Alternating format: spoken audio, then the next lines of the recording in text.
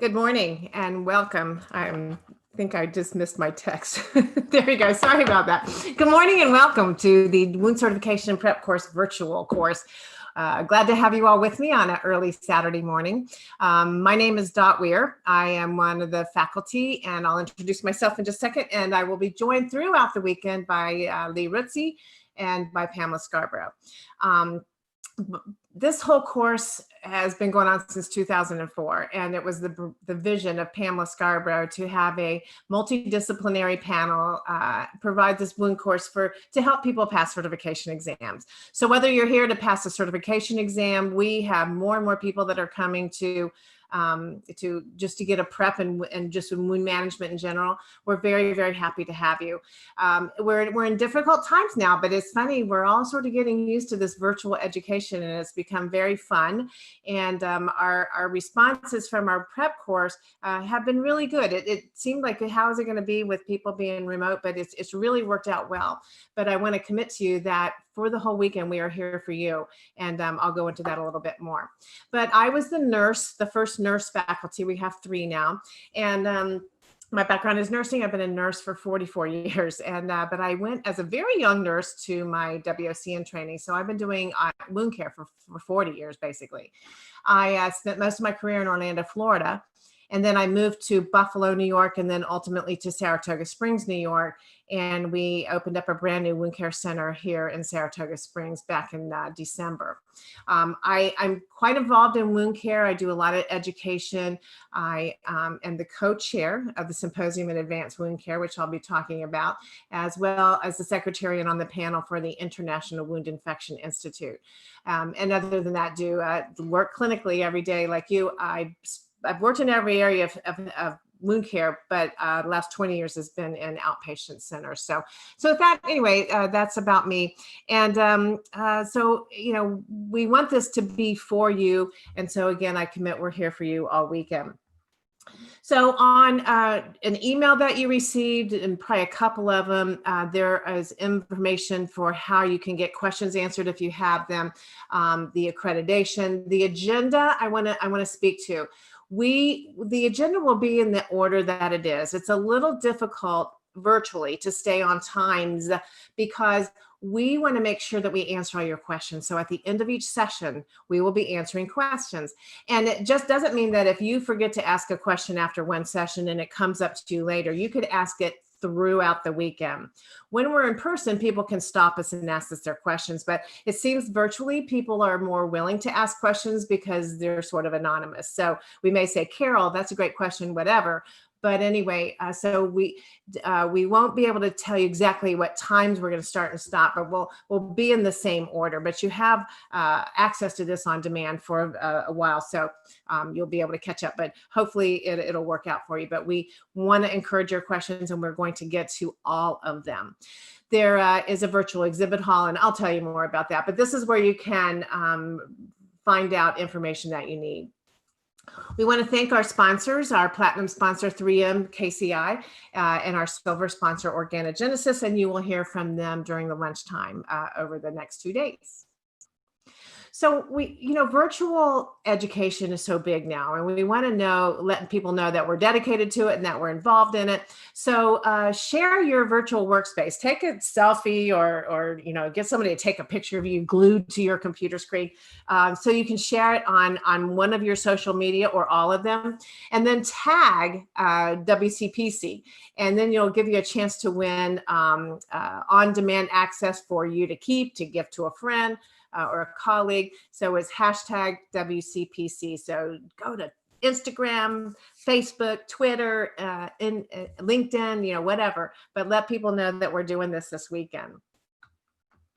There is a virtual exhibit hall, and so go in, and you have the whole weekend to go in and visit with some of them and get some information, and then fill out one information from each of the vendors, one of the forms, and you'll have an opportunity to win a gift card from Visa, $100, or a complimentary SAWC either virtual registration for spring, which is going to be held in July, or a complimentary fall, which at this point is still going to be held in Las Vegas.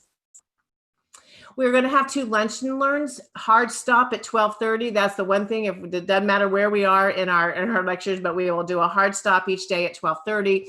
Today will be a presentation from Sean Frederick from Organogenesis on Pure Apply, and then tomorrow will be a lecture by Marianne Opes. And if you've never heard her speak, she's awesome on setting up your wound cases. She's sort of a fistula and negative pressure guru as far as I'm concerned. So SAWC, if you're not familiar with it, is just a massive meeting that we've had since 1988, and I've been to every single one. This is what I'm co-chair of with Dr. Robert Kirshner. It's just, the whole idea is to bring like-minded individuals together so that we work sort of as a village to take care of patients.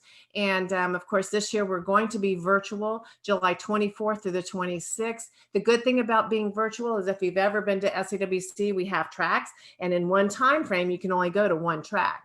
And now with the virtual, you're going to be able to go to every single session that we're going to have. And then we will have, so far, we're going to be having our meeting in fall in Las Vegas, October 30th through November 1st. And of course, that will depend on the world as it is. And then next year, we certainly, hopefully, will be together in person again at SAWC Spring in Dallas, Texas, May 12th through 16th. So mark your calendar for that. So we're going to get started. This is pretty rapid fire. We all selected what we're going to teach about based on our passions and the things that we love to do, and it will become evident, I think. So we will get started. And I'm going to begin with talking about anatomy and physiology and of the skin and soft tissues, as well as wound healing. So this is what I want to tell you. I'm not a cell biologist by any stretch of the imagination, but I find how wound repair works fascinating. And so it's a little cartoony, and I sort of act things out a little bit, but it's because if you're taking the exam, don't let this be the thing that petrifies you the most. You don't have to be a cell biologist. We have to just understand basic wound repair, and you will leave this able to do that. But if you have any questions, remember to be sure to start typing them in as you go. Don't wait till the end, and they'll start compiling the questions, and we will get to all your questions. Now, I'll also tell you this. If you ask a question that we don't know the answer to, we're going to find it and get back to you while we're still all together here virtually. So with that, I'm going to go ahead and get started. So the skin is, we have 2 layers of our skin, the epidermis and the dermis.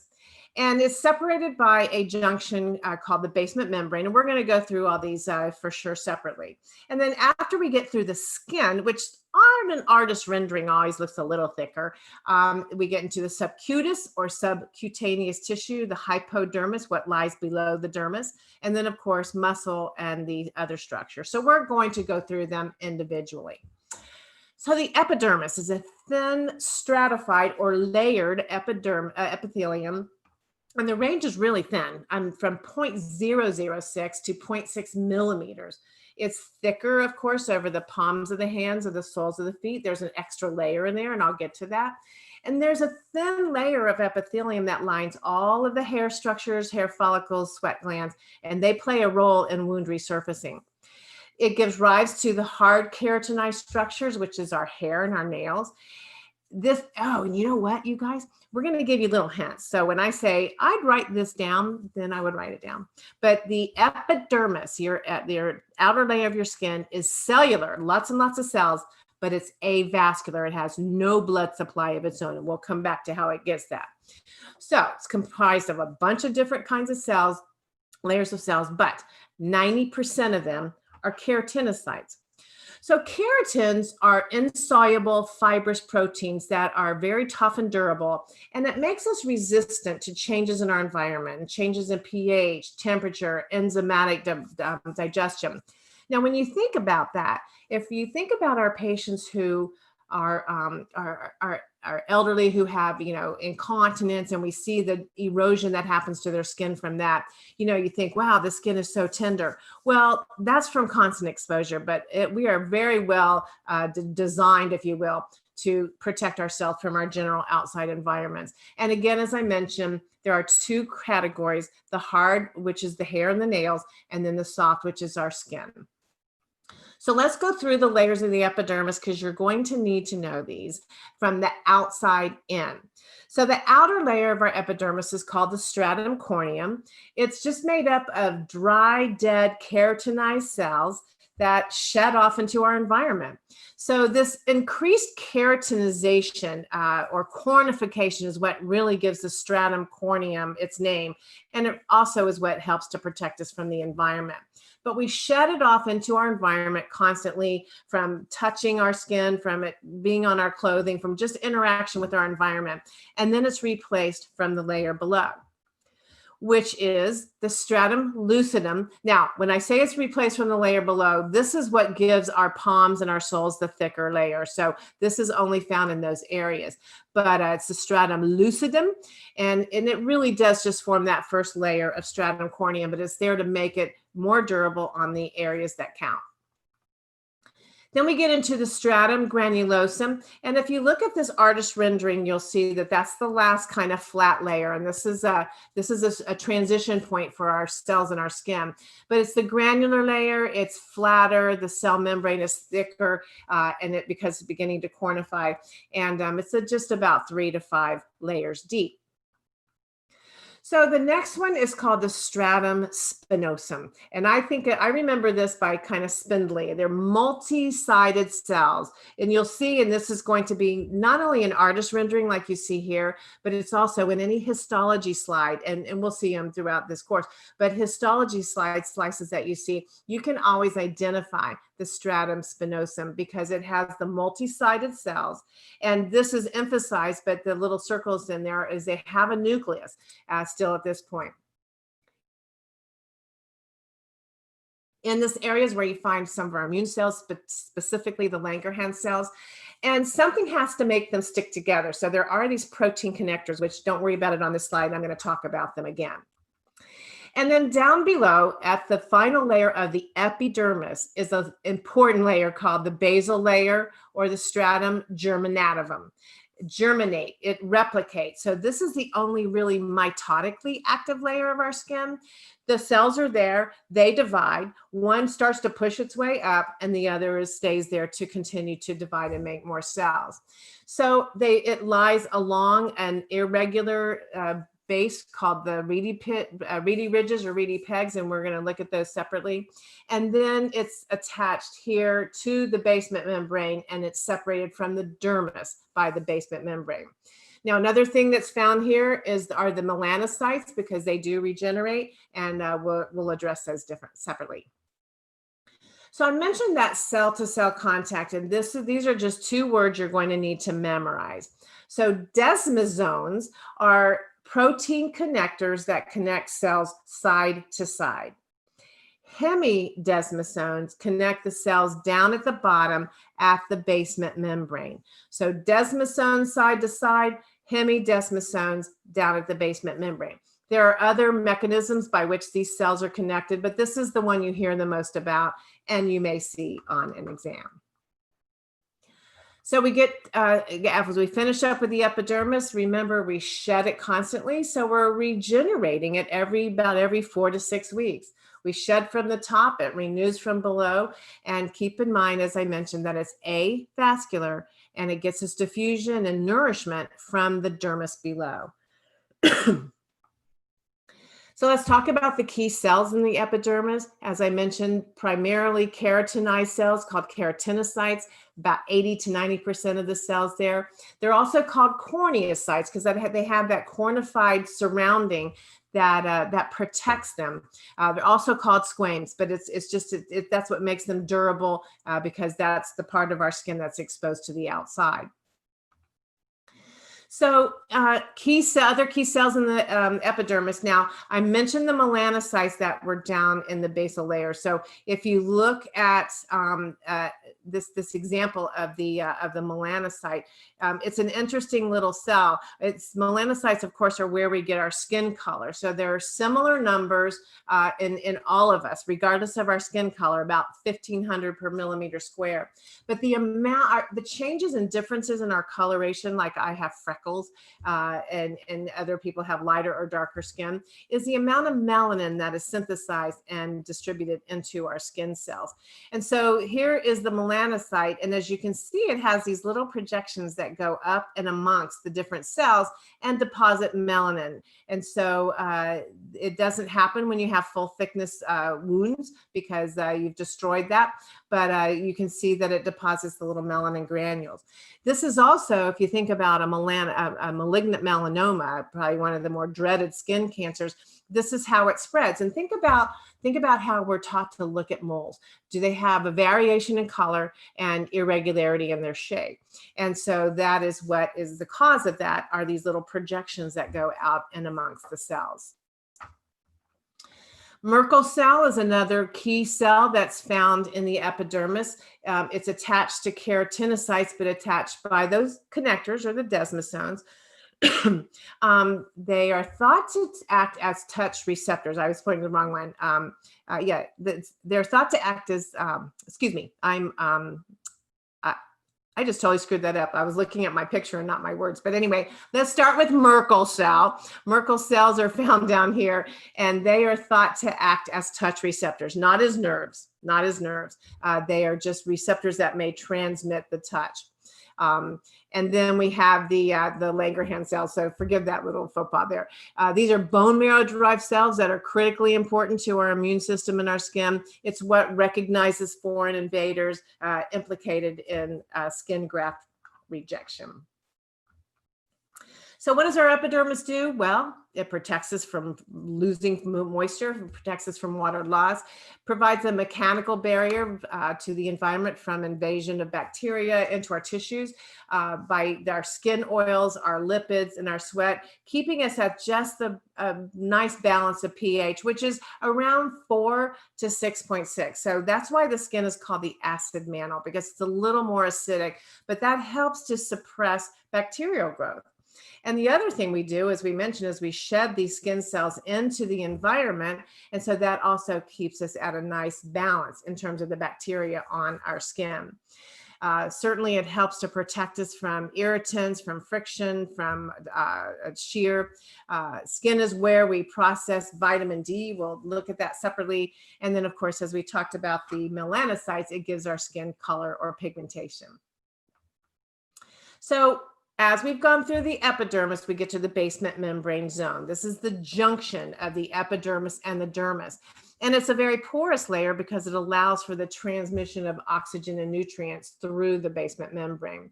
And it contains a variety of different kinds of proteins and connective tissue, fibronectin, type 4 collagen, and actually the basement membrane zone is the only place you find type 4 collagen, whether it be in vessels, in the skin, in placenta. Basement membrane is where you find type 4 collagen and some other extracellular matrix proteins. But the basement membrane anchors the epidermis to the dermis. This is what keeps our skin, our epidermis intact. And so it does this by those irregularities called reedy pegs. And so the reedy pegs come down from the epidermis. So think of pegs like a 3-peg stool or something, but pegs that push down and they anchor the epidermis to the dermis. Now, what happens over time and with as we age is that the height and the thickness of those reedy pegs decline with age. So between our 20s, which is our 3rd decade, and our 80s, which is our 9th decade, our reedy pegs are flattening out. So that's why our little frail elderly, their skin separates so much more readily and easily from the dermis. And we see more skin tears and more blistering, et cetera. It's because of that, the height of those reedy pegs is going down. So as we leave the basement membrane, we go into the dermis. This is the thicker layer of the skin, around 2 to 4 millimeters thick. It's what gives our skin more bulky feel, not necessarily turgor, but just a bulkier feel. It is vascularized. It does have its own blood supply, and it does have its own nerves. And the major proteins, which we're going to talk a lot about, are collagen and elastin. The other thing about the dermis is it has a different look. And so when you see partial thickness skin loss that has just gone into the dermis, sometimes it's not pink. It might have this sort of yellowish cast to it. And so we want to make sure we're not misidentifying that as potential necrotic tissue instead of just being the normal look to the dermis. So as we go into the dermis, the first part that we get to is the papillary dermis. So you had your reedy pegs that were pointing downward. You have your papilla that come up and meet those areas. So the papillary dermis lies just below that basement membrane zone, and it forms those structures that you can see identified on the picture here. The other thing, and it's not identified here, but it'll be at a different picture later, is that right inside these areas here, you have these little loops of capillaries, and that's what provides the oxygenation up into the epidermis. So the papillary dermis has loose collagen and reticular fibers, which is what gives it that sort of tan or yellowish color tint. But these are very thin and very fragile. They're much smaller in diameter, so they're more easily damaged. And then just below the papillary dermis, and just think of papilla, something that sticks up, is the reticular dermis. It is a little bit denser. It also has that sort of odd coloration to it. And these fibers are more dense, they're more durable. And this is where you find a more complex layer of vessels. So important cells in the dermis, we're going to talk a lot about fibroblasts today. These are the main connective tissue cells. They are the workhorse of wound repair because they synthesize pretty much everything. They synthesize collagen, elastin, all the other extracellular matrix proteins. And so we need them. And so that's really our goal, is always to create an environment where fibroblasts can thrive. Macrophages, we're going to talk a lot about also. They play a huge key role in inflammation, and they are derived from monocytes. So if you look at a CBC, you see the monocytes, and that's what circulates around in our blood. We also have monocytes that are dormant out in our tissues. And at the time of injury, these monocytes are activated and they differentiate into a macrophage, and that is where they help with wound repair. So macrophage, the word macro means big, phage means eat. So these are big eaters. They're capable of engulfing a lot of bacteria and debris. So when they migrate into the tissue and become activated, that's when they change from a monocyte to a macrophage. And then also in our tissues, we have white blood cells, lymphocytes that again are further helping to mediate the skin immune system. Mast cells play a role in wound repair, which we will come back to. They're mainly found in that thinner upper portion of the dermis, the papillary dermis. They're near blood vessels and nerves. They can be scattered throughout the other deeper tissues also. But these are the primary effector cells in an allergic reaction. Mast cells are what cause us to turn red, to develop swelling or welts on our skin when we come in contact with something that we might be allergic to. And so one of the things that they do is they become activated when they contact an allergen in any particular body. And as they become activated, they release histamine, which causes that response on our skin. And we will talk more about how that works in wound repair in just a moment. But when you think about if you have something that you're allergic to and you have a reaction on your skin, then you'll use an antihistamine to block that histamine response. Our dermal proteins, collagen being the main structural protein, again secreted by dermal fibroblasts. And this is going to be important for you to know. So I'm gonna say this several times in different ways, but in our intact tissue, we have several different kinds of collagen. The main primary one in intact tissue is type 1. We're going to circle back around this, but you'll say, why does she keep saying this? But type 1 is your primary dermal collagen, and to a lesser extent, type 3. So collagen is an interesting little group of amino acids that form these strands that form triple helix fibrils, and then multiple fibrils make a fiber. And then that fiber is protected by a polysaccharide sheath. So it's very durable and very resistant to things in our environment or in our tissues. And so that top picture, you can just see a scanning electron microscope picture of the scaffolding that is collagen. And it's really stronger than steel in a relative way. So that's why we don't just fall apart, because our collagen really is very dense and very intact structurally. So it's 30% of the volume or 70% of the dry weight of our tissues. So there's a whole family of them. And again, this isn't something that you'll need to know for the test other than what I'm emphasizing. So the main one is type 1. Type 3 is what's generated in granulation tissue, and we'll get back to that. And as I mentioned, type 4 is in the basement membrane, which is going to be in placenta, vessels, and skin. And so there's a lot of other different types, but from our purposes of this course and wound repair and testing, it's type 1 is the main one. Another important structural protein is elastin. Elastin is what gives our skin stretch and recoil, stretch and recoil. And if you just think about when a woman is pregnant and how much that skin has to stretch, and then it goes back to its normal anatomic shape. So that's why the young people have more of it than us older folks. But in any event, it gives our skin the elasticity that it needs to stretch. And while we do produce elastin as we repair skin, not in near the amount that we have in normal skin, hence the reason a scar is not very elastic. So we have these dermal appendages, which are very cool, and as I mentioned earlier, contribute to wound resurfacing in a partial thickness wound. So we have our hair follicles, which at the base of each follicle, you can see that there's a little cluster of vessels. And if you think about what we look for in someone who has like vascular disease or peripheral vascular disease, and looking at perfusion to the lower extremity, we look for what? We look for loss of hair growth, and that's why. So we have our hair follicles, we have our sweat glands, of which we have two. We have acrin and epicrine, which we will look at on the next slide. And then we have, our sebaceous glands, and then we have our sweat glands, of which we have two. Now this sebaceous gland, so here we have our hair follicle. You'll notice this sebaceous gland here shares the shaft of the hair follicle. And so that's what gives our skin and our hair oil. And the activity of that sebaceous gland is different in different people. So, some people can go for a long time without washing their hair, where others, their hair gets oily in a day. So the activity of the sebaceous gland and the fact that it shares that shaft with the hair follicles is the reason why. So we have our hair follicles, we have our sebaceous glands, and we have our sweat glands. And the two structures that connect with the skin, the sweat glands and the hair follicle, are lined with a very thin layer of epithelium.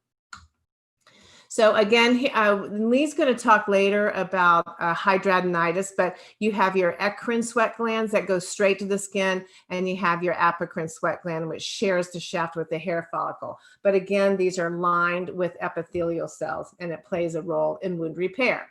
So here's what it looks like, and we see this all the time. So here, these are two partial thickness wounds. And what you can see are the little islands of epithelium, because that's where those epithelial the cells are coming up out of those structures. And if you don't know what you're looking at, sometimes people will go trying to scrub those off. And if you look at, this is just a burn that I sort of blew up the picture. And what you can see are the little hair follicles or the little structures. And then you can see the epithelial cells are migrating off the edge. And so in partial thickness wounds, that is how they resurface. Full thickness wounds, it has to come from the edge, but partial thickness wounds, most of the time, but partial thickness wounds, you'll see them right in the center as little islands. And that's always a cause for celebration. And it can help you determine whether something that you may have thought was full thickness, if you begin to see all these epithelial islands, it did not go. If it went at all through the basement membrane, it wasn't very far. Now, here's a sort of a little exception. This is a full thickness venous leg ulcer. But what you can see is this little island of skin right here in the middle. And so that is probably an ulcer that had variations in its depth. And so it had a little area that was less deep. And so what they do, again, you can see that that little island will begin to send cells out towards the edge. The edge is migrating in, they coalesce, and then the wound is resurfaced. So again, these play a big role in our healing process. So as we leave the skin, we go into the subcutaneous tissue, subcutis or below skin or hypodermis, sort of a superficial fascia that forms that subcutaneous layer below the dermis.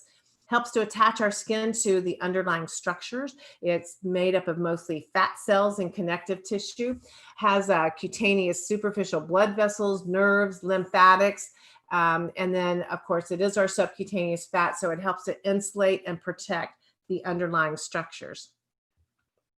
So this is what real fat looks like, real subcutaneous tissue looks like. Many of us in chronic wound care may see what we see at the base. This is a groin wound that we had just unroofed a huge eschar. And so you can see very unhealthy subcutaneous tissue down there. But this is a surgical site that you can see. It's exactly what it looks like, is the globules of subcutaneous tissue. So it's our reserve for energy, provides us with cushioning, and again, helps to aid in the mobility of the skin over the underlying structures. After we get through subcutaneous tissue, we get to the fascia. Now, the fascia is an interesting piece of connective tissue in that it's all one connective piece from our head to our toe. It's shiny, it's white, it's very dense, and it does not stretch. And so the picture that you see here, that's exactly what it should look like. And if we can keep it healthy and uninjured and don't let it dry out, then as you can see here, you can actually granulate over this. The other important thing about fascia is, or two important things. One is it's protecting the muscle. And so if the muscle wants to bleed, if the muscle wants to swell, it's not going to let it. Hence the reason if someone has an injury, then the fascia may have to be incised in order to let that muscle expand, or it's going to die. So that's when we have a fasciotomy. So it's that special layer that protects it. The other critical thing about fascia, and the reason we need, and of course we always try to get everybody healed quickly, but we want to be intense on our efforts to get a wound closed, is that because it is one long piece, that area is easy to separate. And so surgeons can unroof that fascial plane pretty easily. So we want to be careful when we're debriding it, that if we have to debride it, that we get it as clean as possible. But infection loves it. I usually demonstrate this, but if you ever played as a kid with a slip and slide out in your backyard in the summertime, you know, it was that long piece of rubber sheeting and you could slide along it. So I call this the slip and slide for bacteria, because the bacteria love to migrate along that fascial plane and spread infection. So take great care when we have that exposed. Then we have muscle, of course, that was protected by that fascia, and it's the point of contact for our bony prominences, which we'll, of course, talk more about with pressure injury. But one of the things that you're going to want to start or keep in your mind is that muscle has the greatest demand for oxygen of all of the cells of tissues in our body, greatest demand for oxygen. Hence the reason that it's so sensitive to ischemia, and we see damage pretty quickly when there is pressure on the muscle. So we'll talk certainly more about that, but that's likely to come up for you. So muscle has the greatest demand for oxygen. So then after we get through all the layers of soft tissue, we get to our structures of tendons. Tendons attach muscle to bone. So it's really an extension of the muscle. The ligaments attach the bones to the bones at the joints, and then the cartilage is the cushioning between the bones at the joints and the tendons. And the same thing applies. We want to make sure if we have tendon that we keep it moist, keep it clean. It should look nice and glistening and white. And if it doesn't, then it's unlikely that you're going to have soft tissue close over it. So our blood supply, the cutaneous blood supply arises from arterial branches found down deeper in the tissues in the subcutaneous fat, gives rise to another plexus, and it gives rise to another plexus. And this is just a great artist rendering looking at the little capillaries that are up there in the papillary dermis, providing oxygenation and nutrients to the epidermis. Other functions of our skin, certainly it helps with our temperature regulation of our skin. It acts as a barrier to our outside world, and it allows us to sweat by increasing the moisture on our skin. As it comes out on our skin, it evaporates, and then it cools down the skin. So it provides for temperature regulation in that respect. Our blood vessels also help to regulate our body temperature. If they dilate, then our skin becomes red, but it also allows us to dissipate heat out. And if they constrict in response to cold, then it's shunting heat back in. And we can often tell this by the color of the skin. We also have vessels dilate in response to stress and exertion, and not just heat. But that's the mechanism for helping to cool down the inner tissues as those vessels dilate or as they constrict. Our skin is also is certainly responsible for sensation. There's nerve receptors that make us sensitive to pain, to touch, temperature and pressure, but we learn as a very young child, what's going to hurt and what's not going to hurt as we interact with our environment. As I mentioned, this is also where we synthesize vitamin D, which of course is so critical for mineralization of the bone. And as adults, most of us have our vitamin D3 levels checked with our annual blood work to make sure we have adequate levels. And I would say that probably most of you, if you have this checked, are on some sort of a vitamin D supplement. Now, whether this is because we're not getting out in the sun as much anymore, maybe our skin doesn't absorb it as well, but it is an important thing that we need to have checked as we age. And the amount of time that you have to stay out in the sun to really get some vitamin D is up for debate. I think I usually hear that 15 to 30 minutes a day is adequate, but I live in upstate New York. We don't have that in most days in the wintertime. So be sure that we're checking our patients' vitamin D as well as our own.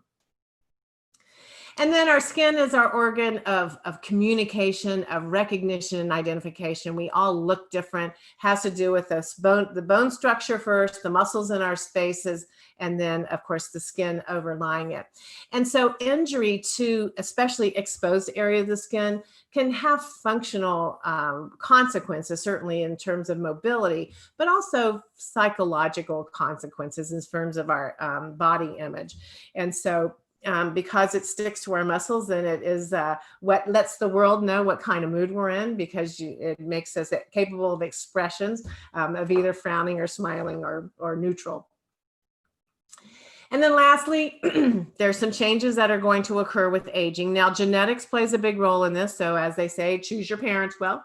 But some of the changes is that the dermis is thinner, especially on the arms and legs. And remember, those reedy pegs have been flattening out over those years, so that skin is more fragile and it's going to separate more easily.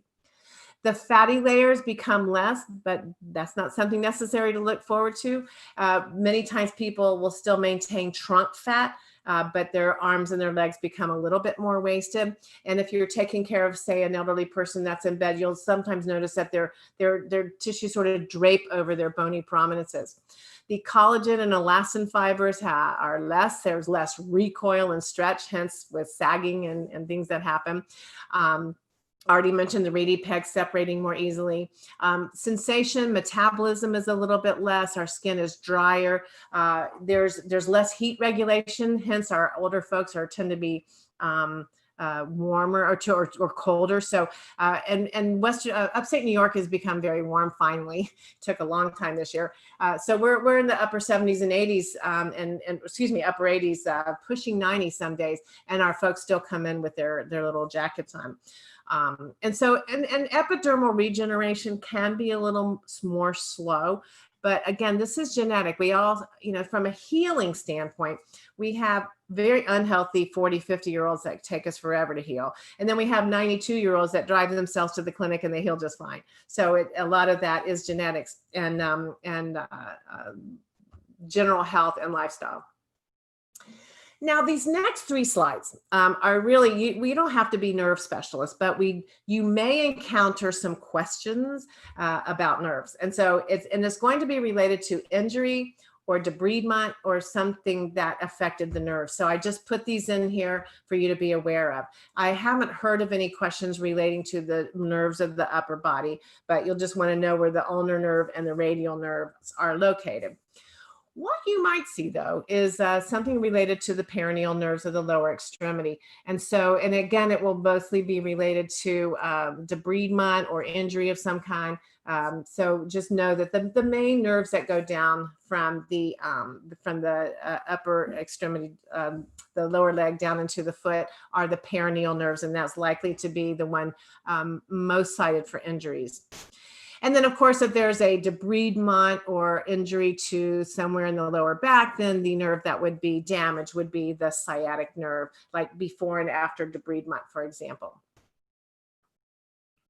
So now that we laid out our tissues, we'll talk about wound healing and wound repair, because we are definitely able to do this. This is by design. The human body is remarkable for the ability to heal. So if you've had any education or a background in wound care or wound healing, then you've heard about the phases of wound healing. There are processes that occur. There's a certain timing involved, and there are certain cells that are at play in each of the phases, and we are going to get to that. But to be able to understand it all, we need to talk about the players and some of the terminology that you'll hear. So one term that you hear a lot about is cytokine. You'll see it in papers. We're hearing a lot with the COVID pandemic about the cytokine storm that is going on in patients' bodies. But the word cytokine, if you break it down, is just cyto meaning cell, kine meaning kinetic. So it's anything that impacts cellular activity. These are cellular chemical mediators that regulate the activity of our cells. Excuse me. So for example, a growth factor is a cytokine, and there are inflammatory cytokines, and I'm going to get to that. But let's just look at this diagram because I really like it. So you have some stimulus out there, and we'll just assume that injury is the stimulus here.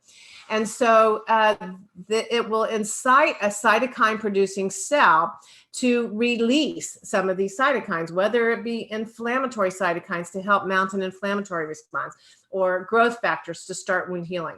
It's going to send out a signal of some kind. Then it's going towards a cell that is the target. And so on each cell are these little receptor sites that are very specific for the type of site, for the type of growth factor, for example. And so it receives the signaling from that growth factor. It activates a gene within the cell, and then there's some effect. And so it's very well orchestrated and very necessary for, in our case, for wound repair to occur. So one of the first things we read about with wound repair are the inflammatory cytokines. These are just those cytokines that mediate inflammation, and we have to have normal inflammation to progress in wound healing, which we'll talk about, of course. So you have just some examples are your interleukins. That word inter meaning means of communication, the leukin meaning something to do with leukocytes or white blood cells. So these are inflammatory mediators. Tumor necrosis factor is one we also hear about, involved in multiple types of systemic inflammation, specifically rheumatoid arthritis, but certainly in wound repair. And so it's part of the acute phase reaction. But if you just think about what we have now in terms of biologics, we have the tumor TNF inhibiting drugs, such as infliximab, that are used for rheumatoid arthritis, used for Crohn's disease and different things now.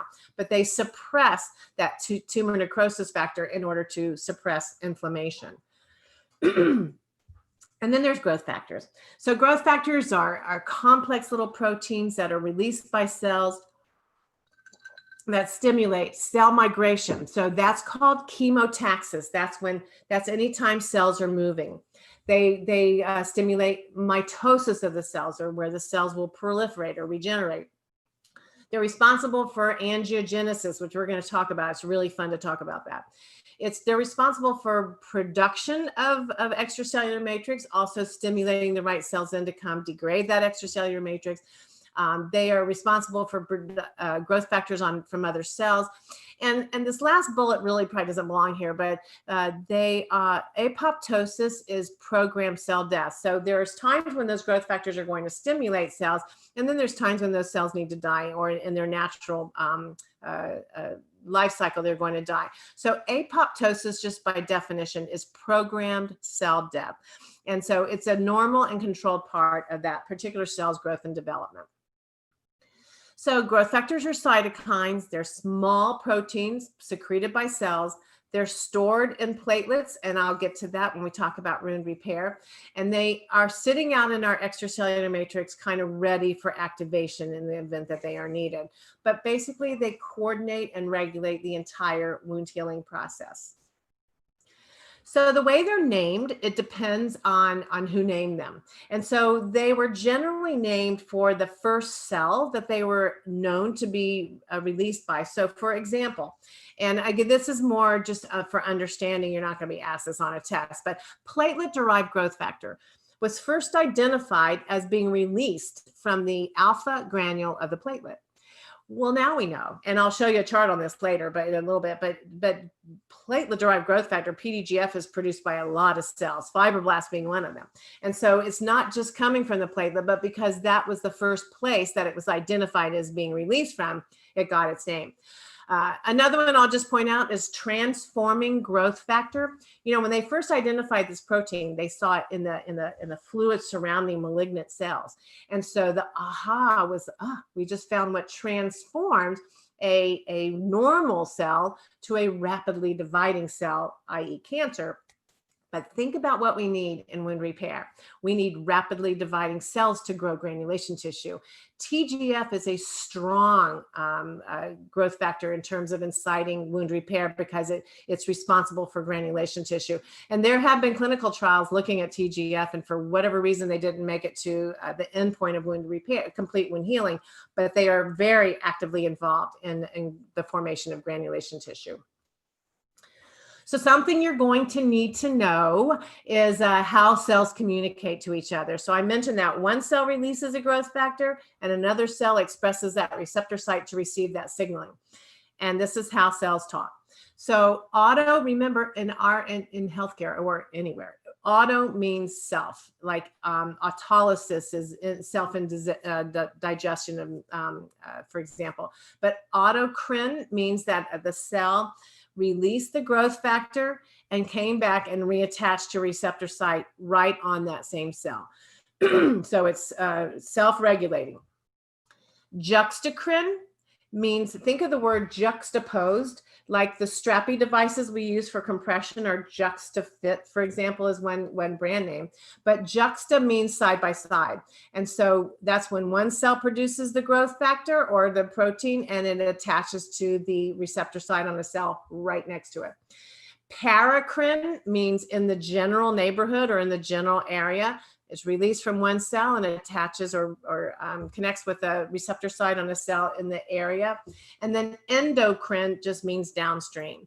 So auto meaning self, juxtacrine side by side, paracrine in the region, and endocrine downstream. So this gets a little cartoony here, but I think it just brings all this together. So one of the things I mentioned is that these cells that are the target cells have a receptor site on them for the growth factor to connect to and signal the cell. And so in our wound healing process, the growth factor comes in and it attaches to that receptor site. Then it incites the cell and changes its activity, tells it what to do, basically. And then that cell moves and does whatever it needed to do. So that's how growth factors work, and that's how the receptors work. They are like the receiving signal for the signal. So they work like this. So this little diagram here, this is a macrophage. These are meant to represent fibroblasts, and these are keratinocytes. And so when an injury has occurred, the cells that need to respond express this receptor site. The growth factors come down and attach to those receptor sites and basically change the activity of those cells. So think of growth factors as the words in cell-to-cell communication, and the receptor sites being the ears, and that's how cells communicate. And I know that's pretty basic and cartoony, but it's important to understand. Now, the good news is you don't have to memorize this chart. It's really just for understanding. And so, as I mentioned, PDGF, or platelet-derived growth factor, was first identified as being released from the platelet. But as you see here, there are other cells that produce PDGF. There are other cells that they act on, and this is the effect. So this is more to appreciate all the activity that our cells are capable of doing. Now, excuse me, I do want to point out one important thing. TGF, I already mentioned it as being a strong potentiator of granulation tissue. So they also they're responsible for signaling for all the way through wound healing. Now, one of the last things that they will signal, one of the target cells, is the keratinocyte. You know, the keratinocyte is what needs to migrate across to form the resurfacing. So if there's an overproduction or over signaling to the keratinocytes, they're going to overproduce and produce thicker scars.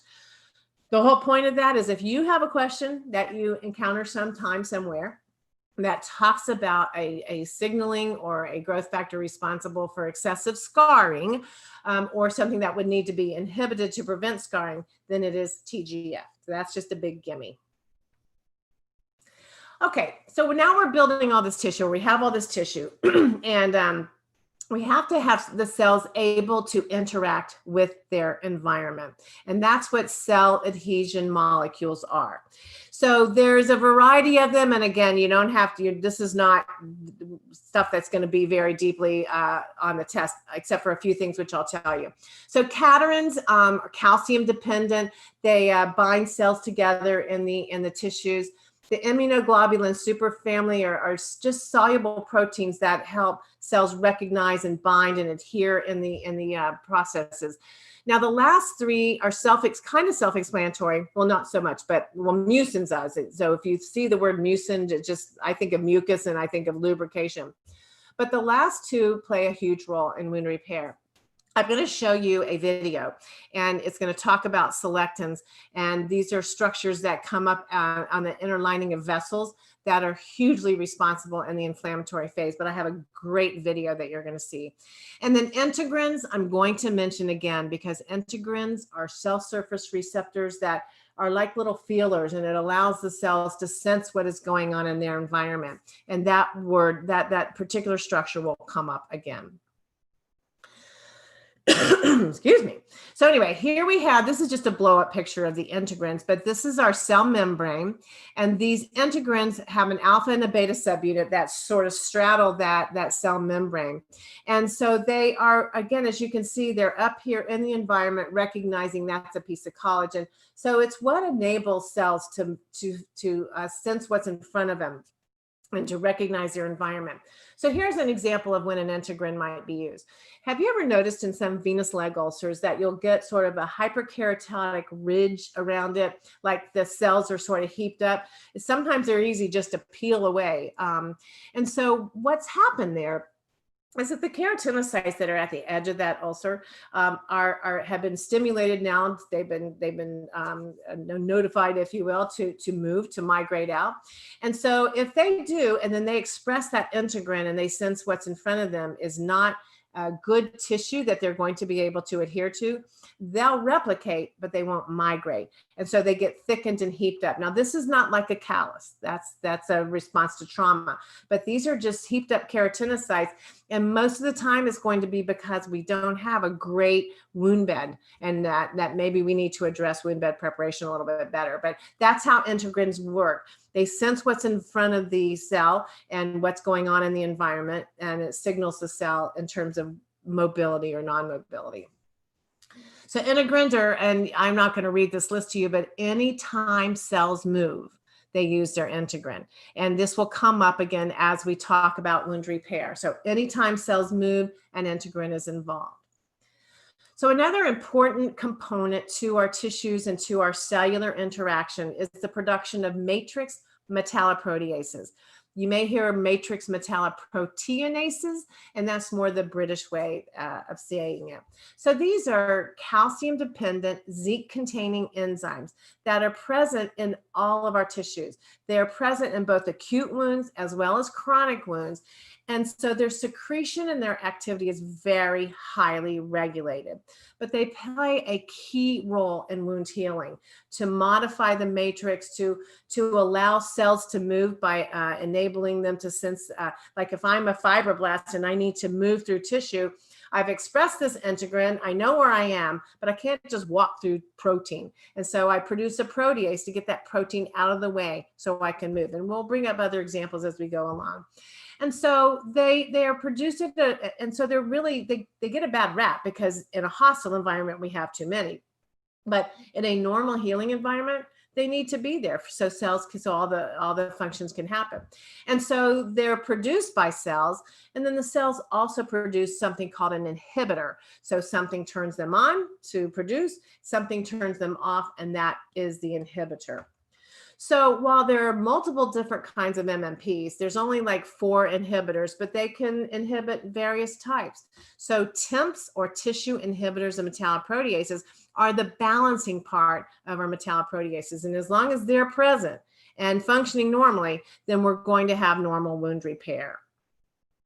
So when we look at MMPs, though, if you have bacteria in the area, then your white cells, your macrophages, your neutrophils are going to kill that bacteria, and then they're going to produce the MMPs to clean up the debris. Fibroblasts, as I've already mentioned, if they're signaled to move, then they produce an MMP to move through tissue. Same with keratinocytes. They're signaled to move. They cleave off using an MMP of their hemidesmosome and the desmosome, attaching them, and then they can migrate on out. So they're a very necessary part of wound repair. So if we have a nice balance, the tissue, the growth factors are signaling the cells, the proteases are destroying the tissue that they need to. If that becomes off balance, then there's more destruction going on by the proteases, and we have a hostile wound environment, and we have a wound that will not heal. So MMPs are anytime you have excess protease activity, and it's in other wound types or other types of like rheumatoid arthritis, any kind of destructive process, periodontal disease, then you have MMPs that are at play.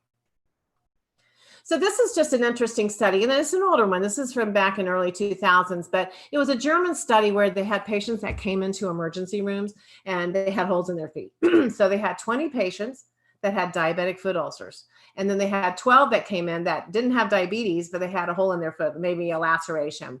So they took 5mm punches and sent it off to the lab to look at the concentration of MMPs. Those people who had diabetic foot ulcers had a 65-fold increase in MMP1. That's collagenase. And you can see on down, there was an increase. That was the biggest one. But there was an increase in a lot of the MMPs in the diabetic foot ulcers as opposed to those who did not have diabetes, and their inhibitors were reduced. So, you know, these people come to us with these comorbid conditions, and they're set up to not heal. And that's why we do what we do. Okay, so another term that you hear is extracellular matrix, ECMs, kind of thrown around a lot with some of the cellular tissue-based products and some of our dressings, ECM, but it's extracellular matrix. And so ECM is simply everything outside of the cells. So there are things that are secreted by cells as well as surround cells in the tissue. So it's a complex scaffolding of biologically active molecules that they're keeping our tissues healthy as well as regulating the activity for healing. And so there's 3 categories of extracellular matrix: our fibrous proteins, which we'll talk about, the other extracellular matrix proteins, the glycosaminoglycans and their proteoglycans, and then adhesive. And before I launch into this, trust me on this. You don't need to be a scientist to pass this test, but this is just kind of background information. So our fibrous proteins we've already talked about. Collagen, which gives us our scaffolding, and elastin. So those are our structural fibrous proteins. And then we have everything else. And so when I first started teaching this kind of stuff, this was the analogy I used. So our fibrous proteins like collagen and elastin were like spaghetti. And when you boiled up your spaghetti, you put it into a colander and or into the plate. Excuse me. And then our other parts of our extracellular matrix was the sauce that filled in all the space. But of course, we know now that there's a lot more that goes on with the other extracellular matrix proteins. So our glycosaminoglycans, sometimes referred to as GAGs, are just polymers attached to these fibrous proteins to form this structure called a proteoglycan. And so originally, again, they were thought to be space fillers, but now we know that they provide bulk and hydration to the tissues, helps to resist compressive forces from our bodies. And then they also are shown to have active signaling molecules. So they're responsible for cytokines to be produced, for recruiting white cells, recruiting the right cells at the right time. And so they play a big role, but just know that it's really the bigger term that you're going to need to know of extracellular matrix. So we have the other need as cells come into an area, they need to be able to attach. So they need something to help with adhesion. And so we have the adhesive glycoproteins, laminin, fibronectin. Excuse me, I don't know what's going on with my voice. Laminin and fibronectin are two that you hear the most about, but they just help cells to connect in their matrix, bind cells to the matrix components, to the extracellular matrix structures, and then just helps facilitate movement into the wound site. So the glycoproteins are the adhesive ones, again, just help with cell adhesion.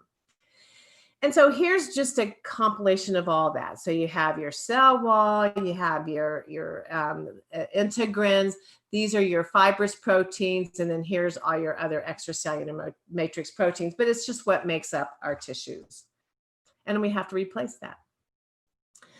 So key cells in wound healing. So the platelet is the smallest cell in our blood.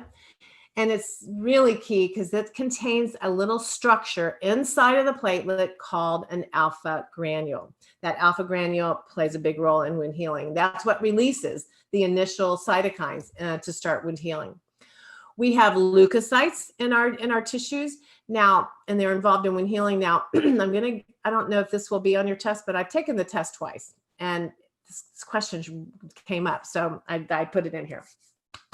So you have 5 different kinds of leukocytes. You have those that have granules in their cytoplasm and those without granules in their cytoplasm. That's the best I can explain it. But anyway, this is what you need to know. That the cells, the white cells that have granules in their cytoplasm are your basophils, your eosinophils, and your neutrophils. So this is how I remember it. The phils have granules, okay? The phils have granules. So if you see a list of cells and it says which of the following have granules in their cytoplasm, you pick the phil. It'll only have one phil on there. So basophils, eosinophils, and neutrophils have granules in their cytoplasm. And those without the granules in their cytoplasm are your larger white blood cells, your lymphocytes and your monocytes. So neutrophils, key, very large, first on the scene from the standpoint of inflammation, a very small white blood cell, but we have tons of them. And so they're the initial white cell that is responding to the injury for the initial cleanup. And we'll talk, of course, more about how that happens. The monocyte, as I've already mentioned, is a large circulating white blood cell, dormant in our tissues. Once they're activated, they become macrophages. Macrophages are a phagocytic cell, meaning they are able to engulf or eat, if you will. And because they're so much bigger, they are able to engulf larger amounts of debris and bacteria. They produce MMPs and growth factors. And so they function best. And this will come up with other things. So this is important to know. Macrophages, it's just coming up here, but they function best at an acidic pH, which remember our tissues are basically acidic, and a low oxygen tension. And our tissues, our wounded tissues are typically rather hypoxic. And so that's going to be the environment that they function best in. And that's when they're recruited in to do so. So macrophage, big eater, phagocytic cell, and we'll talk about how they come in and how they're activated during inflammation because they play a huge role. So now I'm going to show you a video, and this one is just more for fun.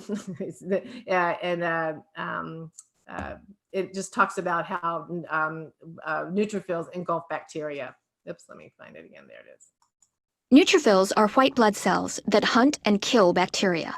In this spread, a neutrophil is seen in the midst of red blood cells. A Staphylococcus aureus bacterium has been added. The bacterium releases a chemoattractant that is sensed by the neutrophil. The neutrophil becomes polarized and starts chasing the bacterium. The bacterium, bounced around by thermal energy, moves in a random path, seeming to avoid its predator. Eventually, the neutrophil catches up with the bacterium and engulfs it by phagocytosis.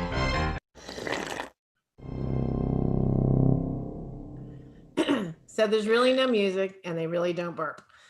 So going on to more key cells in wound healing, the erythrocyte, of course, a major red blood cell, circulates around, contains hemoglobin, which of course carries oxygen. The fibroblast, I know I've mentioned over and over again, but it's such a key cell, synthesizes collagen, elastin, other extracellular matrix substances. So it is the most responsive and necessary cell in wound repair. And it responds depending on the need of the surrounding tissue. The myofibroblast, I'm going to spend some more time talking about this in a bit. It's a modified fibroblast that's found at the edge of wounds. Because it's been modified, it takes on sort of smooth muscle characteristics, so it's responsible for wound contraction. The endothelial cells line the vessels. I'll be talking about that more and the role that they play. And then the keratinocytes, which we've already talked about, are cells of the skin that are responsible for keratin. Okay, so now that we've got all the players, then we will go ahead and talk about the phases of wound healing. Now, one of the things you're going to need to know is you're going to need to know these phases in order. So hemostasis, inflammation, proliferation, and remodeling. So you'll need to know what order that they go in. So hemostasis is really an event. It has to happen. All bleeding must stop for healing to occur. And so it happens immediately after injury. And the primary contributors are vasoconstriction, platelets sticking together or aggregating, we'll talk more about it, and then depositing fibrin, depositing an initial structure for cells to migrate into. And so the end product, as this very nice picture shows, is the clot. So our clotting is important because it has this fibrin mesh, these aggregated platelets and cells. So it prevents further fluid and electrolyte loss. It protects from contamination from the outside environment. And the mesh material provides a provisional matrix onto which new cells can migrate in and attach. And of course, in normal wound repair and, especially partial thickness injuries that might happen in real life, the clot is there and then the clot dries and it becomes a scab. But again, clotting, of course, has to occur for wound healing to occur. So the platelets aggregate. The platelets adhere to the vascular endothelium and to each other. Stimulated by and able to do so by fibrinogen, by the von Willebrand factor, which mediates that attachment. And as they adhere, their integrin says, oh, damaged collagen. I'm going to spit out the contents of my alpha granule. And that is the initial release of cytokines and growth factors, particularly inflammatory cytokines, to start wound repair. And so you'll need to remember that alpha granule in the platelet, and that's where the initial release of the inflammatory cytokines occur. So as we talk about wound repair, we're going to look at it in terms of building a house. And so if you bought your lot, and so before you can start building any structure, you got to get it cleaned up. And in wound repair, that's inflammation. So it's characterized by the things that we see visually: erythema, a little edema, some heat, some warmth. It's going to be tender. And so that capillaries that are in the wound vicinity develop, as they dilate, they develop gaps. So they dilate, hence turning the skin a little red, and then they develop gaps. And this is that permeability allows for white cells to migrate out into the extravascular space, but at the same time, fluid does too. So you get that little bit of swelling. And so what was normally vasoconstriction to stop bleeding now becomes vasodilatation, and we have the effects of inflammation. And so this is where that mast cell comes back into play. it produces histamine, which causes the vasodilatation. And again, that's what we see when we have an allergic reaction, redness and swelling on the skin. But that's what allows all this movement of fluid and things around to start the wound healing process. Now, when I was a young nurse, I remember thinking, why do those surgeons put those staples and sutures in so tight? You know, and as you understand wound repair, that was normal inflammation. And of course, when it was time to take those same sutures and staples out, everything was looser again. But this is probably also why surgeons didn't want us to change the dressing in that first 20 until they came in, because we would see the normal effects of inflammation and think it was infected or something. So in inflammation, the inflammatory cells release enzymes, elastase, collagenase, to help them move. So they've sensed that they've been stimulated by a growth factor. They use their integrin to see where they need to go. And so they start producing MMPs, elastase, collagenase, to help move them out. And we're going to talk about how white cells move out of the vessels in just a few minutes on a really good video. So the next couple of bullet points are really going to be clearly described in this video, but there's two terms, and I don't know if I'll be able to talk over the video in this setting, but there's two terms that you're going to want to know. One is margination. So when in the video, when you see that the white cells have rolled around along and they adhere to the selectins that are in the vessel wall, that's margination. So they're attaching to the margin of the vessel. And when they migrate through that vessel, that's called diapedesis. So think of pede or walk. So that's when the neutrophils migrate through those vessel walls. And then of course the circulating monocytes, as they get out there, they become macrophages. But just know those two terms because they don't mention them in the video. Here we go. Leukocytes are white blood cells that help fight infection. At sites of injury, infection, or inflammation, cytokines are released and stimulate endothelial cells that line adjacent blood vessels. The endothelial cells then express surface proteins called selectins. Selectins bind to carbohydrates displayed on the membrane of the leukocytes, causing them to stick to the walls of the blood vessels. This binding interaction is of sufficiently low affinity that the leukocytes can literally roll along the vessel walls in search for points to exit the vessel. There, they adhere tightly and squeeze between endothelial cells without disrupting the vessel walls, then crawl out of the blood vessel into the adjacent connective tissue. Here, leukocyte rolling is observed directly in an anesthetized mouse. The up and down movement of the frame is due to the mouse's breathing. Two blood vessels are shown. The upper one is an artery with blood flowing from right to left. The lower one is a vein with blood flowing from left to right. Leukocytes only adhere to the surface of veins. They do not crawl out of arteries. Some leukocytes are firmly attached and are in the process of crawling through the vessel walls, whereas others have already left the vessel and are seen in the surrounding connective tissue. When the blood flow is stopped temporarily by gently clamping the vessels, we can appreciate how densely both vessels are filled with red blood cells. Red blood cells do not interact with the vessel walls and move so fast under normal flow that we cannot see them. When the blood flow is restored, some of the leukocytes continue rolling, whereas all non-interacting cells are immediately washed away by the shear.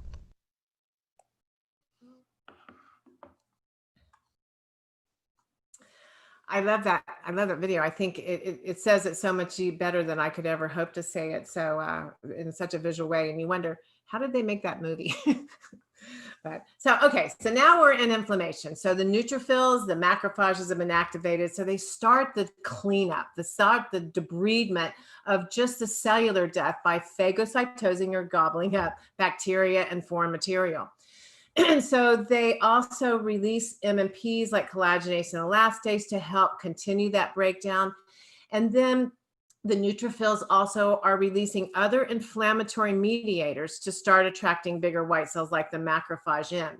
So neutrophils first on the scene in large numbers, but the thing about a neutrophil is it's so small that it engulfs one little thing and it dies. So it's a rapid turnover of neutrophils. So it's a real flurry of activity. And so 2 or 3 days into inflammation, the neutrophils are beginning to deplete in numbers, and they're being replaced by the tissue monocytes that have been stimulated to become macrophages. So neutrophils early in inflammation, macrophages later in inflammation. So when the macrophage comes in 2 or 3 days into inflammation, they begin to do the bigger cleanup. And so at this point in time, they're a very pro-inflammatory type of macrophage because they sort of switch that. So they come in, they eat up, and then after the site is clean and ready for wound repair, starting to heal, then that macrophage goes from being pro-inflammatory to being pro-healing, and it begins to send out signaling to specifically fibroblasts and other cells to begin to come in and start to make new tissue. So that's the transition. Pro-inflammatory macrophage comes in 2 and 3 days into inflammation. As the wound becomes clean, then they begin to become a pro-healing macrophage, and they start to signal for the right cells to come in.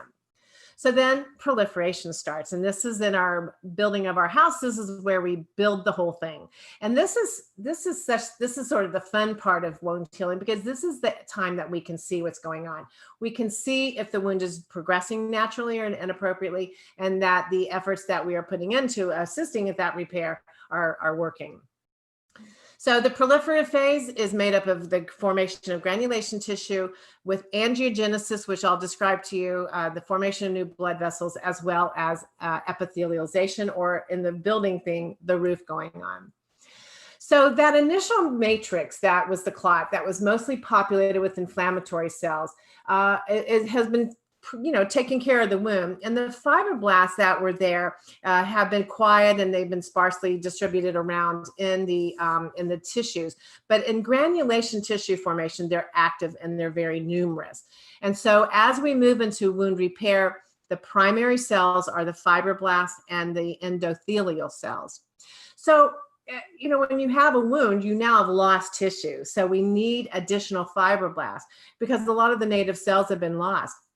And so even though we're recruiting in fibroblasts from surrounding tissues, there are some cells that are dormant in the tissues that really haven't been differentiated into any particular kind of cell. And so in our analogy for building, it's like the day laborer. So the day laborer comes and the foreman says, today you're going to help the carpenter, today you're going to help the plumber, or whatever. That's these cells that are dormant in the tissues that can be activated and changed to become, differentiated to become an actual fibroblast to assist in wound repair. Crazy, amazing stuff. So the fibroblasts are responsible for the synthesis of all the proteins. It's stimulated by growth factors. Remember, TGF-beta and PDGF, to some extent EGF, but those first two are the main ones. And so that initial matrix that was fibrin and fibronectin now changes to collagen and the other extracellular matrix proteins that we talked about.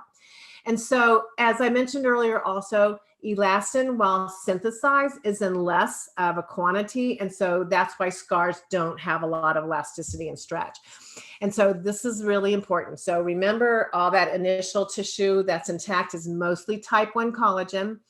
When those fibroblasts are in there working their little hearts to death, synthesizing more collagen, then it's mostly type 3. And not only is it mostly type 3, but it's all disorganized. They're just synthesizing it in all kinds of different directions and then filling it in with the other extracellular matrix proteins. Vessels are coming in to fill it all in.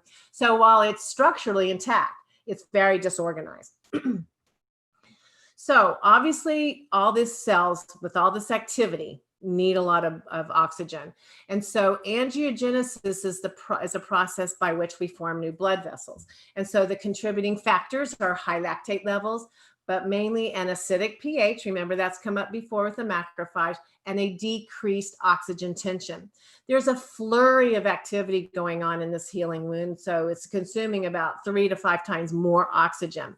And so just like plants grow towards light, vessels grow towards an area of hypoxia, hence the collateral circulation that we see in the heart and legs and stuff like that. And so the body is able to send these new blood vessels in off of adjacent capillaries, and it's caused because that area is again so active that it needs new blood vessels. And we visually see this when we see the tissues become more red and more robust. And so what you have are these endothelial cells that are migrating out, and I'm going to show you this really cool picture next. But you end up with this little superhighway. If this picture down here, if this is the main capillary, then we develop all these offshoots of that capillary. And I'll show you how that happens. So this comes from the Angiogenesis Foundation, such a great teaching tool. So you have VEGF, vascular endothelial growth factor, PDGF, something that's stimulating the vessel to form these, the capillary to form these new vessels. So the endothelium expresses a receptor site, so it attaches there. So the new endothelial cells start to migrate out from the capillary. So they come out and they form a bud, and the bud forms a lumen, a closed structure, and then that lumen forms a loop. And so it's just blood is coming down this capillary, going out this newly formed loop to the wounded area, and coming back and joining the original capillary. Now, that's just cool.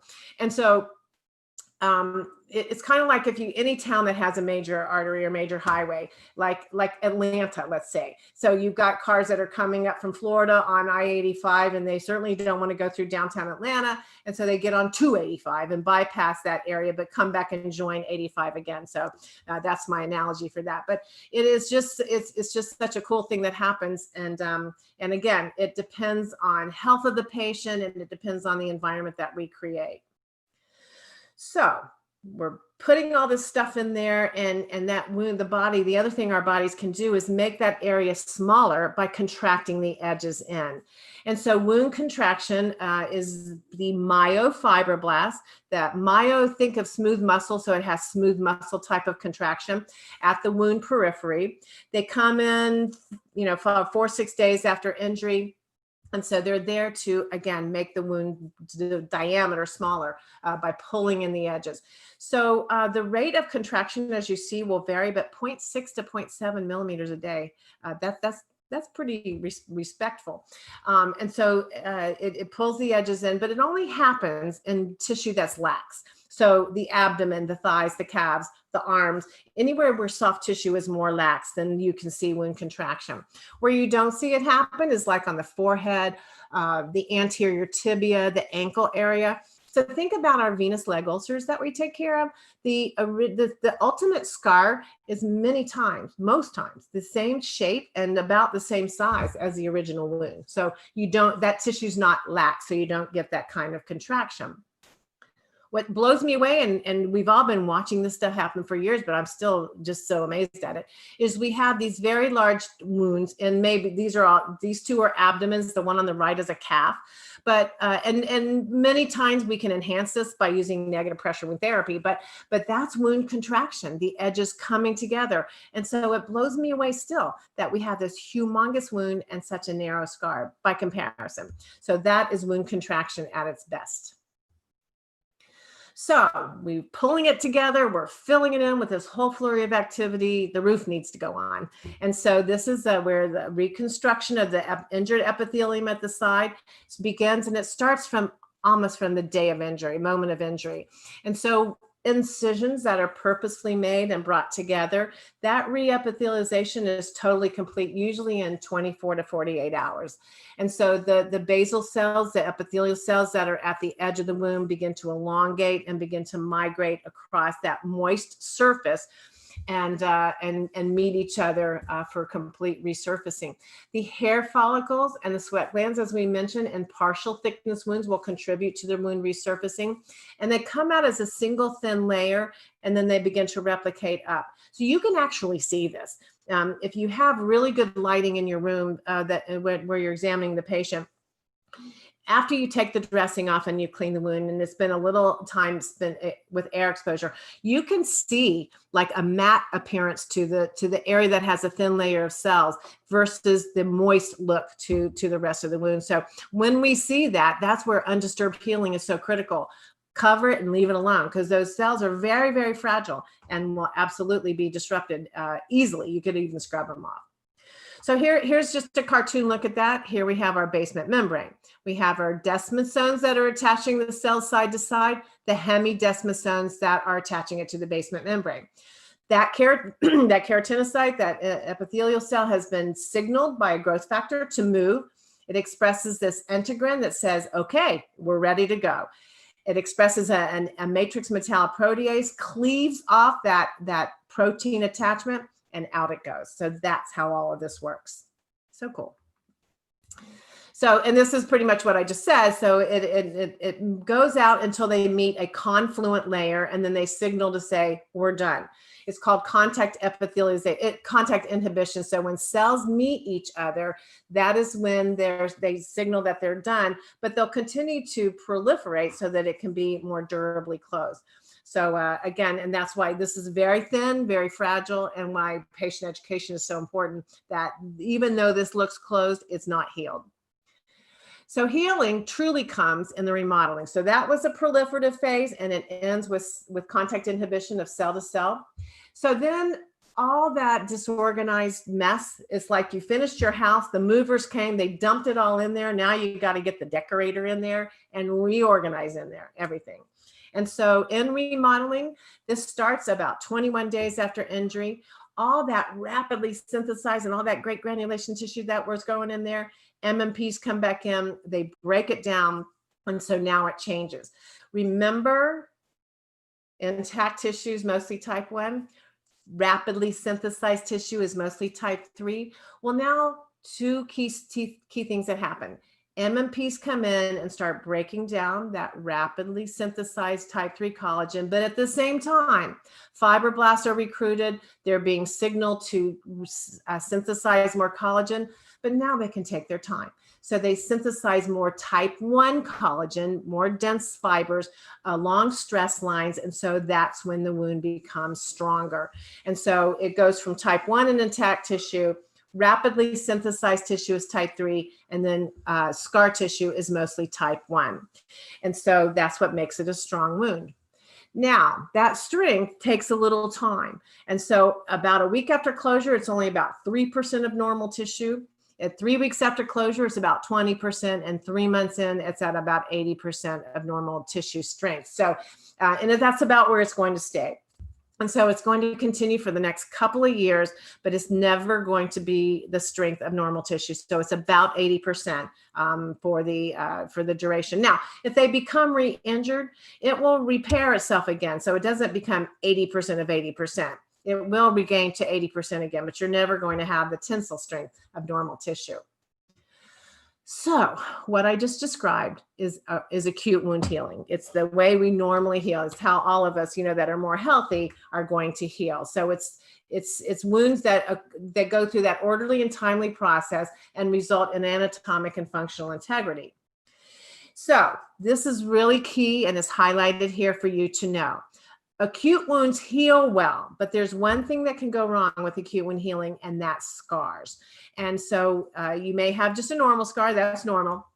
And so if you have thicker scars that are in the same area, but just a little thicker, those are called hypertrophic scars. And then those scars that grow outside of the borders of the original wound are keloids.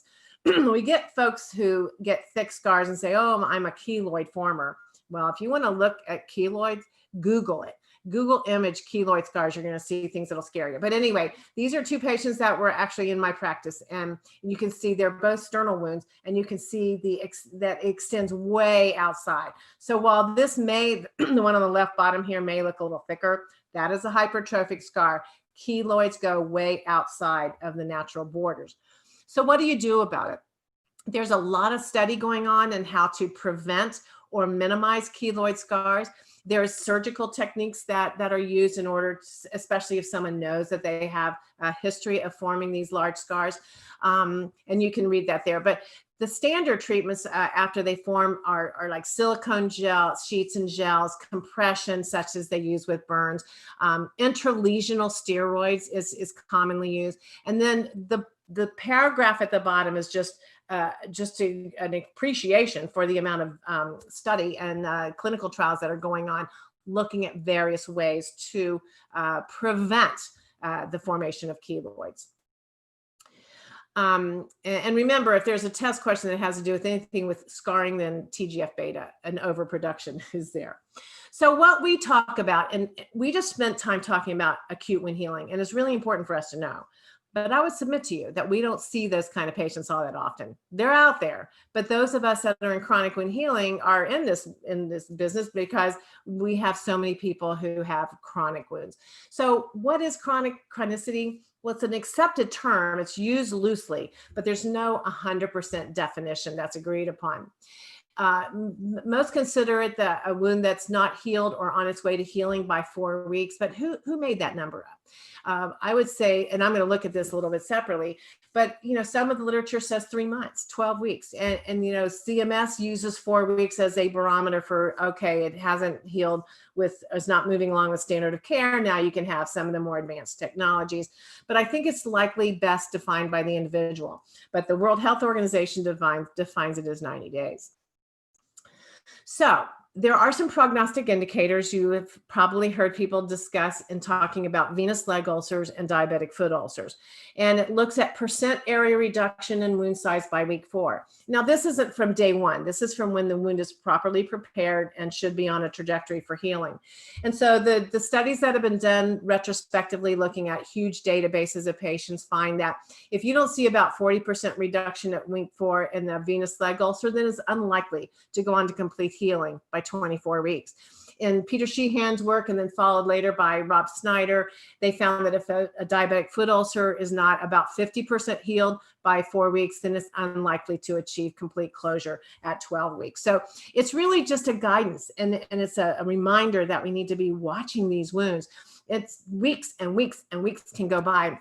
And if we're not seeing short-term goals met, and better reduce pain, less necrotic tissue, granulation tissue, things that we should see, we need to rethink what we're doing, or rethink, do we have the right diagnosis? So this is just something to remind us to watch these wounds and make sure they're moving along at a reasonable trajectory.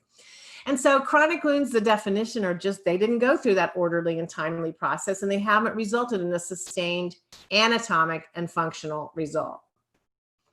So I think chronicity can be time driven. You have an open wound, there's going to be more bacteria there. If you have more bacteria there, then proteases are going to become involved again. Proteases are going to break down everything: protein, growth factors, receptor sites, other matrix proteins. So they're going to become destructive. And so, and then you're going to have all this off target damage. So something with the patient or the wound has kick-started or reignited inflammation. Most of the time, it's going to be bacteria, biofilm, or necrotic tissue. You may have cells that are sitting in this environment that are not dead, but they're senescent. I'll have another slide on that. And a lot of times it may just be that they didn't have the right kind of treatment. Or it could be patient driven. And think about that study, that German diabetic foot study that showed that diabetic tissues have less growth factor, higher MMPs and less inhibitors. There have also been studies showing that they have deficient growth factors. And so if they have diabetes, then they're probably going to be tougher to heal. It doesn't have to be just on their foot. If they have other disease processes that causes the tissues to be competing with for oxygen. So if somebody has COPD, if they're not breathing good oxygen, they're not going to perfuse good oxygen. Of course, medications, I'll have another slide on this in a minute, steroids, other immunosuppressive agents that are some of the biologics that are being used for Crohn's and ulcerative and rheumatoid arthritis, like I mentioned. These are great for disease processes, but can interfere with wound repair. And then there's just the patient getting in their own way, where we are constantly educating on the importance of maintaining their glucose, getting their diabetes under control, not smoking, nutrition, following our treatment plan of offloading or compression. So many things that, and sometimes it's the patient just doesn't understand. And so again, that's our role in educating them. There have been studies looking at acute and chronic fluids that came from wounds. They took fluid for acute wounds from like drains and things, and then they took chronic wound fluid, mostly from venous leg ulcers, and found that if they took that fluid back to the lab and put healthy fibroblasts in it, the metabolic activity of the fibroblasts was better in the acute wound fluid than the chronic wound fluid. They found better growth factor numbers in the acute versus chronic. The inflammatory cytokines were higher in the chronic wound fluid. So there's just that imbalance, and it's something that's pretty predictable. And again, that's why we change the environment. I mentioned senescent cells, and this is what that means. It means they're senile or older, but they're cells that aren't dead, but they're not going to respond to normal signaling because they've been in this hostile environment. They've gone through every DNA replication that they can. Their cell surface receptors have been cleaved off. So they're just not going to migrate and do what they're supposed to do. Sometimes you see hypergranulation tissue. So the important thing is, this is why we do maintenance debridement, because those cells need to be removed from the surface. Sometimes you can do it by mechanical cleansing of the wound, but we need to remember that if we're looking at a wound and it's not responding, then probably there is some cellular senescence going on. And then we treat the whole patient and not just the hole in the patient. Throughout this day, the way we've set this up is I'm talking about wound repair. But now, after I finish, Lee's going to come in. We're going to start talking about the reasons people have wounds, and that's going to be the whole rest of this day. But good review of systems, knowing their family history, the patient's own surgical history, knowing their medications, their social and habits, if you will, helps us to really come up with a treatment plan that's going to work for that patient. Medications play a huge role, and this is not a complete list. You can certainly Google medications that interfere with granulation tissue or with angiogenesis or whatever, and you're going to find a lot of different ones. But certainly anything that impacts the immune system is going to impact wound repair. Hydroxyurea, which is chronically used for polycythemia, and people with sickle cell may be on it. That will interfere with wound repair. That's pretty commonly missed. And so getting with their rheumatologist or whoever has it on there, or their hematologist, we can work together to see if we can take them off some part of their wound or their medication regimen that may be interfering with wound healing. Smoking, I don't think you'll have this on a test, but people always want to know, well, what is it about smoking? So the bottom line is, it's bad for you. The bottom line is, every time they take a puff on a cigarette, they cause local or systemic vasoconstriction. And these people are smoking 1 or 2 or 3 packs of cigarettes a day. They're going to be very challenged, obviously. But these are just some of the things that happen when people smoke. And then I'm going to finish out just looking at some miscellaneous things. When we every single year, and when we designed the course, we looked at the blueprint for the CWS exam, and now, of course, the CWCA, CWS, and CWSP. And they change it from time to time. The one thing I will tell you is that cutting edge things that we are learning, like currently, it takes several years to show up on the test because of the processing that they go through. So, the knowledge base that you need is basic wound repair. Some of the cutting edge things won't necessarily, and the changes in understanding won't necessarily show up. So, but anyway, back to this, just some miscellaneous things. The partial thickness, this is how wounds repair. Partial thickness wounds heal by regeneration. When you have a partial thickness wound, you're going to replace all the tissue that was lost, and then it'll function just the same. Full thickness wounds, if you've gone down below the basement membrane, then you are into full thickness tissue, excuse me, down below the dermis, not the basement membrane, but down below the dermis into subcutaneous tissue. We only repair those by regeneration. So we have by granulation, tissue contraction, and epithelialization. We do not regenerate those deeper structures. So partial thickness wounds heal by regeneration, full thickness wounds heal by granulation, contraction, and epithelialization, and ultimately remodeling. And these things don't happen in reverse order. So if you have a stage 4 pressure injury, that's why we don't go from a 4 to a 3 to a 2 to a 1. We don't go from a full thickness wound down to muscle, because we're not going to replace muscle. We're not going to replace fascia, subcutaneous tissue, and skin. It's all scar tissue. So we don't ever heal in reverse order. Some other things about wound healing that might show up as the definitions of how surgical wounds heal. Primary intention is when they layer them up and they close the skin and it stays that way. Secondary intention is when they are left open to heal from the bottom up. These wounds will go through that process that we just talked about: granulation tissue, wound contraction, and scar. And then delayed primary, though, is maybe a surgeon has made the decision that it's a dirty environment.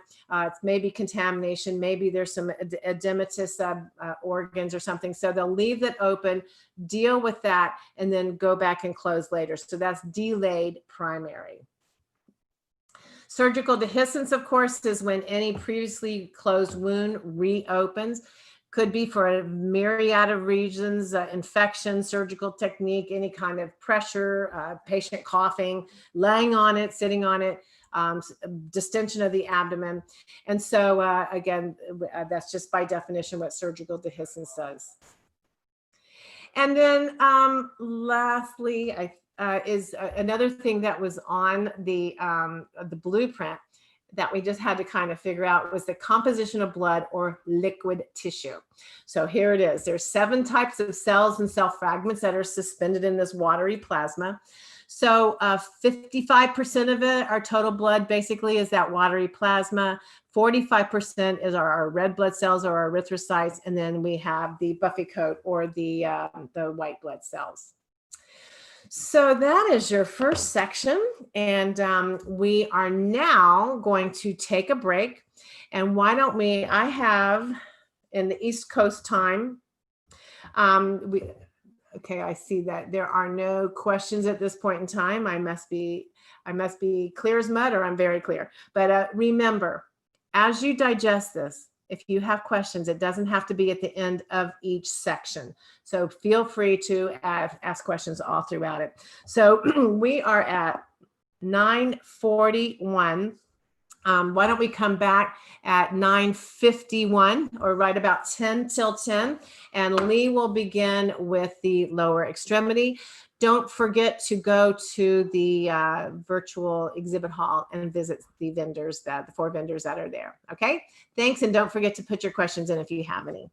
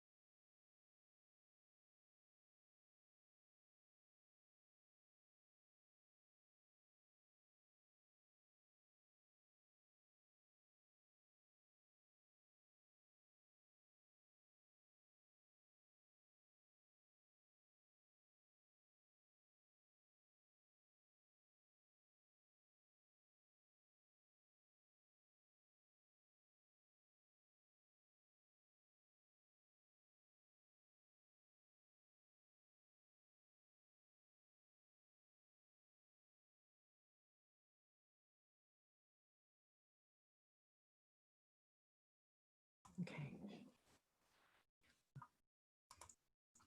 Okay, no, not yet, not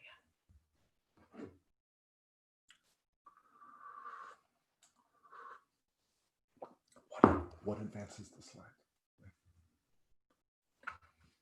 His unmute and start. Okay, go. You're on. Well, good morning. My name is Lee Rutze, and bringing you greetings from sunny Saratoga Springs, New York. I am the physician component of this course, and I'm awfully happy to be here with all of you this morning in this strange new world. I am the medical director for the Saratoga Hospital Center for Wound Healing and Hyperbaric Medicine here in Saratoga Springs, New York. And spent my last 10 years in a similar position with the Catholic Health System in Buffalo, New York. During that 10 years, I had an active teaching role in multiple residency programs there in wound care and hyperbaric medicine, and I was the director of the Wound Care Fellowship. I'm presently on the board of directors of the National Pressure Injury Advisory Panel and chair the education committee for that organization this year. So anyway, awfully happy to be here with you. And over the next little bit here, we're going to share some thoughts about peripheral arterial disease as well as venous disease in the form of chronic venous insufficiency with ulceration. There will be, after this arterial section, there will be another 5-minute break before we start the venous section. So PAD basically is atherosclerotic disease or arteriosclerotic disease leading to arterial obstruction and ultimately extremity ischemia. The clinical manifestations are, of course, due to the lack of perfusion and oxygen supply to muscle relative to its metabolic demands with subsequent clinical effects. So on the bottom, we see the normal artery on the left, and then we see that diseased artery with that lipid-rich plaque on the right side. PAD, of course, is more common in the older population, certainly much more common in the smoker and the diabetic population. Folks 40 to 49 years old with diabetes and at least one risk factor for peripheral arterial disease are at the highest risk. Leg symptoms we see consistent with claudication, intermittent claudication, or rest pain, and we'll look at that in a little bit. We commonly see an abnormal pulse exam and inability to palpate dorsalis pedis and posterior tibial or even popliteal pulses. But we'll discuss that in the diabetic population, the problem tends to be more below the knee rather than above the knee. Folks with known atherosclerotic disease in other vascular beds, such as the coronary bed or the carotid arteries, are at much higher risk for developing peripheral arterial disease as well. In fact, there's such a tight correlation between PAD and coronary and arterial disease that diagnosis of arterial disease in one of those locations really mandates a workup of the other location. So in other words, you make the diagnosis of coronary artery disease or carotid disease, you really should go looking for PAD and vice versa. More risk factors. Male gender is at higher risk. Black ethnicity, smoking, hypertension, dyslipidemia or elevated serum cholesterol, primarily LDL cholesterol. A family history of peripheral arterial disease is important. And then homocystinemia, and we'll talk about elevated homocysteine levels and the impact that that can theoretically have on wound healing and peripheral arterial disease. So as an overview of arterial insufficiency ulcers, typically Geographically, these tend to occur distally, which makes sense as the arterial tree narrows down as it gets down the leg and to the ankle and the foot and the toes.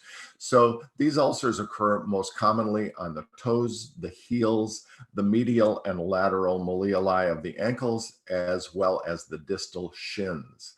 Looking at the ulcers, they tend to have well demarcated edges and sort of a classic punched out appearance, almost like they've been created with a drill bit. Oftentimes with an arterial ulcer, there will be a necrotic eschar overlying, and arterial insufficiency ulcers, as opposed to, or in contrast to venous ulcers, tend to be quite painful. What are some of the signs of peripheral arterial disease? Well, certainly a non-healing distal wound is a tip-off.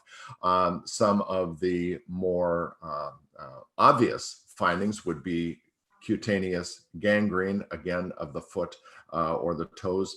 Muscle wasting. The muscle wasting of peripheral arterial disease is due to insufficient oxygen supply to the muscle, leading to that wasting. As I think Dot shared with you, the muscle has the greatest metabolic demand of any of the tissues and organs in our body. So when muscles demand oxygen and that oxygen is not able to be supplied, they atrophy, and we'll see in a little bit that they also hurt. Thin atrophic skin, if you look at the picture of this lower leg, that shiny, smooth, ruberous appearance with no hair is really a tip-off for arterial disease. Hypertrophic nails, and of course, absence of pedal pulses, also strong indicators. Berger's test for ischemia.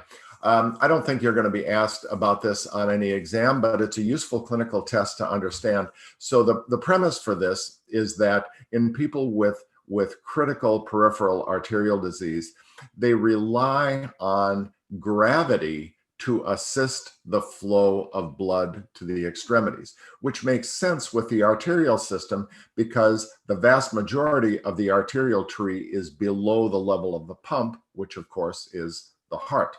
So when these folks lose the forward assistance of gravity and the legs are elevated, there is no longer a driving force to get that blood into the foot. So this is a guy who came into the clinic for an exam with an ulceration on his foot, certainly strongly suggestive for arterial disease, the lateral fifth toe and all along that lateral fifth metatarsal and metatarsal head. And so at 1:03 p.m., we elevated that foot above the level of his heart, and that pallor developed.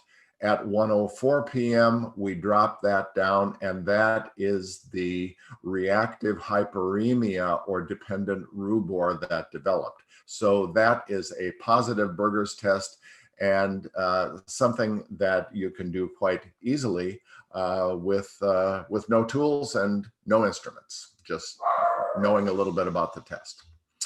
Other symptoms of peripheral arterial disease: nocturnal leg cramps. Cramps themselves are less common, but it's more a deep aching pain. Leg cramps at night are more suggestive of the typical Charlie horse type thing. There is also an edema that can be associated with peripheral arterial disease, but true edema is more often venous related than arterial. If we have lower extremity pain with intact pedal pulses, we want to remember that we want to move to exercise testing with a post-exercise Doppler study. And this is another opportunity for me to remind us all that we should not ever rely only on our fingers for the assessment of pulses. That has been shown in multiple studies to be inherently inaccurate, so you always want to use a handheld Doppler at the very least. So let's look a little bit at claudication and the pain associated with peripheral arterial disease. So this pain is typically an exercise-induced muscular ischemia of the leg, much analogous to coronary angina. So intermittent claudication really is angina of the legs. We find this only associated with the calf, the thigh, or the buttock, and it is relieved within several minutes of rest, but not with positional changes. It is also characteristically reproducible by further exercise to a similar level, and then the pain will be one level below the occlusion.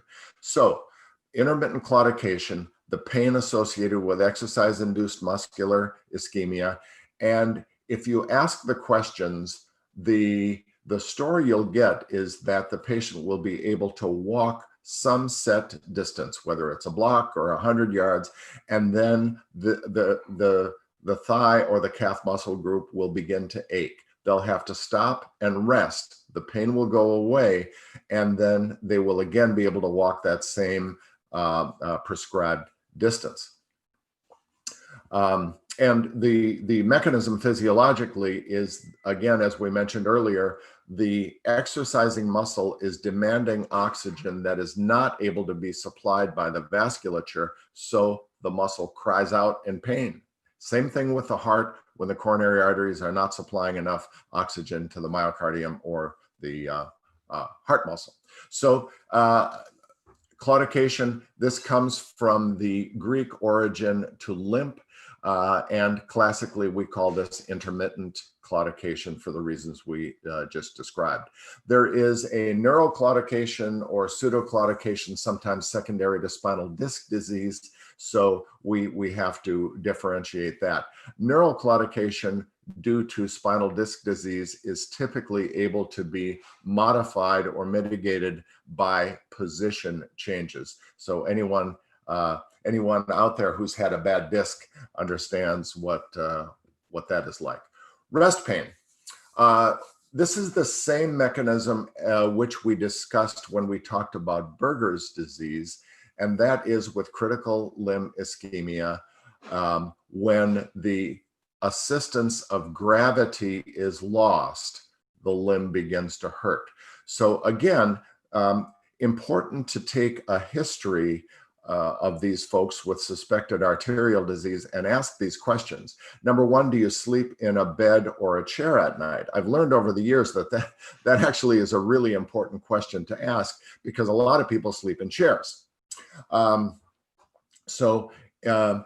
If an individual sleeps in bed at night, and then of course they become horizontal when they go to bed, and the rest pain of peripheral arterial disease will classically occur in the forefoot, which is the farthest away from the heart and elevated the most when people are in bed at night.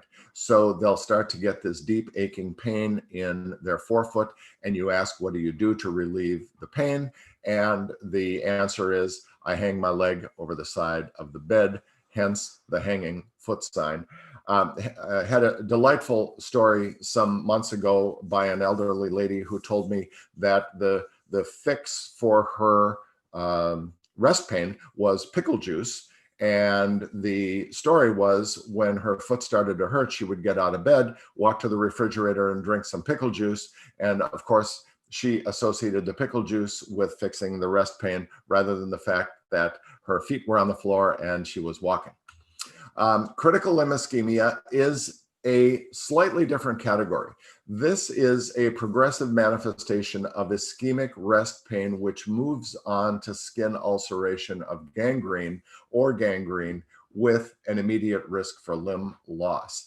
This is a separate category and should be differentiated from acute limb ischemia. So a 5-year study looking at the cumulative incidence of patients with claudication that deteriorated or progressed to critical limb ischemia was greater than 20%. Again, risk factors very similar to what we discussed for straight up peripheral arterial disease, diabetes, smoking, and hypercholesterolemia. Complications of critical limb ischemia, of course, amputation is the most common complication, with AMP rates remaining as high as 25% and long-term survival poor. Of course, critical limb ischemia is not an isolated disease process. People with peripheral critical limb ischemia also typically have complications with renal arteries, coronary arteries, carotid arteries, and cerebral arteries. So the numbers tell us that nearly a quarter of these people presenting with critical limb ischemia will suffer some sort of cardiovascular death within 1 year of their initial diagnosis. Another study shows us that only 50% of people presenting with critical limb ischemia were alive with both limbs intact at the end of 1 year. Oftentimes, this disease is non-reconstructible, and 40% of people, of those folks, undergo an amputation within 6 months. 20% died within the same time period. Again, limb salvage, long-term survival is worse in diabetics and with ongoing tobacco usage. What are some of the conditions associated with peripheral arterial disease? Well, I think that one of the most fascinating parts of my wound care journey, if you will, over the last 15 years has been my progressive education in terms of the number of comorbid factors that have to do with not only peripheral arterial disease, but also with adverse wound healing conditions. So looking at this risk factors or conditions associated with PAD, again, arterial disease in other vascular beds, carotid, coronary, or visceral, such as kidneys, hypertension, dyslipidemia, diabetes, end-stage renal disease. Those are all typically associated with peripheral arterial disease. And then aortic aneurysm, congestive heart failure, COPD, coagulopathies, and again, homocystinemia. Smoking. Smoking is a huge deal in terms of the development of peripheral arterial disease. And if it's possible to say that there is a perfect storm for the development of PAD and limb loss, it is the combination of smoking and the metabolic aberrations of diabetes.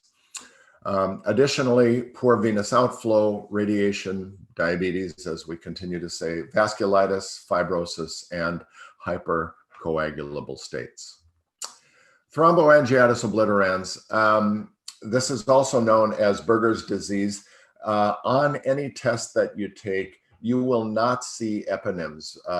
So you won't see Buerger's disease. You won't see any disease named after anybody. It's going to be the anatomic and physiologically correct name. Thromboangiitis obliterans, relatively rare condition. This is an inflammatory vasculopathy that leads to occlusion of peripheral small arteries. Most often, this is seen in the distal foot and the toes, and again, characterized by inflammatory thrombi that occlude the small vessels. The critical piece in thromboangiitis obliterans is that exposure to tobacco is an essential trigger for the progression of the disorder. So if you see a question about thromboangiitis obliterans, make sure you look for an association with tobacco in that question. This affects predominantly young to middle-aged males who will present to you with seemingly unexplained gangrenous changes of usually the toes. This can progress rapidly, and it can be similar to Raynaud's phenomenon or superficial thrombophlebitis. But again, your history is critically important in terms of asking about a history of cigarette smoking. If they don't smoke, then it's not thromboangiitis obliterans. And here you see an angiographic study and the involvement in the occlusion of small and medium-sized arteries. However, with a lot of collateralization around the areas. Okay, pathophysiology of peripheral arterial disease. Hypoxia, of course, means low oxygen levels in the tissues. We know that the normal processes of tissue and cellular metabolism cannot take place in a hypoxic or ischemic environment. Normal aerobic metabolism of tissues includes the normal activities of tissues, such as wound healing and the ability to fight infection.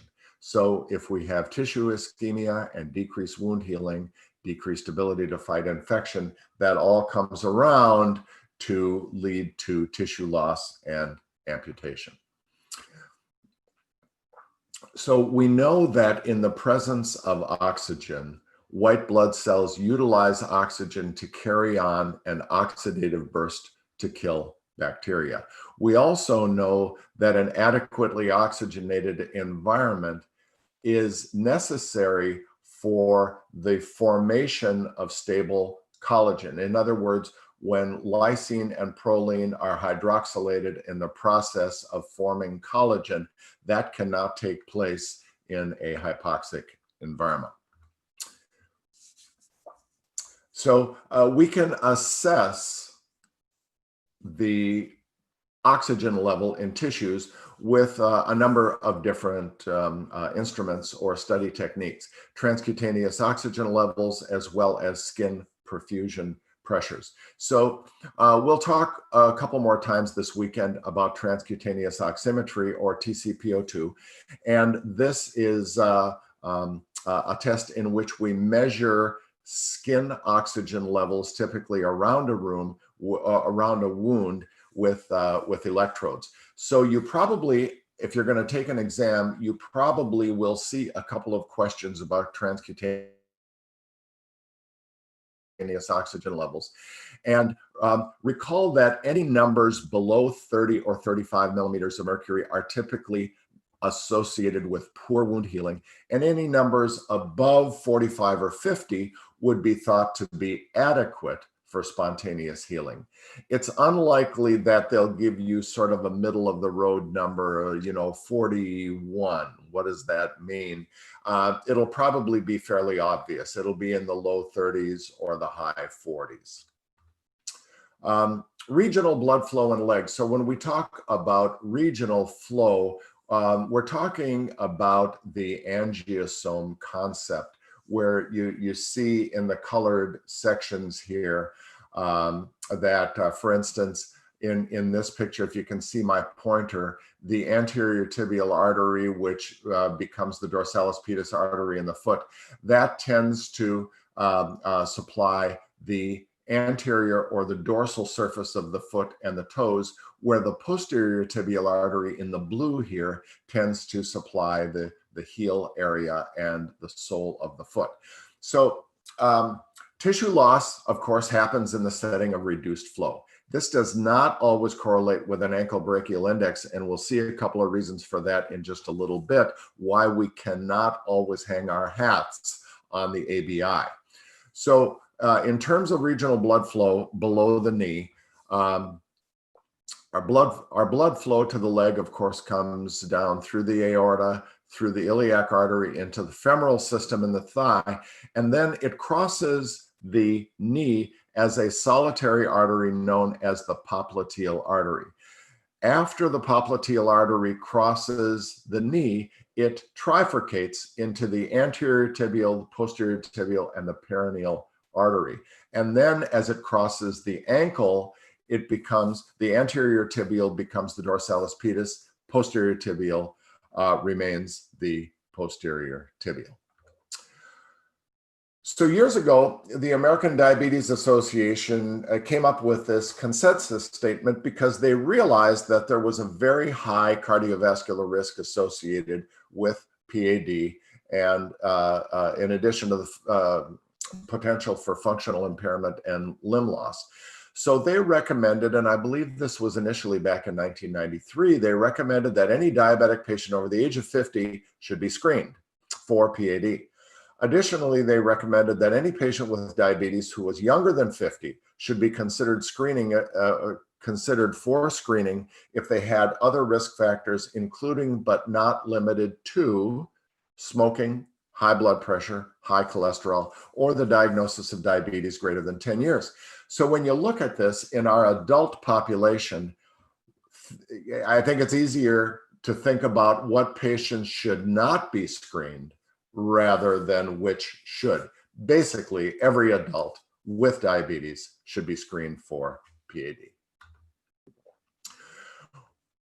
So we know that PAD, the diagnosis of PAD, is extraordinarily important for people with diabetes. It has few symptoms early on and bad consequences when it gets too late. We know that it affects 1 in 3 people with diabetes. So when we screen for this, it should include a careful history and physical, including an ABI, but it's got to include more than an ABI. We'll talk about that in just a minute. Treatment should include, obviously, smoking cessation. That should be in red. Antiplatelet therapy, typically in the form of a baby aspirin. We want to lower blood glucose levels to a hemoglobin A1C less than 7%, blood pressure below 130/80, and LDL cholesterol below 100. Now, any of you who have been in the medical world for longer than 5 or 10 years will realize that all of these numbers, blood glucose, the target values for blood glucose, blood pressure, and LDL cholesterol have come down consistently over the last 25, 30, 40 years. And this all started with a study called the Framingham study that was started back in the 60s in Framingham, Massachusetts. And basically, as these data have been collected throughout the years, we realized that driving blood glucose, blood pressure, and LDL cholesterol levels lower and lower continue to reduce the risk for coronary disease, carotid disease, cerebrovascular disease, and peripheral arterial disease. So, what sort of screening procedures do we have? You're going to have to know about the ABI. In fact, you're probably going to have to calculate one, excuse me, on the exam. So this is also known as the ABI, and basically it's the ankle pressure divided by the arm pressure, yielding the ankle brachial index. The ABI does correlate with levels of pain and tissue loss. However, and this is a big however, we need to cautiously interpret the ABI in the diabetic population because of the non-compressibility of the vessels below the knee. So we talked about the fact that the popliteal artery crosses the knee and then it trifurcates into the anterior tibial, posterior tibial, and peroneal arteries. It is those 3 infrapopliteal arteries that are most commonly affected by diabetic vascular disease, leading to hardening of those arteries. So when you put a blood pressure cuff around the ankle and you pump up that cuff to help you get the ABI, if those arteries are hardened, it's going to take more pressure to pump those up, to compress those, leading to an erroneously high ankle value and ultimately an artificially high ABI. So these next 2 slides basically just logically show us the risk of peripheral arterial disease, obviously increasing with decreasing ABI, and also the risk of tissue loss and other symptomatology also increasing with a decreasing ABI. So what is it about these non-compressible vessels? Why are we worried about them? So again, diabetes and diabetic vasculopathy leads to medial calcific stenosis, leading to non-compressible vessels and an elevated ankle blood pressure, leading to falsely elevated indices. Remember that any ABI greater than or equal to 1.2 is typically considered falsely elevated, and any pressure with your cuff and Doppler, any pressure greater than 250 millimeters of mercury at a given level is by definition non-compressible. So what do?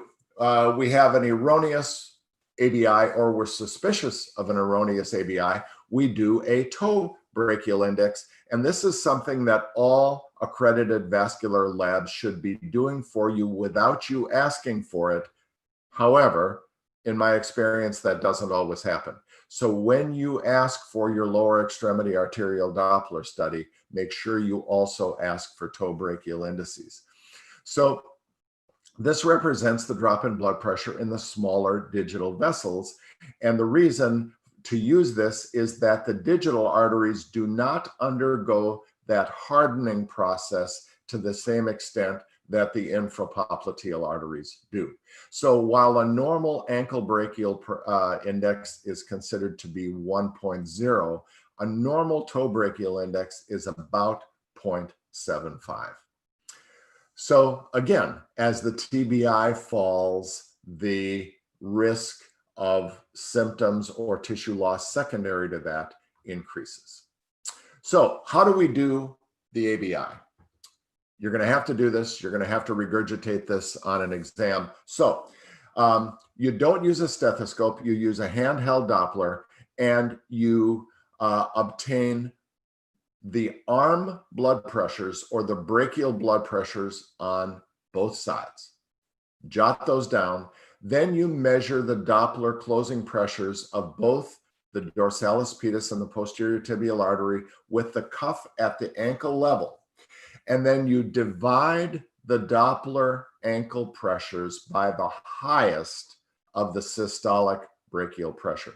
In other words, if the blood pressure on the left arm is higher than the blood pressure on the right arm, you use the left arm as the numerator. I'm sorry, as the denominator.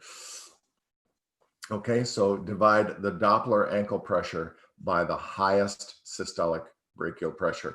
A over B equals the index. So diagnostic procedures, probably the single most important functional study to assess lower extremity arterial flow is the lower extremity Doppler study.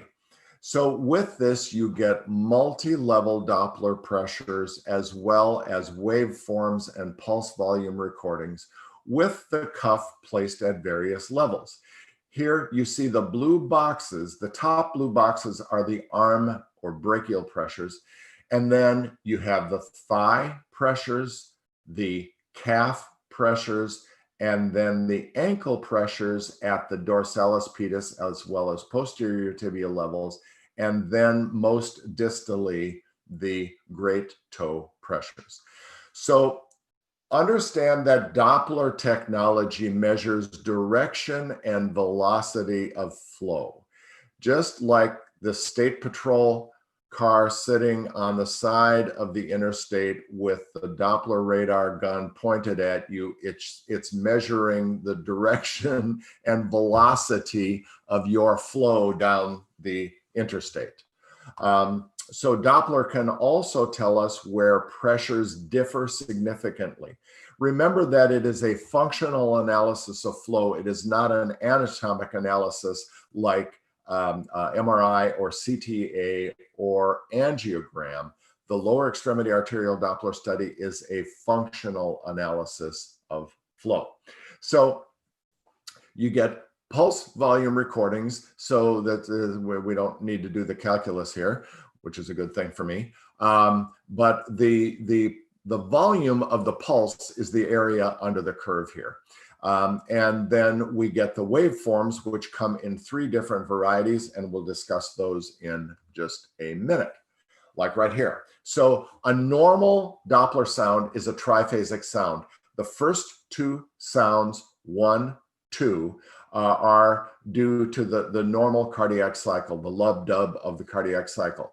I'm sorry, wave 1 up here, wave 2 here, and then this is wave 3, and that is the sound of the elastic recoil of the artery. So when arteries start to harden a little bit, you move to biphasic flow where you get the 2 sounds, but you lose the elastic recoil because of the hardening. And then finally, monophasic flow, it's an abnormal, more of a whooshing sound than a pulsatile sound. And this is typically considered non-pulsatile flow. So I would encourage you with a handheld Doppler to get to know what normal sounds like. Listen to normal Doppler waveforms on people, young people with no arterial disease. And you'll understand clearly what triphasic and biphasic sounds sound like, so that when you hear abnormal, you're going to recognize abnormal. What other sorts of arterial system imaging do we have? Well, we have arterial duplex study. So when you add duplex technology to arterial Doppler, then you're able to measure actual intraluminal diameter, as well as the size and presence of intraluminal obstructive lesions such as clots. For your initial study looking for the functional analysis of lower extremity flow, the duplex is not necessary to add to the study. So then we have MRA, arteriogram, and CTA. So in our typical patient population with peripheral arterial disease and the wound care population, what problem do you see with MRA, angiogram, and CTA? Well, the problem is that all 3 of those use a contrast material of one form or another. For MRA, the contrast material is typically gadolinium, which is does not actually induce an allergic reaction, but it can induce a condition known as nephrogenic systemic sclerosis or fibrosis, or NSF. This is an extraordinarily unusual condition, but it is what has led to our diagnostic imaging departments putting GFR, or glomerular filtration rate, limits on the use of gadolinium. Arteriogram uses an iodinated contrast, as does CT angiography. And of course, iodinated contrast agents carry with them a significant incidence of allergy, as well as a very real potential to worsen renal problems. So we have to be real careful with those studies. Again, we talked a little bit about duplex, and this adds to the arterial Doppler study the ability to measure the actual size of arteries or the size of intraluminal obstructive lesions. But again, for your initial analysis of flow, not necessary. Skin perfusion pressure. This is another way to look at skin blood flow. This is also called laser Doppler, and it measures skin blood flow just 1 to 2 millimeters below the surface, and gives you a value known as skin perfusion pressure, or SPP. Skin perfusion pressures greater than or equal to 25 are typically considered normal, and much less than that are associated with not as good a chance of spontaneous wound healing. I think it's difficult. These statements are out there, but it's difficult to say that a skin perfusion pressure greater than or equal to 25 equates to a greater than 90% chance of healing a wound, because there are so many other things that go into wound healing. But suffice it to say that if the SPP is greater than or equal to 25, then arterial flow is probably not your problem. And again, a graph looking at the probability of wound healing based on arterial flow. And you can see as that SPP climbs above 25 or 30 on the x-axis, that curve starts to flatten out on the top. So anything above 25, pretty good. Transcutaneous oximetry. We mentioned this earlier. This is measuring the diffusion of oxygen across the skin from the cutaneous capillary bed. It's measured in millimeters of mercury. And again, if the TCPO2 is less than 20 or 30, that wound's probably not going to heal. And if the TCPO2 is greater than 40 or 45, then arterial disease is probably not going to be the reason for wound healing failure. So this is done, the instrument you see on the left with 4 electrodes, and typically we place the electrodes around the wound. We fill the electrode cup with an electrolyte solution and then twist the electrode down onto that, and that that electrolyte solution serves as the medium for transmission of the oxygen through to the electrode. Endovascular treatment, really everything in terms of arterial disease, this is everything other than bypass surgery. So we can use balloon angioplasty, which is a small balloon used to open up an artery. We inflate the balloon within the artery and sort of squash the plaque against the walls. We can place a stent, which is a metallic or some synthetic device that holds open a narrowed area in an artery. A stent graft is a stent with a fabric covering that then becomes incorporated into the arterial wall in a little bit different way. And then the term atherectomy refers to chewing up a blockage or a plaque. Again, you know, the term roto-rooter has been used in many different ways other than plumbing. But in terms of atherectomy, this is a rotating blade that spins at many thousand revolutions per minute that goes down through a plaque, and then there's a suction that sucks the debris back out of that instrument. Open surgical treatment. So endarterectomy means opening the artery and removing the plaque. A direct angioplasty means that you're adding a piece to an artery, and then bypass, of course, means that you're rerouting around an area of blockage. What are some of the risk factors for an unsuccessful revascularization? Well, we know that end-stage renal disease is an independent risk factor for poor wound healing in any wound. A previously failed bypass graft to the same area is a risk factor.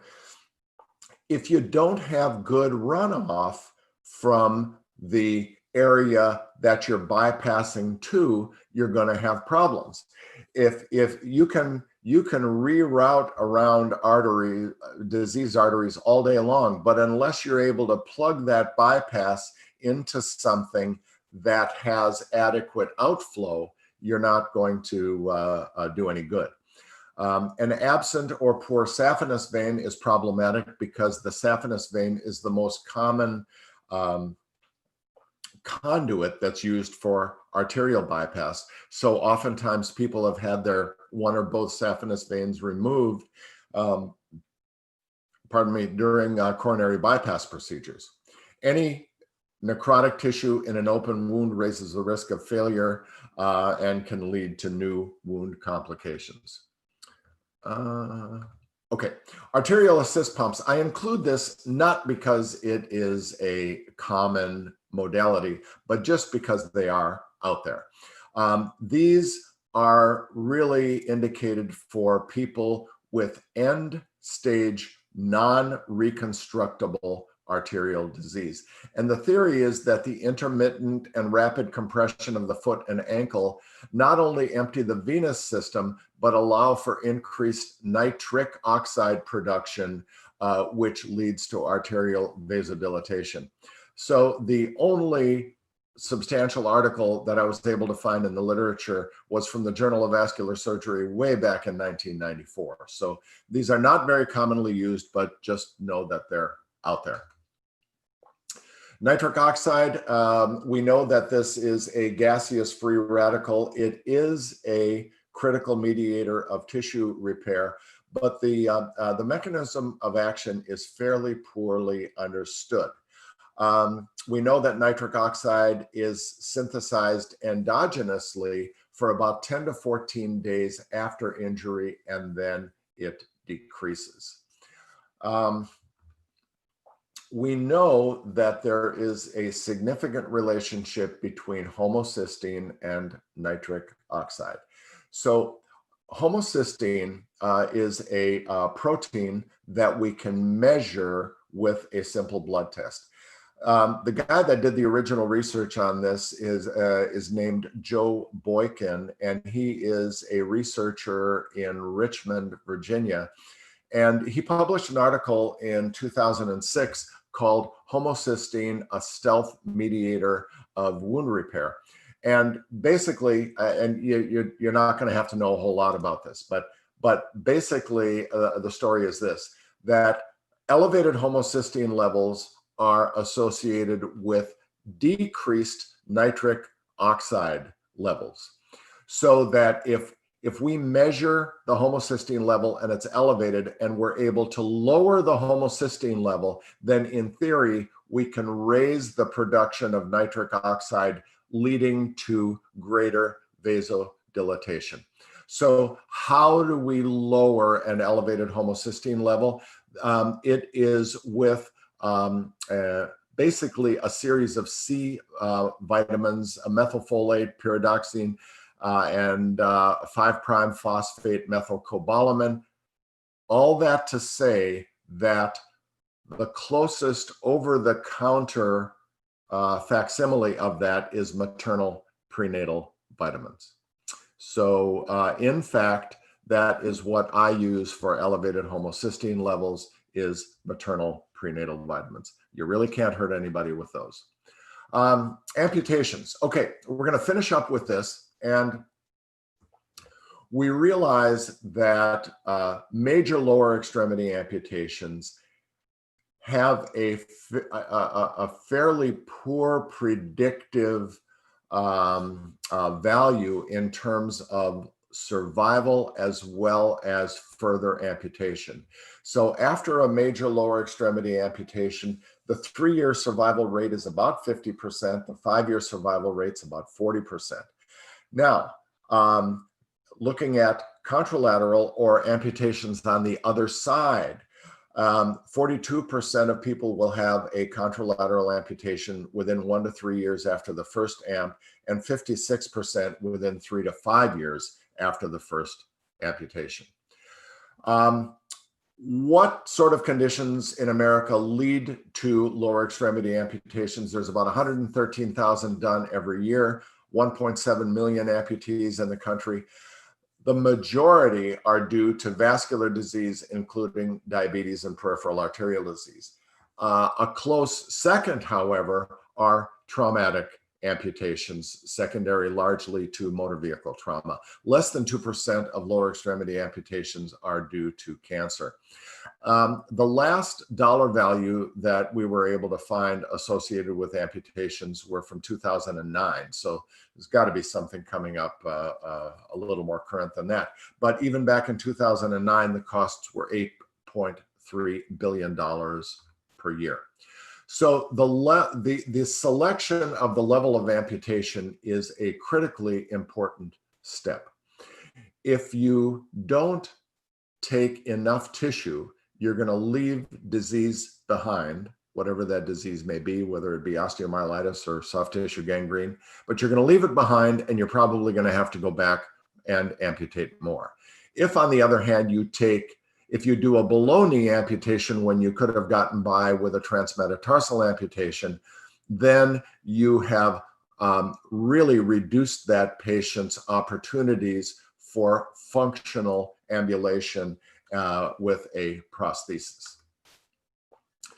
Lots of methods for selecting amputation level, but suffice it to say that, that the selection of the level of amputation should be based on clinical judgment in association with some objective test, whether it be TCPO2, laser Doppler, angiography, segmental Doppler pressures, some objective study, and most importantly, the arterial workup should always be done prior to the amputation.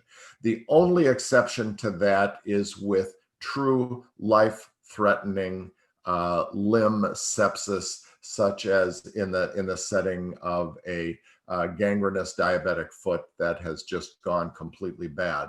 But in the absence of a life-threatening lower extremity infection, the arterial workup should always be done first. So, of course, above knee amputations are going to have a higher success rate if you just amputate based on clinical judgment. And then the farther down the limb you go, the less are your chances of success if you're basing it just on clinical judgment. So there's a bunch of slides coming up here next. And I want to share with you the theme of those slides because it's going to enable us not to go through every slide line by line. And it goes back to what I said just a few minutes ago about the choice of amputation level. So we need to amputate enough tissue, soft tissue and bone, that we get rid of the disease that we're looking to get rid of, but not any more than is necessary. So an indication, using this first example here, a distal digit, if you have wounding and osteomyelitis confined to the distal phalanx of the great toe, and you amputate just the big toe, or that you amputate just the distal phalanx, then you've still left them with half of their big toe and all of the tendinous and ligamentous attachments, but you've removed all of the disease. Now, if you have that same scenario, you have osteomyelitis and wounding confined to the distal phalanx of the great toe, and now you take the whole toe and maybe part of the first metatarsal head, you've taken way more tissue than you need, and you have now altered that patient's ability to ambulate. So the theme is the same on all of these. We have to take enough, but not too much. Array amputation refers to all or part of the metatarsal. So if you have osteomyelitis and gangrene that involves the metatarsal head, then you want to amputate behind that, take part of the ray so you get rid of all of the disease. The levels of foot amputations are, as you see on the diagram here. The transmetatarsal amputation is basically through the mid shaft or the distal shafts of the metatarsals. The Lisfranc amputation is an amputation, a disc articulation through the junction of the tarsal bones and the metatarsal bones. And then the Chopart amputation is all the way back at the talonavicular and calcaneocuboid junctions. Symes amputations, ankle amputations, very rarely done anymore. They are difficult to prosthetize. Below knee amputations, these are the first choice for processes involving the foot and the distal leg. So in other words, if you have a heel related problem that is not able to be resolved, then the below knee amputation is the way to go. One important contraindication to a below knee amputation is a fixed flexion contracture of the knee greater than 15%. And that is because it makes ambulation with a prosthesis essentially impractical. Other contraindications, of course, are any gangrenous or osteomyelitic process that is close to the tibial tuberosity or, as we discussed earlier, any preoperative testing that's indicating a poor blood supply to the area. Above knee amputations, we can have immediately above the femoral condyles or the mid-thigh or the high thigh. And then a hip disarticulation, the highest and of course, most disabling of all. Criteria for referral to vascular surgery, well, largely common sense. It should very rarely be based strictly on ankle brachial index, but based on objective findings along with some clinical findings. Typically, exposed bone or tendon or wet gangrene are indications for urgent referrals or any gross infection or cellulitis. But common sense and clinical judgment combined with an objective test prevail. Okay, so it is 10:45, so we will take some questions right now. Let's see what we have.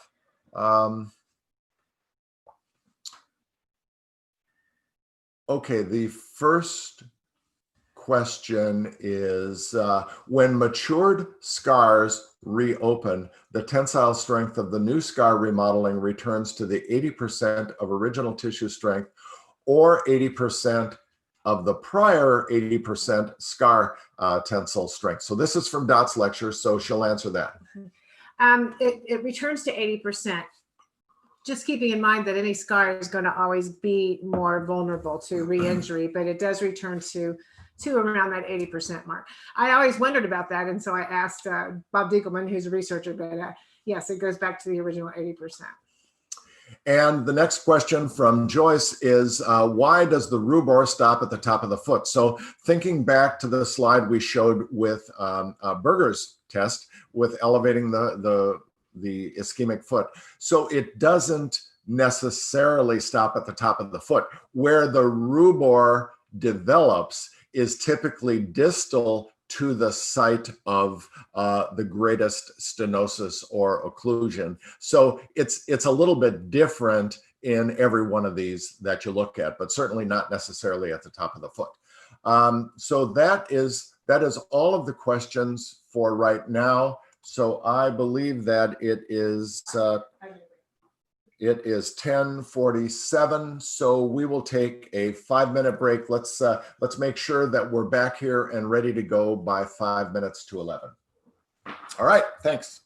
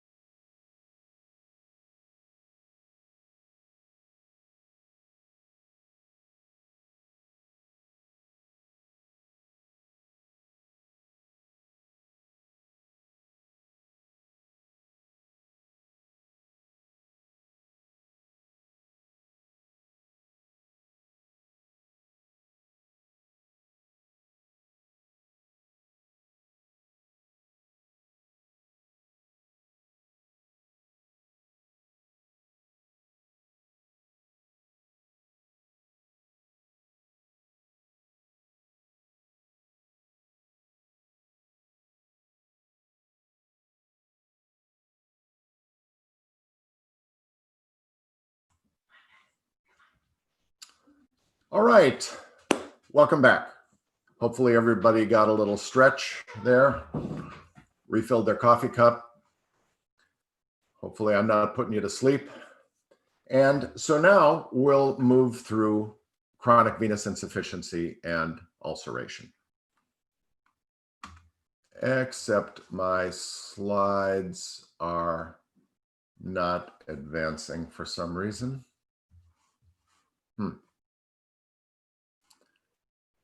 Frank, can you help me with the slides?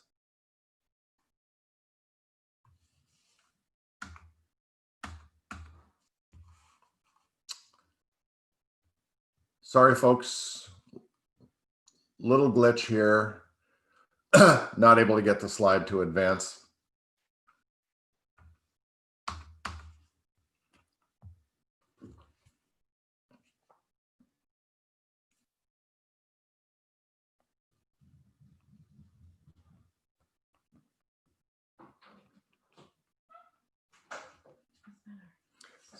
Slides won't advance.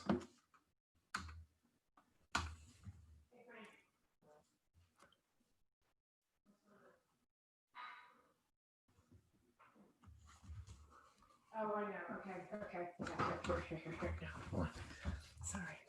Okay, now do it. Okay, we're back. Sorry for that. Okay, so chronic venous insufficiency obviously been around and been a problem for a long, long time.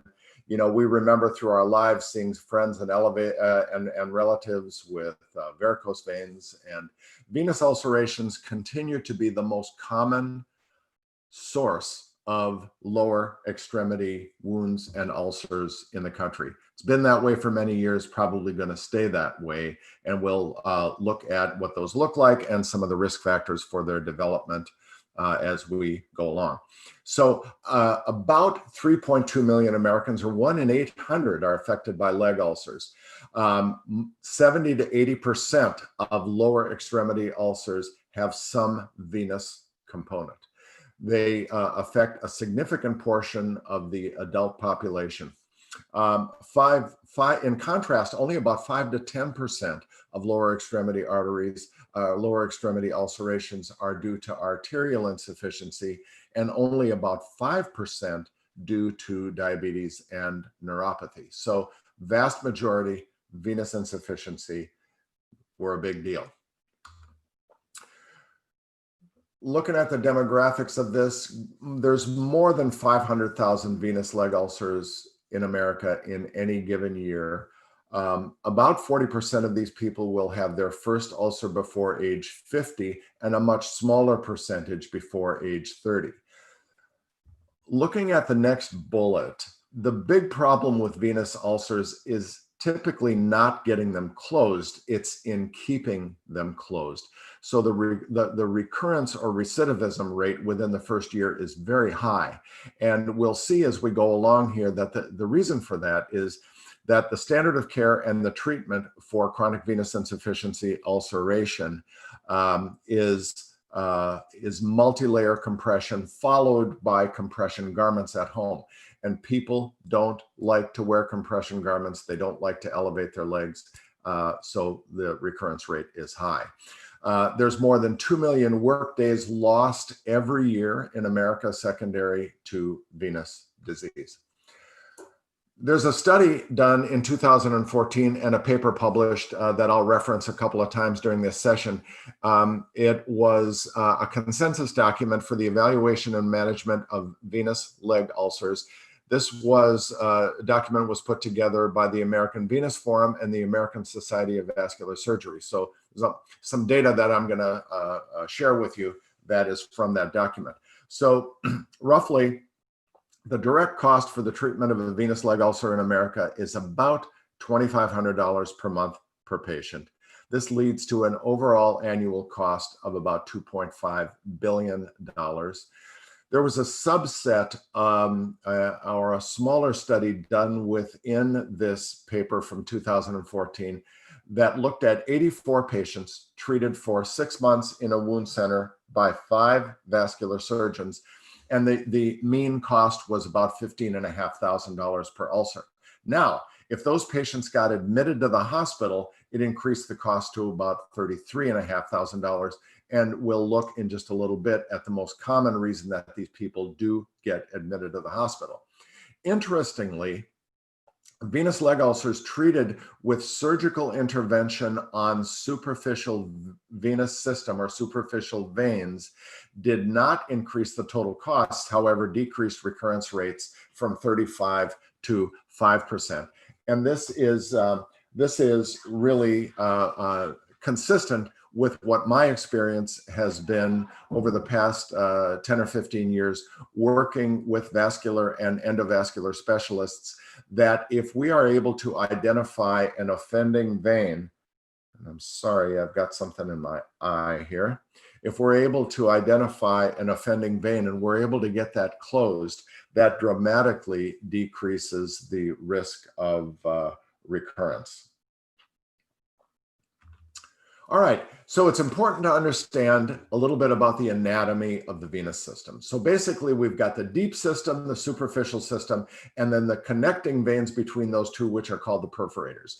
The deep venous system lies within the deep muscular compartment of the calf, within the fascia, and these deep veins typically accompany anatomically the arteries. So the names are similar. We have the anterior tibial vein, posterior tibial vein, so on and so forth.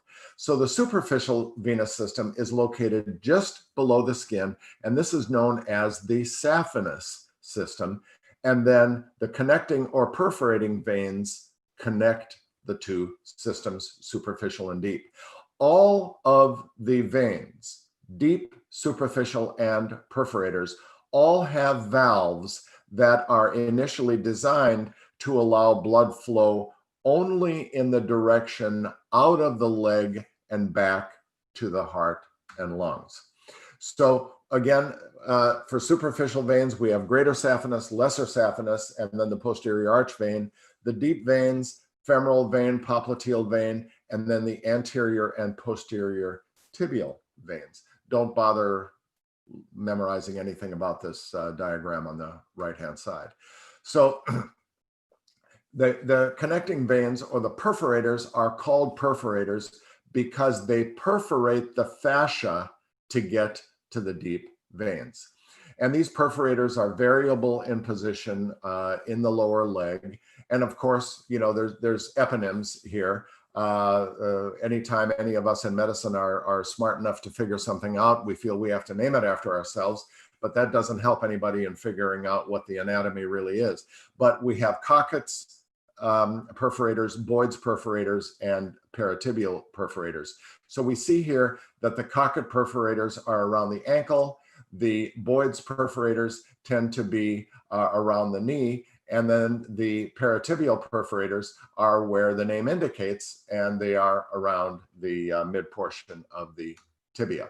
So this cross-sectional diagram of the leg, just to illustrate where the deep arteries and veins are within that muscular compartment, and that concept is going to become important in a minute when we talk about the concept of the calf muscle pump. So think about the arterial versus the venous system in terms of function and anatomy. The arterial system has a pretty significant pump in the heart. It is a high pressure system, and the muscular walls of the arteries are quite thick. And in all of the vessels, other than those that come off of the aortic arch, the whole system is downhill and gets the assistance of gravity. Now you think of the venous system, well, where's the pump? And then it's a low pressure system with thin muscular walls, and the whole system, other than what comes out of the superior vena cava from the head and neck, is going uphill against gravity. So it's a wonder that the system works at all, right? Well, so enter the calf muscle pump. And this is a critically important concept because Oftentimes we hear people with chronic venous insufficiency being given the instructions, go home, elevate your legs, get off your feet and elevate your legs. Well, that's an important part of the treatment. However, we have to combine ambulation with that, because active ambulation and use of the calf muscle pump is what drives the blood out of the deep veins and back up to the heart. So usually when in the face-to-face courses, by now I'm pacing back and forth in front of the room demonstrating the calf muscle pump, but you don't need to see me do that to get this. So when the calf muscle contracts, it squeezes the deep veins and it closes the valves in the perforators and the superficial veins so blood doesn't reflux back. At least that's the theory. That's the way it's supposed to work. And that's probably the way it works in just about everybody, at least up until the time they're 20 or 30 years old. And then when the muscle relaxes, the valves from the superficial and perforating systems open, allowing blood to flow back into the deep veins. And then the calf muscle contracts and the cycle starts all over again. So this is this is it. This is just a cartoon illustrating the calf muscle pump.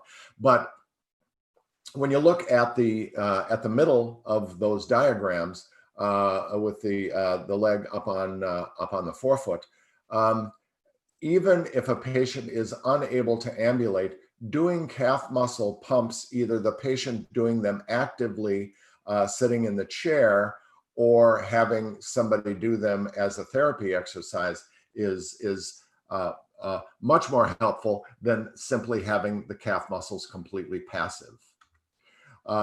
So we'll talk a little bit more about the pathophysiology and the development of chronic venous insufficiency, but the whole issue is started by the valves in the veins going bad. So the veins become dilated, the valves fail to coapt, they become insufficient, and blood becomes starts to reflux. So the venous valves become incompetent, causing backwards flow. Backwards meaning out through the perforators into the superficial system. This leads to a condition called chronic ambulatory venous hypertension. So what does that mean? That means that the hydrostatic pressure within the veins has gotten higher. That's what leads to dilatation of the veins. That's what pulls the valves apart and allows reflux. So that valve damage does not allow for closure of those valves when the muscle contracts. This can happen anywhere in the superficial, deep, or perforator system, and high pressure in one system forces blood into the other system and causes other valves to go bad, and it's dominoes. And pretty soon you have reflux between the two systems. So the basic etiology is that chronic ambulatory venous hypertension leads to progressive failure of the vein valves and eventually the vein wall, resulting persistent ambulatory venous hypertension, and then a concomitant inflammatory response with skin changes and damage. We know that the extravasated venous fluid has a fairly high concentration of proteases, and this contributes to the dissolution or the disintegration of the skin, leading to venous insufficiency, ulceration. So the next three slides talk about which is the system that is most commonly implicated in chronic venous insufficiency and ulceration. So understand that it is the superficial system that is primarily implicated. It's much less unusual for the deep system or the perforators to be the primary source of problem. The only common time that the deep system is primarily affected is with chronic deep venous thrombosis, which has occluded the deep system. Otherwise, the superficial system is by far the most common. Perforator system, rare as the primary source. So what are some of the signs and symptoms of chronic venous insufficiency? You all know these. Pain, heaviness, and fatigue, much worse when the legs are dependent, better with elevation. I mean, how many of you, even those of you who don't have even a hint of venous insufficiency, have been on an airplane for 3 or 4 hours with your feet on the floor and you get that uncomfortable feeling, your shoes are tighter, there's lines from your socks when you take them off. That's from your calves being passive, sitting with your feet in a dependent position. So we see spider veins, varicose veins, venous stasis, dermatitis, and hemosiderin staining, and we'll see some pictures and examples of that in just a little bit. Assessment of chronic venous insufficiency. Again, a good history is important. Ask about what sort of problems people have had with their lower legs in the past. Have they had surgical procedures? Have they had previous deep venous thromboses? Have they had lower extremity infections, cellulitis, or trauma? Or do they have PAD or other related vascular problems? Any significant problems in the lower extremity can lead to or increase the risk for chronic venous insufficiency and ulceration. Risk factors. Ladies are at a slightly higher risk for venous insufficiency, largely due to pregnancies. There is a familial component in some cases of chronic venous insufficiency. Obesity certainly plays a role, as do standing occupations. However, many of us have had standing occupations for our entire lives and yet do not develop venous insufficiency. So obviously there are other factors at play. History of leg trauma and previous deep venous thrombosis. Whenever possible, you should do your assessment of chronic venous insufficiency with the patient in the standing position. Again, due to gravity and hydrostatic pressure, you can get a much better appreciation for varicose veins, where those veins go in relation to the ulceration if the patient is in a standing position. Always remember to do a pulse exam, including femoral, popliteal, DP, and PT pulses. Venous ulceration, basically the skin dies faster than can be replaced with new tissue. The tissue becomes necrotic. Trauma leads to ulceration. So the most common inciting event for a venous insufficiency ulceration is some sort of trauma. Any minor injury can precipitate a wound or an ulcer, and then typically that ulcer will fail to heal due to venous insufficiency. So, oftentimes you might wonder, well, this was a traumatic wound, so how can I call it a venous insufficiency ulcer? The initial event was a trauma. Walking into an open dishwasher door, bumping your shin when you trip going upstairs, banging your leg on the car door, on a piece of furniture. But then why does that wound fail to heal? Why a month later in your swollen leg is the wound not healing? Well, it's because of venous insufficiency. So here's just a little bit of wound care trivia. I would be surprised if anybody anywhere ever asked you this question. However, I think it's interesting because you've all seen this picture. You've all seen these very tightly woven nets of varicose veins with little nubbins scattered throughout. And this is called corona phlebiticata. Venous eczema. Classic examples of what's always been called venous stasis dermatitis. These are the inflammatory changes that are associated with the inflammatory nature of that extravasated fluid. Like I said earlier, the presence of proteases and mostly matrix metalloproteases in that extravasated fluid. So on the left, you see that dark scaling and the hemosiderosis. That dark staining, the brown staining, is a permanent staining, almost a tattoo, secondary to the hemosiderin pigment, which comes from the breakdown of hemoglobin. Now, turn your attention to the picture on the right. And this is the most common reason that chronic venous insufficiency gets unnecessarily admitted to the hospital. This scenario commonly gets admitted as cellulitis.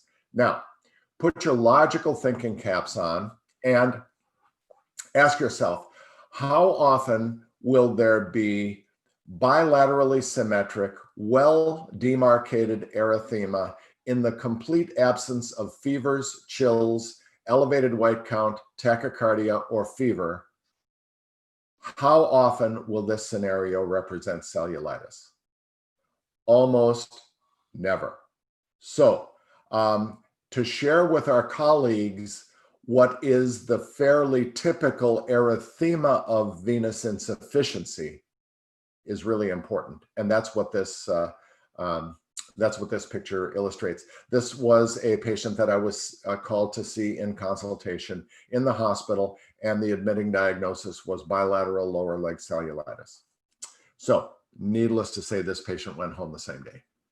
Hemosiderin deposition. Here's some pretty dramatic examples of hemosiderosis. Now, arguably a little bit more difficult to identify hemosiderin in darkly skinned individuals, but nonetheless, if you compare the lower leg to the thigh, you'll see the difference immediately. Atrophy blanche, another term you may not be familiar with, but when I show you the picture, you're going to say, oh yeah, I've seen that before. So these are blanchable purplish nets of livido reticularis on the lower leg, almost always from the knee down, and by far most commonly below the malleoli and around the foot. Tiny purpuric papules. This tissue is very fragile, and when it ulcerates, it is very, very difficult to get healed because this skin is relatively hypoxic. So here's what it looks like. And again, I know you've seen this. Okay, all right. So a look at some weird looking names here. Phlegmasia albadolens and Phlegmasia caerulea dolens. This is an important concept to understand because this can lead to an arterial occlusion that started with perhaps relatively simple venous insufficiency. So this usually begins with a deep vein thrombosis that then progresses to total occlusion of the deep venous system. It tends to be a sudden and acute process, and then the leg has to rely completely on the superficial system for drainage of venous blood from the leg. The superficial system is not adequate to handle large volumes of venous blood. So the result can be swelling, pain, and a whitish appearance, this being Phlegmasia albadolens. Now, if this continues to progress, the superficial veins become occluded, and this prevents all venous outflow from the extremity. The leg becomes more swollen, increasingly painful, and now the loss of venous flow leading to edema impedes the arterial inflow, and this can progress to ischemia and gangrene of the lower leg. So Phlegmasia albadolens and Phlegmasia caerulea dolens, alteration in arterial perfusion secondary to venous insufficiency. Lipodermatosclerosis. Pamela is going to talk to you a little bit more about this in her lymphedema session. However, basically this is the progressive replacement of skin and subcutaneous tissue by fibrous tissue. Sometimes you can see this in an acute phase where the skin is thickened, red, hot, and tender, but almost always you'll see this in the chronic phase where in the distal lower leg, you see this rapid contraction, and this tissue is much stiffer and less compliant to palpation than the tissue in the rest of this leg. So this has developed the term an inverted champagne bottle or upside down bowling pin appearance. So it's the replacement of skin and subcutaneous tissue by fibrous tissue. Phlebo lymphedema, again, Pamela is going to talk to you more about this in her lymphedema session, but this is venous lymphedema. And this is a secondary form of lymphedema that develops when long-standing chronic venous insufficiency has overwhelmed the lymphatic system. And the more that we gain understanding of chronic venous insufficiency and the lymphatic system, the more we realize that some element of lymphatic dysfunction is present in almost all forms of chronic venous insufficiency. You know, the lymphatic system is sort of the forgotten about third part of our circulatory system. You're going to need to know that this SEEP classification exists, and you'll maybe need to have a little bit of superficial knowledge about it, but not anything in great detail. This was developed back in the 1990s as a method to categorize levels or degrees of chronic venous insufficiency and ulceration. So C stands for clinical presentation, E stands for etiologic basis, A stands for anatomic distribution, and P stands for pathophysiologic basis. So we'll look at a couple of pictures. So when we look at clinical presentation, there are 6 categories. So class 0, there's no signs of venous disease. Class 2, now you have varicose veins. Add edema, you have class 3. You get a little bit of discoloration or venous eczema, class 4. A class 5 is a healed ulceration, and class 6 is an active ulceration. So anything with an open ulceration is automatically class 6. Anything where you see a healed ulceration is C5. So here we have clinical presentation C2, varicose veins. Etiologic basis is primary. Anatomic distribution is superficial in the saphenous veins. And then the pathophysiologic basis is reflux. So there's an example. And the next picture, just to illustrate that any open ulceration is automatically a C6. How do we look at chronic venous insufficiency? So a color flow Doppler ultrasound is really the standard of care. Understand that this is expensive and difficult to provide as a mobile test.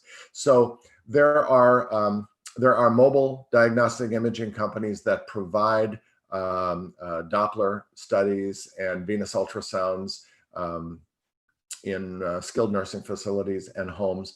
But in truth, those studies typically end up being of somewhat inferior quality. So whenever possible, when you're really in need of a good venous test, try to have them done in a vascular lab where they can be done properly. And I would add that if you, within your system, if you order a venous Doppler, you just check the box that says venous Doppler, what is the result going to come back saying? It's going to come back saying no DVT because you didn't ask for anything else. So make sure that you ask for your venous Doppler with a reflux or insufficiency study. That then will give you the information that you're looking for. In other words, do you truly have venous reflux? So this is just an illustration of a venous Doppler being done in the standing position and the images on the side. Color flow, venous Dopplers are done with color flow, and understand that with venous Dopplers, a duplex study is always done. If you remember when we talked about the arterial studies, duplex allows you to assess intraluminal dimensions, and it also allows you to assess for thrombi.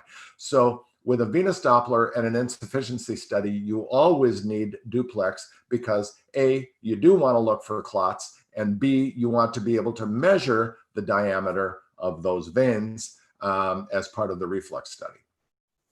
So duplex ultrasound, gold standard in the diagnosis of chronic venous insufficiency, always needs to be done in the standing position, and we look for thrombus or echogenic material as well as reflux or backwards flow. So the criteria for reflux, and you may need to know this on an exam that you may be taking. In the superficial and deep systems, reflux is based on the length of time in reversal or backwards flow. And the number is anything greater than 0.5 seconds is consistent with reflux.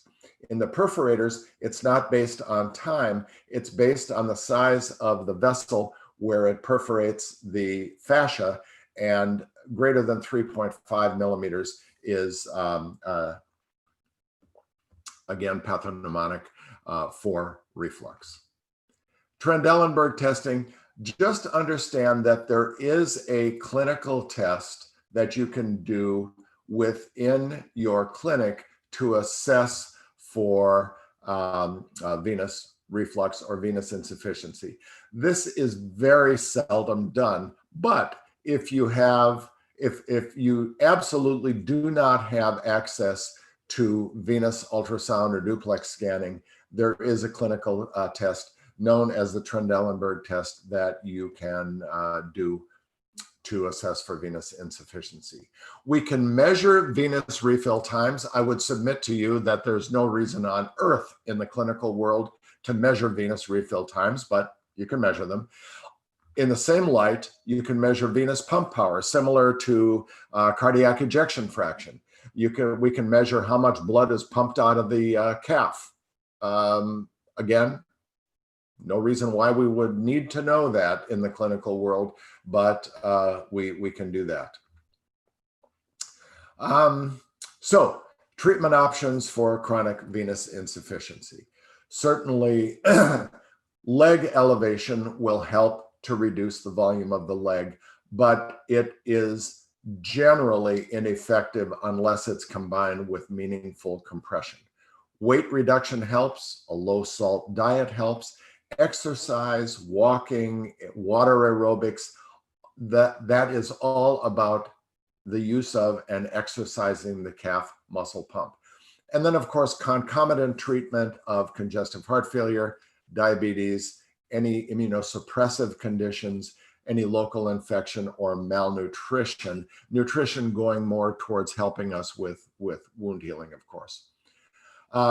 But understand that compression is the cornerstone for the treatment of chronic venous insufficiency and venous leg ulceration. And Pamela is going to talk with you much more about compression.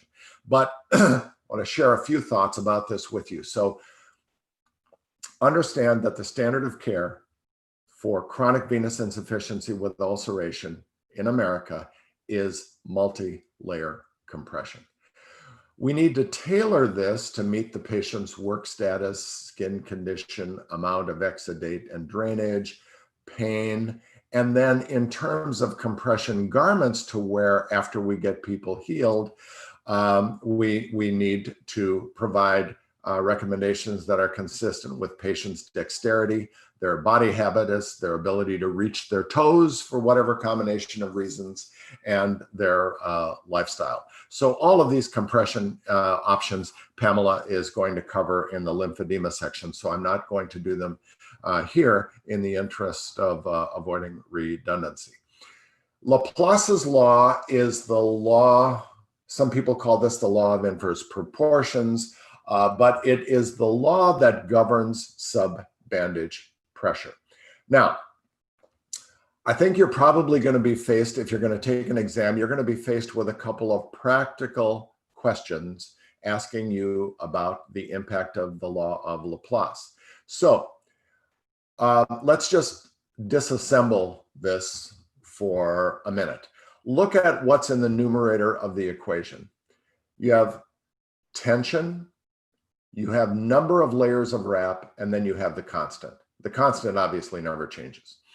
And then in the denominator, you have circumference of the limb and the width of the bandage. So think about this logically. If in any mathematical equation, if you increase the value of the numerator, you're going to increase the quotient, right? You're going to increase the result. So look at tension. If you pull the wrap tighter, you're going to increase the value of the numerator. If you increase the number of layers of the wrap, you're going to increase the numerator. Therefore, you're going to increase subbandage tension. Now, on the other hand, look at the denominator. If you have a great big lower leg, you're going to increase the value of the denominator and you're going to decrease subbandage pressure. Likewise, if you increase the width of the bandage, you're going to have a greater value in the denominator and a lower subbandage pressure. So that, I think, is the extent to which you need to understand the law of Laplace. So numerator, tension and number of layers, increase in those causes an increase in subbandage pressure.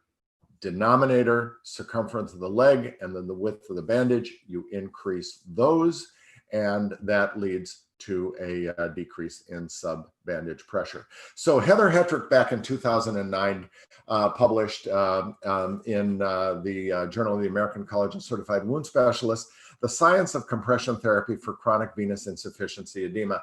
So Heather, over a number of years, really has been a very rich source of publication and information about chronic venous insufficiency, lymphedema, and edema. So I'd encourage you to look at Heather's work if you have further interest. Surgical options. Remember the days of vein stripping? Well, thank goodness we're beyond those. Sclerotherapy, skin grafting, deep vein reconstruction, a lot of these really are academic and theoretical. But when you look at this list, by far the most common method for vein closure in America is the bottom bullet, and that is the superficial ablation procedures. Generally, the vein is accessed with ultrasound. A probe with a balloon is advanced into the vein, and then that balloon is heated, and basically it shrinks the vein walls against each other and closes the vein.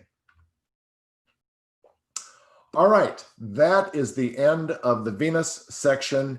And so we will now take a 5-minute break, and then Pamela will rejoin with her session on lymphedema. So from right now, 5 minutes, and we'll see you back. Thank you. Questions. No, it's not. They just told me. Oh, okay. Well, sorry. I have just been told that, okay. All right. Questions. There's only one.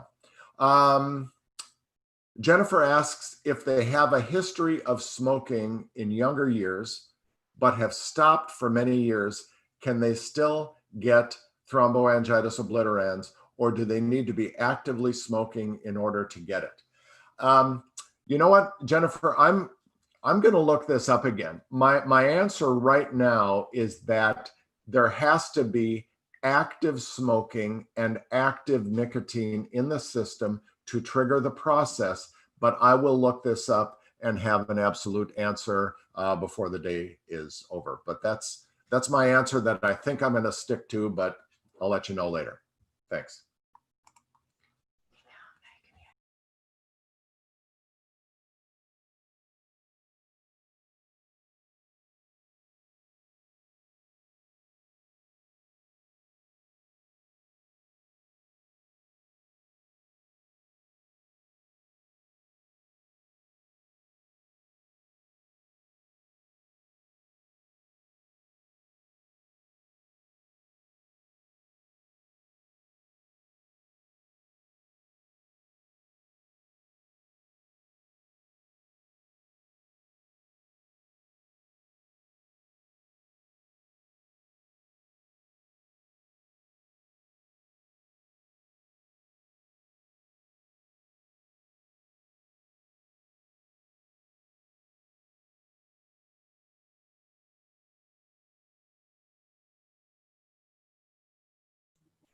How does that look? All right, thank you.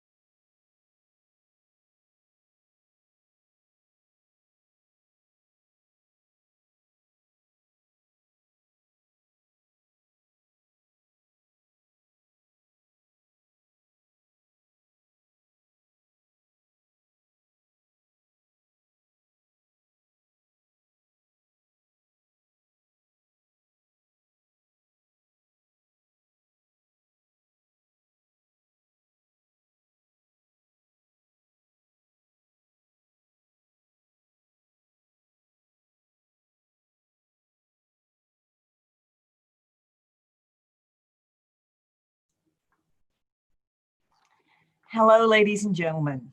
My name is Pamela Scarborough. Dot, Lee, HMP, our HMP IT support team, Frank, Tim, thank you so much. We're truly, truly honored to be here with you this weekend. This is only our third time to do this virtually, and we're getting the hang of it. So we're still in a little bit of a learning curve. So we'll be grateful for any patience that you can share with us as we go through this. My credential is that of a physical therapist licensed in Texas with a board certification as a certified wound specialist by the American Board of Wound Management. My clinical career covers now it's more than 40 years, absolutely amazing to me, having practiced in a variety of settings, including outpatient, home health, acute care, long-term care. And I have been blessed with a very varied clinical experience, including traditional physical therapy, with focus on orthopedics, the spine, sports medicine, cardiac rehabilitation. One of my favorite times in my career was cardiac rehab and wound management. Currently, I work for American Medical Technologies, a national DME company that provides supplies for long-term and other post-acute care settings related primarily to wound care, ostomy, continence, and tracheostomy products. My role at AMT, I have been so blessed in this. I'm going into the end of my career, and I have been so blessed, and I hope every one of you is blessed at the end of your careers also. I am able to train, mentor, educate, and support clinicians for wound prevention and management in the post-acute care settings. I did travel nationally and may go back to that, but you know what? The world is changing, and we are getting familiar with and more comfortable in doing virtual education as you are doing this weekend with us. So in addition, I'm doing a lot of webinars right now, as many of us are. So I'm going to jump into the topic of lymphedema. I call it the unloved stepchild. I have stepchildren that I love dearly and desperately, but we do have some etiologies that are not loved, and one of them is lymphedema. And part of it is because we weren't trained in it, and we didn't understand it. We didn't even look at it in great depth from an anatomy and physiology perspective. And now we're expected to assess it and treat it without some of the background that we need. So we're going to take a little time today to do that. If there are any MLD therapists on this program today, so glad you're here. We need more of you. We need better access to these highly trained clinicians. We need better reimbursement to support our goals for our patients with lymphedema, chronic venous insufficiency, and phlebolymphedema. So with that said, what do these diseases have in common? So as you look at this list of diseases, what's going on here, part of what's going on is these are all inflammatory diseases, and they create a situation where the immunity is altered. Dr. Roxon out of Stanford said that each of these diseases plays a role in the lymphatic system for care of these diseases and contributes to the diseases even becoming worse. Almost every disease we have, ladies and gentlemen, is an inflammatory disease, from heart disease, everything, the Alzheimer's disease. Almost every disease we have has an inflammatory component. So when we look at the lymphatic system, it has two primary functions. It has an immune function that protects us from infection and diseases. Then it also has a vascular function. So when we think about the vascular system, I'm going to talk about this a little bit more in depth. There are three components to the vascular system. In addition, when we're looking at the lymphatic system, the lymphoid organs, it's the organs and this network of lymphatic vessels, which I've shown you here in a photograph. You can see them in green. And we've learned that the lymphatic system is connected to every organ and system of the body. Used to, 2 years ago, as recent as 2 years ago, I was teaching that it was not connected to the brain. Well, in 2015, scientists, anatomists, physicians found lymphatic organs on the dura of the brain in the rat model. So they took that information and brought it over and started looking in humans. And in 2017, they identified we do have a lymphatic system in our central nervous system, which is what, how does lung cancer metastasize through the system and get to the brain also? Well, now we absolutely know that there is a connection of the lymphatic system to the brain. And so the lymphatic system is not connected to this list over here, such as the cornea, the striated muscles, the bone marrow, the nails, the teeth, and the alveoli of the lung. So when we think about the lymphatic system, components of it start with the lymphatic organs. And this is where our immune system, the cells that support the immunity of our body, this is where they originate. And this, you can see the list of these organs over on the left. When we look at the lymphatic vascular anatomy, it does three things. So let's talk about the vascular anatomy. We have where the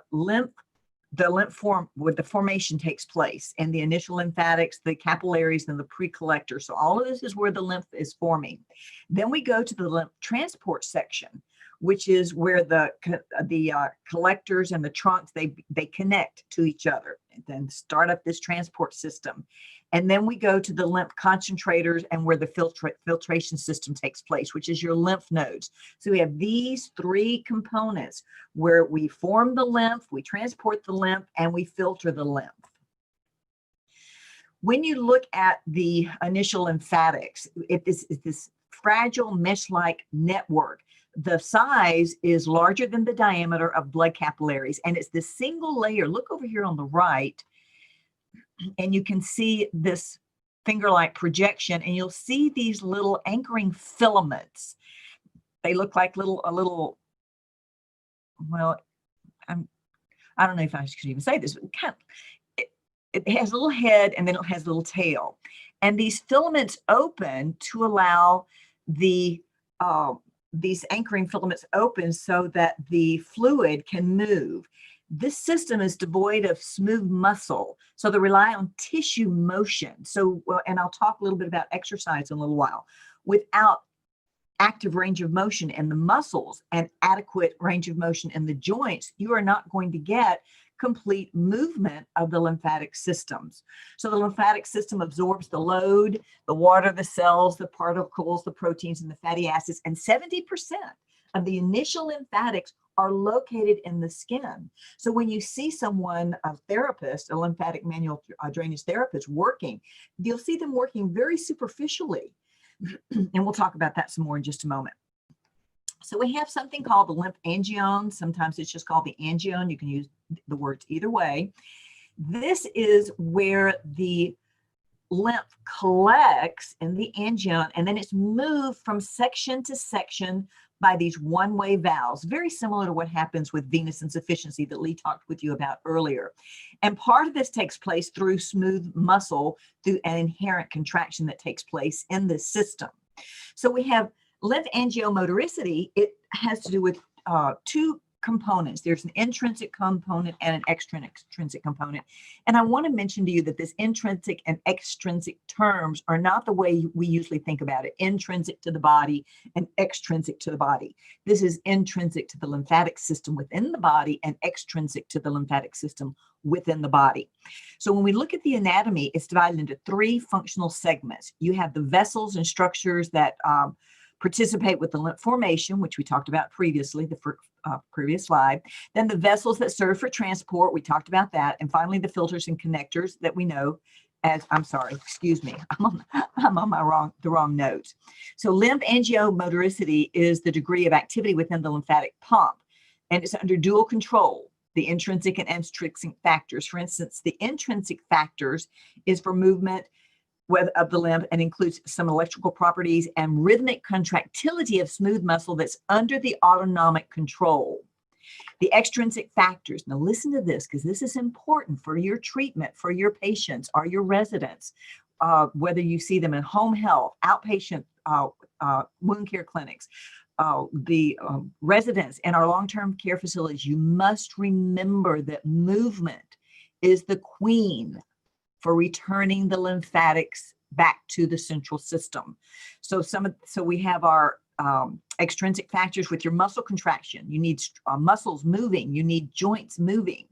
You also have your arterial pulsations. When the heart causes the pressure changes in the arterial system, it causes changes in the lymphatic system also. Respiration, we're going to spend some time on respiration in just a moment, causes changes in the intra-abdominal and thoracic cavity pressures. That's why diaphragmatic breathing is a core component of your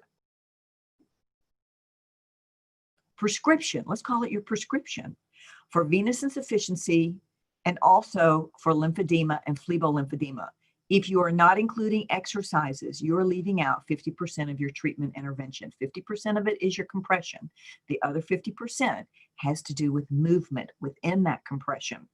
So lymphatic massage is also known as manual lymphatic drainage and is one of the key, it is a key component to getting the lymph back into the central system and away from the area that is so swollen. So what you're seeing down here, as you may have been watching, is the lymphatic vessel doing its pulsations, and you see the fluid going in one-way direction up back towards the central system through these one-way valves. So when we look at lymph concentration and the lymph nodes, where they concentrated, and you can see these places, they're in groups and regional nodes, such as in the neck, the armpits, the cubital fossa, the groin area, behind the knee. They have various shapes, and they are produced lymphocytes are produced and then released when there's an infection. So these lymphocytes, when they mature, they become antibody producing plasma cells. And I am so curious, and I know we're in the beginning of understanding what's happened with COVID-19 and some of the really strange things that it's doing to the skin, such as those COVID toes and some things that actually look like deep tissue pressure injury, or actually look like a Kennedy terminal ulcer, and they're not. And as I look at this and think about what's happening to the skin with COVID, I'm wondering, and I haven't seen anything yet, I keep looking almost every day, what's happening with the lymphatic system with COVID-19. I'd be very interested to know that. If anybody has any information, please, I'm begging you, send it to me. So this is near infrared fluorescent lymphatic imaging. And as you look at this, I'm going to start this video over here on the right. And this is normal flow. And so what you're seeing is this pulsation that's taking place as the lymphatics are going back from the lower extremity up into the central system. So going back to the vascular system, it has the three components. It has your arteries, your veins, and then it's half open. The venous system and the lymphatic system are intimately connected to each other. Anything that happens in the venous system ultimately happens in the lymphatic system. You cannot change, you cannot separate them. They are anatomically tied to each other. Part of that is because they have similar embryologic origin and anatomy. So when pathologic changes happen in the venous system, ultimately, it is going to happen in the lymphatic system. So what is lymph? This is made up of what's called by some cellular garbage. We have proteins, fat, bacteria, viruses, cells, such as your white blood cells, enzymes, such as your major metalloproteases, and water is the transport medium. So in a 24-hour period, about 3 liters of lymph is returned to the heart. There's something that I put in a box over here for you. It probably won't be a test question, and it may or may not be important to you anatomically. But we have learned that we had, up until recently, and it may still be in your anatomy books, related to Starling's law. We thought that that had to do with the lymphatic system and the veins, and Starling's law was why we had some of the changes that we have in the lymphatic system. And that's not so. And so with this new awareness, we know that all fluids are filtered into the extracellular space, are absorbed back into by the lymphatic system, and not absorbed back into the veins, which is the older theory of Starling's law. So the function of the lymphatic system is it's part of our defense system, is to control and initiate the immune response. It's for the absorption of long-chain fatty acids from the mesenteric area, and for drainage and for drainage and transport of that interstitial fluid, along with the other various substances, such as large molecule proteins. Now, that large molecule proteins, that has nothing to do with what we eat. That's not what we're talking about, but it's going to make a difference in how you treat lymphedema. These protein-rich edema is treated differently from high water H2O content edema, which is what you see more in pure venous insufficiency. So all of this is being transported back to the venous system. So the immune function is part of course, is of the lymphatic system is your immune function, where you have your macrophages, your B and T lymphocytes, your plasma cells, your reticular cells. And I just smiled when I heard Lee talking about Heather Hetrick, a very good friend of mine. We worked together for several years here at American Medical Technologies, and she's been a wonderful teacher for me. She says I'm a mentor for her, but I promise you she's a mentor for me also. And we speak on lymphedema, and she had this slide also, both independently. We love this slide because what you're seeing here, look at that little lymphocyte attacking that big old cancer cell, you know, David and Goliath, that kind of thing. These lymphocytes are very, very powerful when they are able to function the way they're supposed to with a functional lymphatic system. So any impairment in the lymphatic system will ultimately impair the immune function. The initial lymphatics can be damaged. The collecting vessels with the motoricity can be affected by lack of physical movement. We can have insults to the nodes. As a matter of fact, while you're sitting here, I don't know if y'all can tell, but I'm sitting on a ball. I've been either kneeling at my desk or sitting on the ball for the past 30 years. You know, remember those kneeling chairs that came out? I started with that until the balls came. If you are sitting in your chair right now, just do heel raises right this minute. Just do up and down, because you are having some venous pooling just sitting here. And we'll talk about this some more in just a few minutes. So we can also have insults to the nodes, such as nodal dissections, radiation therapy, or scarring because of chronic infections. So when we look at the lymphedema edema, so first of all, let's talk about the definition of lymphedema. The definition is that this is chronic localized swelling of the body caused by abnormal accumulation of the lymph fluid. So there's been some disruption in the flow of the lymph resulting in an accumulation, and I even highlighted it for you, of high protein edema. I don't know if it's on the test or not. I'm going to take the test for the third time this year. Probably by October, I'll be taking my third. So had this credential for 20 years. I'm going to do it for at least another 10 years. And I'm hoping that when I take the exam in October, that this is on the test. This is high protein edema, which makes the difference for how you do compression, where it's caused from failure of the lymphatic drainage. And if left untreated, it can cause chronic inflammation with reactive fibrosis to the soft tissues. That's why you see all these strange things happening with the soft tissue. So what is lymphedema? It's defined as a condition of chronic swelling for longer than 3-month duration. It can be bilateral. It can be swelling in one or more limbs. And if it's bilateral, one extremity is usually affected more than the other. And it can also, as you see in this photograph, it can include the corresponding quadrant of the trunk.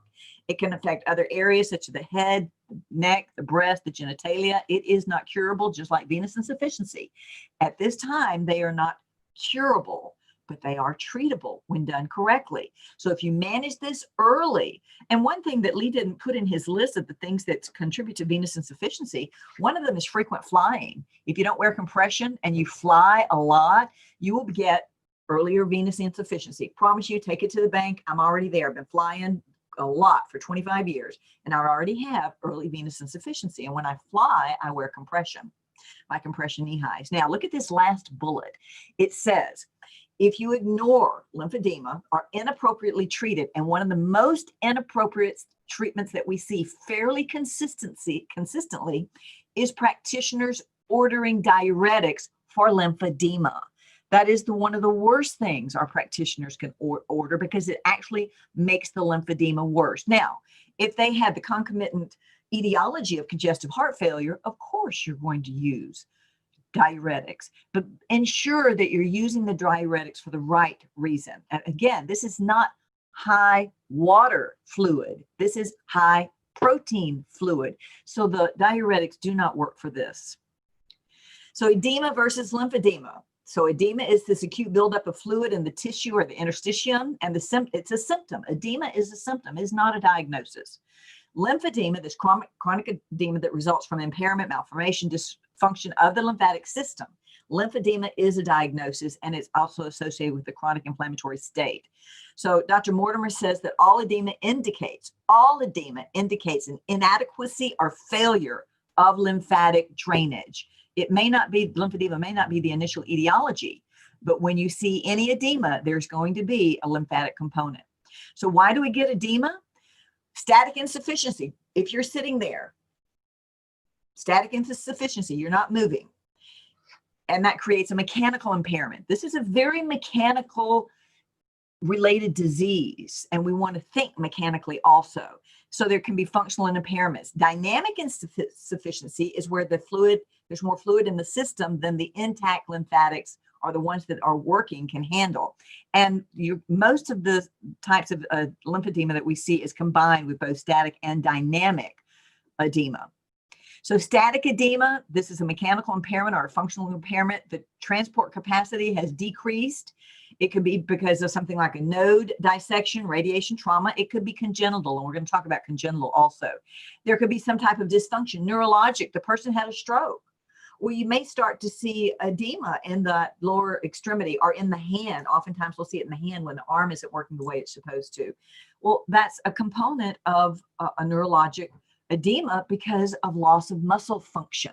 Dependency, gravity assist is pulling the fluids down, and then any muscular inactivity. So the lymphatic system, for some reason, is not able to perform the basic function of removal of water and protein, and we end up getting edema. So as you see here in the bottom, a muscular inactivity, lack of the calf pump, which Lee spoke to you about previously, is a huge issue. So while you're sitting there, if you're sitting in a chair, if you're not sitting in a chair, just stand up and do some toe raises. You know, you're so lucky. Even in our courses, we tell you that you can stand up and walk around when we're doing them live anytime you want to. And isn't it wonderful in this venue? You can stand up, you can walk around, you can stand on your head, you can do whatever you want, and no one's going to think a thing. And I hope you're doing that as we go through this. So we have our dynamic insufficiency, where the load of transport capacity exceeds the lymphatic load exceeds the transport capacity of that intact system. Now, Lee was talking about the CEAP system. And I wanted to mention that when you have chronic venous insufficiency and you get to the C3 component, our diagnosis, our staging, for venous insufficiency. When you get to C3, you're going to have a lymphatic component. So this is where you want to include the lymphedema treatment. And this isn't happening unless you have a lymphedema therapist in your outpatient center.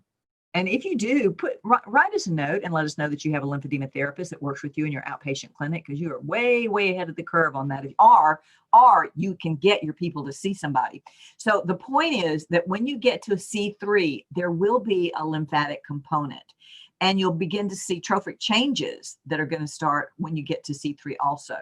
So your combined insufficiency, transport capacity of lymphedema is reduced, so the volume of lymph is elevated. And then there could be coexisting disease processes such as congestive heart failure, obesity, chronic venous insufficiency with a history of DVT, cellulitis, and now we have non-healing ulcers. So impairment of the lymphatic system, again, is going to result in high protein edema, and that is your lymphedema. So when we look at the etiology of lymphedema, there's two primary arms of it, your primary lymphedema and your secondary lymphedema. When we look at the primary lymphedema is usually classified by the age of onset. So on the top left, you see Milroy's disease, which is usually takes place at birth up until I think up until that 2 years of age. Then on the bottom, you see Meige disease, which usually happens with at the onset of puberty. And this is one of my patients with the Meige disease, a young male, 18 years old. And then you see lymphedema tarda, that the onset is usually after the age of 35. So these are the primary lymphedemas. And it's congenital, it's hereditary. We don't fully understand them. Secondary lymphedema usually happens because of a particular cause. And as a good detective, you may be able to figure out what that cause is. So the lymphatic system may or may not be intact, but it's not functioning adequately, usually due to some coexisting disease. Some of the causes, and this is not an exhaustive list, but on the right, we'll have a list for you, filariasis, cancer, infection, chronic venous insufficiency, obesity, and it could even be self-induced in some cases. So when the lymphatics are damaged in chronic venous insufficiency and in with venous leg ulcers, when the lymphatics will be damaged, when there's chronic venous insufficiency, which is what you are seeing here, and a lymphatic leg ulcer, venous leg ulcer, you get the stasis dermatitis that takes place, and the lymphatic capillary lumen begins to collapse, and you have derangement of those anchoring filaments, which I showed you early in the anatomy. So here's normal. On the left, this is the normal lymphatics, and that little round part there is where they put a little dot. So this is normal. Now look in the middle, and you can see these black dots are where they put little round dots, but you can see where there's not that linear look to the lymphatics. It's more diffuse. So this is venous leg ulcers, and we are showing you the impairment to the lymphatic system. And over here, you can see where the circle is, that's a wound, but all around it, you have the lymphatic system is no longer functioning the way it's supposed to. Filarial disease is the most common cause of lymphedema in the world. You may need to know that for an exam. The World Health Organization says it's the leading cause of permanent and long-term disability in the world and is in more than 80 countries.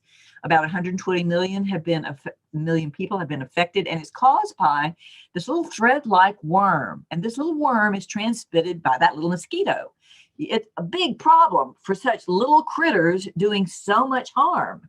So this worm, this excrement from the worm destroys the lymphatic system, and it results in inflammation and obliteration of the lymphatic system.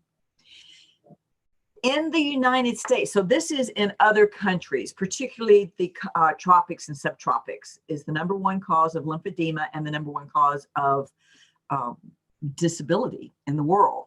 When you get to the United States, cancer is the primary cause of lymphedema.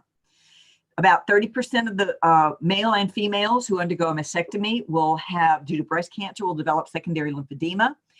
Radiation, if you have radiation therapy, the person had radiation therapy to the area, it doubles the risk of lymphedema.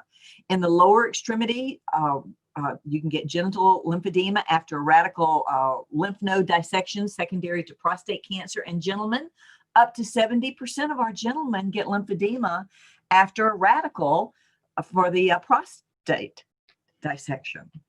So, and our gentlemen sometimes, you know, ladies, we're going to go. We've got this swelling. We got to take care of this. Gentlemen sometimes they can hide their lymphedema, and we want to encourage our gentlemen. And when they have this surgery, I'm hoping that our surgeons are talking to our gentlemen and let them know that they're at risk for lymphedema. Usually it can happen months or years, but usually it occurs after the first 18 months of the insult, the infection, the surgery. Lymphedema, like pressure ulcers, like venous insufficiency, like arterial insufficiency, it has a staging grading system. And in many of your facilities, you may only use the pressure ulcer injury grading system or staging system, which Doc's going to go over. But vascular surgeons and lymphedema therapists are going to use different other types of systems, such as this. So there's 4 stages for lymphedema. 0 stage, it's subclinical. You don't know it's happening. The person doesn't really know it's happening very much. They may see a few small changes, but not a lot. It's not often, it's not clinically detectable. Stage 1, at the end of the day, the person's ankle may be swollen. The lower legs may feel a little bit heavy, may feel a little bit tight. But when they go to bed at night and they elevate the legs, it goes away. So it's reversible. Stage 2 is not reversible. And it may also, with stage 1 and with early stage 2 lymphedema, you may have pitting edema. So there could be some confusion of whether there's congestive heart failure or not, but all the other signs for congestive heart failure aren't there. So it could be an early sign of lymphedema. There may be, with stage 2, there may be pronounced fibrosis or those skin changes that take place with the thickening of the skin, the hyperkeratosis, maybe even papillomatosis, that cobblestone look that you see, such as over here on the stage 3, which is your lymphostatic elephantiasis, where you have, again, this accumulation of this protein-rich fluid that you actually have in all of these. You have severe induration. Induration is the word for firmness or hardness. The skin begins to change its texture and it actually begins to scar. So you have these papillomas and these hypokeratotic changes that you see, these huge skin folds sometimes that you see that can be a trap for bacterial and fungal issues. So again, this high protein edema is stagnating edema, and it begins to develop pathohistological changes with chronic inflammation. And you have infiltration by the mononuclear cells, you have angiogenesis taking place, and you begin to see the skin change with proliferation of the connective tissues and the fibrosis and the fibrosclerosis that we see. The oxidation and degradation of the interstitial proteins attract the monocyte that changes into the macrophage. And this macrophage ingests proteins and activates the fibroblast that in turn forms more collagen. So that's why you begin to see so many of these skin changes with late stage venous insufficiency, chronic venous insufficiency, and certainly with lymphedema. And it also triggers this adipocyte. So your fat cell is triggered, leading to this fatty tissue proliferation that is termed spongy lymphedema. So simply put, lymphatic dysfunction starts with the lymphatic dysfunction, whatever the etiologic factor was, the chronic inflammation, and often you end up with a stagnant wound. When you look at assessing for lymphedema, there are a few things to look for. You want to look for those thickened skin folds, the squaring off of the toes. It is not a medical term, but you will frequently hear the term sausage toes. They are squared off, little fat toes.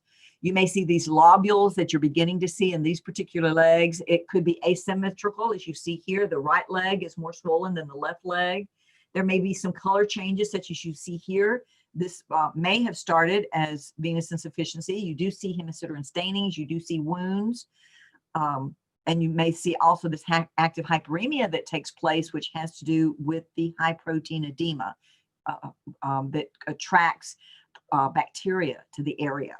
So one of the things, and this could be on an exam, so star this, and I don't know how you're writing your notes. Some of you may have the book and some of you may not, but one of the things I would recommend is as you go through this, if you can see what the slide number is, because I can't see the slide number on here, but if you can tell where your slide number is, write on a piece of paper the slide number and just put a star by that, because that means, oh, I want to go back. Somebody, Pamela Lee, Dottie, said that might be on the test. So you want to put a star by this.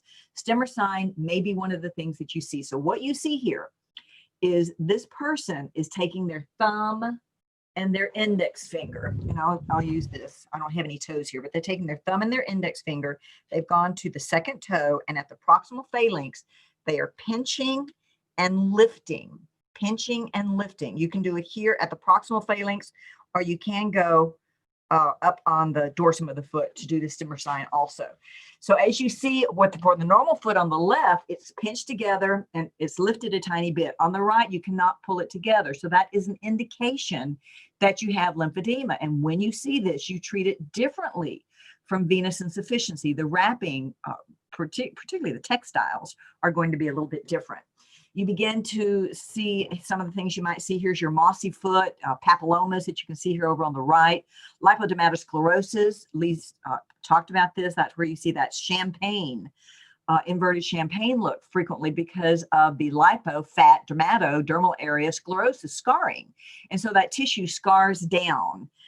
You see hyperkeratosis and fibrosis often. So I just have listed here some skin changes for you to look at. You might want to know what these terms mean. You might want to put a star on this particular slide, and that's for you to read. Kind of went over a little more details of what I just said.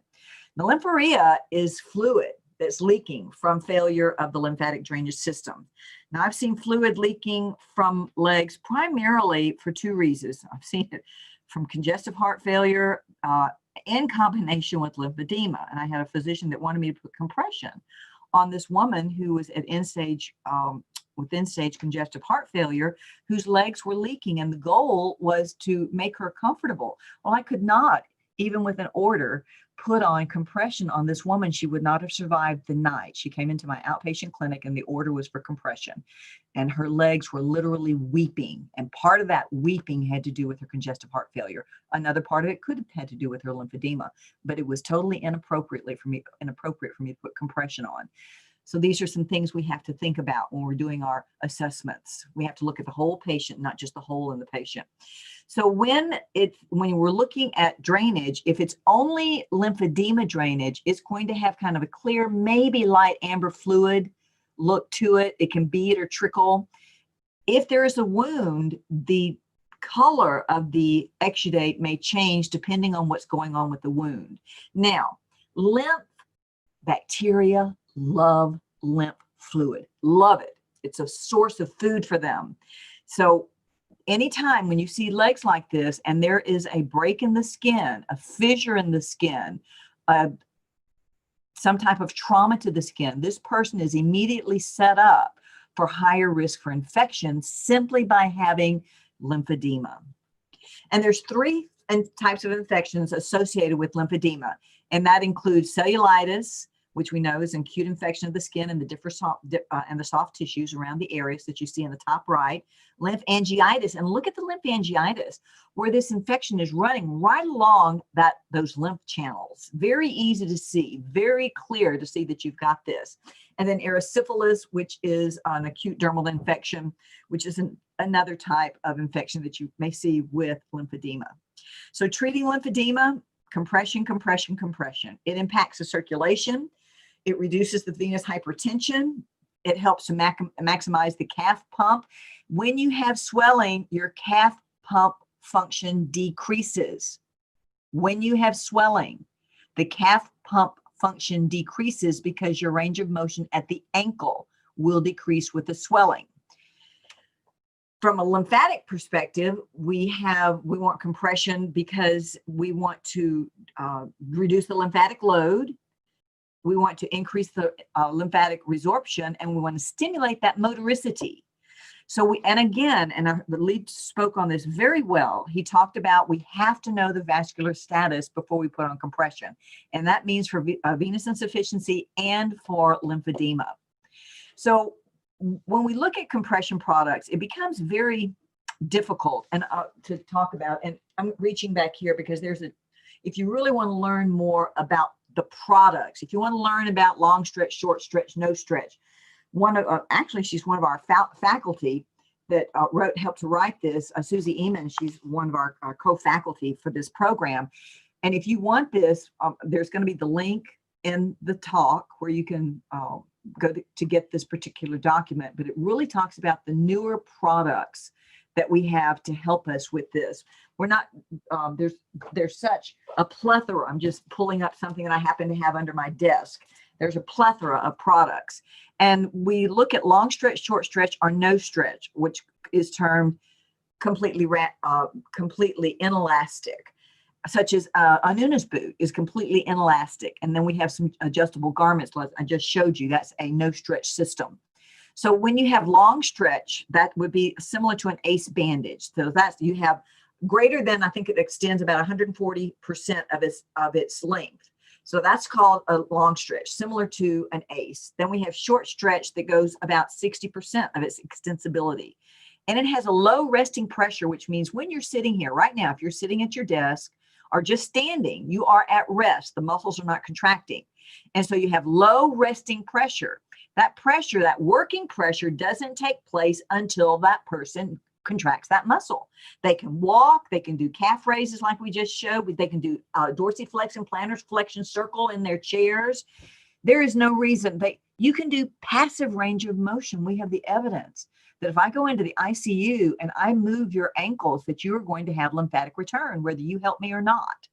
So we know that even passive range of motion, there's no reason not to include exercise, even when people are not ambulating.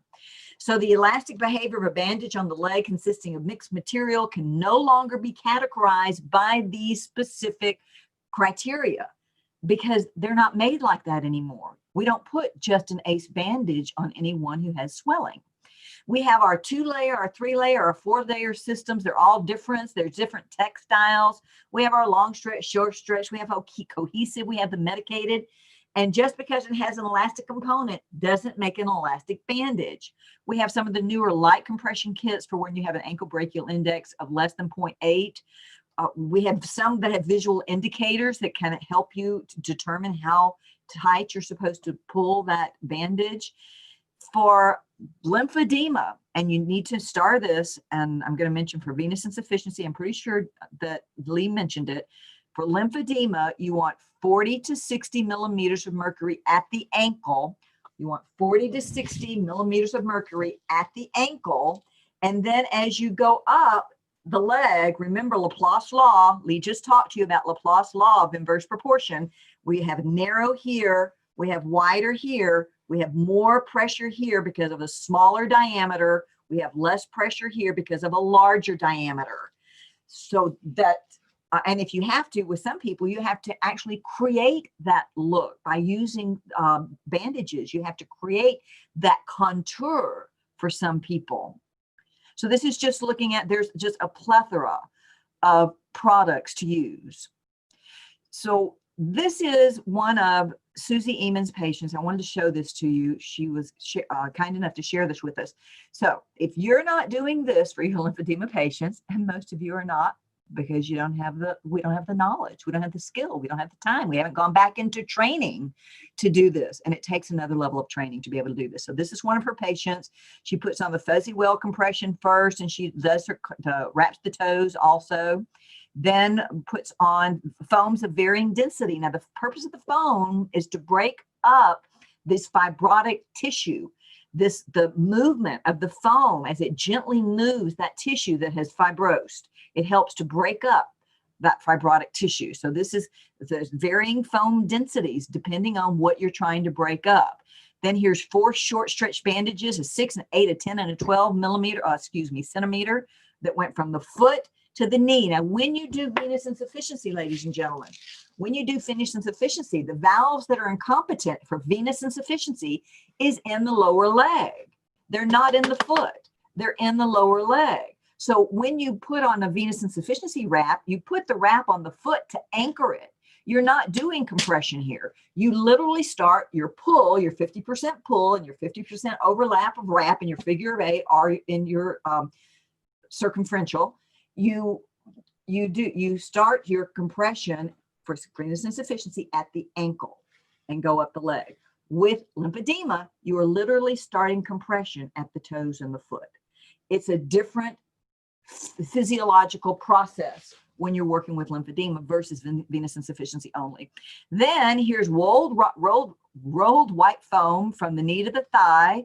And ultimately, this person has 8 layers of compression on to get the best outcome for this particular patient. So I just wanted to share with you how complicated this could be. Now, Una's boot needs to be applied by clinicians. There is skill. It is dependent on experience. It does require additional dressings if you have a local wound that you see, as you see here. When it dries out, it becomes stiff and becomes semi-rigid. If that person is not ambulating moderately, Una's boot then becomes ineffective. Once it goes down and the swelling goes down, it dries, and the swelling goes down, then that Una's boot is just sitting there. Even if they're ambulating, it's just sitting there once that initial swelling goes down. So you may have to put Una's boot if you're going to use it more often. It is a rigid system. It is a rigid system. And in general, the patients don't like it. So there are newer products. If you think you need something to help with the dermatitis, there are newer products that you can use that has calamine and zinc in it. So compression, compression pressure is not a static number. It has to do with your resting pressure, being still, and the working pressure. It has to do with changes. When you go from supine to sitting, that actually changes the pressure systems within the veins and within the lymphatics. Activity, you want the people, part of your prescription, part of your plan of care is activity and or exercise. And over time, that's the other thing about these textiles. Over time, they lose their elasticity and they have to be replaced. And I'm one of the worst. I wear my compression knee highs way too long when I fly. I'll wear them for 6 months. And, at about 4 months, they're not working as well as they used to. And they're expensive. So all of us sometimes choose to wear these things a little bit longer than we should. And I understand why. So some of the dynamics related to subbandic pressure. So this is the pressure that's created by the elastic recoil of the product on the tissue. It is a dosage in millimeters of mercury. You are giving a dosage. So we have our resting pressure. Then we have our working pressure. And so the stiffness, we have pressure, that's the force. And then the stiffness is the force that's created by the resistance to the expansion of that product. The stiffer the bandage, the greater the pressure fluctuations, and that stiffness impacts the working pressure. So the difference between the resting and the working pressure is the static stiffness. And again, a lot of that is explained in this document if you want to dig deeper, if it's important to you. And if you're going to be a lymphedema therapist, you're going to want this document.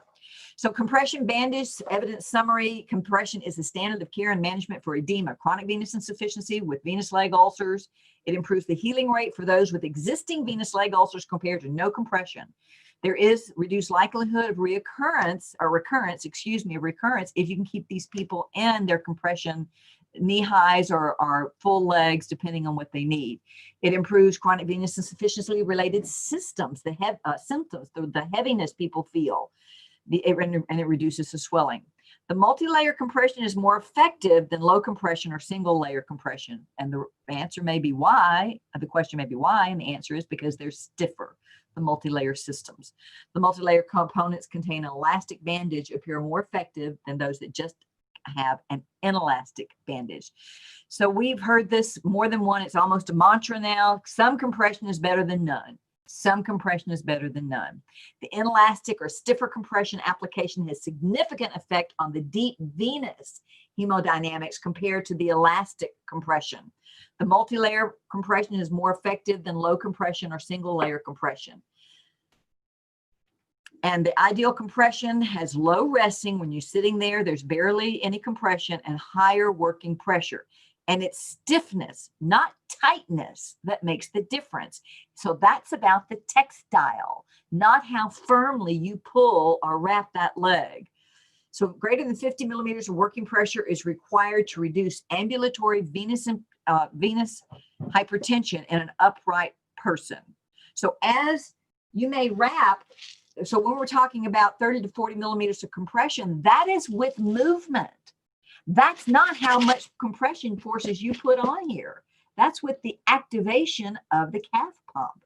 So in case I haven't said it, I don't think I did. I think Lee said, venous insufficiency compression, write this down, put a star by this. Venous insufficiency compression with a normal ABI is 30 to 40 millimeters of mercury. Venous insufficiency with a normal ABI is 30 to 40 millimeters of mercury compression.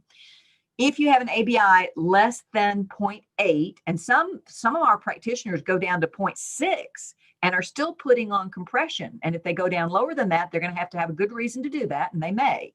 So 0.6, that's going to be a different wrap. We have some 2-layer wrapping systems. There's a 4-layer wrapping system. You could take out one of the wraps, and that makes it supposedly 20 millimeters of mercury of compression. So there are ways to decrease the compression when you have the comorbidity of arterial insufficiency. Now, lymphedema compression is 40 to 60 millimeters of compression. 40 to 60 millimeters of compression. Venous insufficiency without an arterial component is 30 to 40 millimeters of compression. So you might want to know those two numbers. Again, know your vascular status. You can have your elastic component or your inelastic component. This is your elastic cohesive products. They have a higher sustained pressure, both working and resting. And there's been shown that there's significantly shorter healing time when you have an elastic versus an inelastic component. Some compression myths. Inelastic short stretch is not as effective in patients with limited ankle mobility or previous ankle fusion or immobility or muscle wasting or paralysis. The literature shows that inelastic or short stretch is still effective in these types of situations with these people. And again, position change, I just mentioned that, makes a difference, just going from supine to sitting or sitting to standing. Again, passive and active range of motion of the muscle groups under the elastic short stretch compression facilitates that venous lymphedema return in minimally mobile patients and is required for short stretch wraps to be effective. And inelastic or short stretch compression is safer due to the lower resting pressure and higher working pressure. So compression selection, we have to look at the edema. What happens as the edema goes down, oftentimes we see more slippage of the compression device that we have on. And with wounds, we're going to have absorptive quality, absorptive products under the compression. And in some instances, there will be leakage. So you want to, oftentimes the first layer is some type of something that can absorb. Intermittent pneumatic compression. This is our multi-chamber pumps that are sequentially going from the foot all the way up to, and it can go all the way to the thigh, actually. This is useful in non-ambulatory patients. They have basic models, advanced models, but you need to know what you're ordering. And we are having more and more support for lymphedema using these devices. They have become very sophisticated. Initially, however, the lymphedema therapist will say, please don't use the compression pumps initially. Please clear the areas that are not damaged before you put a pump on, so you don't overwhelm the intact lymphatics and damage them. So it's not a standalone treatment. The pumps are not a standalone treatment. Don't just pump the part that's swollen without assessing, and no yo-yo pumping either. So your compression garments, here's your stride information. If you need this, let me know. You can go here, but you can also let me know. This is just looking at some of your adjustable wrap garments, just showing you some of the different types that you can, and we listed everything we could find because this is a CME program. We listed all of the companies that we could find to discuss the difference. This is not in your slide, but I wanted to tell you about this. This is a wonderful article written by this gentleman, Brian Grillo, and he wrote this so, and I'm not saying it's simplistic, it's simply readable, and it talks about what Lee and I have been trying to express to you. And it talks about the gradient, that going from the 40 to 50 at the ankle, or 30 to 40 at the ankle, the dosage, that's how much, the adjustability and wall stability. So if you want this, let us know and we'll make sure that you get it. So complete decongestive therapy is called Combine. It's the gold standard for lymphedema. It is safe. It decreases the swelling and enhances the patient's functional status.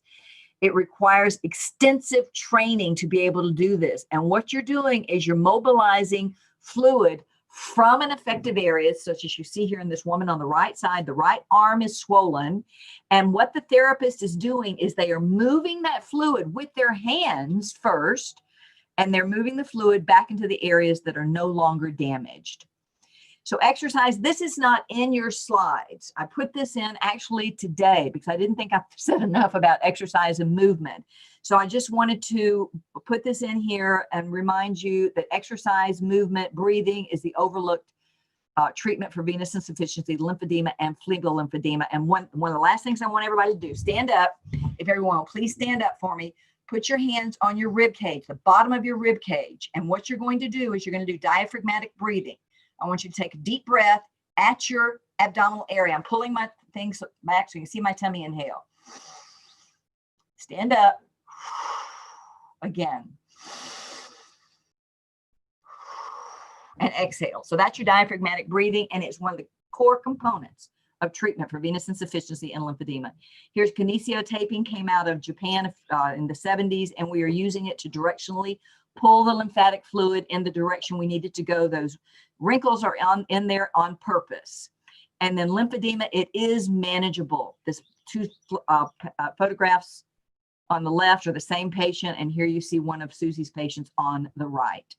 Lipedema or lipedema is a fat disorder that you see primarily in women, and it can be a distractor on your exam.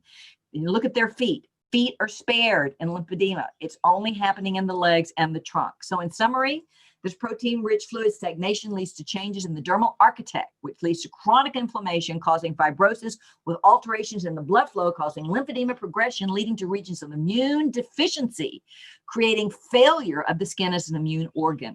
The lymphatic system's role in immune trafficking and clearing of the antigens may play a significant part in the initiation, maintenance, and progression of many inflammatory and neoplastic skin diseases. A healthy, functional lymphatic system is vital to the health as it mediates immunity and inflammation. Ladies and gentlemen, thank you. If you have any questions, what do y'all want me to do? Do you want me to hold the questions until after the lunch and learn? Let me know. Yes, do questions after lunch. After what? Do the questions after the lunch. That sounds good. Okay, thank you, everybody. Sorry, I went about 5 minutes over. Great job. Thank you, sweetie.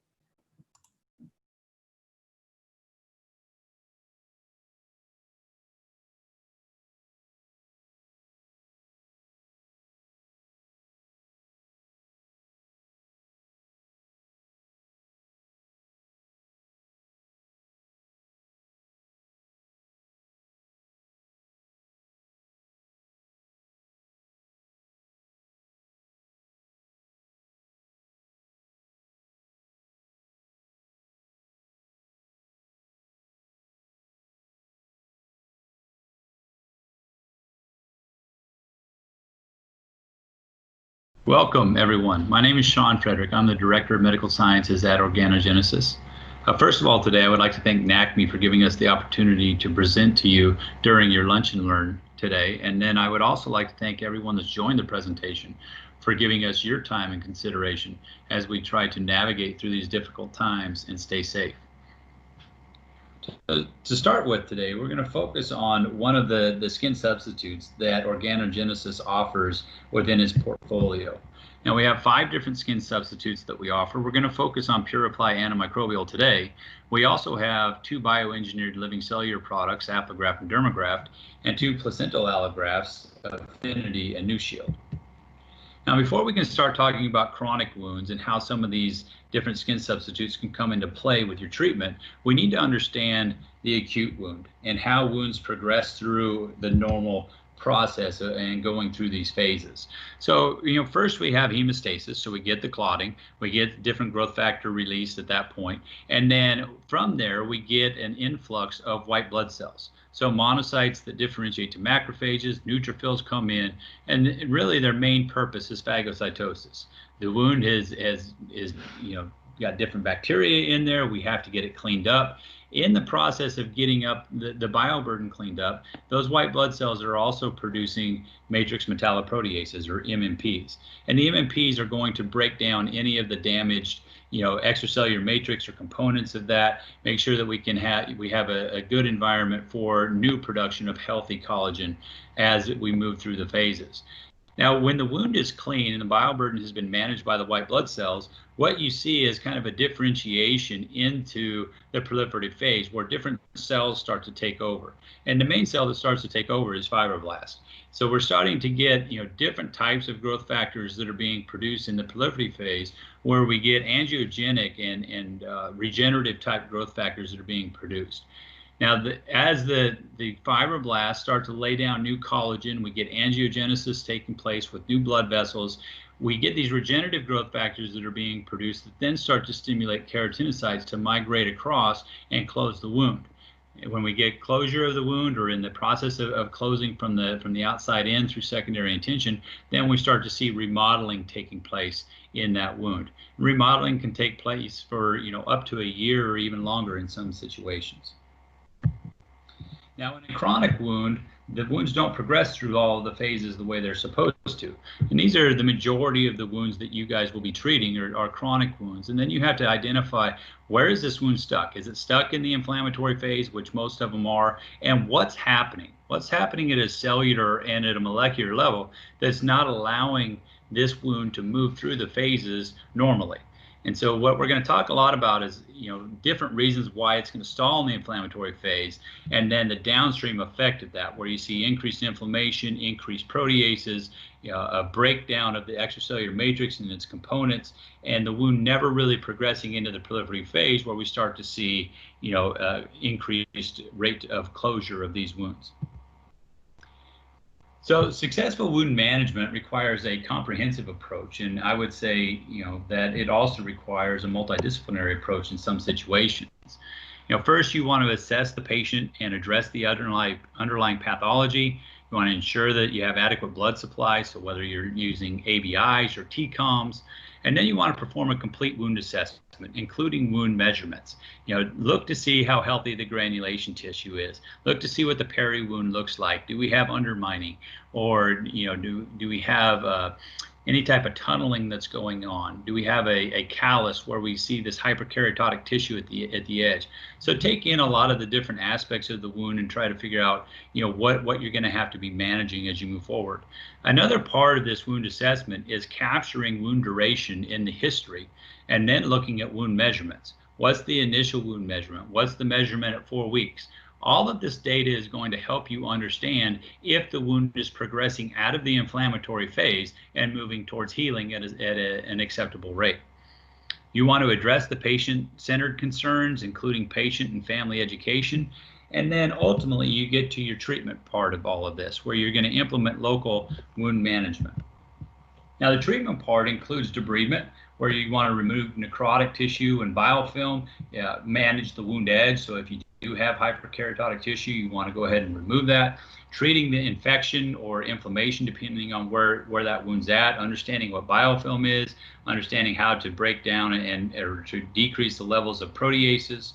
Moisture balance is critical. If it's too dry, you want to make it moist. If it's too moist, you need to dry it up. And then compression. If you have edema and edema is an issue, make sure that if you have adequate blood supply, that you're using compression to decrease the amount of that edema. And then offloading. Offloading for diabetic foot ulcers, offloading for pressure ulcers, doing anything you can to relieve the pressure so that we can start to get adequate blood supply to the area and give the wound a chance to heal. When we start talking about PureApply in this presentation, we're going to start to focus on how you can implement or use PureApply in this good wound care and local wound management approach. So as we talked about, the wounds that are coming in, most of them that are stuck in that chronic phase or chronic wounds are stuck in the inflammatory phase, are coming in and they have excessive bacterial bioburden / biofilm, they have increased proteases. And so debridement is a first step in trying to get rid of the biofilm, get rid of that tissue that's not viable. And then, utilizing a product like PureApply Antimicrobial can help keep that biofilm from coming back and ultimately decreasing inflammation and proteases. So we're going to focus on that as we start to move through some of this presentation. So PureApply Antimicrobial is an advanced antimicrobial barrier. It's considered a skin substitute. And what we look at and utilize this for is it's a way to try to help you with the biofilm and bioburden control. So if we look at the continuum of bioburden and how bioburden or biofilm forms, you start out on the left where you have free-floating or planktonic bacteria. Every wound that is open has free-floating bacteria. I would argue that the majority of chronic wounds have colonization. They have bacteria that are bound to the surface. Now, when these colonies start to group together and you get this different types of bacteria, this polymicrobial, gathering of bacteria, that's when they start quorum sensing. And when they start to quorum sense, they start talking to each other. That's when they start to form an extra polymeric substance, or EPS. And that EPS is a polysaccharide that they're going to use to develop this network around them and amongst them, keeping them together, helping them communicate with each other, and then ultimately protecting them. When that EPS forms is when we have a full-blown biofilm.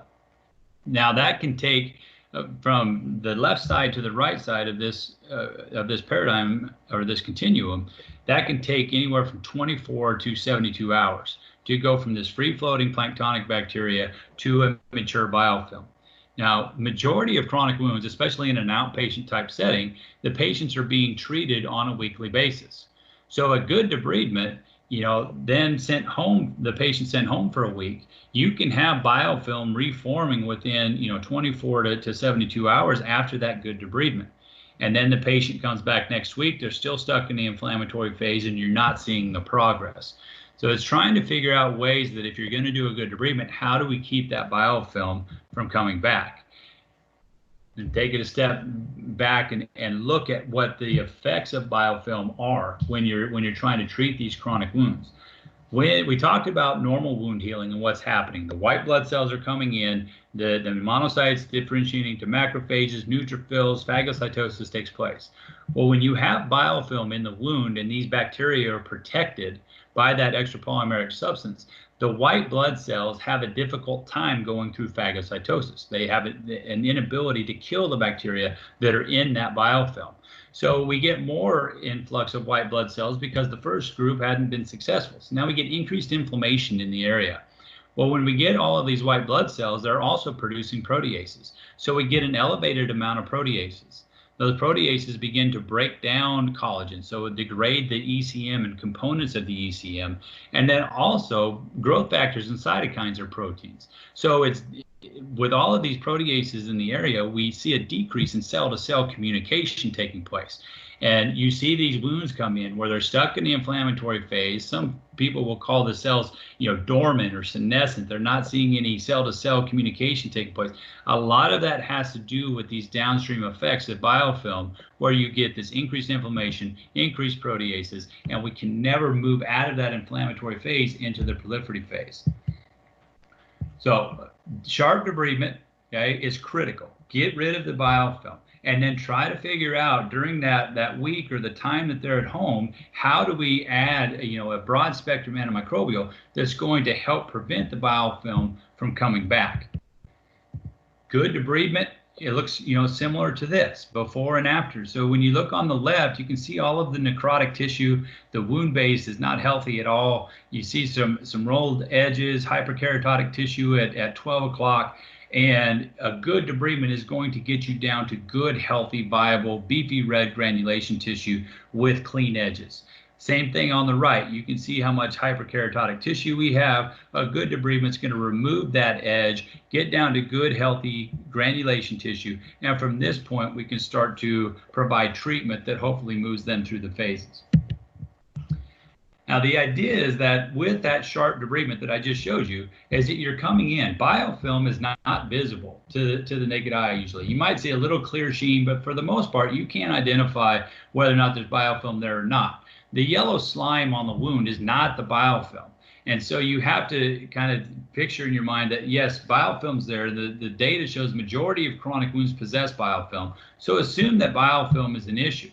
Debride, be aggressive with your debridement, get down to hard, firm, beefy red granulation tissue. And then after you remove the bacteria, try to figure out what can we use to keep the bacteria, at bay. You're not going to keep it all out, but try to keep the amount of bioburden down so that you don't get the colonization, you don't get these bacteria quorum sensing and then ultimately reforming a biofilm within 72 hours. That's where PureApply antimicrobial fits into the mix. Do a good debridement and then protect your debridement with this ECM and this antimicrobial so that we can keep the bacteria from colonizing, critically colonizing, and then ultimately forming a biofilm. Now, what's unique about PureApply antimicrobial is we have two different components that we're putting in play. We have this native cross-linked ECM. We're going to talk about the benefits of that. But then throughout this native ECM, we have an antimicrobial, which is PHMB. So let's focus on those for a second. Now, the PHMB is a large molecular antimicrobial. It's been around for 60 plus years, and mechanism of action, what it does is it's going to bind on to the negatively charged bacteria, and it rips it apart. So it's going to disrupt basically that membrane. Cytoplasm is going to leak out, and then it's bactericidal, so it's going to kill the bacteria. When it kills the bacteria, now the bacteria obviously do not have the opportunity to bind to the surface and ultimately go on and produce a biofilm. So with a good debridement, you take existing biofilm out, any bacteria that are coming in, the PHMB can bind and kill, and then that's how you try to keep the bioburden level down and ultimately a lack of biofilm reformation. PHMB, as I said, is a very large molecule. It has high tissue compatibility, low cytotoxicity. It's been around, like I said, for 60 plus years, and over those 60 years, there's been no resistance ever shown to PHMB, and that has to do with mechanism of action and the plasma membrane or cell wall of the bacteria, where they have an inability to change the outer side of the wall or change the charge that they're putting off. And the positive, or this mechanical attraction of PHMB to that negatively charged bacteria, is that they have a difficult time trying to build in a resistance up to that because they can't change their membrane. Now, the other component to PureApply antimicrobial is this native structured ECM. So you can get a pretty good look at what's happening. We've got two different layers. And And then you can see all the strands of the collagen fibers in this ECM. It's type 1 collagen. We go through a purification process in the manufacturing so that we don't have any cell remnants or DNA or anything left in the ECM that could potentially cause an inflammatory response. It's a very pure collagen. And then what we do is soak it in PHMB. We dry it, and now you have PHMB molecules that are throughout this entire ECM lattice. And so you got all of this lattice work going on. You can picture all of those different fibers. You have PHMB molecules bound to all of those different fibers. The idea behind the native structured ECM, that's a little bit different than some of the collagen dressings that are on the market. So it's understanding, what is native ECM versus what's just a collagen dressing, is that with the native ECM, you have the collagen fibers are intact, and not only are they intact, but you have all of the cross-linking there. And we use a chemical actually in our processing to increase the bonds or increase the cross-linking, which makes this even more durable. So we were talking earlier about inflammation, and one of the downstream effects of inflammation is where you get elevated proteases. The idea with this native structured ECM and very durable, strong version of it is that we want to try to decrease the protease levels. So if we can do two things with these chronic wounds, one, debridement takes rid of the biofilm. That's on you guys. That's on the provider. But if we can use Purify to prevent the biofilm from coming back, and then ultimately over a couple, 2, 3, 4 weeks, whatever the situation, start to see inflammation come down, and then squelch proteases. Well, what ends up happening is you're not getting more production of proteases because the inflammation is under control. And then as you squelch that high level of MMPs with the native structured ECM, you end up getting the proteases down to a level where now we can start to see cell-to-cell communication, and we get an opportunity to move out of that proliferative phase out of that inflammatory phase, into the proliferative phase. Now, not all collagens are the same, and so you're going to get hit out, and you probably already do, with different products that are coming to market. And this is a collagen, and this is native structured ECM. What's the difference? The difference is in the manufacturing of ORCs. So these reconstituted collagens, in the manufacturing of those, they're using enzymes to already break them down, and so they use collagenase a lot of times to break down the large fibers of the collagen down to little fragments of collagen. And when you do that, when you use those products in the wound environment where you have multiple different types of proteases, then really the only proteases that have to go to work on the reconstituted collagens are gelatinases, MMP2 and MMP9. When you have a native structured collagen, you don't break it down in the manufacturing process. So when you put a native structured collagen into the wound bed, then all of the different proteases have to go to work. The collagenases have to break down those larger, fibers, those collagen fibers, down to fibril, and then down to kind of a triple helix level, which is where now the gelatinases are going to come into play. So in this study, you can see across the board, all the different MMPs we have there, that the native collagen matrix was effective at decreasing all of those proteases, where the reconstituted collagen was effective against decreasing the gelatinases.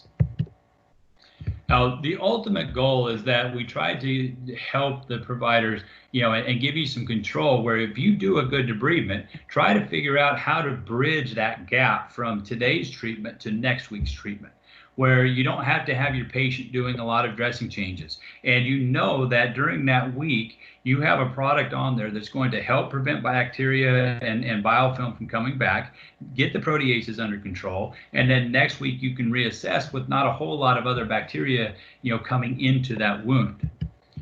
And some of the different things that we look at, and start to study as far as patient compliance and understanding the patient a little bit better, is that 55% of the patients in a study with an N of 547 with venous leg ulcers needed some assistance with their dressing changes, whether that's compression or whatever the situation. They couldn't do it themselves. Now you think about the comorbidities, the different things associated with a lot of these patients, whether it's venous insufficiency or diabetic, the obesity plays a big role sometimes, lack of vision plays a role sometimes, but these aren't the patients that can change their dressings easily by themselves. You may have a caregiver, you may have a spouse, But then when you start to look at, spouse or family members, as well as the patient trying to do their own dressing changes, there are some psychological issues that come into play. So fear and anxiety. I don't want to change the dressing because I don't want to mess it up. I can't put it on like the nurse put it on. Different things like that creep in to the caregiver. And so when that happens, you get a lack of compliance sometimes with what you're asking patients to do. So when you can find a way to bridge the gap from your treatment today to your treatment next week without the patient having to get too involved, then you increase compliance. Now, some of the evidence behind PureApply antimicrobial is we have, studies that we're looking at the ability for, these products, different products to kill MRSA. This is a pig model study where we look at multiple different products, multiple different time points. And without getting into brand names or it's not a superiority study. What we really wanted to look at is when you have a native structured ECM with PHMB, a native structured ECM with silver, a native structured ECM without an antimicrobial, and then untreated control, how do they all fare in an environment where we have large log counts of MRSA? So what we had is multiple different pigs where we create wounds on the back of pigs and then inoculate those wounds with MRSA, debride them, and then we get a baseline number. And that baseline number is 6.7 logs per gram of tissue. From that point, we apply product onto different wounds. So day 2 and day 3, we have a pig. Day 4 and day 7 is a different pig, and day 10 and day 14 is a different pig. So we're looking at a set of wounds for each time point. The wounds that we looked at day 2 are done, and then we look at a new set of wounds at day 3. So you have product on these wounds, and then you're looking at these different time points to see how much of a reduction in MRSA do we have on these wounds. Now we focus on day 7 because we're hoping that we can help get weekly reapplications with this product. And what you see after 7 days of PureApply antimicrobial being on the wound is a greater than 2 log reduction. So if you understand log regression, 2 log reduction is a 99% reduction in bacteria. Right? Now the other products did okay too, but they didn't get down to that full 2 log reduction that we see with the ECM with PHMB, which is PureApply antimicrobial. Some clinical studies we've done. We've done an observational study with 41 patients looking at a prospective case series, looking at full thickness wounds. We had multiple different types of wounds in this study, a lot of different comorbidities, hypertension, diabetes, peripheral vascular disease. And then what I'll show you here in a second is the mean duration of the wounds, but a lot of different treatment approaches have been applied or tried on these wounds prior to them being entered into the study. So you can see 97.7% of them had at least one debridement, offloading, compression, other antimicrobials, and then skin substitutes. And I want to kind of highlight this. We've seen over the years with products like Apligraf and Dermagraft is that, there's different situations, a lot of times in situations where they're not working. And a lot of that has to do with the environment that you're putting them into. When you're putting an Apligraf into an environment with inflammation and increased proteases, you're putting Apligraf in an environment where it's very difficult for it to do what we know it does, mechanism of action wise. The growth factors are going to get chewed up before they can stimulate a change in behavior within the patient. So I'm not surprised in some of these wounds that you see a failure of skin substitutes because we're not getting the environment under control. Negative pressure, hyperbaric oxygen, amputation, and then some surgical closure attempts. So when you look at all of these 41 different wounds, the mean duration was 103 weeks. And in those 103 weeks, looking at some of the modalities we talked about that were tried. Now they enter into this study and we start applying PureApply. The endpoint of the study was 12 weeks. And what we see, if you look at the bottom, is 37% went on to closure. Now, we're not looking for a huge closure rate with PureApply antimicrobial. Yes, it's a skin substitute, but it's a skin substitute that fits more in the inflammatory phase than it does in the proliferative phase. If we need to switch to a skin sub to stimulate the proliferative phase, we'll go to a growth factor skin substitute. But what we're using with PureApply antimicrobial is to try to aid with the debridement, aid this wound in getting out of that inflammatory phase. So we did see 73% of the wounds where you get a reduction in wound area. Well, in order for the area to reduce, we need to be in the proliferative phase because that's where we're getting the regenerative growth factors that are stimulating the keratinocyte migration. So very good outcome for what we use Purify antimicrobial for. Another study that we're working on, and actually it's been completed, but I don't have published data from the end result yet. I'm showing you interim analysis of a RESPOND registry, which is an open label prospective observational study where we're looking at partial and full thickness wounds of multiple etiologies. Now, with this study, we have an N of 63. As I said, this is interim. I think the final one is going to have an N of around 310. So I'm just showing you interim data right now. Multiple different wound types. We did see a pretty good closure rate in this. Now, when we get over 300 patients, that rate, we may see a fluctuation in that rate a little bit. But the bigger takeaway from this is 90% of the wounds had a reduction in wound area. We're getting these wounds through debridement and through Purify, preventing biofilm reformation, inflammation coming down, proteases coming down. You're seeing these wounds shift into the proliferative phase where now we can start to see a reduction in wound area. Purify AM, it's got multiple different things that I feel like we offer. We've got a combination within this product that's unique with the native structured ECM and the antimicrobial.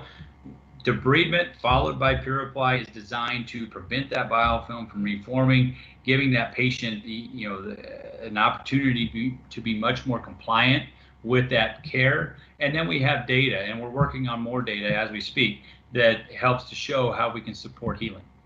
You can treat multiple different types of wounds from head to toe, which is a nice benefit to this product. And then we have algorithms in place that we can help you with. So, wounds, looking at these prognostic indicators, starting with Purify, and then, looking at reduction in area at 4 weeks. So venous leg ulcers, had they decreased greater than 40%? Have diabetic foot ulcers decreased greater than 50%?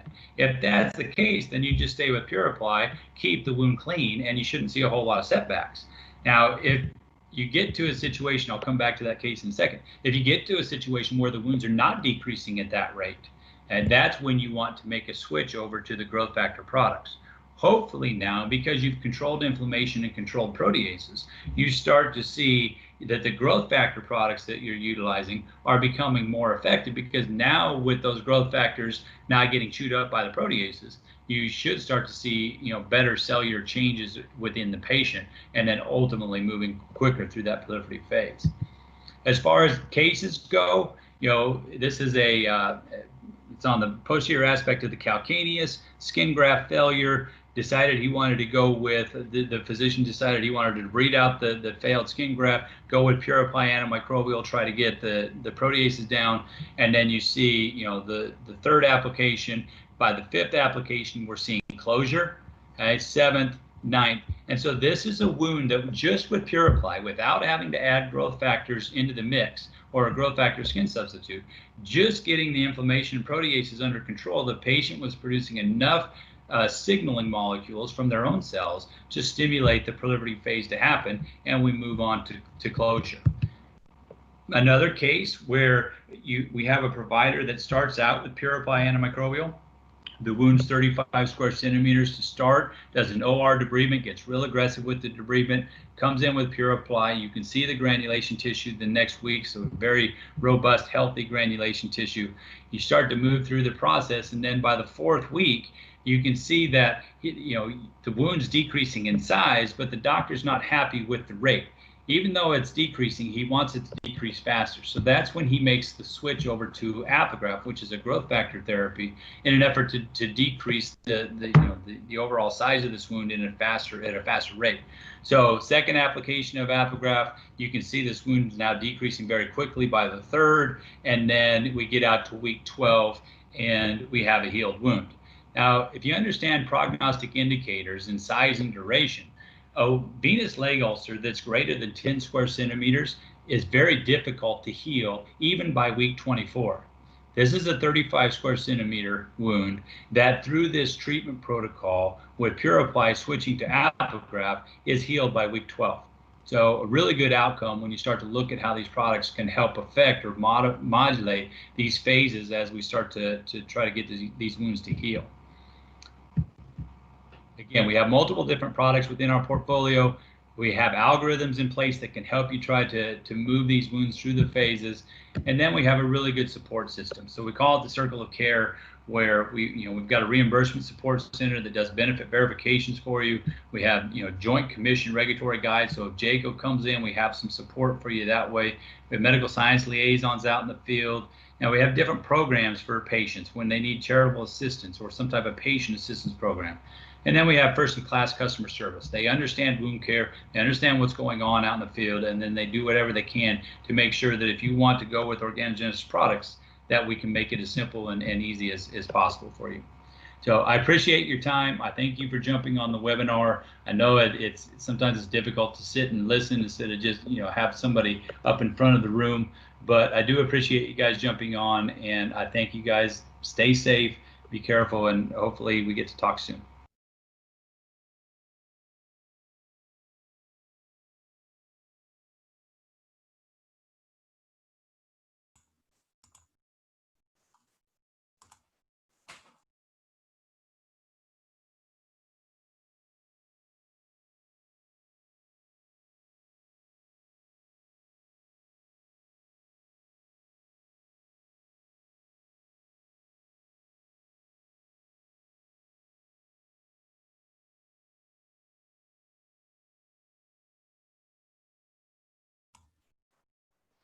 Gotta get to your slides. Pamela, am I on mute? Yeah, you could go ahead with questions. Is Pamela on? I am on now. Yes. So you go ahead with your questions. I'm just getting to our next slides. All right. Outstanding. I had one question, and it says, could I clarify the stimmer sign? If you can pull off the toe, is it positive? Pull off the toe. Joyce, are you being facetious, or is that a typo? You're not going to pull off the toe. If you can pull skin, okay. If you can pull skin off the toe, it's not pulling it off. It's a pinch and lift. It's a pinch, and it's mostly about the pinch part. Can you bring that skin? Say this is my toe. Can you? Let me see. I'm trying to look at myself. View options. You're viewing dot screen. Okay. Well, I can't tell. Can y'all see me okay, Frank? So it's the second toe, proximal phalanx. You take the skin and you pinch it, and you'll see it lifts up a little bit. You're not trying to lift it high. It's just the pinch causes it to lift. So pinch and lift. That's your stimmer sign. And if it's positive, you probably have the comorbidity of lymphedema. Joyce, did that answer your question? All right. That was the only question I had. Thank you. All right. All right. Oh, they didn't see. Now I see they didn't see. Okay, Joyce, coming back. Let's look at this one more time. I'm sorry. So we're saying this is my second toe, proximal phalanx. You're going to pinch, and as you pinch, it lifts a little bit. You use your thumb and your index finger, and you pinch, and as you pinch, it lifts a little bit. What happens when it's positive for stimmers, that protein fibrosis that's been taking place, it won't come together. You can't bring the skin together at all. So that's your stimmer sign. Thank you, Dottie. Okay. Oops. You should be good. All right. Hello again. Here. And I'm certainly relieved to know that we're not pulling anybody's toes off here. That's good news. All right, so we're going to look just a little bit here now at clinical research. This is really quite a short session, but there are some key concepts and terminology that you should be familiar with. Certainly for your regular real-life wound care world, as well as for any exam that you're going to take. So first of all, what's research? It's the systematic study of new drugs, devices, procedures, technologies that may or may not have yet been approved for use. we're looking at some of these new things to see if they're as good as or better than what we've been using before. And really, research is the foundation of progress in clinical medicine. It's what helps us do things better and use better products and technologies. So the issue, of course, is that these studies use human volunteers as their subjects, so we need to have informed consent. Why should we do clinical research? Well, we want to answer a question about a condition, a disease, a product, a pharmacologic medication, or maybe we want to answer, is a certain behavior related to a risk of a certain disease? Years ago, there was research to look at whether cigarette smoking increased the risk of chronic obstructive pulmonary disease. So that ship has sailed. We know the answer to that, but more of the same. Or is a new product or technology more effective in treating a disease or condition than an existing one? So the hierarchy of evidence, this pyramid, is as you see it here, with the quality of the evidence increasing as we reach the top of the pyramid. So we see that systematic reviews sits at the very top, followed by critically appraised topics and articles, and then by randomized controlled trials, RCTs, and farther on down. And we'll look at these individually a little bit as we go on here. So understand also that within research studies, we have strength of evidence ratings. And what these do is these assign values to how powerful this new evidence is. So this happens to be the 1989 US Preventative Service Task Force strength of evidence ratings, and A is the result of 2 or more randomized controlled clinical trials. That's pretty powerful. B, the results of 2 or more controlled trials in animal models that provide indirect support. And then C, you can see that the quality of that evidence is of a lower quality. It's not important for you to memorize anybody's strength of evidence ratings or all of them for that matter, because there's another scheme by the American Heart Association. There is another scheme by the British Medical Journal. Just understand that they are out there.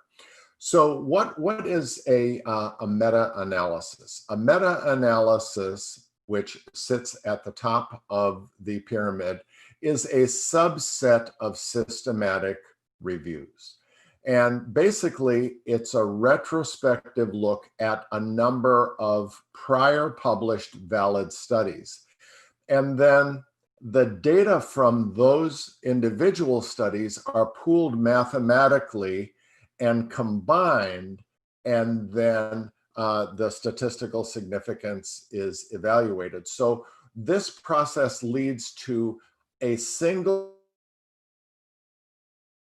conclusion from those multiple studies that carries with it greater statistical power than any of the individual studies standing on their own. The prospective double-blinded randomized controlled trial, this has always been this has been referred to as the gold standard in terms of a prospective or forward-looking trial.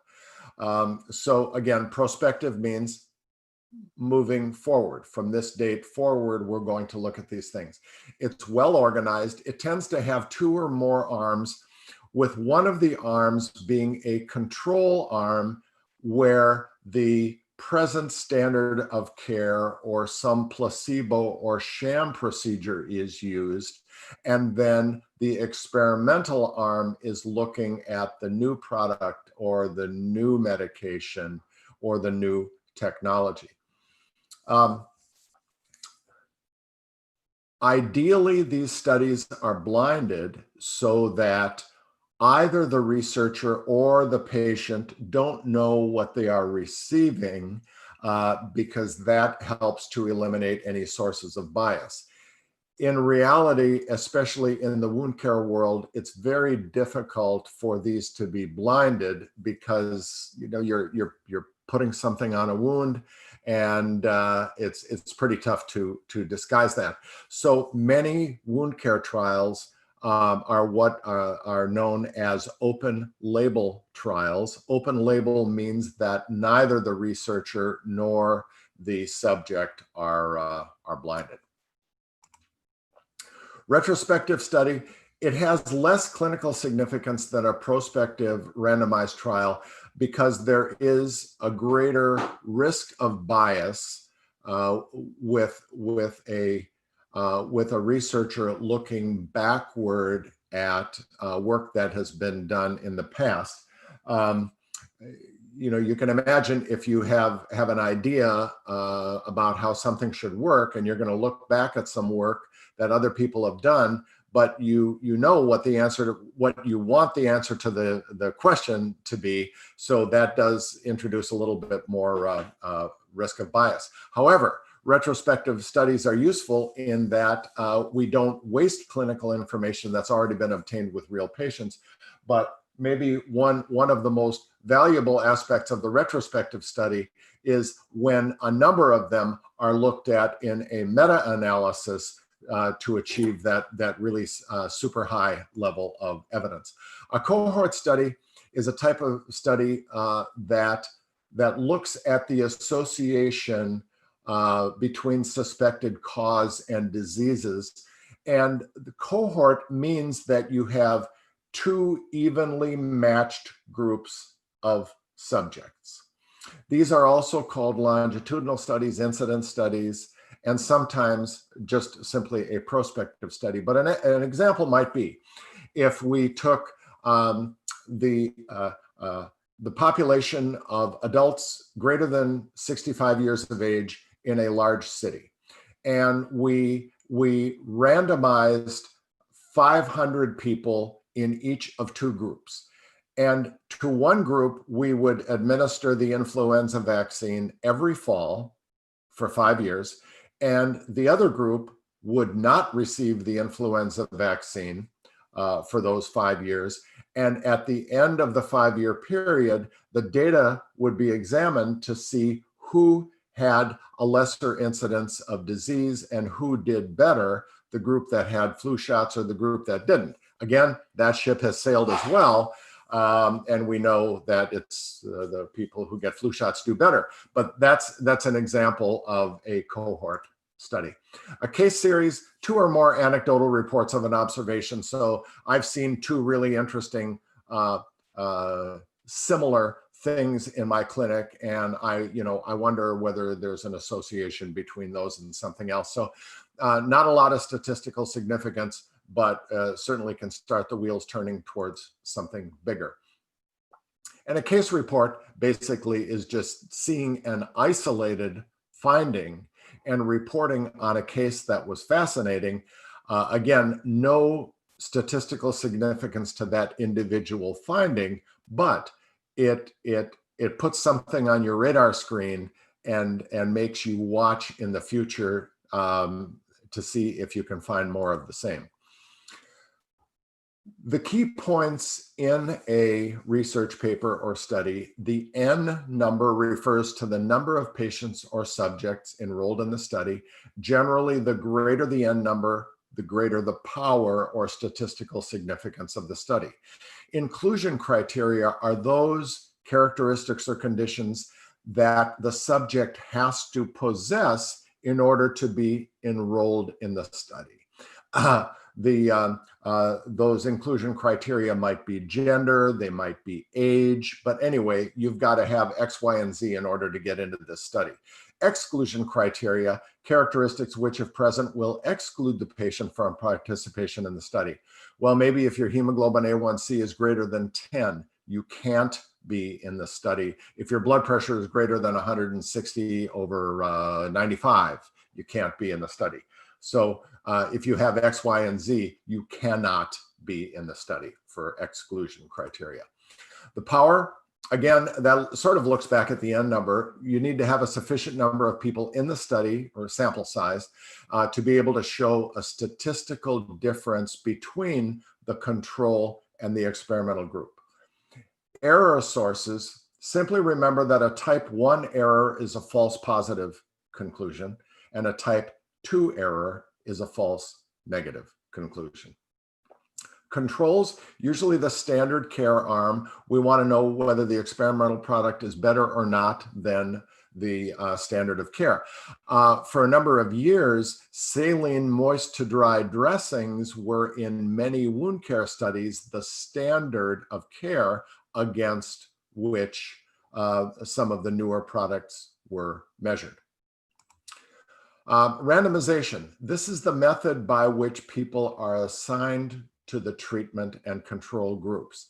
And basically, it needs to be as random as possible. And there are methods and nomograms for randomization that accomplish this.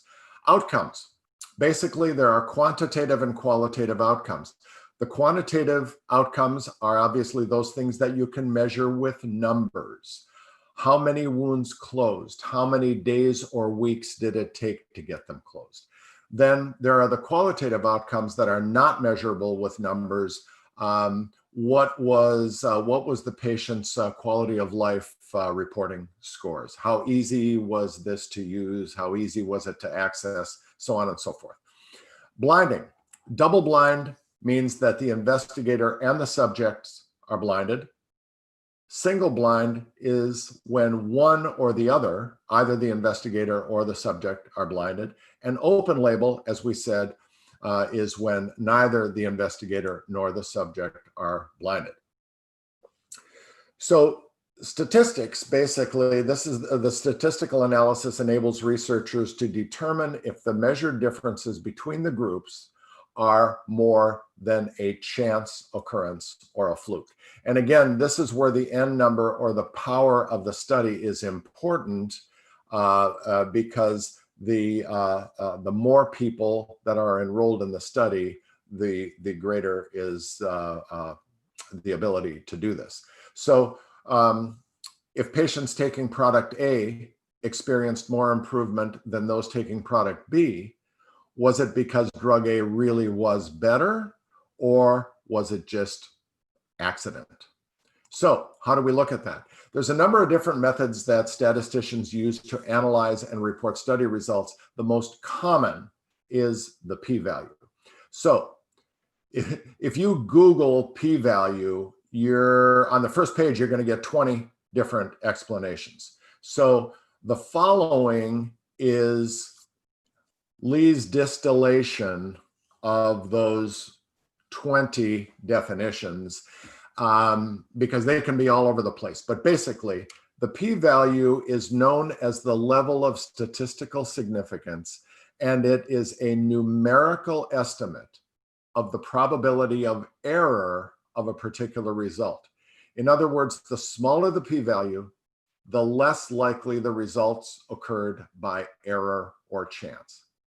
The smaller the p-value, the less likely the results occurred by error or chance. So a p-value of 0.05 indicates that there's a 5% or 5 out of 100 probability that the results occurred by chance, whereas the p-value of 0.03 says that there's only a 3% probability that the results occurred by chance. P-values less than 0.05 typically are thought to be of statistical significance. You hear the terms statistical significance and clinical significance. So the term clinically significant is used when the treatment benefit is expressed in medical terms without regard to questions of statistical significance.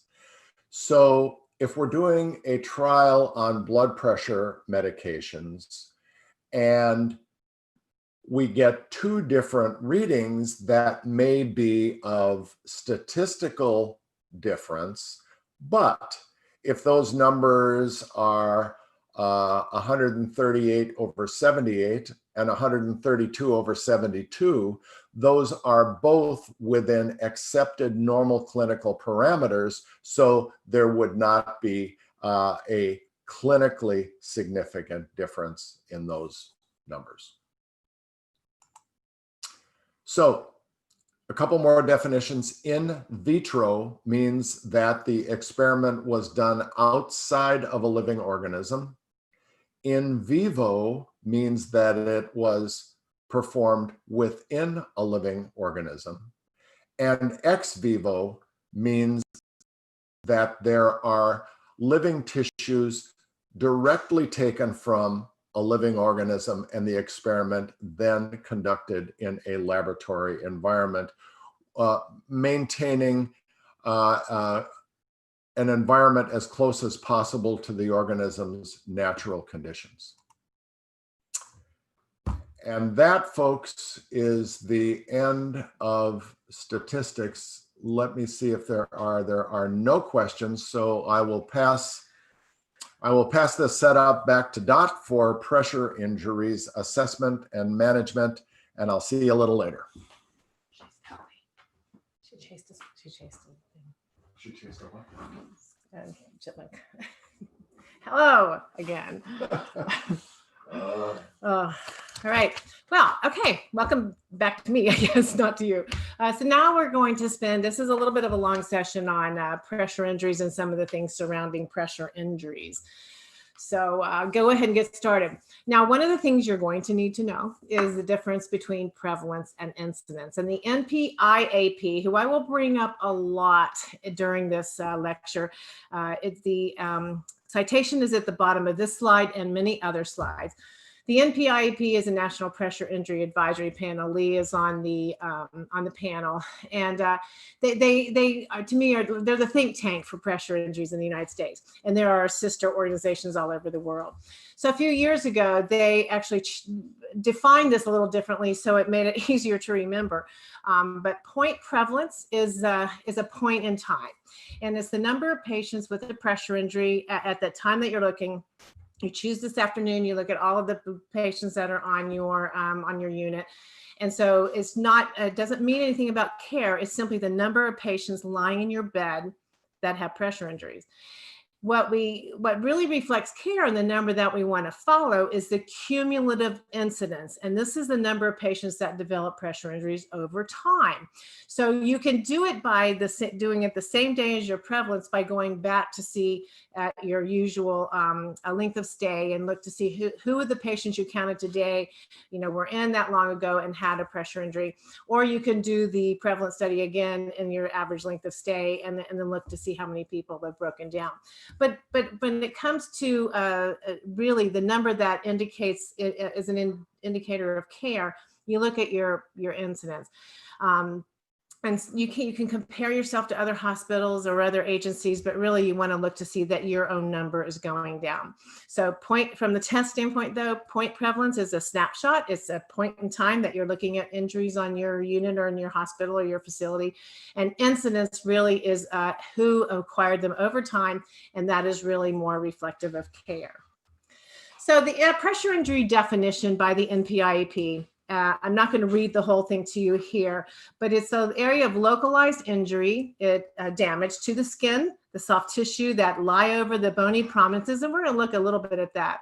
That's related to the bony prominence or related to a medical device. It can be intact skin, as we'll look at, or an open ulcer, and it's usually caused by intense pressure or result of intense or prolonged pressure or pressure in combination with shear, which we will also define. And it goes on just to talk about the fact that the tolerance of anyone's tissue for these causes, the pressure or the shear, can be impacted by a lot of things. And those are the things that we're going to unfold. The microclimate, nutrition, their perfusion play such a big role, and especially any comorbidities that they might have. This is just a slide looking at the most common areas of pressure injury, anywhere that a bone comes close to the surface of the skin and the tissue surrounding it. But if you were to be asked, what is the highest incidence of pressure injuries? It's going to be, what do you think? the sacrum, and it's followed by a close second on the heels. But we want to look at any time, and we have to put the patient into where do they spend most of their time and what bony prominences are most likely to be involved. For example, in the wheelchair sitting patient, then it's going to be the ischium is probably the higher area that's involved. In someone who's maybe contracted or is lying in bed, we have to consider the medial knee. So, you know, when we look at the areas at risk on any one patient, we need to think about where they're going to be spending their time. So when we look at bony prominences, and I like this picture that I found of this one because it looks relatively symmetrical. When you say sacral ulcer, this is what you envision. And then you look at this picture of the actual sacrum, you can see why it happens. It's a big flat bone. And as you see indicated here, the muscles are attached to that bone that come up in that area. So when we talk about sacral ulcers, or we see ulcers in other places, if we think, well, the bone's not there, let's look at that a little more closely as we look at where those muscles are attached. So here's a good example of that. The injury is down in the buttocks, and this has everything to do with positioning. And but when we overlay that same diagram over it, as close as I could get it, you can see that this injury is down here in this area that's attached to that bone. And so through different processes, especially shear, that's how that injury can occur, but not necessarily be overlying the bone. And there's a lot of new information about how these things happen. So when we look at etiology, I want to remind you again that newer concepts and the rate at which they might show up on the test, we don't have any control over. So I'm going to look at old and a more current etiology. But when we look at etiology, of course, we've all been hearing for years about pressure and shear. With pressure being, of course, you have a bony prominence, you have the tissues in here, and then you have some sort of surface that the person is lying or sitting on.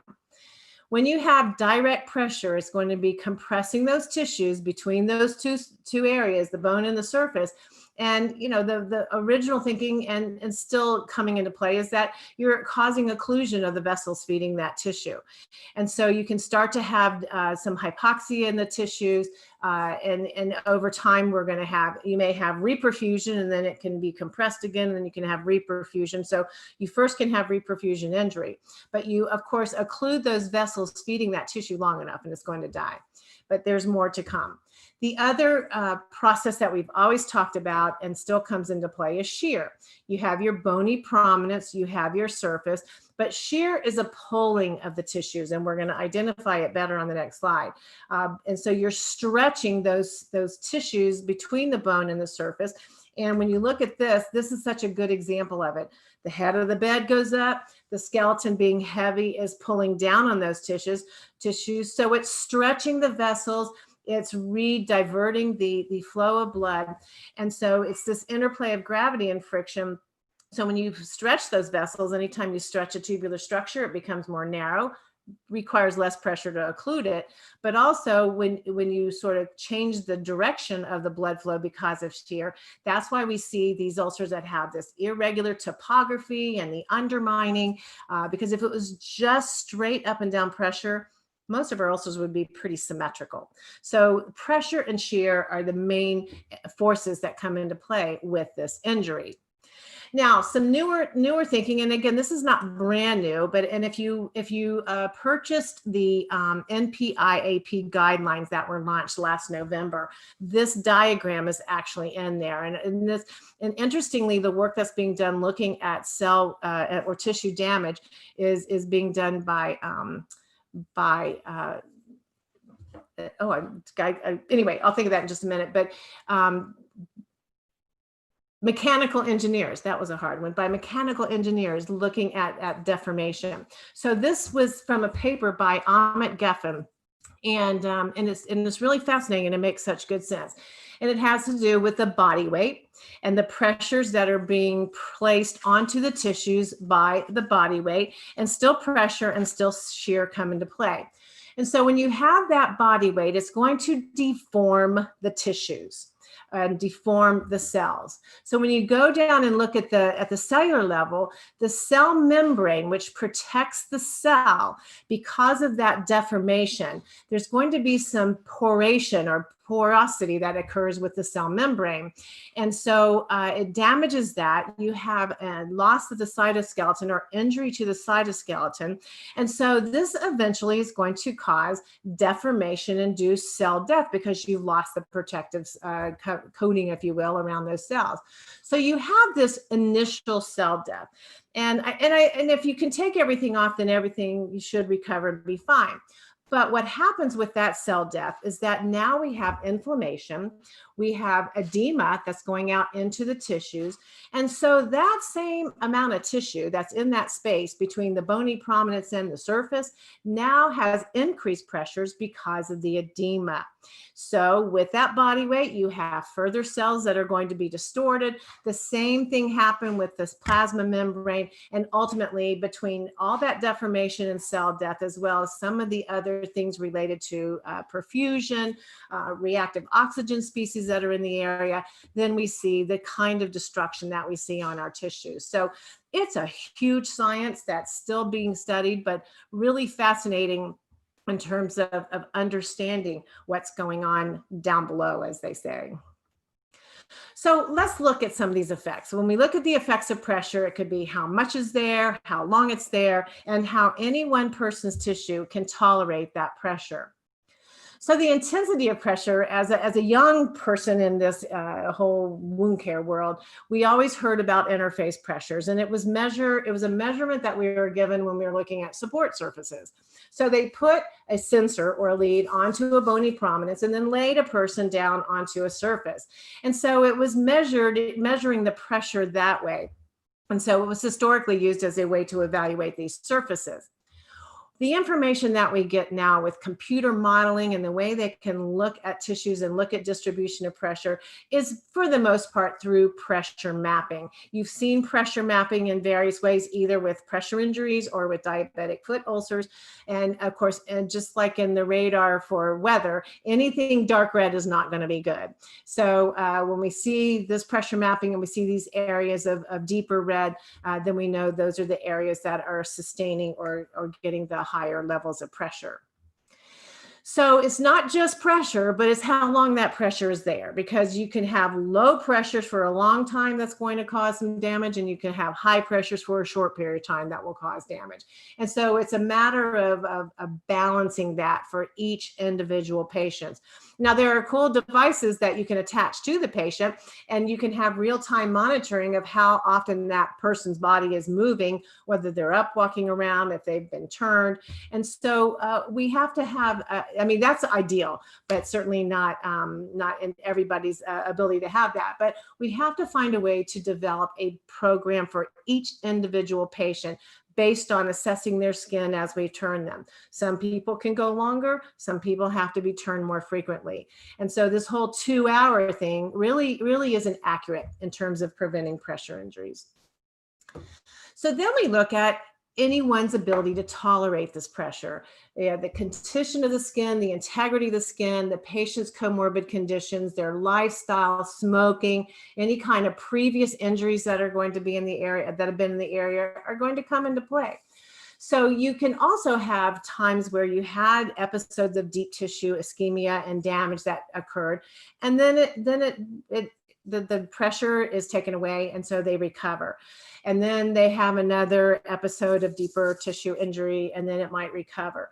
And so this happens more frequently. And I think our ability to interview patients when they come under our care and find out where they've been spending their time is important. If we have those frequent flyers that come into our hospitals, particularly, the best example is someone who has COPD. They do not want to go in the hospital again. And so they stay at home longer than they should. And interestingly, we have a lot of these folks arrive at our clinic, and we're the ones that send them to the hospital because they simply aren't breathing well. But in any event, they've been home for a long time. And if they can't breathe, where are they going to sleep? In a recliner. Many of them sit at their kitchen tables with that just hunched over to expand their chest capacity. They do everything they can to stay out of the hospital. So all this time they've been in a position of pressure with shear because they've been laying in this recliner, and hypoxia.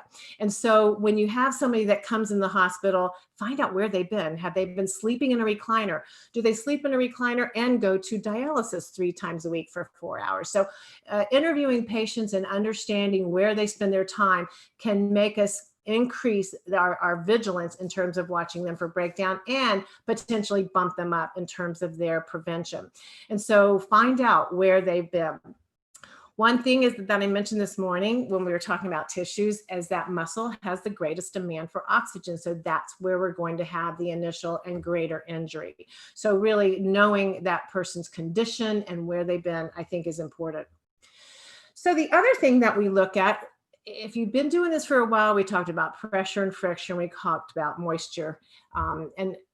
Moisture, now we think of it more as microclimate. Microclimate is more of the humidity of the skin versus just moisture, but it's a combination of the temperature and the moisture, and it impacts the skin in a great way with the humidity. So if you have slightly moist skin, it's going to increase the vulnerability of the skin. And also on the other side, if it's completely dry, it may become cracked and fissured. So when we look at microclimate, it's influenced by so many things: their positioning, their pressure. The elderly patients have difficulty dissipating heat. We have the spinal cord injured patients who have those non-thermoregulatory reflexes where they have that hyperhidrosis, the person who's incontinent.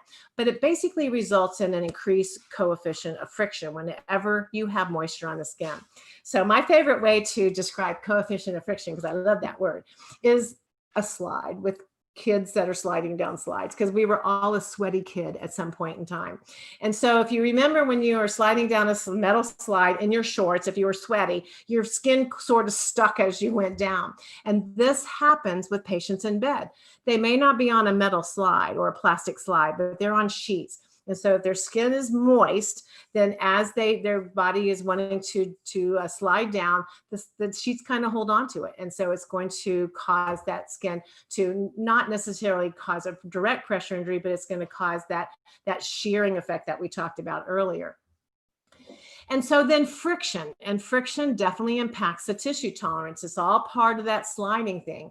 But what I like to point out is friction and just moisture by themselves are not going to cause deeper tissue injuries. So if we only see this kind of damage, we need to see how that patient is moving around in bed. But friction definitely results in this abraded look to the skin, skin tears, like the appearance of a skin tear in the buttocks particularly. And so when you see this, of course, we need to protect it, but it's really going to be about the, more abrasive at the surface versus something that might be going on deep down below. And then other contributing factors are really the same as so many other wound types that we take care of. The patient's nutrition, their perfusion. Again, if they have pulmonary issues, if they're not breathing good oxygen, they're not perfusing good oxygen, low blood pressure. Psychosocial has a lot of ramifications. If someone's hurting or if someone's depressed, they're not going to move around very much. If they need good nutrition, but they don't have the financial ability to buy good food, ramen noodles and mac and cheese are much less expensive than good sources of protein. Elevated body temperature, hopefully someone doesn't keep an elevated body temperature for a long period of time, but it certainly can put an oxygen demand on the tissue. And then, as I've mentioned too many times probably now, anything that impacts the perfusion or the oxygen saturation in the blood, these folks that are in our units on pressors, when their mean arterial pressure drops down, all these things can contribute to tissue breakdown. And so there are many guidelines. And again, the newer guidelines from the NPIAP, of course, in concert with the European group and the Pan-Pacific group, were just published again last year in November. And you can get a free quick reference guide that will talk about the goals and things. But I would really encourage you to buy the full guidelines. The research that went into these is incredible. So they are available from the National Pressure Injury Advisory Panel. Oh, I need to change that. No, I guess that's right. But the National Pressure Injury Advisory Panel at their website, npiap.org. Now, the WOCN, the Wound Ostomy Continence Nurses Group, also has some guidelines out. They were redone in 2016. And then the American College of Surgeons has them. I mean, there's American Medical Directors Association has their guidelines. So we just need to know what's in these guidelines because it can give us guidance how to set up our own protocols in our hospitals. So when we look at prevention, the first thing we're going to do is assess risk. And I can tell you on the test, they're going to be talking mostly about the Braden if they ask about it at all. But what we want to make sure is that we're using a validated scale. We don't want homegrown kind of scales that have not been validated for inter-rater reliability amongst the users. So the guidelines for when you do these is on admission and within a maximum of 8 hours. And I think well, right now our hospitals aren't as full as they have been because many of the elective surgeries and things haven't been done or haven't been being done. But when we are at full tilt and we have busy full emergency rooms where patients are waiting to get admitted, then we need to start this process in the emergency department. But basically on admission and within 8 hours, then we're going to reassess based on acuity and also based on what our hospital policy is. I think in acute care, mostly it's done every 12 hours or every shift. To do it every 24, if that's what your policy says, that's fine, but we have to make sure there's a trigger to remember to do that. In long-term care, it's generally weekly for the first 4 weeks, and then with the MDS, the quarterly assessment after that. In home care, it's pretty much every time the nurse visits the patient. But we need to have it in there, and we need to make sure that we have some sort of policy in place if they have a certain level of risk, that we have an intervention that meets that need. We also have to look at the individual parameters that are being measured in the risk scale, and I'll talk about that in just a moment. But what we want to make sure is that our staff knows how to do these. I think one of the few things that have been good about medical records, electronic ones, is that it does the math for us. I used to see math that was not even done right. But we have to make sure that nurses understand what each section means. This is a great thing to do with the huddles. Teach them one thing at a time so that although it doesn't assess everything, what information we might be getting is going to be meaningful. So this is the Braden scale. The website is down below if you want to look it up, and I'll show you something on the next slide that helps you with teaching especially. But it's got 6 parameters that are assessed on a weighted scale. The best number you can get is 23, and then it goes down from there. What I like to make sure to mention here is that this is where we need to educate our staff in that they're really thinking through what they're looking at on a Braden scale, because this is still accepted practice. One is sensory perception. Do they know that that patient is a diabetic and doesn't have any sensation in their feet? Because they may be able to move themselves around just fine a little bit, but if they can't tell that their heels are bothersome, then they're not going to move their feet.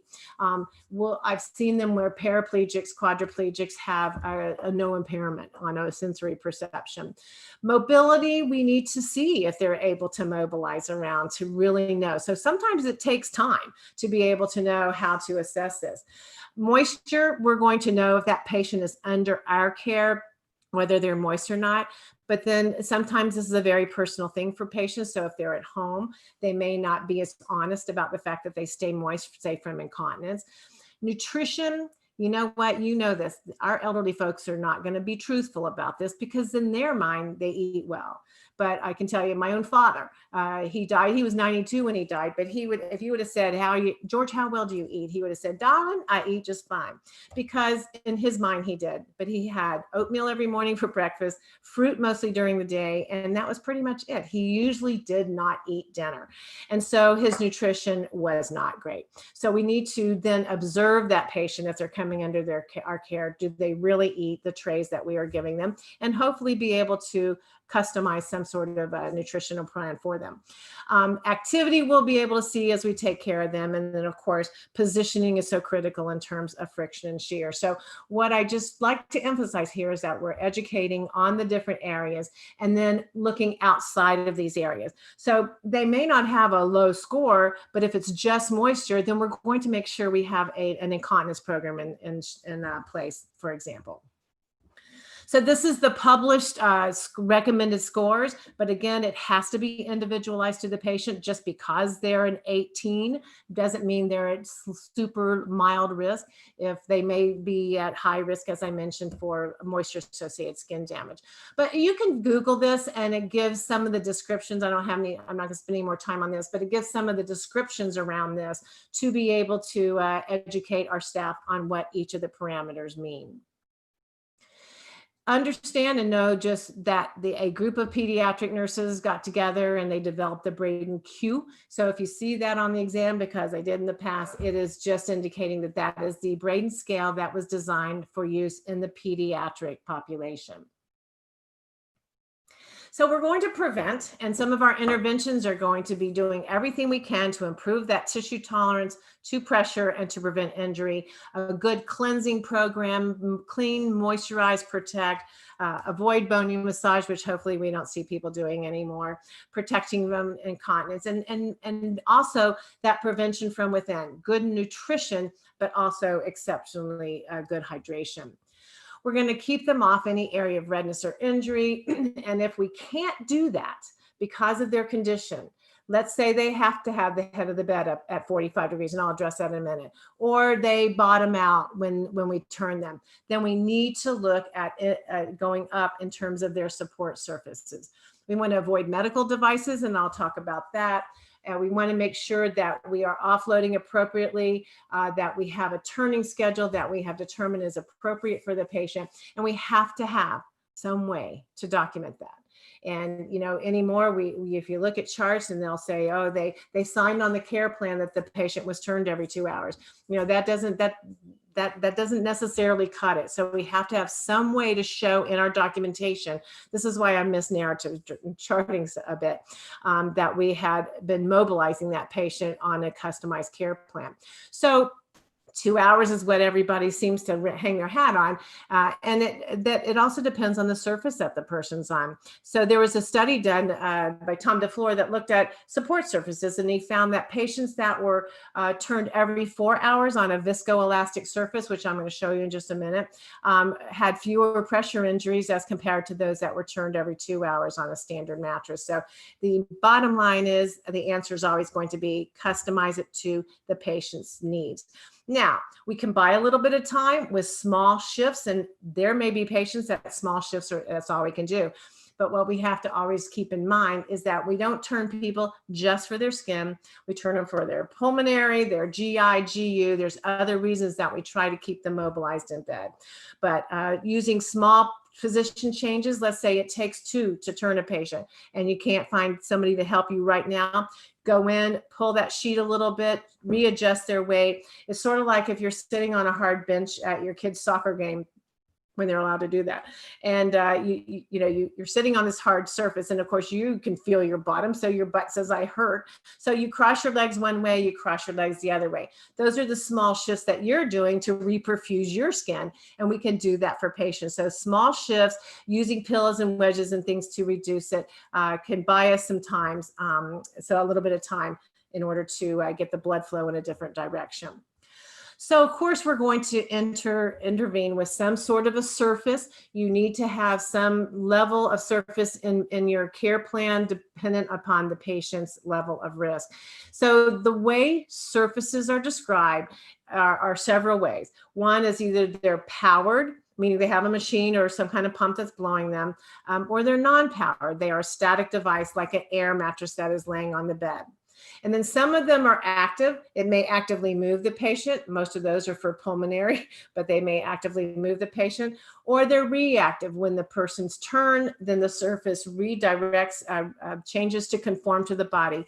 And that is how the pressure is redistributed. So the term is redistribution. We do not say relief or a reduction anymore. We're trying to spread the pressure out along the entire surface of the body. And the surfaces that work do this through immersion or sinking into it, and then envelopment, where the surface, and you can see it on the far right picture, where the surface sort of fills in all the spaces of their contour of their body so that it totally redistributes that pressure. And I'm going to show you a great picture of a viscoelastic foam in just a moment. So when we look at selecting one for a patient, it'd be nice if we could just pick and choose for each and every patient. But of course, our hospitals have contracts, and so we have the surfaces that we have. But we have to be proactive in making sure that we have adequate surfaces to reduce the pressures for these patients, to redistribute the pressures for these patients. And so we're going to select one that meets the patient's need in terms of how much they move or don't move, microclimate needs, reduction of shear. It has to fit the individual. We'll talk about that again. If they have existing injuries, that's going to make a difference. Are they at high risk? Maybe they don't have any injuries, but they have an old scar where they did. That's going to put them at higher risk. Again, the need for microclimate control. And of course, we want the patient to be comfortable. So our selection should be based on, of course, I think I just said a lot of this, perceived level of risk, what category or type of injury that they might have, their level of mobility, their comfort level, and again, the need for microclimate control. And this is the biggest thing. If we have someone whose wound is not healing or they break down on that surface, then we need to always consider upgrading that to a higher level. So from the guidelines, for support services for prevention, stage 1 and 2, we can consider a high spec foam or some other similar non-powered redistribution surface. There's no evidence to support that we need a powered surface when we're using it for prevention, unless we recognize that that person has something that puts them at higher risk. So for stage 1 and 2s or prevention, consider something that molds to the patient's body. And this is the picture that I said I was going to show you. This is a viscoelastic foam, and you can see with this model, this isn't what any of my patients look like, but you can see with this model how it conforms to the shape of her body. So it's redistributing all of her body weight over that larger area instead of just on top of that bony prominence. So we have to put all this together, and as when it comes to like the hemodynamically unstable patients, that's going to be a very individual decision, or somebody with multiple injuries. So then for the guidelines say for stage 3, 4, unstageable, and I need to take that suspected out, but deep tissue injury, we're going to keep them off of the area. And so then we'll select a surface that matches the needs of that patient based on that, and on the other things, the shear reduction as well as the microclimate control. And there's not, at this point in time, there's been a lot of support surface guidance that has been given by the NPIAP, but at this point, there's not one support service that's going to meet the needs for every single person. We have to have it individualized and then fit it within our formulary. But again, if they broke down on a surface, that's probably not the one that we want to keep them on. And so, just from a legal perspective, we read so much about people want to say, oh, this was unavoidable, but if they broke down and we didn't at least address the surface that they were on, then we didn't really meet that patient's needs. And I'm going to talk more about that. So other considerations for pressure injury, of course, is reducing friction and shear through the use of lift sheets. Many of the underpads now are of the ability on a normal weight person to lift them up. And then there's 230s to keep in mind. The head of the bed should be kept at 30 degrees or less when medically feasible.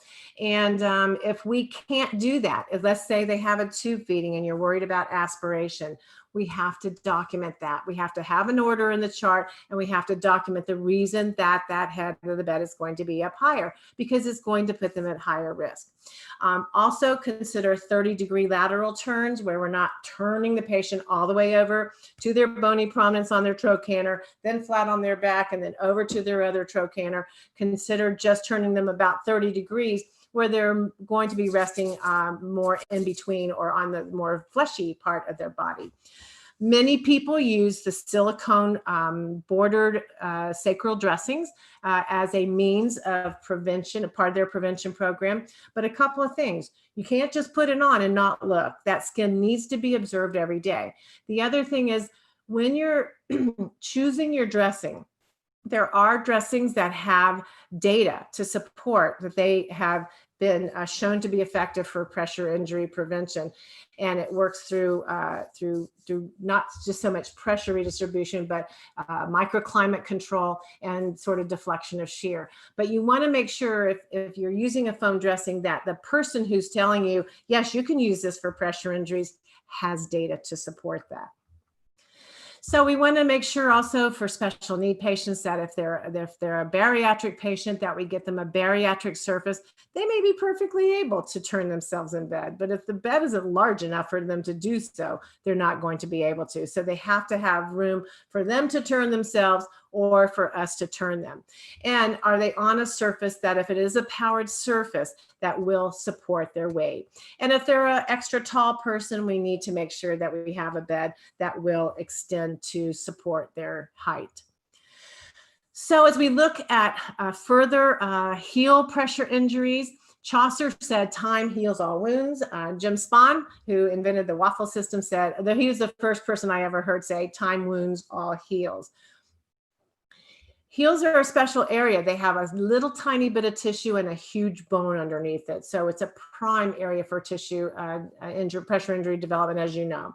So we want to know what the perfusion status and the sensation status is of the feet when we're doing a risk and a skin assessment. You know, not only knowing if they have sensation, but do they have pulses? They may not be in for that, but we have to know what the perfusion status of their foot is. And so in order to protect, the heels have to be, if the person cannot move, they have to be off of the bed regardless of the surface that they're on. And so most surfaces by themselves aren't going to protect the heels. So the appropriate way to protect them is for stage one, for prevention in stage 1 and 2, is to use a pillow. But the pillow has to be meaningful. If you look at this picture, the pillows are in the right direction because they're down the length of the leg. But this guy was very, very tall. And as you can see, his heels are still on the surface, and he already has a little heel ulcer there, maybe not so little. So we want to make sure that because, you know, our hospital pillows are not exactly from Marriott. So they're usually plastic or a material that's water repellent and filled with cotton. And so they're going to compress down when the leg is on there. So we may need to put 2 pillows on there. And then if they have higher needs, then they need to go to some sort of a heel offloading device that is separate from just pillows. And when it comes to these things, we need to make sure that they work well. So the air base are those that are just filled up with air, and many of you use those, and they work. They'll all work. We just have to make sure that they're of good quality, foam based or pillow based. Now, when I say they need to be of good quality, I'll tell you this quick story. My hospital that I worked in a while back, all of a sudden, our very nice pillow-based heel devices were replaced by these horrible foam things. And they had this huge block of foam that was going to run up the posterior part of the heel and up the Achilles tendon. And we were like, this is an injury waiting to happen. And so they brought the representative from the company in to tell us why we were wrong on this. And when we were talking about the potential injury to that area of the body, she said, "Oh, well, you just have to take out a scalpel or scissors and cut a wedge in between them." That's not going to happen. So we have to be vigilant in dealing with our supply chain people. They, you know, have budgets to meet and everything, but this is someplace that we can't scrimp on quality. So we want to make sure that even though we have one, that it's going to work. Secondarily, we need to check them to make sure that they fit well. It's just not pulling one off because they are size. So we want to check straps to make sure they're not too tight, that they're in the right position, that they're on the patient. If they're a little tiny, frail patient and their feet are going to slide right out, then it's obviously not going to be able to do them any good. And that they're not on a trash can or on a windowsill. Now I have this other picture in here looking at that.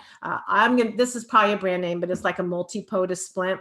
This is an orthopedic splint to prevent or treat foot drop. And while it does float the heel, it needs to be applied appropriately. It needs to be fit by the orthotics person or a physical therapist, whoever is in charge of that in your institution.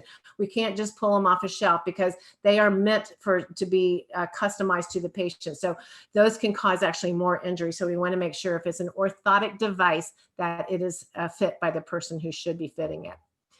Now, chair-bound patients also obviously are at high potential for a breakdown. And what we have to look at is, where is the patient spending the most of their time? If they spend more time in the chair, maybe you're in long-term care and they are sitting in a wheelchair all day and they're only in bed at night or for a nap. So if they're only in bed for a short period of time, we can turn them and use a lower end surface. But if they spend the majority of their time in a wheelchair, they need to have an appropriate wheelchair pressure redistribution device. So of course, we're going to have them avoid prolonged uninterrupted seating. It says that if the guidelines say if you have an existing ulcer, it should be limited to 60 minutes 3 times a day, and hopefully we don't have to do that. I do have a huge bias that if someone is in a wheelchair for life, like spinal cord injured, particularly MS, for example, they need to see a seating specialist, and you can find them in your community. They're going to be a physical therapist usually, and they really know the surfaces that are out there. It's more than just picking one out of a catalog. They'll sit the patient on a hard surface and see how their spine curves, to see if they tilt forward or tilt backwards, so that they can get the appropriate cushion to not only redistribute their pressures, but also stabilize them as they sit in a chair. So if they can't position themselves, then we need to position for them, going to them every hour and lifting and shifting their weight around. If we're teaching them to do it, then we teach them to lift and move their body around every 15 to 20 minutes. And nothing makes me happier. In normal times, I travel a great deal, and I'm always amazed and so impressed with these wheelchair patients that are running around in these fast wheelchairs, and travel is just nothing to them. But I'm also really happy when I see them come up on their elbows and redistribute their weight, because they were taught well. And then last but not least, of course, we use no donuts or ring type of cushions. So this is just a few pictures of seating surfaces, but there's not one size that fits all. There's not one that's going to work for everyone. Again, it needs to be chosen based on the patient's positioning and their individual needs. So other considerations, we'll come back to this, but of course we're going to manage their incontinence using a skincare system, which I'll address again. Some method of cleansing that's easy to do, because if it's easy to do, such as the bath wipes, then it's going to be done. And then making sure that we don't have anything on our surfaces, such as the blue pads. I'll call them chucks, but the blue pads, many of those are just plastic. And you talk about moisture problems, that's when you're going to have it. And there are much better pads available. If you have a bed or surface that has air movement, then you need one that is appropriate, that will allow that air movement through. But so many of the newer bed pads have gelling materials in them, so the moisture doesn't pool, so it gels up and they're not sitting in moisture. In my hospital in Florida, we actually went diaperless, and so the initial reaction of our bedside caregivers was, oh, they're a for-profit organization, they just don't want to buy diapers. Well, these pads aren't inexpensive, but when they realized that if that patient has an incontinent episode, particularly liquid stool, if they were on a pad versus a diaper, it wasn't in every crack and crevice that the person owned. They were much easier to clean up. But leaving them open to air is really ideal if possible. And then, of course, there are the various systems for managing incontinence, either in the form of the fecal incontinence systems, the urinary incontinence systems, either using external catheters. And we'll talk about this a little bit more when we talk about moisture-associated skin damage. But we need to get our arms around any kind of incontinence. So we're going to move now into talking about assessing pressure injuries and the staging system, which changed back in 2016. I can't believe it's been 4 years, but that changed back in 2016. But we're going to, of course, evaluate the skin integrity of every person that comes into our facility or under our care at admission. And we want to make sure that we're not seeing skin, warm, dry, no masses or whatever on the initial assessment. It needs to indicate that there was either a pressure, some sort of skin problem there, or that there wasn't.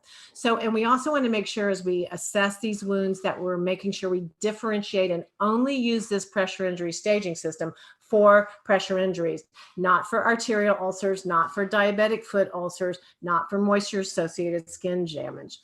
So here's just two pictures that I like because they're kind of similar in shape. And so if you look at the one on the left, you'll see that again in a moment. This is definitely a stage 3 pressure injury. The one on the right was moisture associated skin damage. Too often you see people assigning a stage of stage 2 to that moisture associated skin damage on the right. Who stages is really licensure driven, but really it needs to be the person who understands anatomy and differential diagnosis. It needs to be someone who can be sure that it's a pressure injury, that we can identify it. We always want to identify it by the anatomical location that it is, and then assign the stage based on the degree of tissue destruction. So it really needs to be the most knowledgeable person. Remember that a provider, a physician, a nurse practitioner, PA, whoever is acting as the licensed provider for that patient has to be the one that puts the stage in there. But it's going to always be a collaborative effort. Many times they rely on the nursing staff or therapy staff if they're involved in wound care to describe the stage, but it needs to be documented so that it is picked up as a diagnosis. So let's go through the stages. Stage 1, non-blanching. In other words, you see a reddened area, you put a little pressure, I'm going to show you a picture of that in a minute, and it doesn't blanch, it doesn't turn white and then reperfuse. So it's a localized area, non-blanching. Now this can be very difficult in darkly pigmented skin. And so it's, you can turn the lights on and feel for differences in warmth or coolness, but they are very, very difficult to pick up in darkly pigmented skin. So we want to be extra vigilant with our dark-skinned individuals. So it may be preceded by the patient saying it's a little tender or pain. There may be texture differences, but it's only redness. We're not going to be looking at deep purple or maroon discoloration because that's likely deep tissue injury. So this is just, oh, by the way, the NPIAP has these artist renderings that you can go to their website if you're in the teaching role to download so that you can help to teach your staff. But this is what blanching erythema looks like. I mean, of course, this is more like cellulitis, but this is what blanching erythema looks like. And so you put some pressure on it, and then when you take the pressure off, it should reperfuse briskly.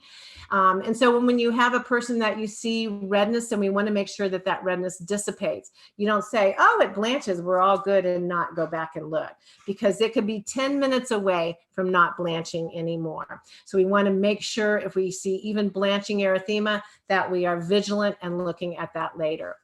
So this is just, again, the artist's rendering, looking at lightly pigmented skin versus darkly pigmented skin. And it can be very, very difficult to see on dark-skinned individuals. So we have to work harder at that. So stage 2, pressure injury, partial thickness skin loss with exposed dermis.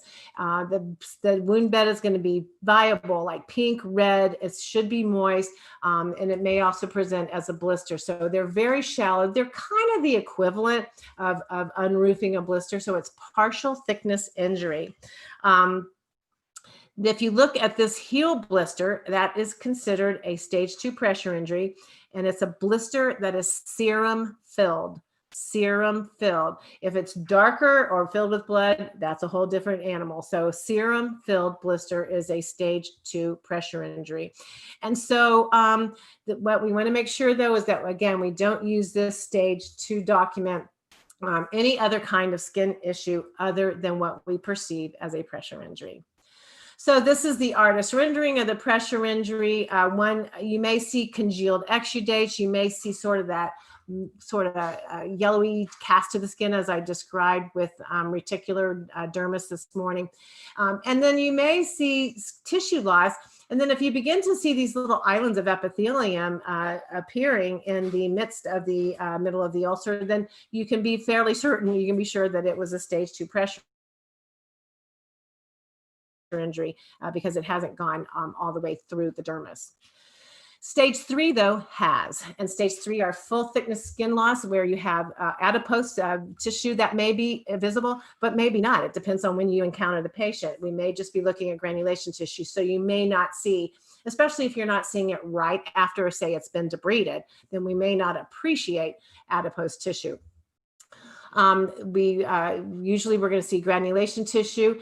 They bring in epibole at this point, and I'll come back to that. It's like rolled edges are often present because you have to have full thickness tissue loss for that. So slough or eschar may be visible, where in a stage 2, you will not see necrotic tissue and certainly won't see any kind of eschar. So if you see eschar slough, then you can be sure it's a full thickness injury.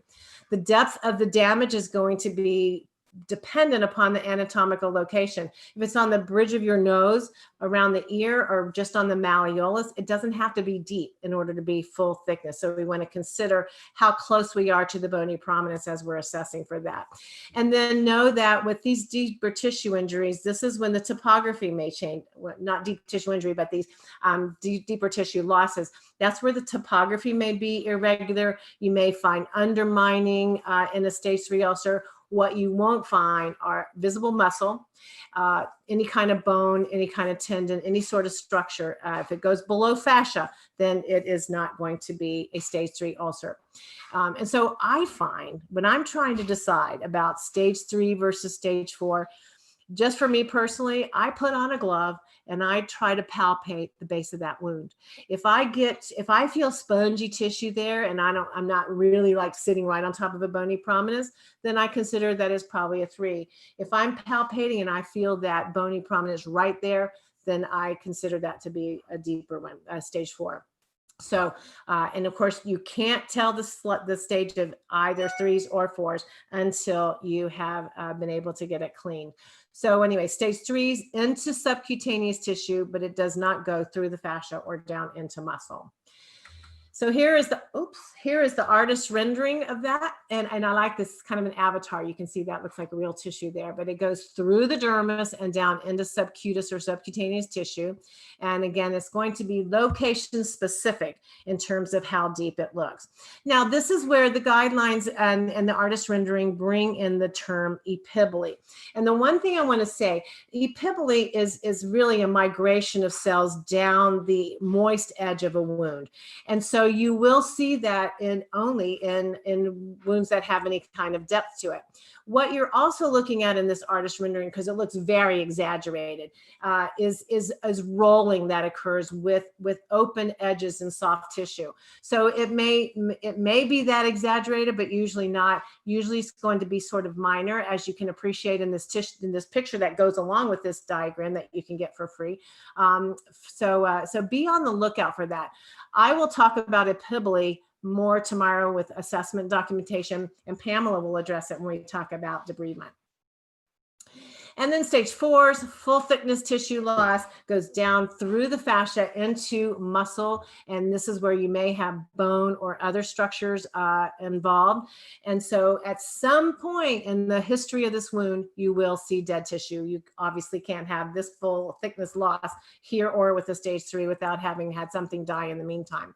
And so you may still have slough or eschar, but if you have so much that it's obscuring the bottom of the wound, it is still not going to be able to be described as a stage 4.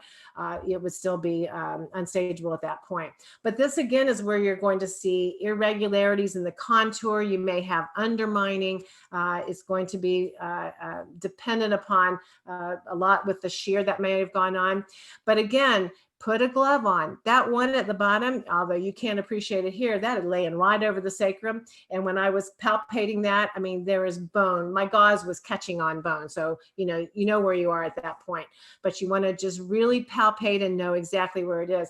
We had a patient in our clinic the other day that on first exam and even probing with a sterile applicator, you could not appreciate how deep this went. And it was obscured. So we would have had to call it unstageable. But there was a little bit of a track down in there, and I just put my glove on, and sure enough, there was his ischium. I could feel it with my finger. So even though it wasn't completely debrided, we know that it went to bone. So we were able to consider it to be a stage 4. So here's the artist rendering, again, as a stage 4, showing that it would go all the way down, potentially to bone. It may just go to muscle, but if it gets to bone, of course, also it's a stage 4. And these are just a couple of examples. So, and one other thing I want to say, many times we get these wounds and we don't know how they started. Like maybe they've been granulating for a while. And so while we at that point, we have to just give it our best guess. And so if you just look at this bottom wound, it's clearly chronic. It's been there for a while, but even though we may not palpate bone or see bone, probably, my best guess would be that had been a stage 4. And then if we can't see the bottom or can't feel the bottom, then of course that's unstageable. It's obscured. The view of the base is obscured by some level of necrotic tissue. Of course, these are all showing completely obscured with necrotic tissue. But once that has been removed to the point where we can palpate or visualize the base of the wound, then it can be, the stage will be revealed, and we can stage it as a stage 3 or a stage 4, which we know it will be one of them. Now, the challenge with this is if we have, say, a heel eschar or a stable eschar, we may not want, many times we're not going to want to debride that. So if it's a stable eschar, we're not going to take it off, but so we'll continue to call it unstageable. These are the artist renderings of eschar and eschar mixed with slough. And then the pictures are on the right are just as an illustration. This was a patient in our clinic, and we were able to trim away the obvious necrotic tissue, and then we used some ultrasound to get a lot more of it out. And what you're looking at, there's the bone right there. And even though there's still some necrotic tissue there, it doesn't matter. As long as we know we're at bone, then we can go ahead and stage it. And then last but not least is deep tissue injury, that persistent, non-blanchable sort of deep red, maroon, or purple discoloration. I have more pictures of this than I wish I had in my library. So it can manifest or present in a variety of appearances. And so much of this and the location of it is driven by the position that the patient might have been in at the time the injury occurred. So this is deep tissue injury. And what you might see, now this is a really good example of this, and I've seen this documented more times than I'd like to say, is that people will look at an area like this and they will start to call it stage 2s around deep tissue injury. But what happens is ultimately the skin is going to begin to die. It may evolve into an eschar, but sometimes the skin on the surface just starts to die. So if you look at this ulcer up on the left, you can appreciate still it's very discolored, even though that skin has lifted and separated from the surface of the wound. So that is still a DTI evolving, and so it doesn't change the diagnosis any. And then the ulcer at the bottom is a blister clearly, but you can see that it's blood filled. But if it's blood filled, or you can tell that it has a purple base, then it would be considered a deep tissue pressure injury. And we want to make sure that, again, we're not using these if we have an ischemic event going on, traumatic, neuropathic, any other conditions other than those that we consider to be pressure injuries. Here is the artist rendering of deep tissue pressure injury, and then again, some other pictures that are in my library. Now I want to tell a story on myself and then show you one in evolution. This was a patient that was coming to our clinic in Florida, and she was very spry. She was a end-stage renal failure. We were taking care of a residual limb issue. She had an amputation in her incision that had DS, and so we were taking care of that. And she would come in her wheelchair, and she would pop over to our chair, and we just focused on that leg. And so they come in one day. She had this great husband, and her husband says, "Could you look at her butt?" Shame on us. We got her in and laid her down, and look what was underneath there. Not only had she been in the hospital, but she goes to dialysis 3 days a week for 4 hours, and we hadn't looked at her butt. And so, yes, we did, and there was a deep tissue injury, and this is just showing how it evolved. So that's the initial evaluation on the left. On the right, it's the area at 19 days. Some of it is starting to dissipate. You can see the ulcer has demarcated. And then this was a month later. This is the picture I showed you earlier, and she went on to close. But we had to get her in the right surface in her bed, the right surface for her to sit in dialysis, and the right surface in her chair. So lesson learned, this is a double negative. We never don't look at butts when people are wheelchair confined, even though we're taking care of another part of their body. So Pamela is going to talk tomorrow about palliative care and end of life stuff. But just to put this into context, you're probably familiar or may have heard of the Kennedy terminal ulcer. It may be described on the test. Karen Kennedy Evans, who's a good friend of many of ours, first wrote this up in 1979. She was at this massively large facility in Indiana, and they were finding what they were calling change of shift ulcers. They did walking rounds. They had the 3 shifts at that time. And so they would find these ulcers that when they were looking at the patient's skin that weren't there that morning.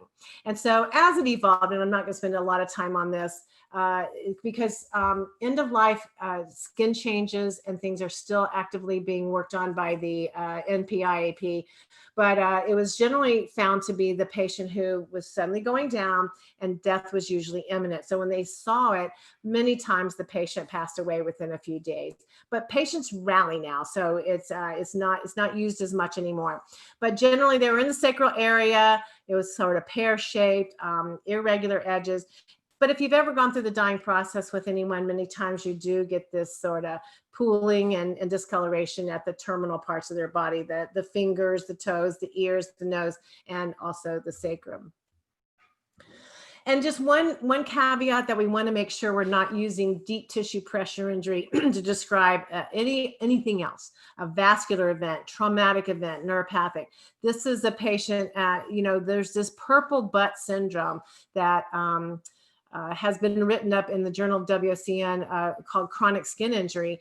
And it's just looking at people who, you can see this patient was in May, and then that one on the right is in October. There's no difference. So it would be easy to call this deep tissue pressure injury on first glance.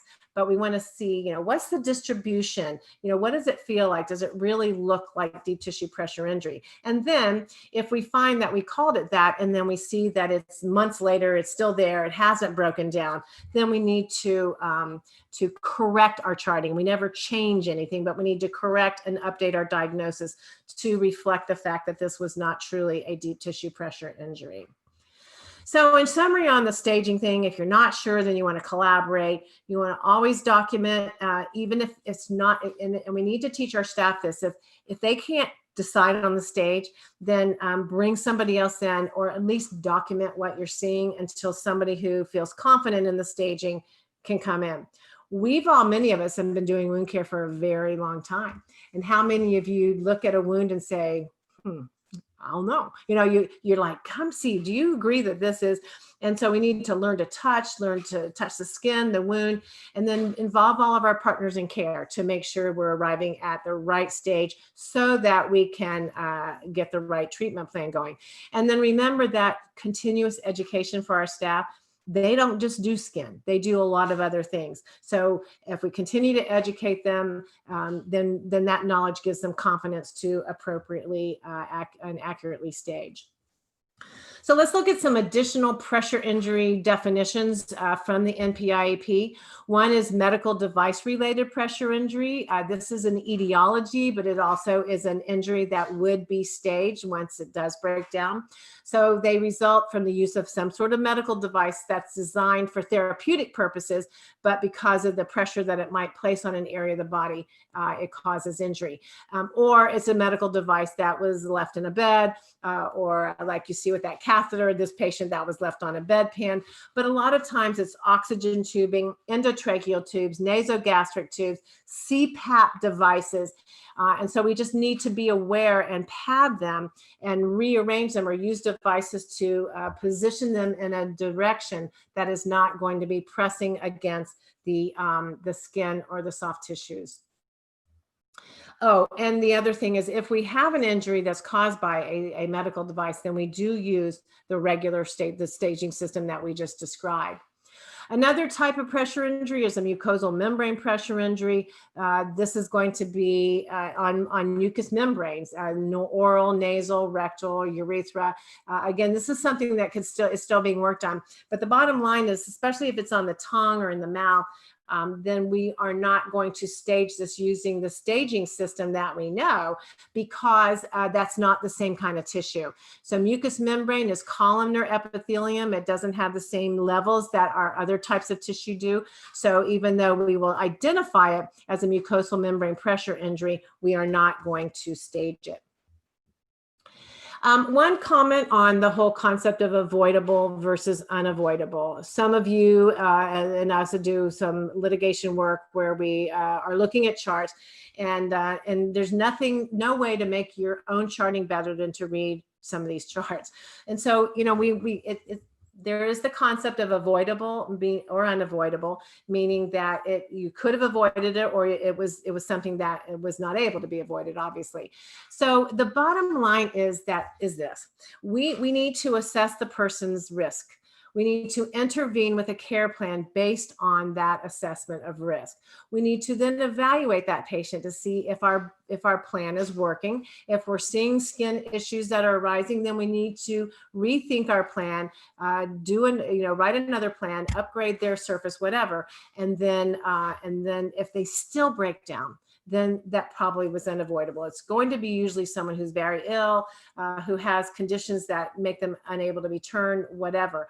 But it's all a matter of documentation. I was reviewing a chart recently, and way after the fact, they fill out this form that said it was unavoidable, but there was nothing in the documentation that showed that they even ever developed a plan of care. So just calling it unavoidable isn't going to cut it. We have to make sure that we've assessed and documented, set up a plan of care and documented, that plan of care was consistent with the patient's goals, and that we continue to reevaluate that it was working. And if it wasn't, then we change that plan of care. If we did all that, then we may consider that it's unavoidable. Otherwise, we're going to be challenged in that respect.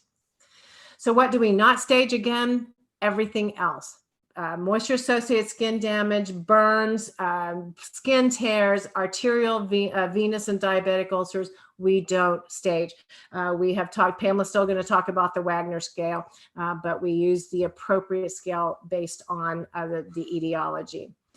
So then we have some other top-down injuries that I'm going to cover versus pressure injuries.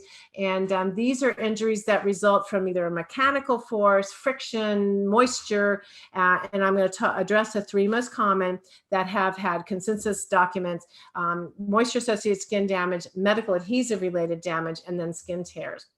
So moisture-associated skin damage is just what it sounds like. It's damage or erosion of the skin caused by moisture. The source of that moisture could be a variety of things, and we'll look at it. Going around here, most of this one in the top right and the bottom right are incontinence. The one on the bottom left is maceration. I'll define maceration more tomorrow. The one in the top middle and the two middle pictures are wound exudate related. So regardless of the source of the moisture, they fall under this umbrella of moisture-associated skin damage. So we used to call it irritant dermatitis, perineal dermatitis, but for the most part, the umbrella term is moisture-associated skin damage. But it's inflammation and erosion or denuding of the skin that's caused by prolonged exposure to various types of moisture: urine, stool, perspiration, wound exudate, mucus or saliva. And so it includes intertrigo, which you definitely will want to know the meaning of that, and I'll show you that in a minute. So if there's just moisture there, then most of the time we're just going to see maceration. But when you have maceration as well as some sort of chemical irritant, when you have skin planes that are rubbing together, friction, for example, then we're going to have other types of injury. So certainly treatment begins with taking away why it's there. Use of a containment device. Obviously, we try to stay away from Foley catheters, but if that's the only thing we can do temporarily to divert the urinary stream away from the skin that's just raw until we can get it closed, and then we can use some other kind of method for preventing the moisture. The condom catheters for men, the new female external catheters for women that are working so well, fecal containment systems that I mentioned earlier. And then we want to have a good protocol for topical skin management. And this again is where we need to have quality products that are going to be meaningful as we try to take care of the skin. And it'll be on another slide. And then we have to have options for fungal related types of injury, to have antifungals, and then steroids if the skin is terribly inflamed. But we only want to use those when indicated, and then stop using them when the skin damage has passed. And so again, a good protocol for skin where we clean the skin with a skin cleanser. A skin cleanser has adequate, wound cleansers generally aren't going to be that great for intact skin. The surfactants aren't strong enough.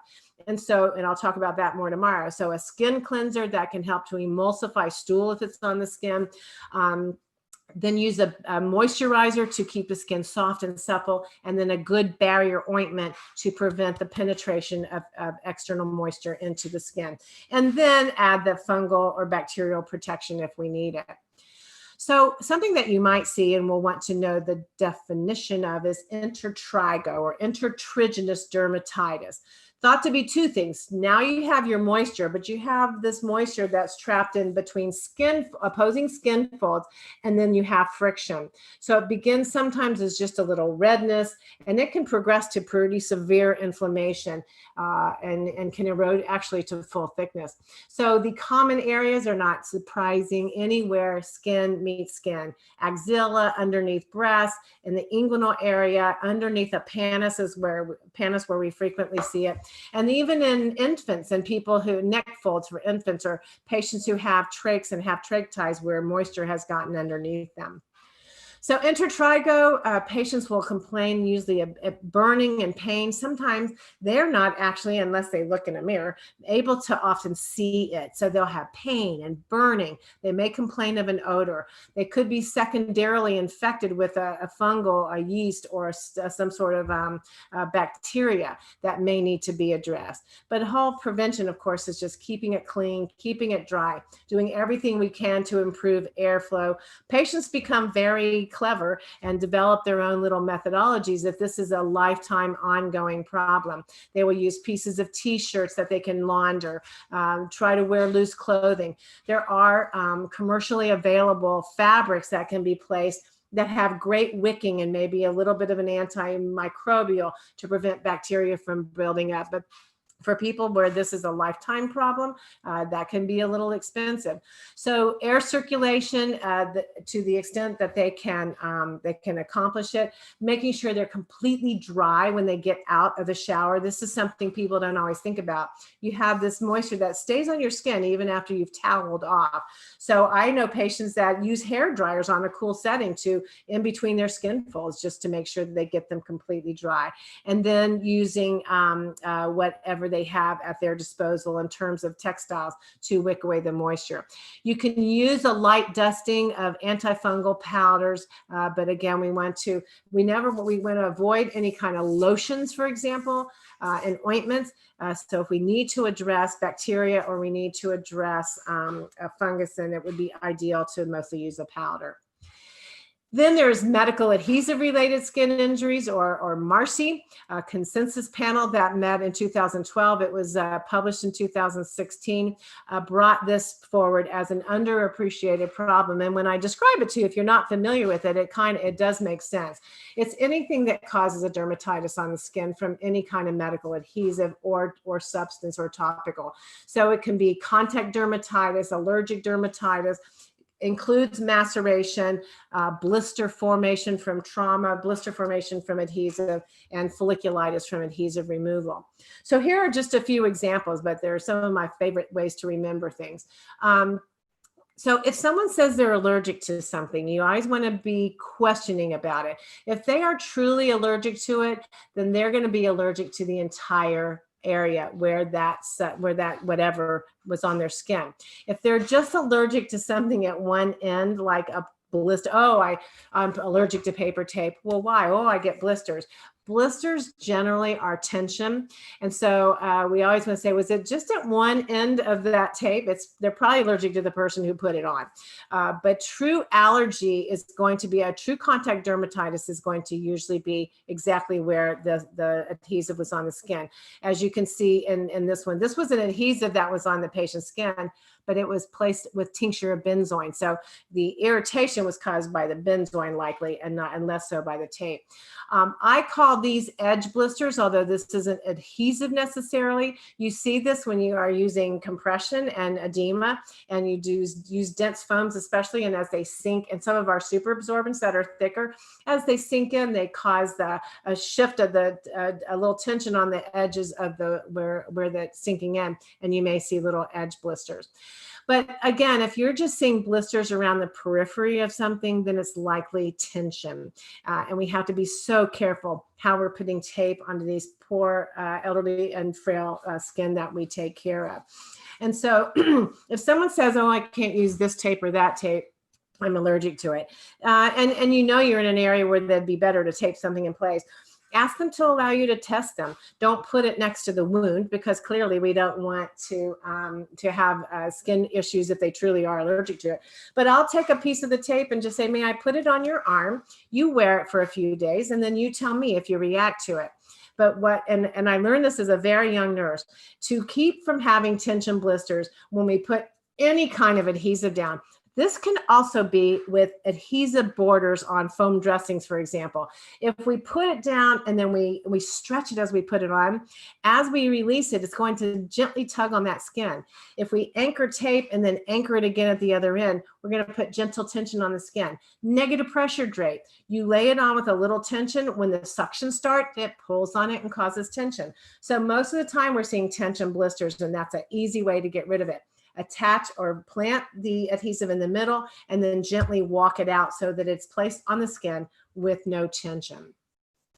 So I pretty much just said a lot of this. One of the things that certainly can prevent it is the use of skin barriers. I'm going to talk about those tomorrow. Beveling the edges of thick foam products, just making them at an angle if you're seeing some of those edge blisters. Thankfully, we have so many more silicone-based dressings now, silicone tapes, and so we can prevent a lot of these injuries. But it's certainly anytime we don't have to put tape on somebody's skin, then obviously all the better. Using tubular bandage or roll gauze or some sort of netting to keep the dressings in place. And then the last injury that we're going to talk about are skin tears. It's a wound that's caused by shear, by friction, separation of the epidermis and dermis by blunt trauma. And so really, these are pretty prevalent. They may even be more prevalent than pressure injuries. We just don't report them in the same way. So when I say they may be partial or full thickness, most of the time they're going to be full partial thickness, but if you may have a combination, especially if it was caused by blunt trauma. So what I would want you to know is that there are 3 assessment systems for staging systems classification systems for skin tears. That might show up on the test. Payne Martin was definitely on my test, but that was a long time ago. So just to know what they are. I don't think you need to know the content, although I usually like to ask the question, how many are using these classification systems in their clinical practice? And many times the answer is no, especially in the US, but I think in other countries they're used more frequently. But they're really good in terms of thinking through what the classification is and how we're going to treat it. But the Payne-Martin was one of the original ones that was published and validated, looking at category 1, 2, and 3, and you're not going to need to know the contents of these, but it's either whether it was a linear or a flat type, if some of the tissue has been lost, and if the tissue has been completely lost. But just know that Payne-Martin is one of the classification systems. The next one is the STAR classification, which took the Payne-Martin and actually broke it down a little bit more into detail as to whether you can realign the skin flap and all that. Of course, that's always going to be dependent upon when you find the injury as to whether we can do that or not, and whether we can assume that it's going to survive or not. But the one I think you hear the most about in the group that I really want to bring to your attention is the ISTAP, International Skin Tear Advisory Panel. They convened with Kim LeBlanc, I believe was the leader at the time out of Canada, in 2012 or 13, and they published their skin skin tear guidelines for or types, type 1 being just a slit in the skin, if you will, no skin loss whatsoever, type 2 where part of the flap has been lost, and type 3 where the entire flap has been lost. So a little simpler, but what I want to bring your attention to with the ISTAP group is that they are doing so much work in terms of frail skin and just looking at some of the changes in elderly skin. So a great group there. So lastly, let's look at treatment and then a few other things and we'll be done here. I'm not even going to go over this slide, but you can't talk about a type of injury and not talk about treatment. But really, with any of the things that we're talking about today, when you look at why it's there, that's the most important thing. The treatment protocols and the principles behind moist wound healing and wound care are pretty much all the same. So it's the disease process, and the reason that the wound occurred is for the support side of things. And then we'll talk about principles of wound healing and wound bed preparation in great detail tomorrow. But our treatment for pressure injuries always is going to start with some sort of pressure redistribution, identifying the level of distribution that they need as early as possible. And then our goal is to fill in that defect as quickly as possible. Remember, many of these are over bony prominences, so the faster we get skin tissue to grow over it, then the less likely we might be for bone to become contaminated and ultimately infected. But if you have a sacral ischial ulcer and there's already bone exposed, remember that's not a good neighborhood. And so consider the fact that they're going to be contaminated, and perhaps some imaging may be in order to see if there is osteomyelitis.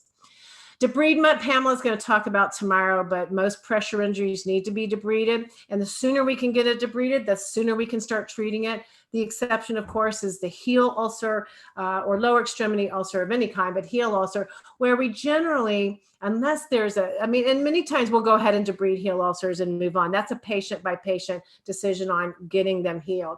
But anyway, a lot of the times we're just going to let it demarcate and dry up. And as you see here, what will happen is you can just usually start to lift those edges and trim them away as they begin to lift. And ultimately, the final day that you get to peel the final bit of this off is so rewarding to me. But in any event, we leave them alone. But we always are on the lookout. This is an intact heel ulcer, or it was intact. And if you kind of step back and look, you can see that there's some undermining and some clearly skin changes in the area. And then when we get a close-up, you can see that there was a little bit of exudate coming out from underneath it. Now, this doesn't mean that it's infected, doesn't mean that it's pus. What it usually is or often may be, is the body's going to try to liquefy that. And so in this case, and I wish I had the follow-up to this, in this case, we just had to trim away that corner, and actually it was fine. There was no infection or anything underneath it. But we have to be on the alert for that and watch for any changes, because the body will try to separate itself. Usually it'll do it in a dry way, but it may start to liquefy on the bat. Now, this is a good point to talk about the fact that we want to be careful not to use foam dressings or any kind of an occlusive dressing over these dry ulcers in order to protect them. Because if you set up a semi-occlusive environment, it may start an autolytic process, especially at the edge, and you don't want that. And so using dry gauze, some people paint it with a skin preparation or paint it with povidone iodine, anything to keep it dry. So lastly, surgeries for pressure injuries, many of them need to be operated on. The fellow I mentioned yesterday that has that bone involved, he wants to continue to use negative pressure. It isn't going to work. And so we have to hopefully have a surgeon involved that we can help us with reconstructing these areas. And we'll look at the way that's done in just a moment. But a lot of it has to do with choosing the appropriate candidate. We have to have a patient who buys into this.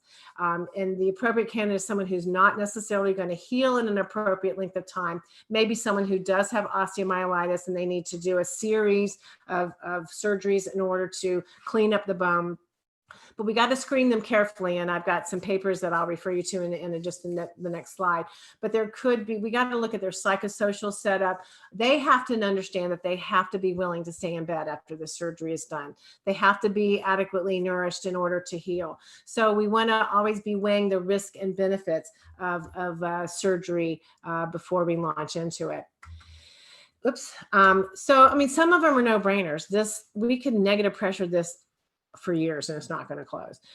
This is a patient who needed to have that bone resected, and indeed he did. And he was a paraplegic, and so they actually amputated his leg and then flapped that tissue up over that defect. So you know, we can waste a lot of time and put somebody's health at great potential risk if we don't address the fact that some things just need to be approached with surgery. So this was a gal that was in our practice that came to us, and she was very emaciated. And in fact, her whole body image changed from being a paraplegic. She overcame with becoming anorexic because she felt if she looked thin, she looked better. And so what you're looking at is her trochanter right here. That's a femoral rod that's exposed. It's not going to close. And this was her ischial area. So we spent a whole year working on beefing her up, getting her counseling for her anorexia. And this was April of one year and March of the following year. It took a full year to accomplish this, but her surgery was successful. And then on the blueprint, it will talk about they talk about surgical flaps. And so I think from a testing perspective, it deals with flaps and what the source of blood supply might be. And so just a couple of examples of flaps, a rotational flap. And I found these pictures interesting in that they used a marker to mark straight lines across the area. You can see that they're marking out where they're going to incise the skin and tissues underneath it. And so then they take that and they rotated it around, looks sort of like a foot. And so, and you can see that now the skin marks have changed to being facing downward. Anyway, I thought that was rather clever. But in any event, when they rotate tissue like that, they keep the same blood supply. And of course, it's that's where the surgical skill comes in, freeing up that blood supply so it's not torqued or there's no tension on it. This is called, over on the right-hand side, a VY advancement flap. Pressure injury in the middle. You can see they make they've drawn out these shapes. So they're going to incise that tissue, lift it up, free it up, advance it forward to cover the defect, and then close the injury that's left. So it goes from a V to a Y, but it's an advancement flap and it maintains the same blood supply. Where they need to re-anastomose vessels is when they do a free flap and they move the flap over to a different part of the body, like from the chest down to the leg. And so that requires surgical anastomosis of the vessel back to the area where the recipient is. And of course, it's watched very closely to make sure that that blood supply is adequate. So that's a free flap. They use an anastomosed vessel. The others maintain their same blood supply. So Richard Simon wrote a very nice paper, and I don't think this will be on from a testing perspective, but of course, maintaining blood supply is the most important thing. So you want to watch these flaps careful for the cardinal signs of failure, as he described them: swelling, redness, things that we would be obviously looking for, where the surface of the skin may be lysing off, maybe losing its blood supply from down below, full thickness, death of the tissue, and certainly separation, which we do see, unfortunately, more times, I think, because of patients that are sitting too early. The most common complication in the literature is listed as a hematoma. Long-term, what I have seen more of are seromas, where there's a separation and there's a lot of drainage and we're trying to fill that track in. But from the standpoint of most common complication, it's a hematoma. But long-term, we would just want to watch the drains. Sometimes because of the way these patients are moved, their drains are pulled out traumatically, unfortunately, too early. And so we just want to maintain those drains as long as the surgeon feels that it's necessary, so that those tissue planes can knit together. And then other consideration for these flaps: they have to be a willing participant. They have to understand that they're at a huge risk for failure and injury to this area if they don't do exactly what's needed of them. And that is not sitting on it. So we want to make sure they're on the right support surface. Most of the time, this is going to be a high-end bed, either air fluidized or low air loss. We want to make sure that they've stayed in bed at least 6 weeks. And in Richard's paper, he talks about the fact that they've reached about 60% tensile strength at that point. Early on, it's very, very low. And remembering that there's only so much tissue to flap. We've all taken care of patients that are one big scar in their sacral and initial areas, where they've had flaps and flaps and flaps. And there comes a point where there's no more tissue to flap. So we want to, of course, be judicious in the use of this. And then skin grafts. There may be a question just identifying types of skin grafts.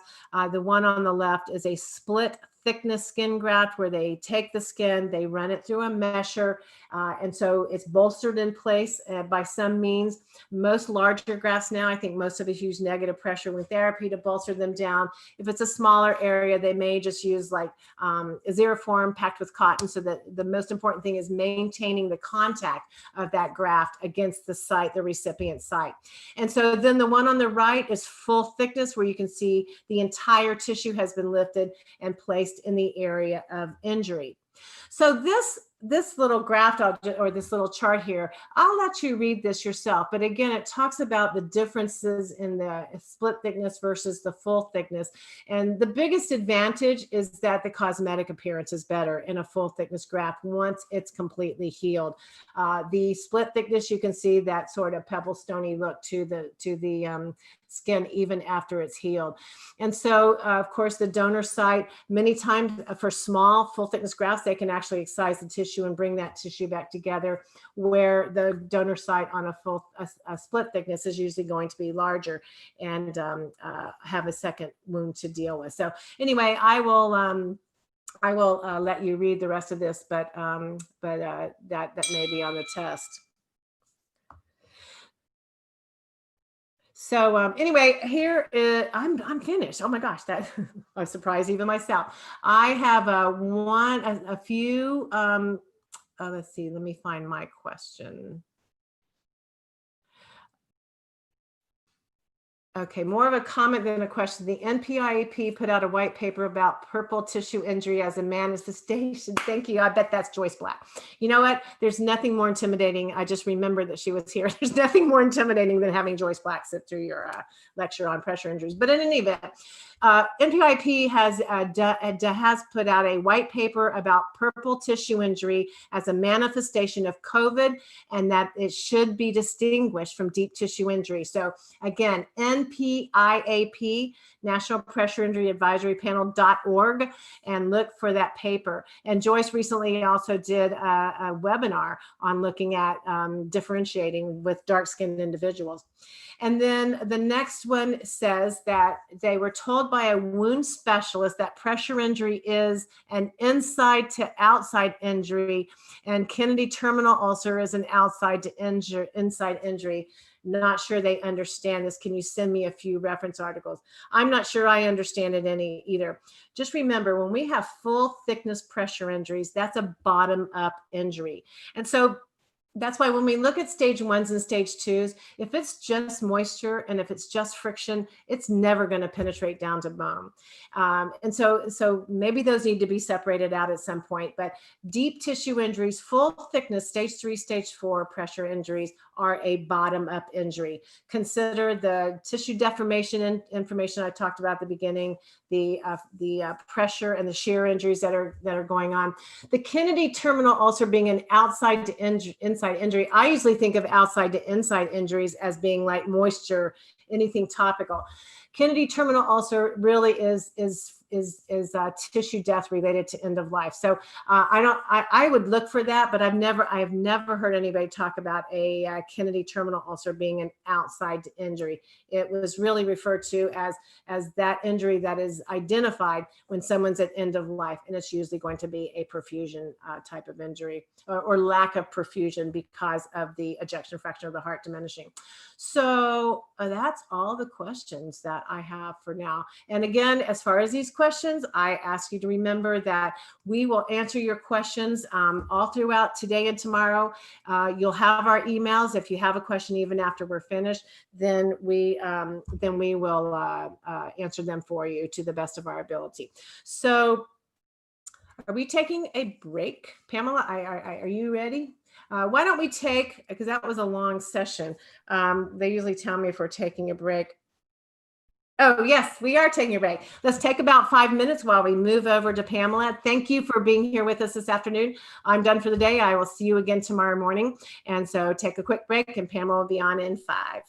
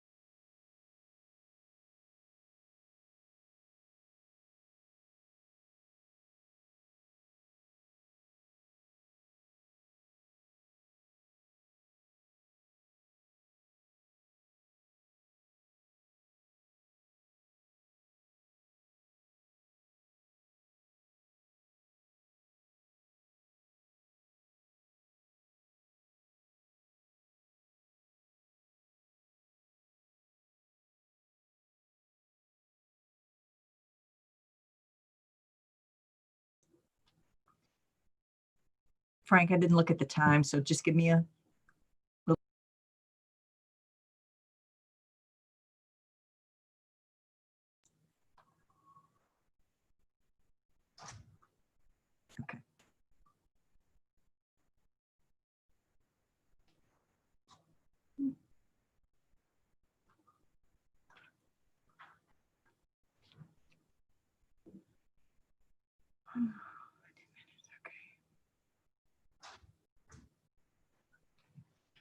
Okay.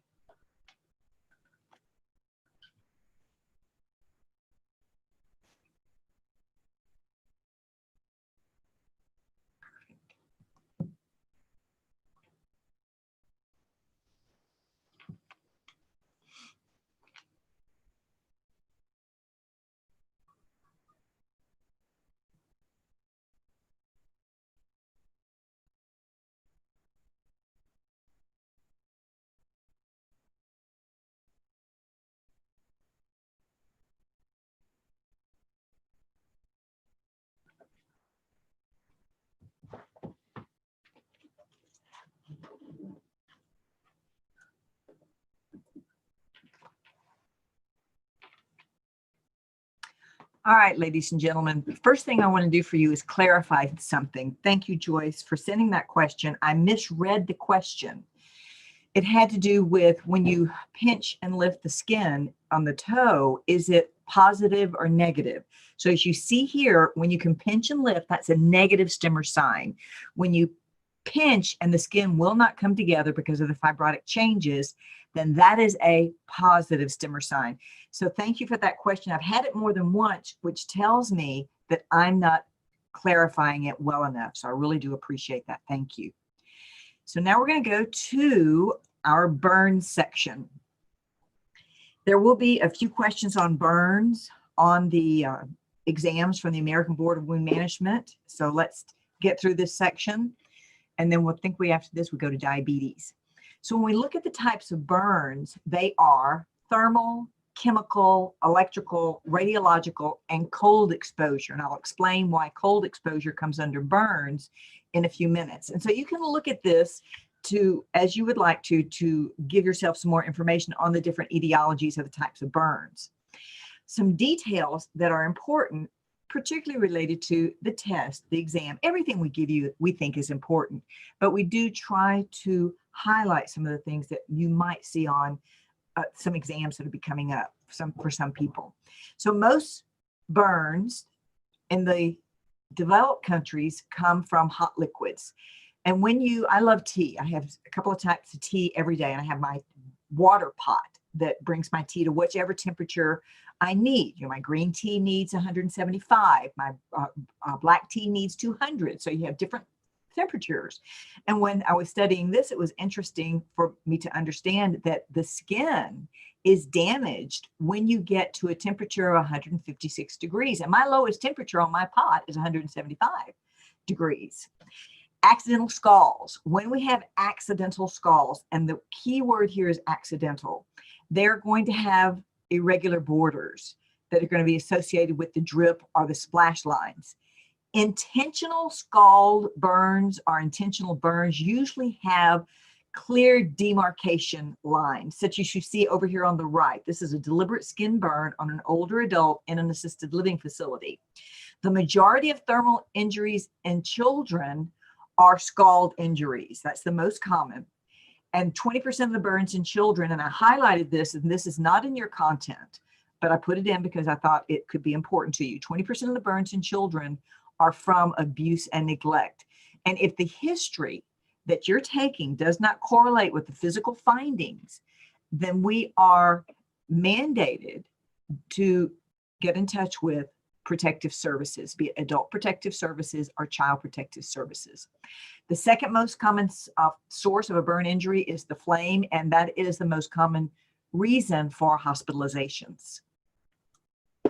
Chemical burns can be classified as either household or industrial. They can be acid, alkaline, or organic. And you want to put a star by the third bullet where it talks about irrigating these chemical burns, and you irrigate for a long time with either saline or diluted water. So there's a long time of irrigation that needs to take place, and that's what you want to focus on this particular slide for the future. So examples of chemical burns could be acid, which is your bathroom cleansers, your rust removal products, alkali, which is your oven and drain cleansers and your bleach, and then organic, such as creosote from tar distillation and gasoline and diesel fuel.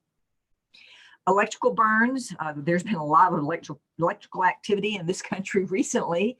Dot and Lee, they lost their ability to do the course in their home office last time we did this course, and they were lucky enough that they were close to the hospital so they could run over there after their home had lost its electricity. We have someone else on the helping us produce the course today, and her electricity was caused her functionality to diminish for her internet. So we have a lot of this going on. And my neighbor behind us, he lost every electronic in his house because of lightning last week. When we think about lightning and the body, there's two methodologies for injuring the body. One is where there's a direct strike, and so you have this current that passes through the body, goes in one part of the body and has to go out someplace else. Or the strike, the electrical energy can be near the body, but doesn't strike it. So that's going to be a flash injury. When we look at electrical burns, when we have a current that comes in, it has to go someplace because it goes through the body somehow. It finds its path of least resistance and then goes out of the body. It has to be grounded. So it's going to go out of the body. It's searching for the ground. Here's a person who has an exit wound under their armpit. So the electrical burns are considered the most devastating burn because of the underlying organ systems that may be involved that we don't even see. It can damage this electrical current. This energy can damage the blood vessels, the nerves, the muscles. It can cause fractures and dislocations. If you have the current causes a strong muscle contraction, it can actually create a dislocation. There can be blunt force trauma. These usually cause significant internal damage. And you can't visualize this. This isn't something you can assess by looking at it alone. High or low voltage energy can also produce cardiac arrhythmias that can actually create a cardiac arrest. So when we look at the electrical injuries that people get, it's going to be dependent on the dose, the anatomic path that the energy took, and the duration of the exposure. Now, we just mentioned the potential for cardiac arrhythmias. Also, there could be the potential for neurologic seizures.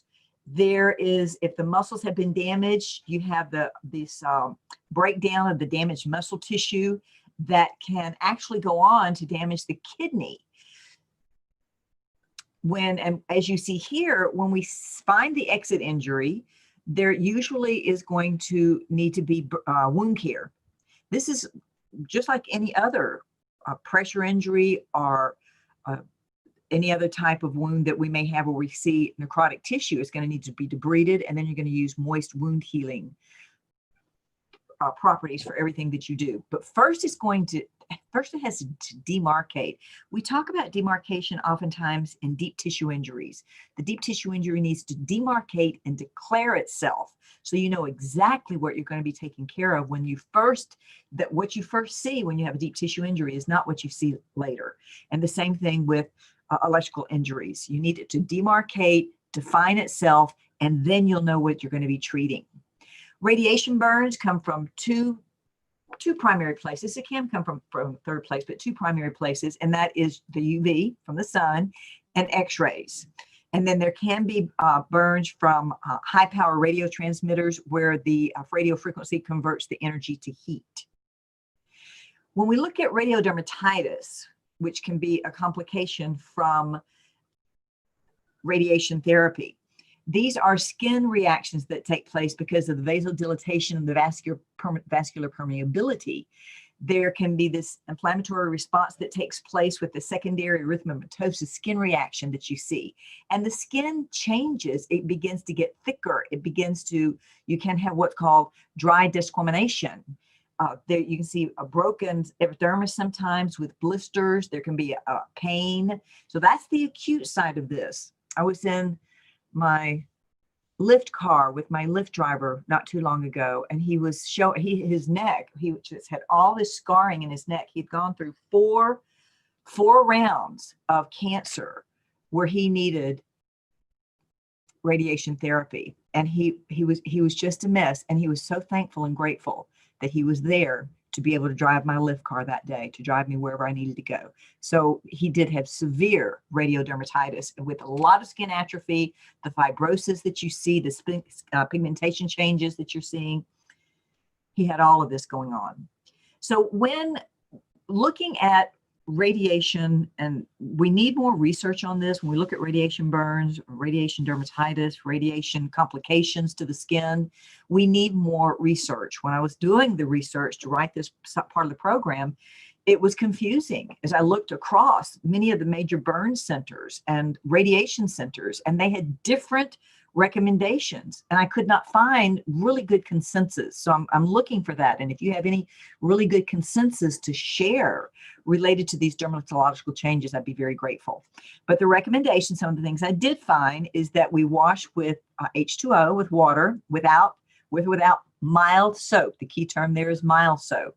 That you might consider using topical steroids for a short period of time. Aloe vera cream is something else that was recommended. In one study I saw, photobiomodulation, which is infrared light, was recommended, or pulse dye laser was recommended. And then physiotherapy for this radiotherapy-induced fibrosis. And the physiotherapy or physical therapy would include things to help keep the skin as mobile as possible, is particularly around joints, so you have your range of motion. So some of the advice that you might give patients for skin reactions due to radiation therapy, again, there's a lack of consensus among the radiation therapy centers. It's as if, and there is probably out there, I simply haven't found the paper.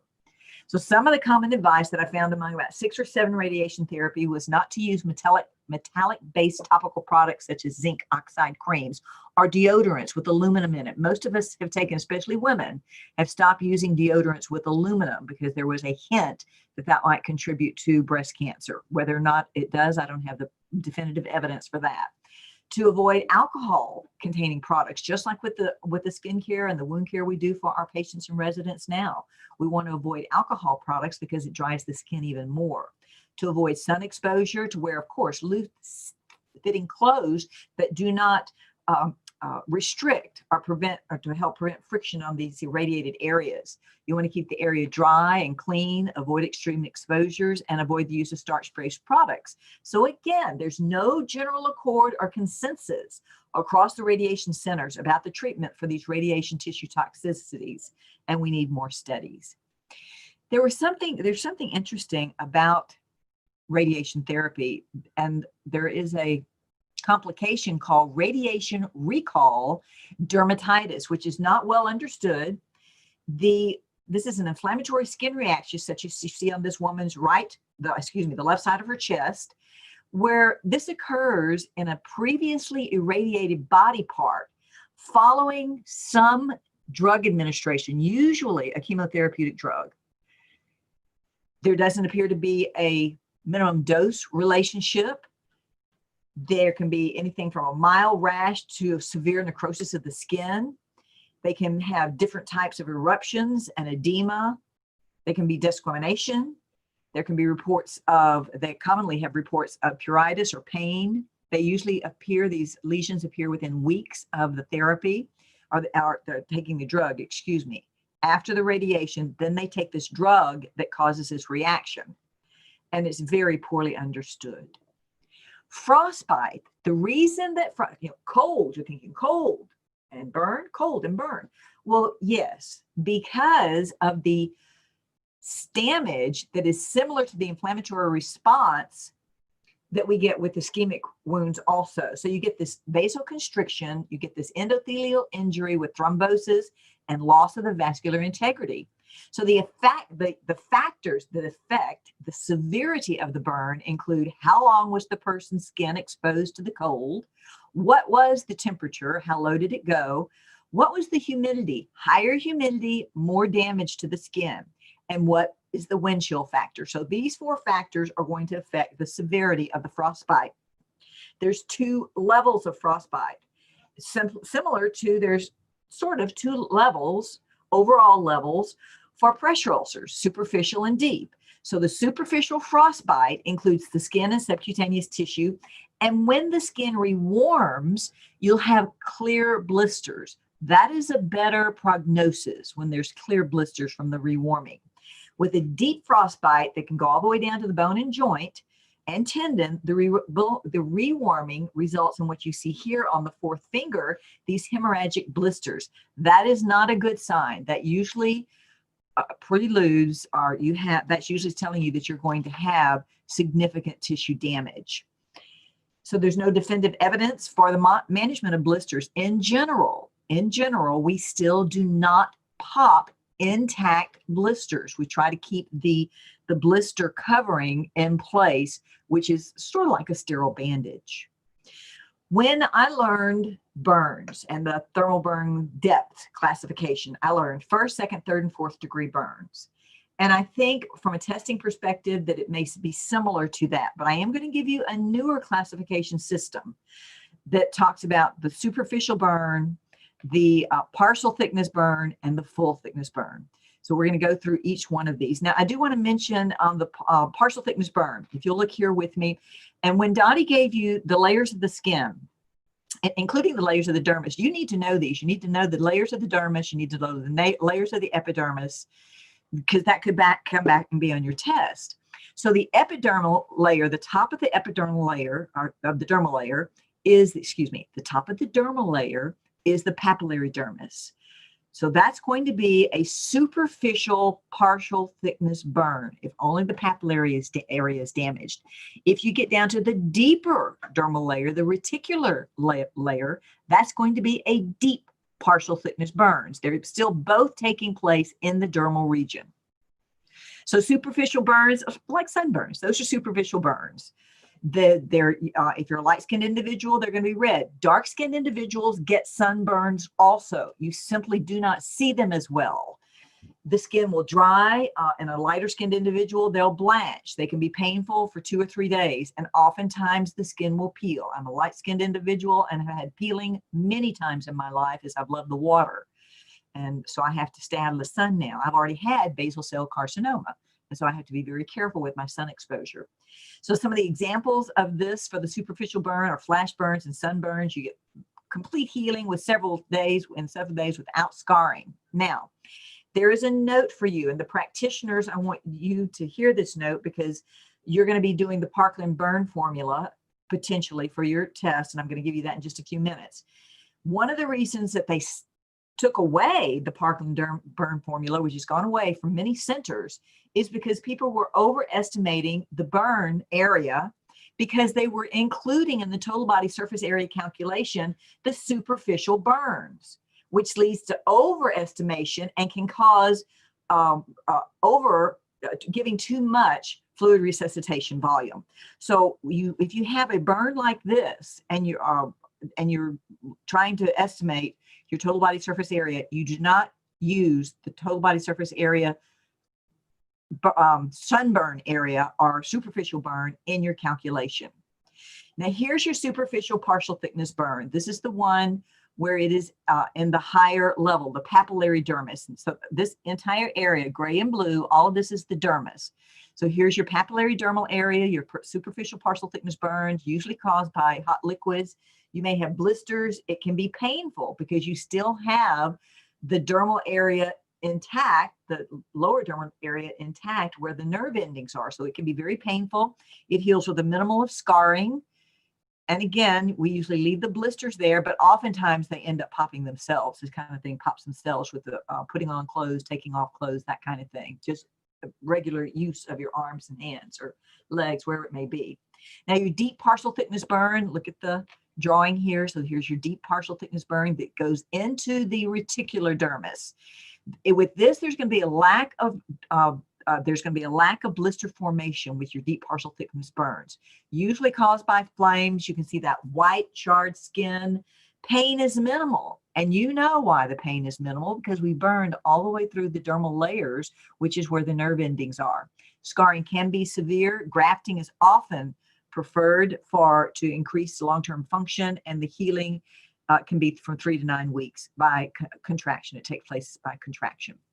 Your full thickness burns. This is destruction of the entire epidermis, the dermal layer, and can go down to muscle, bone, and joint. There's no residual epithelial cells to repopulate the area. Therefore, there's no reepithelialization.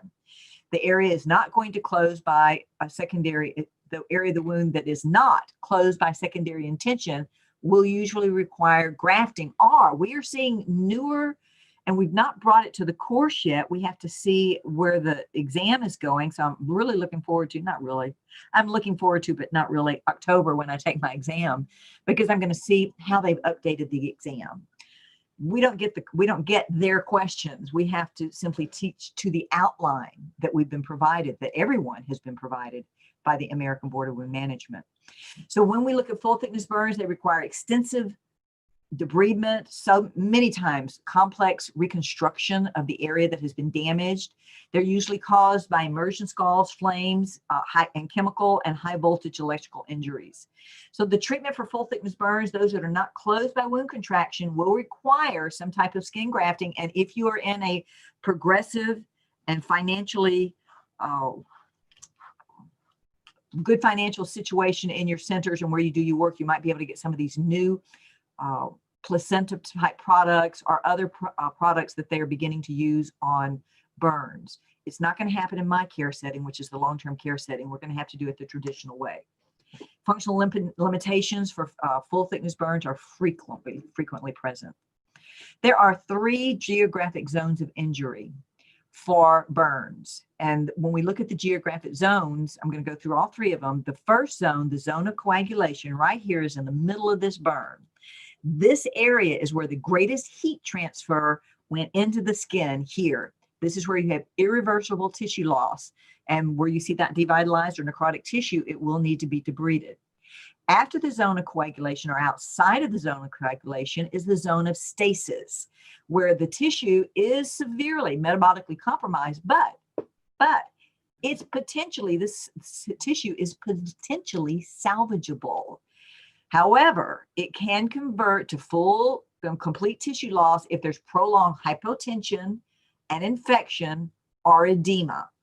And again, the fluid resuscitation, and well, not again, this is the first time I'm mentioning it here. The fluid resuscitation is very important to save this tissue. Now, outside of the zone of stasis is the zone of hyperemia, just like it says, the zone of excess redness. So this is the furthest part from the thermal insult, and the damage to this tissue is minimal. And so here's our zone of hyperemia. The American Burn Association has these parameters to help us have some guidelines looking at the classification of burn severity, and also to help guide us to where these people should be, where the burn victims should be transferred, where they need to go for their care. In this list, you see it talks about the total body surface area. That's the extent, the depth, the location of on the body, where is it located, the age of the patient. And I know I want to say that 60 and 70 is the new middle age, but I have to tell you what the American Burn Association says is you are an older adult if you're over 50. So that is considered a criteria for determining how to care and where to care for the burn victims. Also, what was the etiologic agent involved? Was there the presence of inhalation injury, are there coexisting injuries or pre-existing illnesses that are going to figure into your care plan for how to and where to care for these victims? Now, I'm not going to go through this slide with you, but put a star by it, and I'm going to tell you why. I've taken the CWS exam twice. On both exams, 10 years apart. Why I remember this question, and there's still several that I remember from the very first test, and it may or may not be there again, but I want to let you know that on both exams, I was supposed to let them know in my question what kind of facility that this person needed to go to. First, was it a minor, moderate, or major burn?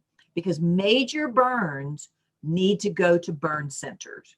Let me repeat, major burns need to go to burn centers. And you may have a question like that on your exam. So I'm going to leave this to you, study this on your own, figure out the difference between particularly the moderate and the major burn, so that you'll know if you get that question, you'll know where, according to the exam, to send your burn victim. So major burns, here you go, should be referred to the burn center. I have a star on his. If you ever see a green star on any of my slides, or if you see any yellow highlights or any color highlight, I'm trying to give you a hint that you might see that on an exam. So major burns, this talks about they should any more than 10% of the total body surface area. need to go to a burn center. Involve the face, the hands, feet, genitalia, perineum, or major joints. Third-degree burns in any age group, electrical burns, including lightning injury, chemical burns, anything with inhalation injuries, pre-existing medical conditions that could complicate the recovery, or if they're going to have prolonged recovery, or these existing medical conditions could affect mortality, need to go to a burn center. Burns with concomitant trauma, such as fractures, where the burn poses the greatest risk of morbidity and mortality. Burn children who are in hospitals without qualified personnel or equipment to care for the children need to go to a burn center. And then patients who require special social, emotional, or rehabilitative interventions. The total body surface area is, take the palm of your hand. The palm of your hand is 1% of the total body surface area. So when we're working with a child, that means that 1% is the total body surface area for that child's palm, not your palm. And this helps for the quick determination of how much fluid needs to be put on board. What type of caloric requirements is this person going to need? It helps to determine whether that person needs to go to the burn center or not, and can be a predictor of morbidity and mortality. Again, this does not include superficial burn areas of erythema, because that causes that overestimation of the total body surface area for fluid resuscitation. There are several methods for estimating the burn surface area, and your facility will probably have a protocol for this. Well, I just showed you the Palmer method. Then we have the rule of nines. You see a star there, and I want you to star the Lund-Browder chart because of something. We had a person that took the test recently, and she sent me back a question related to her test, and it had to do with the Lund-Browder chart. So we'll talk about that in just a moment. Rule of 7, I have all of those listed for you, but it's going to be rule of 9 and the concept of Lund-Browder chart. So the rule of 9, you need to know this. In an adult, the rule of 9, the head is 9%. Each arm is 9%. The anterior trunk is 18%. The posterior trunk is 18%. Each full leg is 18%. The genital is 1%, and the entire foot is 2.5%. Now, let's look at children, and then I'll tell you what this question was, or what I think the question was. The difference between children and adults, primarily related to body proportion, is the head is, of course, significantly proportionately larger to the trunk and the legs than an adult. So in the Lund-Browder formula, it talks about, look at this with me. And you're not going to have to remember it like this. I'll tell you in just a minute how I think you might have to remember it. So here's 18% of the total body surface area on this one-year-old child. The trunk is still 18%. Each arm is 9%. The same as adult. Look at this. The trunk and the arms are the same as for an adult. What happens is the legs, of course, are way shorter. So as the child gets older, you take 1% each year from age 1% off the head, and divide that and put half on the foot on each leg, half on each leg. So as you see, from 1 year to 2 year, we went from 18% to 17%, that's 1%, and we put 0.5% on each leg. Now, this is my question for you. Look at this with me, and somebody type it in. You have a child, a 1-year-old child, whose front of their chest and their left arm is burned. The front of their chest and their left arm is burned. What is the total body surface area?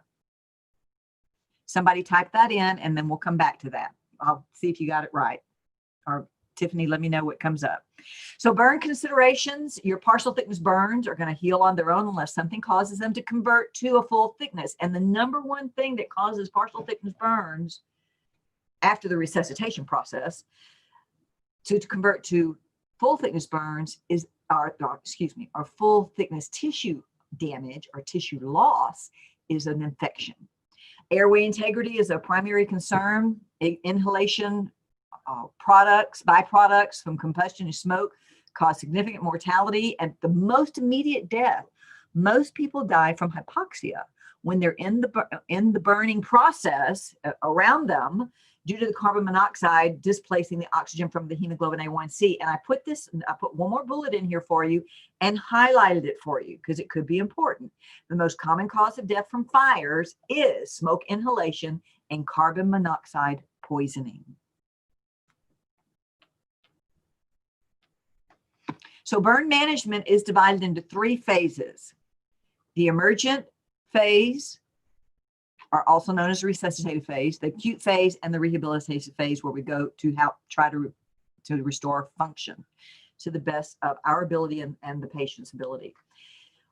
This is for practitioners. You know, there's 3, if you're going to take the CWS, not the CWS, excuse me, if you're going to take the American Board of Wound Management, there's 3 levels of exams, or 3 different exams. There is the CWS, Certified Wound Specialist, the CWCA, Certified Wound Specialist Associate, and the CWSP is for physicians. I wish the P meant practitioners, but in this case, and I have no voice in this, it means physicians. Physicians on here, MD, DOs, and DPMs, if you're listening. You need to know the Parkland-Burn formula. As far as I know, they've not taken it out of the exam, so I've highlighted it for you. This is some of the things that you want to look at related to the medical assessment that the practitioner may be doing. And then when we look at burn shock, what's happening with this is the myocardial depression. This increase in capillary permeability causes these large fluid shifts that decreases or depletes the intravascular volume. If the total body surface area is 15 to 20%, then this person is supposed to receive formal fluid resuscitation. And again, over-resuscitation is a concern, a fairly common concern, which is why some centers have stopped doing the Parkland-Burn formula. So here it is. If you're a practitioner, a physician, MD, DO, or DPM, not practitioner. My nurse practitioners and PAs, I'm sorry, is for the P, physician. Please learn this formula if you don't already know it, and expect the potential for a question on and they're going to give you the person's body weight, which is going to be in kilograms. They'll give you the total body surface area, and they'll ask you probably how much fluid is going to be given in the first 8 hours and the next 16 hours. Surgical management. When these people have burns like this, underneath the skin, it begins to swell. Part of it has to do with the fluid shift, and part of it could be local damage also. Oftentimes, the physicians have to do sclerotomies to open the skin and allow that tissue to expand so it won't become necrotic, so it won't necrose. And that is fairly common, and that's what you're seeing here. You're seeing these sclerotomies, opening this tissue so this person doesn't lose more muscle and soft tissue.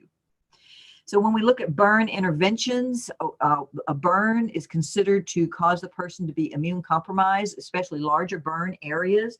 Remember, the skin is part of our immune system. You also have the bacterial colonization at the eschars.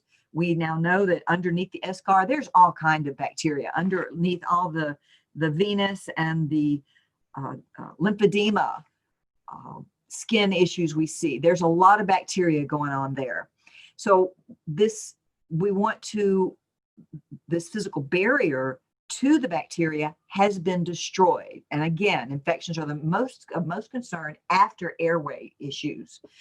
Proper cleansing is very important. Now, what I'm hearing in general, we're not using Silvadene a lot anymore because there are issues with Silvadene. It is cheap. It used to be used all the time. I'm still getting a few orders from practitioners in long-term care for Silvadene, not really appropriate for our care setting and what we're trying to do. We have better silver products besides Silvadene because it becomes a problem when you have to take it off. You can't just keep putting it on top of each other. You have to clean it each time, and that becomes a problem particularly for our older adults. So this is just a list of some of the topical antimicrobials that you might be looking at using for short periods of time. And you know this list, usually most of the things that you see on this list. Other burn interventions include we have to have good nutrition, but need to watch excessive carbohydrate consumption, because that can lead to hyperglycemia. That hyperglycemia, when you think about diabetes, it's so clear. When you think about hyperglycemia, the whole body goes into an inflammatory response when there's elevated blood glucose. And there can also be muscle degradation that takes place. Excessive fat consumption can exaggerate the immune compromised situation and put the person at higher risk for infection and sepsis. Bandages protect from infection, help to reduce the body, head, and water vapor loss. Also, if it's a partial thickness burn where the nerve endings are still intact, it will help, the bandages will help prevent the air currents, which could be painful. It also, the good bandaging is important because it assists with functional positioning. I need this elbow to go all the way out straight. So I'm going to try to not let it be bandaged this way, but to be bandaged in a way that's going to increase the opportunity for function, for range of motion. And also the bandages will absorb the drainage. There's a lot of drainage usually associated with burns. So when we look at positioning, you want to use anti-contracture positionings. The patient needs to have a position of comfort. That is important. And we have to perform range of motion and positioning to help reduce these burn-related contractures. Edema control is very important. Oftentimes the people can go into shock, which contributes to the swelling issues. This badly burned skin becomes stiff, it becomes rigid, and it resists that swelling, leading to that increased pressure within the limbs and the fingers and the toes that can create the ischemia that we were talking about a few minutes ago. In addition, if possible, you want to try to keep the limbs elevated, the lower extremities, the upper extremities, you want to try to keep them elevated so that you can have gravity assist to reduce the edema, to reduce the edema-induced ischemia. And we might need, in some cases, it may be appropriate to put compression over the dressings to help control the edema. Some of the advanced topicals for interventions for burns, the skin grafts, flaps, and cellular tissue-based products. Dottie's going to give you a talk on that tomorrow afternoon after we do debridement. Exercise. As the person heals, the skin around the wound contracts toward the center of the wound as that scar tissue is forming. So the joints, if there's burns near joints, they must be regularly exercised, and it is tough, particularly if you're working with children. Sometimes these contractures have to be released surgically. Rehabilitation needs to start early and continue throughout the healing process to ensure the greatest flexibility and range of motion so this person can return to the highest level of function. We don't understand. I know Dottie talked to you about hypertrophic scarring and keloid scarring. Be sure you know the difference between those two. Hypertrophic scarring and keloid scarring. Know the difference between those two. So hypertrophic scarring is scarring above the level of the burn, but usually within the burn, usually within the injury line, wherever the hypertrophic scarring is taking place. We don't fully understand it, but we do know, found out many years ago, we've been using compression garments for the 40 years that I've been doing physical therapy. And 25 years have been doing wound care. So we know that the pressure garments help with the hypertrophic scarring. The other thing that helps is silicone gel sheets. We don't understand why, but they work. I had a friend at one of the symposiums at SAWC, a friend that works at SAWC, and she had some, I think it was thyroid surgery. And I ran into the exhibit hall. I found one of the companies there, and I ran into the exhibit hall and asked them for a piece of silicone and why, and they were really kind and gave it to me. And I went out to my friend at the desk and told her to put this on, and you can't even tell to this day that she's even had surgery. That silicone dressing works so well for her. It helps to reduce when we look at doing pressure and the silicone, it helps to reduce the inflammatory milieu and reduce the scar's thickness, helps with pliability, and improves the scarred color and reduces the erythema. Splinting may be important. And here you're seeing an occupational therapist who's splinting. And I don't know if this is a burn. I don't know what the injury is from, but this is a hand injury. And what they're doing is they are working on this movement here. Your thumb, this area right here is 40% of your hand function. And so what they're doing is they're trying to ensure that they have a good web space so this person has a good functional hand. Now on the bottom, this is a burn. These cast on here to bring this person's foot up into neutral, at least to dorsiflexion, so they don't have their foot in plantar flexion, which is how these wounds were healing. So the serial casting and splinting with prolonged, gentle, sustained stretch aids in the tissue elongation and can help to prevent and or correct contractures. So that's a little bit about burns. If you have any questions, oh, and someone came up with the answer for the baby. The trunk and one arm, 27% total body surface area. Outstanding. All right.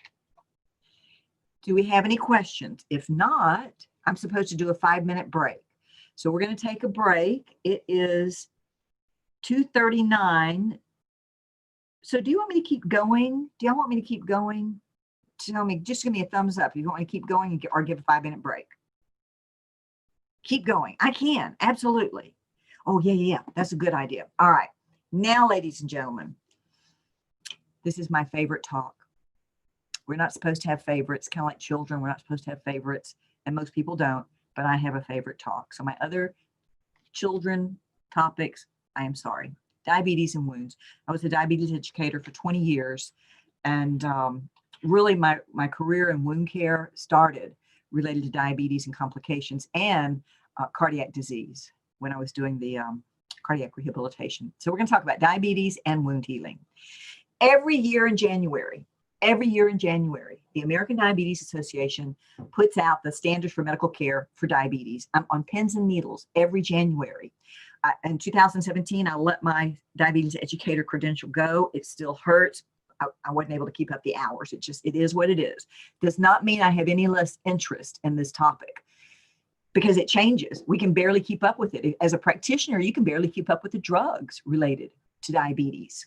So every January, this document comes out, and I'm going to recommend that you download it. You can download it for free. The ADA does not charge you for an electronic copy of this. They do if you have a membership. I have a membership, so I get this in a hard copy every year, but I use my electronic version even more. You want this. This is important for you. If you're an endocrinologist and you're taking this course, you probably don't need it, but many of us do. So I'm going to look at, we have to go back to statistics for 2018. They haven't changed recently. They have, but I don't know what they are because I can't find the information. So in 2018, we had about 23 million individuals who were diagnosed in the United States with diabetes. And then when we look at diabetes, there's several different types of diabetes. I'm only mentioning the two primary types of diabetes, which is type 2 diabetes, and which is 90 to 95% of the people with diabetes have type 2 diabetes, and about 5 to 10% of the people have type 1 diabetes. And these are two different diseases with two different etiologies. They just happen to have the same outcome of hyperglycemia. So we have 23 million individuals who are diagnosed, and then about 325,000, I think that's underestimated. I'm not the only person that thinks that's underestimated, of people less than 20 years old who have diabetes, because type 2 diabetes is showing up in our younger population. My granddaughter 11 years ago, when she was 11 years old, maybe it's 12 years now, was diagnosed with type 2 diabetes at 11 years old. And it had to do with her genetics, and she was, her mother had gestational diabetes when she was pregnant with her. Then we have about 7.2 million individuals, people who are undiagnosed with diabetes. And here's the thing about diabetes. It doesn't care if you're diagnosed or not.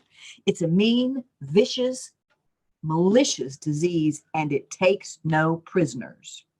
Doesn't care, has no biases whatsoever. You let that go, you let that hyperglycemia take hold, it's going to do its dastardly deeds. So we have about 30 million individuals in the United States with diabetes. Overall, about 9.4% of the population. Colorado has the least diabetes in the United States. I think Alabama has the most in the United States. We have a county in South Texas. 50% of the people in this county have diabetes, type 2 diabetes in South Texas. This disease in and of itself has broken the bank. This disease, even in and of itself, has broken our financial care bank. Now, anyone on this call, on this webinar, who has a history of diabetes, type 2 diabetes, not type 1, that's a different process. Type 2 diabetes, like I do, I have a very strong family history of type 2 diabetes. I'm in pre-diabetes, and I'm actually beginning to get some complications from pre-diabetes.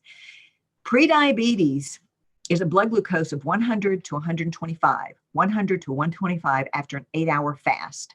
When you have prediabetes, you're already getting micro and macrovascular disease. We used to say just macrovascular disease, the large vessel disease. You're already set up for coronary artery disease, cerebral artery disease, peripheral artery disease in prediabetes. And I've been in prediabetes for 20 years. It's closely related to weight. I put on 5 pounds, my fasting blood glucose go up. I've got the COVID-5 going on. I took my blood glucose recently. I am in the high prediabetes at this point. If you have diabetes in your family, particularly type 2, watch yourself and watch your children. If you hit prediabetes, do everything in your power to back out of it and delay the disease for as long as you can. Every minute you delay or back out of type 2 diabetes is a minute of increased functionality in your life and that of your children or your parents or your grandparents. When we look at diabetes related to psychosocial concerns, we do know that there is more depression, there are more anxiety disorders in people with diabetes than with the general population, and that depression is an independent risk factor for acquiring type 2 diabetes.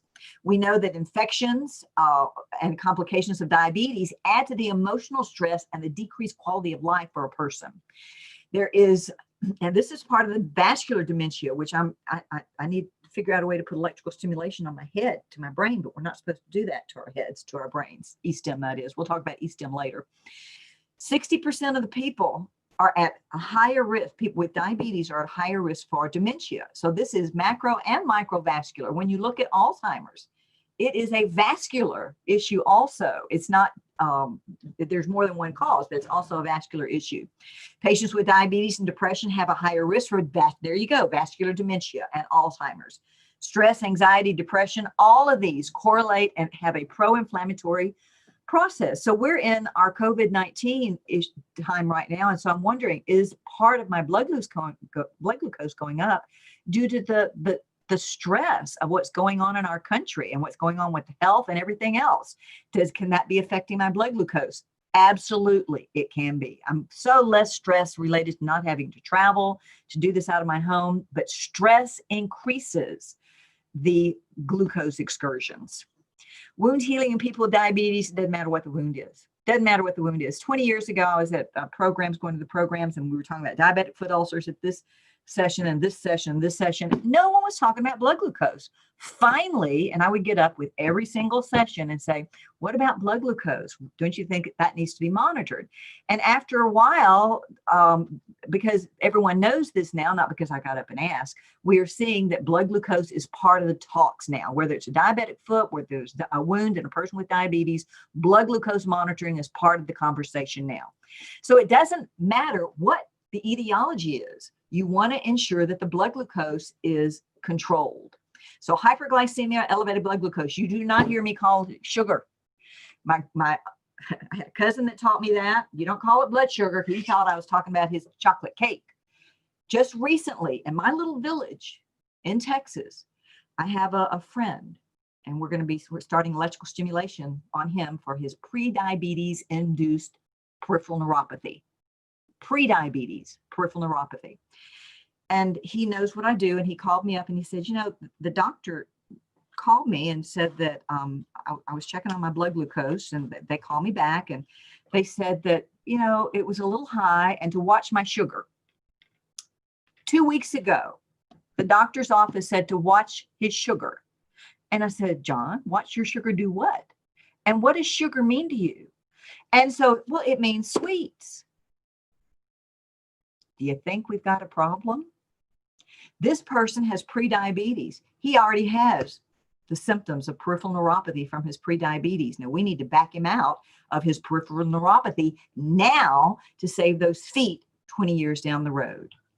When you have elevated blood glucose, also known as hyperglycemia, be careful using the word sugar with your patients. It represents a catabolic state and you're having protein breakdown. So if you have an open wound, we have to have protein synthesis for our fibroblasts and collagen to do what they need to do. And there's starvation with elevated blood glucose at the cellular level. And this elevated blood glucose is hyperglycemic, it is toxic, and it sets that patient up for an infection. If you notice your patients who have diabetes and elevated blood glucose have more infections, and these infections are harder to clear. One of the reasons they're harder to clear, one of the reasons is they may not have great blood flow to be able to get the medication there. I don't care if you give them IV antibiotics, the best antibiotics in the world. If they don't have adequate blood flow, the antibiotic can't get to the wound if it's on the foot. So some of the complications, the literature tells us that people with type 2 diabetes, that 50% of the patients, the day they're diagnosed, they already have a complication, 50%. The literature tells you that most people have complications from diabetes within 10 years of being diagnosed. I think this is going to change. I think it's going to change significantly because of what we're learning about prediabetes and what I've been experiencing myself and what more and more people are talking to me about. I'd like to see somebody do a prediabetes clinic. Can we have a prediabetes clinic and really stop these things before they get going? So when we look at the lower extremity, it can be blood flow, it can be neuropathy, it can be the foot deformities that we see, the neuropathic foot ulcers, gangrene, Charcot foot, and all of these contribute to and lead to potentially, for some people, amputations. When we look at elevated blood glucose, the impact of diabetes on wound healing, we know that this is a complication, that the pathophysiologic relationship between diabetes and impaired healing, that it is complex, it is multifaceted. It includes micro and macrovascular impairments, neuropathic issues, immune function alterations that take place, and biochemical changes, hormonal abnormalities. All of this and more that we don't understand is contributing to altered tissue repair in people with diabetes. When you think about elevated blood glucose, I want you to remember the phases of wound healing. You must know for your exam the 4 phases of wound healing, which cell comes in each phase, and what the outcome is for each phase. So let's talk about what happens with diabetes. Let's talk about the neutrophils and the macrophage. So which phase does that come in? Neutrophils and macrophage, they come in on the inflammatory phase. That's right.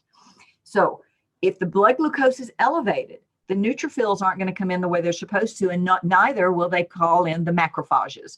So that person, if they have elevated blood glucose and they were in their flip-flops and cut their toe in their flip-flops and they have elevated blood glucose, they are set up for an infection from that moment. In addition, the fibroblasts are going to be, their functionality will be diminished, as will the keratinocytes when there's elevated blood glucose. So you end up with diminished collagen synthesis, and you end up with extracellular and intracellular dehydration. And we need good hydration for wound healing to take place. And all of this is dependent on the degree, how high did the blood glucose go and how long did it stay high? So the degree and the duration of the hyperglycemia. So as I mentioned, there's been a lot of studies on how wound healing is impaired by diabetes, but complete understanding related to diabetes and many things related to wound healing, we don't fully understand it. We're learning more and more every day, and someday maybe we'll have a more complete understanding. There's something called advanced glycosylation of end products that's associated with diabetes. Now, everybody gets this. It's part of the aging process. If you've noticed that your joints are getting a little tight, you don't have your full internal and external rotation, your hips a little bit tight here and there, might mean you're getting older, because that is part of the aging process. With diabetes, this process is sped up. It's AGE on steroids, practically. So it is sped up, and you end up with altered tissue function. You have a cross-linking that takes place. If you were to look at a tendon under a microscope, you'll see that it's striated. Well, with this advanced glycosylation of end products, a cross-linking of protein takes place, and you lose that extensibility of that tendon or of that vessel or of that joint capsule. So AGE decreases range of motion, and we see the complications from that. Where we see the complications the most as a wound specialist is in the foot and ankle. So this cross-linking takes place in the vessels, cerebral, peripheral, coronary. The blood pressure going up could be a complication from this. You see it in the tendons, so you lose your range of motion. Physical therapists, any PTs on here, if you're working with somebody who has adhesive capsulitis or frozen shoulder and they have diabetes, you're not going to get the same outcomes as easily as if you're working with someone without diabetes, particularly if their blood glucoses have been out of control. So that's a question as a rehab specialist that you want to ask. Is your diabetes in control? How long have you had it? And what is your blood glucose today? And then your joint capsules also can become stiffer. So wound healing in people with diabetes, blood glucose control is one of the most important components for you to begin your plan of care, because your plan of care may need to begin with, maybe we need to change their medications. They've been on their metformin for 5 years. Well, type 2 diabetes, ladies and gentlemen, is a progressive disease, and the beta cells progressively fail over time, and insulin resistance progressively increases over time, particularly with the aging process. So one of the most important things to do for your people who have diabetes is find out what their blood glucose is. If it's not managed, the first thing to do, I mean, you might put a dressing on them, but the first thing you do is you help them get their blood glucose under control. If you can find a diabetes educator, get them to the diabetes educators. If not, get them back to their primary care physician. If they can't help them, get to an endocrinologist. Do everything you can to help these people get their blood glucose under control. In general, the blood glucose should be less than 200 milligrams per deciliter for wound healing to occur. It's recommended that for the leukocytes to and for the neutrophils to function, that you have the blood glucose under 180 milligrams per deciliter. In the OR, the recommendation is less than 200 milligrams per deciliter, and I think they'd like even tighter control if possible. Your hemoglobin A1C, where is Mia? Here's Mia. What is this? This is flu time, one of my essential oils. So here's my baby red blood cell. This baby red blood cell just came out of the bone marrow of my femur. However much glucose is circulating in the bloodstream, a certain percentage of that glucose attaches to that red blood cell for the life of the red blood cell, which is about 120 days. So looking at these pictures here, these depictions, we have our glucose molecule in green, hemoglobin in red, and down here we have our glucose that is attaching to the red blood cell. So on this left, you see a low hemoglobin A1C, and you don't see too much glucose attaching there. Maybe that's a hemoglobin A1C of, let's say that's 5.2. And then over here on the right, 5.2%. Over here on the right, we have more glucose that is attached to that red blood cell for the life of the red blood cell. So that hemoglobin A1C, let's say that's a 9, something close to a 9. So your A1C is very important information. And if your patients don't know what a hemoglobin A1C is, it's time to stop and teach them. Take 3 minutes. You're the practitioner. You know what a hemoglobin A1C is and how important it is looking at the overall management of that person's disease. Take 2 or 3 minutes and talk to them about a hemoglobin A1C. Send them back to their practitioner, their primary care practitioner, and get an A1C done for them. You need that information to accurately and adequately treat the person who has diabetes and a wound. In general, the American Diabetes Association, now they went down to 6.5 a few years ago for the A1C, and then they came back up to 7.0, and I'm sure I'd need to go back and look at the reason, because whenever they change things in their guideline, they always give the justification, and I don't remember what the justification was. I happen to like the American Association of Clinical Endocrinologists and College of Endocrinology's goal of less than 6.5. It's tighter control. You're going to have less complications. That's all there is to it with tighter control. In general, for fasting purposes, you want your A1C to be less than 140 milligrams per deciliter 2 hours after the first bite of food. Postprandial, when you're looking at when you're going to do your postprandials, if you're doing a blood glucose tolerance test, they're going to take your do the blood glucose an hour and at 2 hours. So ADA says at an hour should be 180 or less. At 2 hours, the blood glucose should be less than 140 milligrams, and that's when you take your first bite of food, not when you finish eating or when the patient finishes eating.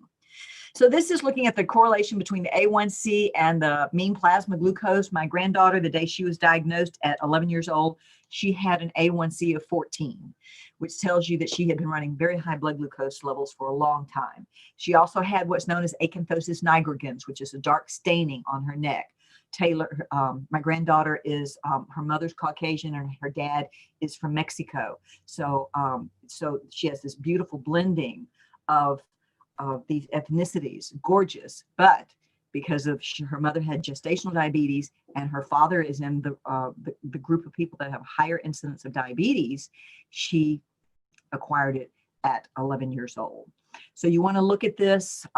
You can get your own chart, have your chart available to you if you want to know what kind of A1C that your patients have been running, and have that discussion with them if you need to. Neuropathy takes place in 60 to 70% of the people who have diabetes. It can be mild to severe forms of neuropathy with impaired sensation of the feet and hands, slow digestion. Now, when neuropathy really gets going, it can change what's happening in the gut. The gut can become denervated. They can have carpal tunnel syndrome. There's a swelling. It's an inflammation process that takes place with carpal tunnel and tarsal tunnel. Some of our podiatrists do tarsal tunnel release, and that is because of the inflammation process that's taking place with hyperglycemia. The area is swelling here. The tendon area is swelling here, and it can actually cause problems. Cardiac neuropathy, CAN, cardiac autonomic neuropathy. When I was doing cardiac rehab, every patient with diabetes, I had to take their blood pressure, supine, sitting, and standing. So I'm looking for orthostatic hypotension, which is a test that you want to do with somebody with longstanding diabetes, because if they have orthostatic hypotension, they have significant complications. And one of those complications is they can have cardiac autonomic neuropathy. And the first sign and symptoms that they're having a heart attack is they drop dead because their heart is denervated from the neuropathy. When we look at diabetes, there are 5 different neuropathies related to diabetes. 3 of those neuropathies affect the foot. That's your sensory, your motor, and your autonomic neuropathy that are called the trineuropathy effect. So here are the 5 neuropathies. When we talk about diabetes, when we talk about the foot, diabetic foot ulcers, the two neuropathies that affect the foot the most is your polyneuropathy. Poly means more than one, which is your sensory neuropathy and your motor neuropathy. And this causes sensation changes. The sensory does, and the motor neuropathy causes muscular weakness, structural changes to the foot and lower leg. And then your autonomic neuropathy is damage to the sympathetic nervous system, which can cause anhidrosis, and the Latin word for without, hydrosis, hydration. So you have dry, fissured feet, digestive issues that I just mentioned to you, which could also end up causing nutrition uptake issues when there's diabetes and you have severe neuropathy. And then the denervated heart that I just talked about. My father-in-law, Melton Scarborough, when he was 67 years old, I'm not going to tell you how old he was in relation to where I am now, but that's how he died, a denervated heart. He was making his bed one Sunday morning with Frankie Jean, his wife, and he keeled over dead while he was making that. He never had angina because he had a denervated heart, cardiac autonomic neuropathy. Signs and symptoms of peripheral neuropathy are changes in sensation, paresthesia, hypoesthesia, loss of deep tendon reflexes. Get those reflex hammers out and know how to do reflexes. It does take a little bit of skill to know. Loss of sensation. It could be vibratory, temperature, position, touch, pain. These are all different nerve endings. I mentioned anhidrosis. Calluses, heavy calluses, such as this. This is one of Dr. Larry Lavery's photographs. I need to give him attribution for this. So as you look at this wound, which is down to the metatarsal head right here, some people would say, well, this looks like deep tissue injury. Well, it does look like deep tissue injury. It is a form of deep tissue injury. And this entire callus has to come off. We had someone in our course a few years ago that says, no, I leave the callus on to protect the wound. And we had to go to the back of the room later to have a discussion. And this practitioner said, well, Pamela, we're just going to have to agree to disagree. I'm going to leave that callus on to protect the foot. Ladies and gentlemen, that is not the standard of practice. This entire callus needs to come off so that this wound can cover over again. It cannot cover with that callus in place. Muscle atrophy is very common related to neuropathy, because when we're looking at neuropathy, we're looking at nerve damage. When we're looking at nerve damage, it starts with microvascular. We think the theory is the microvascular. I might need to put this in the course. You let me know if I need to put it in the course or not. Where the nerves are the small microvasculature to the nerve begins to die back. And as the microvascular changes happen, and then the nerve begins to die back slowly. And so you usually have the neuropathy starts in the feet, down at the toes, and tracks proximally. That could be on your test. Write this down. Neuropathy starts at the toes and the fingers and tracks proximally. and can go all the way to the trunk. So here's some anhydrosis. I tried to find you a really good photograph of anhydrosis from autonomic neuropathy. You can see these cracked, fissured feet. That was from photographs from Medscape. The diabetes is a biomechanical disease with severe consequences, biomedical consequences on the form and function of the foot and lower extremity. There are going to be numerous structural changes, but you have to know how to look at the foot and how to assess the foot and ankle comprehensively. And these foot deformities that come from these changes in the form of the foot, these foot deformities contribute to these elevated focal pressures, such as you see here with those clawed toes. So here's some of the other things that you may see in the neuropathic foot: the clawed toe, the hammer toe is where the proximal phalanx is hammering back. The prominent metatarsal heads underneath here on the bottom, when these changes, structural changes start taking place, and the tendons are pulled proximally because we're having changes at the ankle and at the metatarsal phalangeal joints. When this happens, the fat pad that is under the metatarsal head, this fat pad is pulled proximally. And now this person is walking on their met heads. And then again, we see that dry, flaky skin. I think Dot already talked to you about this. I'm going to get down to the bottom. Talks about when there is, if the wound has not progressed within 4 weeks of therapy, that there is going to be a higher incidence of amputation, and there is a 155 times greater risk of amputation once an infection develops. So one of the most important things that we're trying to do when you start working with someone with a diabetic foot wound is to ensure to the best of your ability they don't get an infection. And the number one thing to do for that is what? Number one, to help them not get an infection: blood glucose control. Charcot neuropathy, these are the different diseases that can produce a Charcot joint. Number one is diabetes. Number two is tertiary syphilis. And then look at number 8, chronic alcoholism. In my career, I've had 2 patients who came to me with foot wounds that were not diabetes related. I had one physician, he said, and I was a diabetes educator then, and a physical therapist and a wound specialist. And so he says, "Pamela, would you please go in there and convince this man that he has diabetes?" So I go in there and start my, detective work. He didn't have diabetes. He was an alcoholic. And you can have alcohol-induced neuropathy. And actually, I've had 2 patients in my career with foot wounds who have had alcohol-induced neuropathy and did not have diabetes. Charcot foot, Charcot joint, devastating. Doesn't always lead to amputations, but it's really a problem. And there's 2 theories of how Charcot foot develops. It's very complex. One is this theory of uncontrolled inflammation that takes place. And this inflammation is causing osteolysis to take place, which is a thinning of the bone.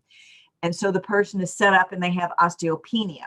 So this osteopenia indirectly is responsible, and this uncontrollable inflammation resulting in osteopenia is indirectly responsible for these fractures and dislocations that take place. So that's part of the theory.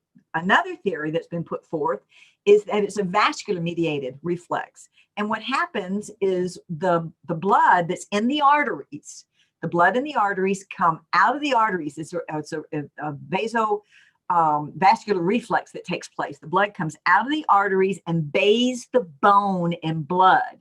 The bone does not like to be bathed in blood, and it causes, again, it goes towards osteolysis and osteopenia. So these are the two theories. And what Charcot is, it's serial fractures, fracture after fracture after fracture that can destroy and change how the foot performs. So look at this gentleman here. He has the classic rocker bottom foot deformity. This is a late stage presentation of the Charcot foot, but look at his medial malleolus. Look at where his medial malleolus is. Now, find your medial malleolus. I'm not going to put my foot up there. I don't have my shoes on. Well, there's my foot. Okay. No, I'm not going to put my foot up there. I don't have my shoes on. Sorry about that. Look at where that ankle is. Find your ankle. If you measure, I know what I'll do. If you measure from the ankle to the floor, this is about how far the foot is from the floor. Excuse me, the malleolus is from the floor. Look at the malleolus in this photograph. The tibia has migrated down, and the tibial plateau is practically on the floor. But Look at this guy's hair on his lower leg, on the top of his foot, on his toes. If you love the Hobbit series, it looks a little bit, or Lord of the Rings series, it looks a little bit like Hobbit foot. My grandson, he has wonderful hair on his feet. And I said, Logan, you're so lucky. You have this wonderful hair on your feet. He says, no, Nana, I look like I have Hobbit feet. I said, that's good. That means you have good blood flow. He still thinks his Nana's kind of weird. I'm pretty sure Lee talked to you about hair growth patterns. You want to look at hair growth patterns because they can give you important information related to blood flow. Until you get to older women who have gone through menopause, then you cannot count on blood flow studies. After we go through menopause, our hair growth patterns on our legs and feet change significantly. So when we look at Charcot, we have the acute stage and the chronic stage. The acute stage is hot, it's swollen, it's about 2 degrees hotter than the contralateral foot.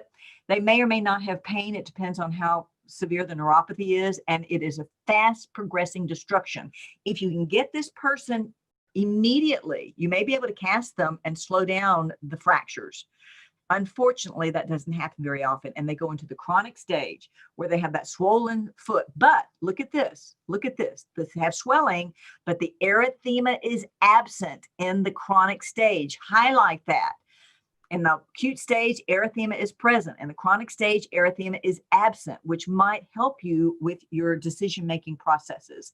And then you have the joint deformity, the subluxation, the dislocations, the collapse of that longitudinal arch, and then this rocker bottom deformity that you see. And this is a photograph of an x-ray, and you can see all these shards of fracture pieces throughout this foot. Treatment for Charcot is offloading. It's the most important initial treatment, and then maybe surgery to stabilize it in the early stages if there's acute fractures, or maybe in the later stages if offloading isn't effective. When you look at the grading systems for diabetic foot wounds, you do not use the pressure ulcer staging system. You do not use the pressure ulcer injury staging system. You're going to use the Wagner system or the University of Texas system, or you can use partial and full thickness. Most people in general use the Wagner system. Not my favorite system. I think the University of Texas is a better system. The reason you're using the Wagner grading system is this is how CMS pays you. You're paid on this related to depth. Also, ladies and gentlemen, absolutely know, everybody on here, know this grading system, and be sure you know grade 4 and grade 5. You may see that. I have a little black star up there. It needed to be green. I didn't change the color. Highlight 4 and 5. You may see that on an exam at some point in time. University of Texas is a little different because it talks about presence and absence of infection and presence and absence of blood flow, which are the most important things. Do we have, is it neuroischemic, ischemic? Is the foot ischemic, neuroischemic, or neuropathic only? And so this is going to help you with that information. If you can use both, that's great. And it looks something like this. Say we have someone who has a grade 3 with stage D. So that person has a wound, a foot wound that's penetrating to the bone or joint with an infection and with ischemia. And you know right then and there, you are between a rock and a hard place. How are you even going to get the medication to that foot when you have ischemia? So the burden of diabetic foot ulcers, 85% of these ulcers, diabetic ulcers, follow a foot ulceration. 85% of diabetes-related amputations follow a foot ulceration. 50% of the people are going to have a contralateral ulceration within 18 months. More than 50% will undergo a second amputation within 3 to 5 years. And 35 to 50% of the people are going to be dead within 3 years of the second amputation. These are the risk factors for amputation. There's something I want to add here. I'm putting my thumb down here, so I'll remember to add it. How long does a person have diabetes? How high is their hemoglobin A1C, and are their fasting glucose levels? Do they have protective sensation? And ladies and gentlemen, when you're working on one foot, please remember to evaluate the other foot. I know you may not get paid for it, but be sure to evaluate the other foot and coach the patient on how to take care of the other foot. You don't want them to come back with and put them at risk for an amputation on the other foot, because they have a foot ulcer on their foot. That person already has the risk of an amputation for that particular foot. History of an ulcer in the same location. A current ulcer is a risk factor for amputation. An infection of the bone or soft tissue is a risk factor for amputation. Retinopathy, if they also have retinopathy, that's a question for your intake, which is on almost every medical intake I go for to see my practitioner, and I have to do my annual what's going on with me. Retinopathy or eye disease is on almost every intake that I fill out for myself. And that is known to be an independent risk factor for amputation. And also lack of patient education. That needs to be underneath the other. Lack of patient education is another bullet. And below lack of patient education, I need to write a note about that. Risk factors. The other thing that I want you to put on here that I'm going to have for the next class is people who are on dialysis. People on dialysis are at higher risk factor. That's an independent risk factor for an amputation. People who are on dialysis from diabetes. Okay. Amputations in people with diabetes. Lee, I'm sure mentioned this, that there are some people that need an amputation to improve their quality of life. They just can't take it anymore. They think they will be better off, and many times they are better off from a quality of life if we give up and allow them to go forward and have their amputation, get into a good prosthesis, do their rehab process, and go on with a functional life. When they do an amputation, you want to try to get that person into as near a normal gait cycle as possible with toe-off propulsion is a goal for surgery and our shoe gear. And Lee gave you a good lecture, and you want to go back and look at the levels of amputation related to that. There was something, oh, I know what I'm going to say. All right. So foot and lower extremity examination, you need to do a multi-systems review. Of course, you're looking at the skin, what's happening with the musculoskeletal system with strength, range of motion, gait, what's going on with the neuromuscular system, looking at sensory testing particularly, and what's happening with the vascular system. And I know Lee told you that if you have peripheral vascular disease, specifically in people with diabetes, that there's a recommendation that there be a cardiac assessment to ensure that they don't have also significant coronary artery disease. And those two go together. Peripheral and coronary artery disease go together. So you're going to do a visual examination of the foot. You're going to look for areas of dryness, hair growth patterns. You're going to look between the toes for hyperkeratotic lesions, breaks in the web space. Check the heels. Are they dry? Are they fissured? Look at the toenails. What's the length? Are they ingrown? And can the people even get down to their toes to take care of their toes, or can they get somebody to help them?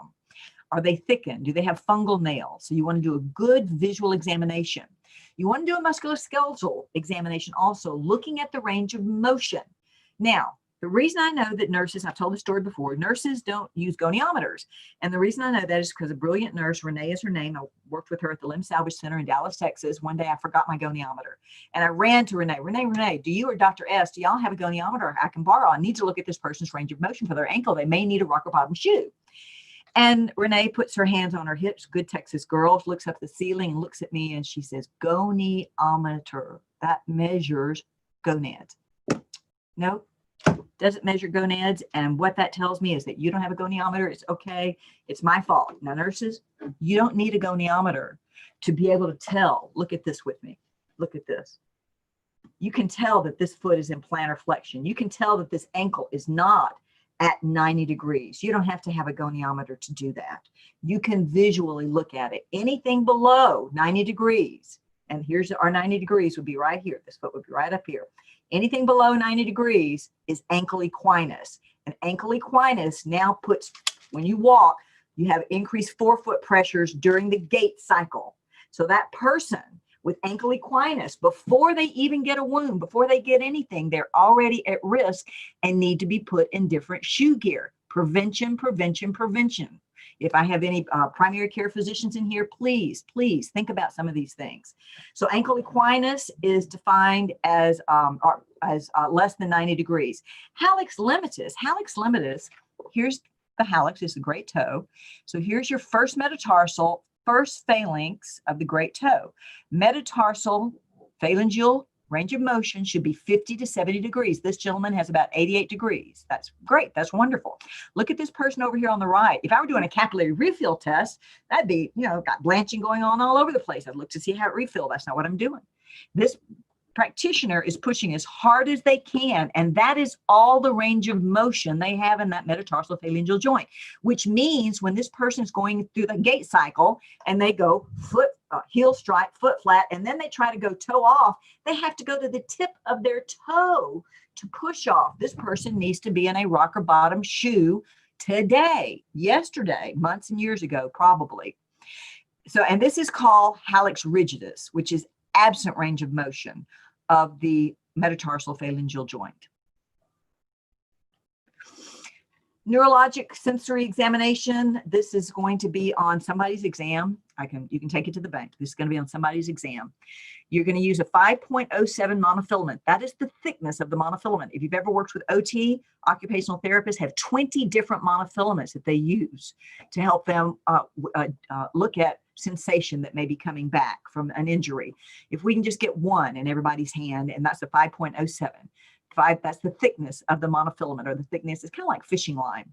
So normal is 4.16, 5.07 is loss of protective sensation, and then 6 point something is absence of all sensation. But if we can just get the 5.07 in everybody's hands, it bends on 10 grams of pressure.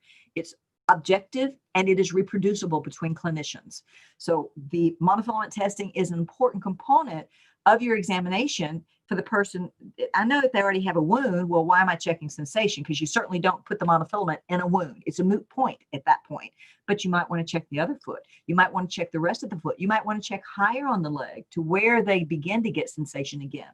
You can also use a vibratory sensation. If you're going to use the tuning fork, be sure you get 256 cycles per second. The first time I bought it, I bought the one with 550 something, 52 or something like that cycles per second. It was too fast. The one for protective sensation for people with diabetes is 256 cycles per second. And you can you test the great toe, or you can also test the malleoli.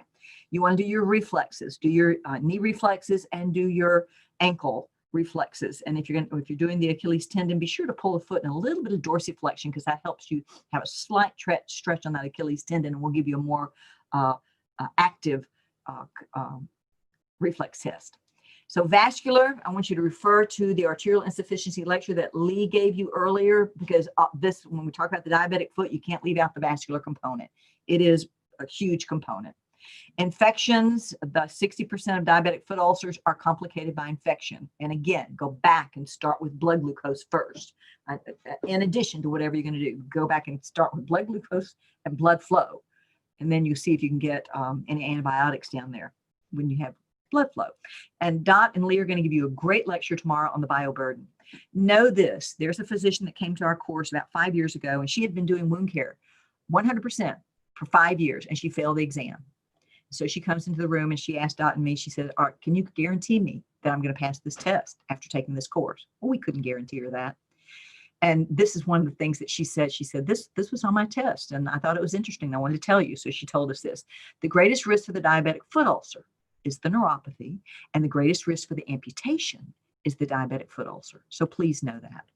Treatment interventions at the top of my list, you might know, blood glucose control, and then wound bed preparation, which we're going to talk about tomorrow. Dressings, Dot's going to talk about tomorrow after we get finished with debridement. And advanced and adjunctive technologies, Dot and I are going to talk about both of those tomorrow. And Lee's going to talk about HBO therapy, which is actually an adjunctive therapy also. So our established treatment interventions include pressure redistribution or reduction. People talk about offloading, offloading, offloading. This thing on the right, that's the only thing that is true offloading. Everything else is pressure redistribution for pressure reduction on the area. And pressure reduction is essential for healing, for whatever the wound etiology is. Even for people who are immobile in the bed, we do have to do pressure redistribution and pressure reduction for our pressure ulcers. Trauma causes most plantar wounds, and it's ongoing trauma. You know, we're very simple people. I'm a very simple woman, very simple woman. We go towards pleasure and away from pain. People with diabetes, when they have neuropathy, they don't have a sense that they're having pain. So they need some help and coaching to help them to stay off of that foot. There are a limited number of effective strategies for pressure reduction. The one that's been studied the most is the total contact cast. However, doing the total contact cast does require expertise. It requires going to courses.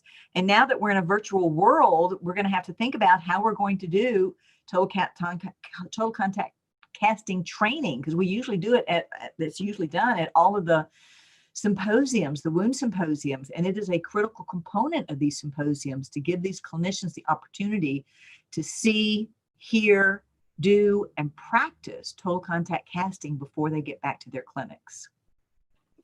Some other offloading thoughts, just for somebody who has maybe early peripheral neuropathy, and we're trying to prevent diabetic foot ulcers, you might put them in something like this shoe here on the bottom. We know that this particular shoe specifically reduces the pressure on the bottom of the foot by 20%. Here's your traditional toe contact cast. They have it in here with a little bit of a rocker bottom exoskeleton. I have not seen this one, the T-brace anti-gravity foot brace. If you have used it, have seen it used, please let me know. Please send me a note, and I'd like to know your outcomes. I cannot speak to it. I think it's fascinating, but I cannot speak to it as an intervention. Total contact casting, however, reduces excessive plantar pressure by increasing the weight-bearing surface area. So what happens with when you put on a total contact cast and you mold it to the contours of the arch of the foot, you mold it to the contours, the malleolus and where the Achilles tendon is, you mold it to the contour of the ankle and the calf. Every place that total contact cast touches that foot or lower leg takes a little bit of the weight off of the bottom of the foot. So we're actually redistributing the pressure when we're using total contact casting. The indications for total contact casting are plantar ulcers, that's your neuropathic foot ulcers, or neuropathic fracture, which is Charcot foot. That's a synonym. Neuropathic fracture and Charcot foot are synonyms. There are contraindications for total contact casting, including infections, narrow deep wounds, osteomyelitis. Now, I asked someone that I've learned a lot from over the years, Larry Lavery. I asked Larry if he gives the patients antibiotics, starts them on their antibiotics, and go ahead and does total contact casting.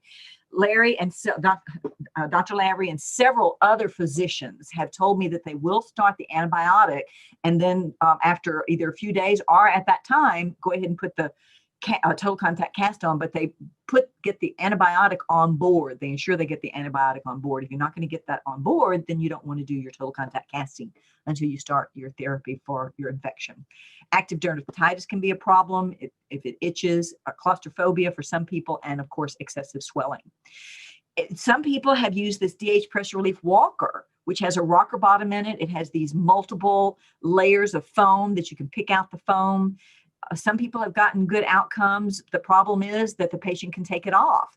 It's good that you can take it off, that you can look at the wound, but the problem is the patients take it off, and sometimes they use it appropriately and oftentimes they don't. You are not finished once that wound is closed. And remember, that full thickness wound is only closed. It's not healed. That full thickness wound that you have epithelialized, it is only closed. I don't care if it's a pressure ulcer, a diabetic foot ulcer, or any other kind of wound. It is only closed. Do not put them in their regular shoe gear and send them on their way. They need to be put into an insert that's going to help redistribute the pressure and into a depth shoe of some type. And people who have decreased range of motion are going to need to have a shoe gear that has a rocker bottom to it. So these are some of the things that you want to think about. There's a physical therapist, Melody, that worked with Dot for many years, brilliant woman. And she was truly one of the queens of alternative offloading, including forefoot felt planing and using the forefoot felt. So some of you may have this skill and be using this also, or know someone in your clinic who can. Treatment for Charcot foot it's a fracture. You've got to cast it. You've got to get it off of them. Get them off of it. You want to follow up with the orthotics, your molded shoes, maybe bracing. And Dr. Gerard Yu, many years ago, not many years ago, but quite a few years ago before he passed, he taught a lot of us about using the bone stimulator for Charcot foot. Charcot foot, of course, it's non-healing fractures or serial fractures, and it made sense to use the bone stimulator. This physician I talked to you about who took the test, worked only in wounds for 5 years, and she didn't pass it. And she said, Pamela, Dot, I didn't know the answer to this question either. And so we put it in the course in case you see it again. And the question had to do with this person had a transmit amputation. So they have a transmetatarsal amputation. So the toes are gone. They have transmit amputation. Now, when your toes are gone, we have no toes here. I'm going to do heel strike, foot flat. I have no toes to do push off, to propel that leg, to go forward. There are no toes. So when this happens, this person needs to be put in a rocker bottom shoe for the propulsion phase of the gait cycle. So that's the answer to that question. And this wound down here on the bottom, wound center got it closed, didn't put the person in shoe gear, and guess what? They got another wound after the amputation that they'd already had to do. You have not finished your job. We have not finished our job until we get these people in the right shoe gear. Soaking the diabetic foot, don't do it. Don't send it to me for Whirlpool. As a matter of fact, we got rid of most of the Whirlpools because people wouldn't stop sending them to us. That's not the only reason, because we had better modalities than Whirlpool. And we could ensure with these better modalities that we had good infection control practices. But we don't soak the diabetic foot. I still have people as I go around the country and teach. I'm truly honored to teach thousands of nurses every year and hundreds of physicians and physical therapists. And I'm hearing that soaking of the foot is still something that's being recommended by some of the primary care practitioners. The literature tells us do not soak the diabetic foot. Epsom salts is not what we need to do for the diabetic foot. Sharp debridement is a standard of practice, and we'll talk about that some more. That this rim, this hyperkeratotic rim, it needs to come off so that the keratinocytes, thank you, the keratinocytes will be able to migrate back over the wound. So in summary, wound healing in patients with diabetes often takes a different course, leaving the patient with a chronic wound, a chronic non-healing wound. A comprehensive assessment and physical examination of the patient and the wound. You're going to look not just at the hole in the patient, but you have to look at the whole patient. Is critical. Looking at the whole patient is critical to create an environment where wound healing can occur. You've never healed a wound. You've never healed a wound, ever. I've never healed a wound. Dot's never healed a wound. Lee's never healed a wound. The patient's body heals that wound. And you want to be sure you create the environment where wound healing can occur. Changes in blood flow as a result of macro and microvascular disease and dysfunction also affect the basic healing mechanisms. Ladies and gentlemen, if you have any questions, let me know. I think there are a couple of questions. Let's see. I think you have a few questions, then we can take a 5-minute break. Thank you, Frank. I appreciate that. All right, let me move these questions over here. Did it? Whoops. Here they go. So the first question. That's a great question. Why does Charcot only affect one foot? Do you know? I don't know the answer to that. If anyone knows it, and we've got to figure out, be sure we get these questions, Tiffany. I know you did the last couple of times. This is one I have to look up. I've never had that question before, Joyce. Thank you very much. Lee, do you know? Well, actually, it can affect both feet. Yeah. Yeah, I've had a few patients that I can just visualize now with bilateral crow walkers with bilateral Charcot neuroarthropathy of the feet. So it is most common only in one foot, but it can occur in both. And the second. Now this, Lee, maybe you and Dottie can help me with this. The question is, what is CMS code for Wagner classification? And isn't there a code for each level of the Wagner? It gives you a code for each level, and then you yes. And do you know what they pay? And I certainly don't have them committed to memory. I click on the diagnosis tab and then I look for it, and whatever the number it is, it is. I don't think that I've ever known them, but your statement is correct that for each of the Wagner categories 1 through 5, there is a different code. Okay, outstanding. All right, let's take a break, and it is 3:32. I don't know. 4:32. 4:32. I'm sorry, it's 3:32 where I am. Okay, okay. So tell me how long you want to go. How long do I want to go? Okay. 3:38. How about 3:40? 7 minutes, 3:40. Okay. Is that okay? If it's not, tell me. 3:40, everybody. Come back at 3:40. But if you keep talking, it'll be 3:45. I know, 3:40. Be back at 3:40.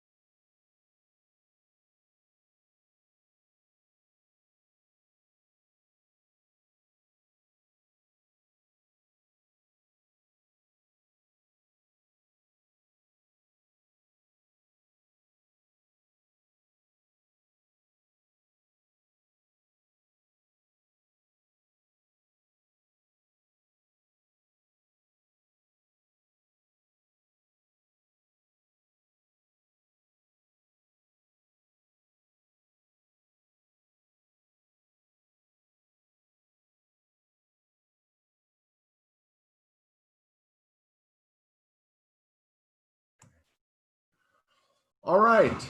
Well, hello again.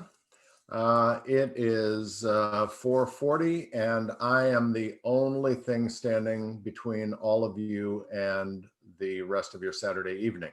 So the good news is that we're going to have lots of interesting pictures over this last session. And the bad news is that there's lots of interesting pictures. So let's take off on atypicals here. We're now going to look for this last session. We're going to look at maybe some of the not necessarily unusual. There are some unusual things, but there are some other things that are fairly common, but not necessarily thought of as wound related. So we'll take a look at premalignant and malignant skin tumors first. And I don't know about the rest of you, but I see a lot of skin cancers in our practice. They oftentimes present as wounds that have failed to heal. So again, the common theme in wound care is the lower extremities, and basal cell, squamous cell carcinomas, as well as malignant melanomas, have a propensity for the lower legs. So let's look at those first. Basal cell carcinomas, the most common form and the most innocuous form of primary cutaneous malignancies. They tend to be fairly slow growing, locally destructive, common in the later years of life, most common in fair-skinned individuals that have had a fair amount of sun exposure. The treatment is excisional biopsy. So be careful when you're taking a test, because I've seen responses such as incisional biopsy. And for a basal cell or a squamous cell, you don't want to incise it, you want to excise it. These have a tendency to recur, and if an individual has had one basal cell, they're likely to develop more. Squamous cell carcinoma is a little bit of a different story. They are a more invasive primary cutaneous malignancy. These arise from keratinocytes, again, most commonly found in sun-exposed areas, head, neck, hands. Increased risk, fair-skinned individuals, ultraviolet exposure, same theme for all skin cancers, really. Squamous cell carcinomas can develop from a precursor called an actinic keratosis, and we'll look at those in a minute too. Treatment, again, excisional biopsy. Squamous cell carcinomas, because of the depth of their invasion, occasionally can metastasize. So the actinic keratosis, these clinically are small, pale colored sandpapery lesions, again, in sun-exposed areas. Oftentimes we treat these with topical liquid nitrogen or topical 5-fluorouracil in their early stages, but if they advance to a frank squamous cell carcinoma, then of course they need to be excised. Marjolin ulcer. So this was classically described initially back in the 1800s by a French surgeon, Jean-Louis Marjolin, who described the development of a squamous cell cancer arising in an area of prior skin damage or skin trauma. So these in America have colloquially been called scar carcinomas or burn carcinomas, but basically any area that has had prior damage that then develops some sort of a skin ulceration really have a high index of suspicion for a Marjolin ulcer. This particular case, if you can see my cursor here or pointer, this lady came to see me with a venous leg ulcer encompassing this entire area. She had had a venous leg ulcer in that area several times during her lifetime. And this was the first time I was seeing her. So I saw her on the initial visit and she just had a big typical looking venous leg ulcer. She was mobility impaired, so we got home care set up for her. And I saw her back for the first time a month later. When she came back, she had this very unusual looking thing in the superior aspect of the wound. So I biopsied that and it was a squamous cell carcinoma. referred her to our local cancer center. She had a wide excision and a full thickness skin graft. But this, one of my sayings, I guess, is if it looks funny, it probably is funny. And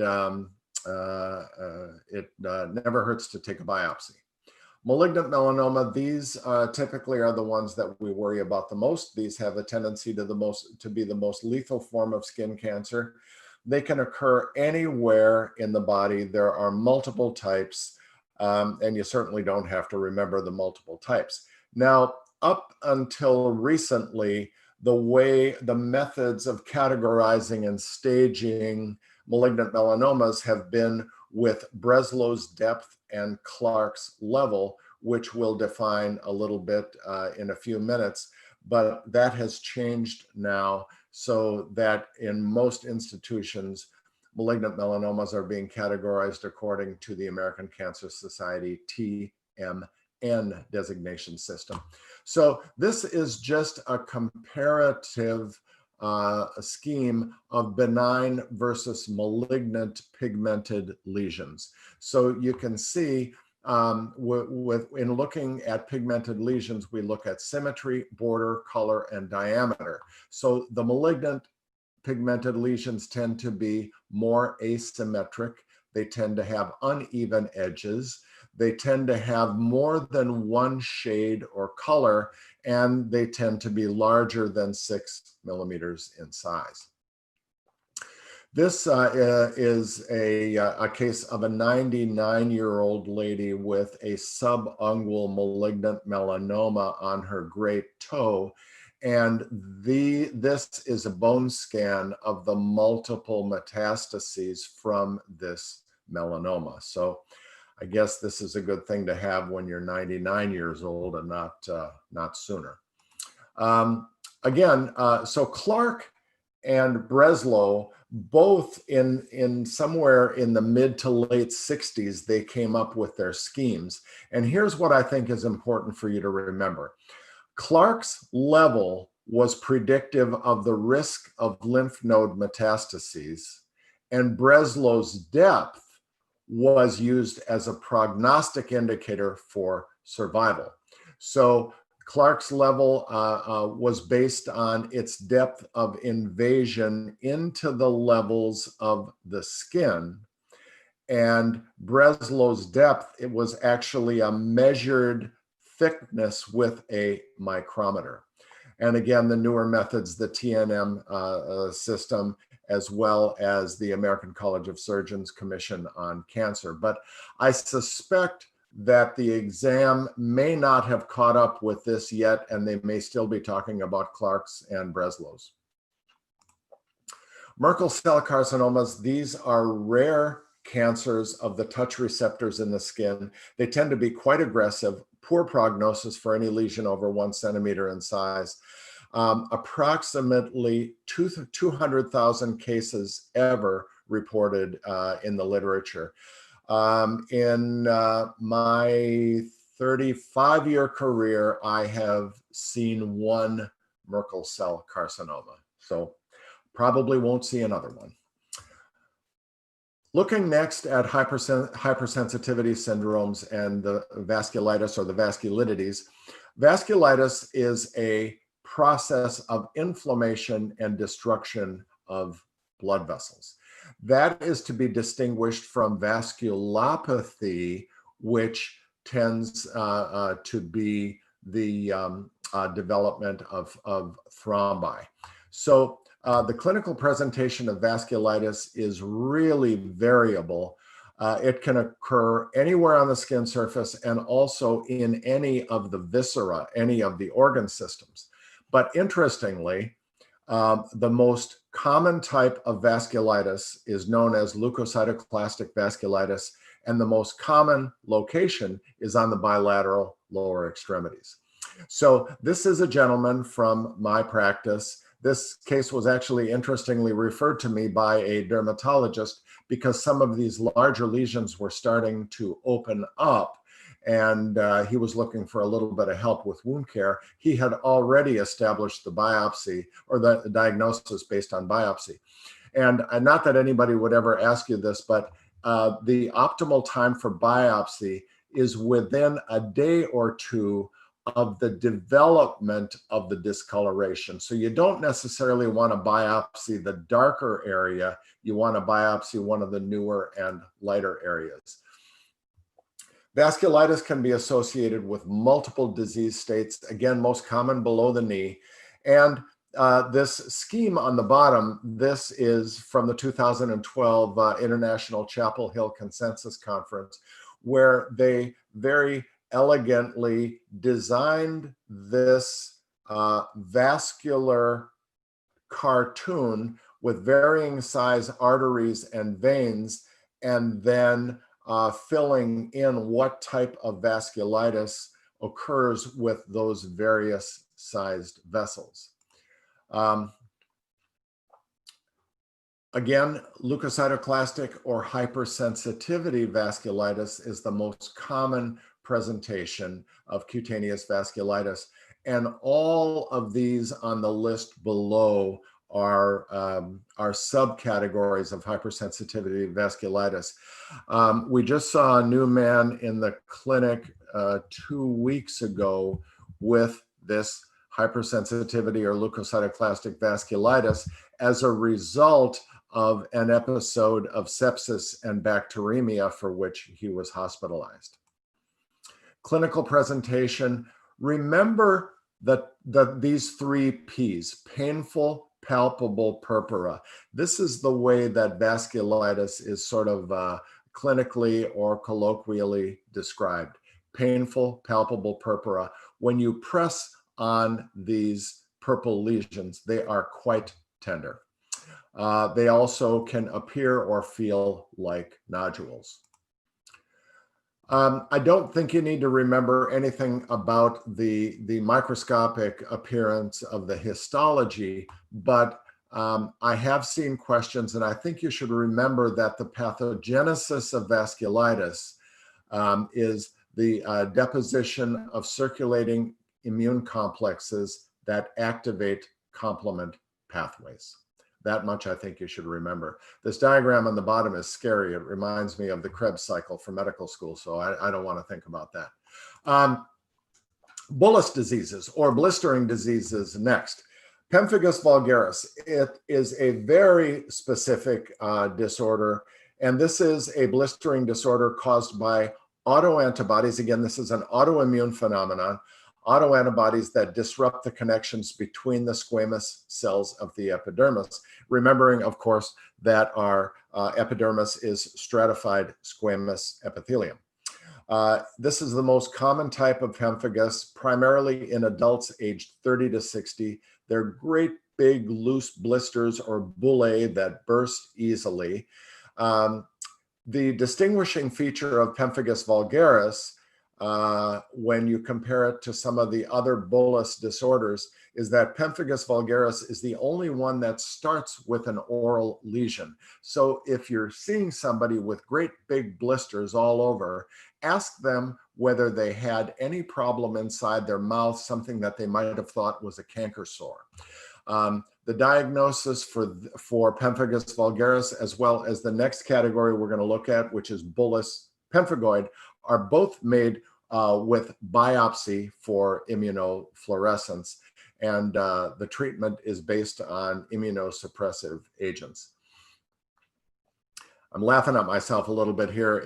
If you're seeing me turn and look out the window, I'm seeing the trees moving and the wind starting to blow, and I'm recalling the last one of these courses that we did where we had a power and an internet failure in the middle of it, which that was a fire drill, to say the least.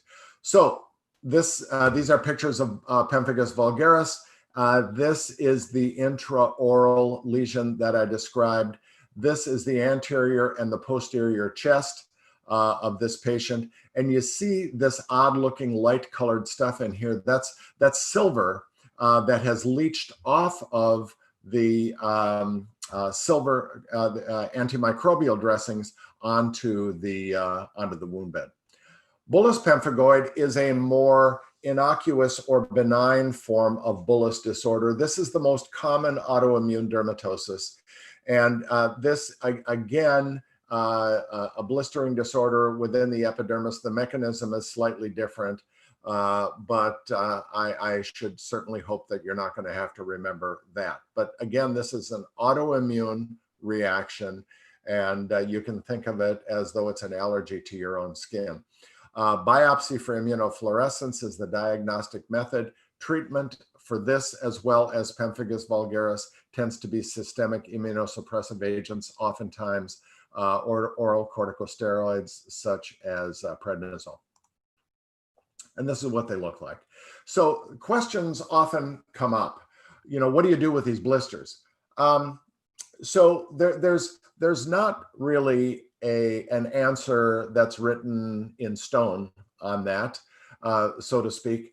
But my approach to these typically is as follows. And this is the context of, in the context of thinking about a blister as what it is. So a blister really in many ways is nature's perfect dressing. It's sterile, it's warm, it's moist, and it's protective. So if a blister is going to remain intact, by the time it dries up and the cap comes off, the underlying partial thickness wound is totally reepithelialized.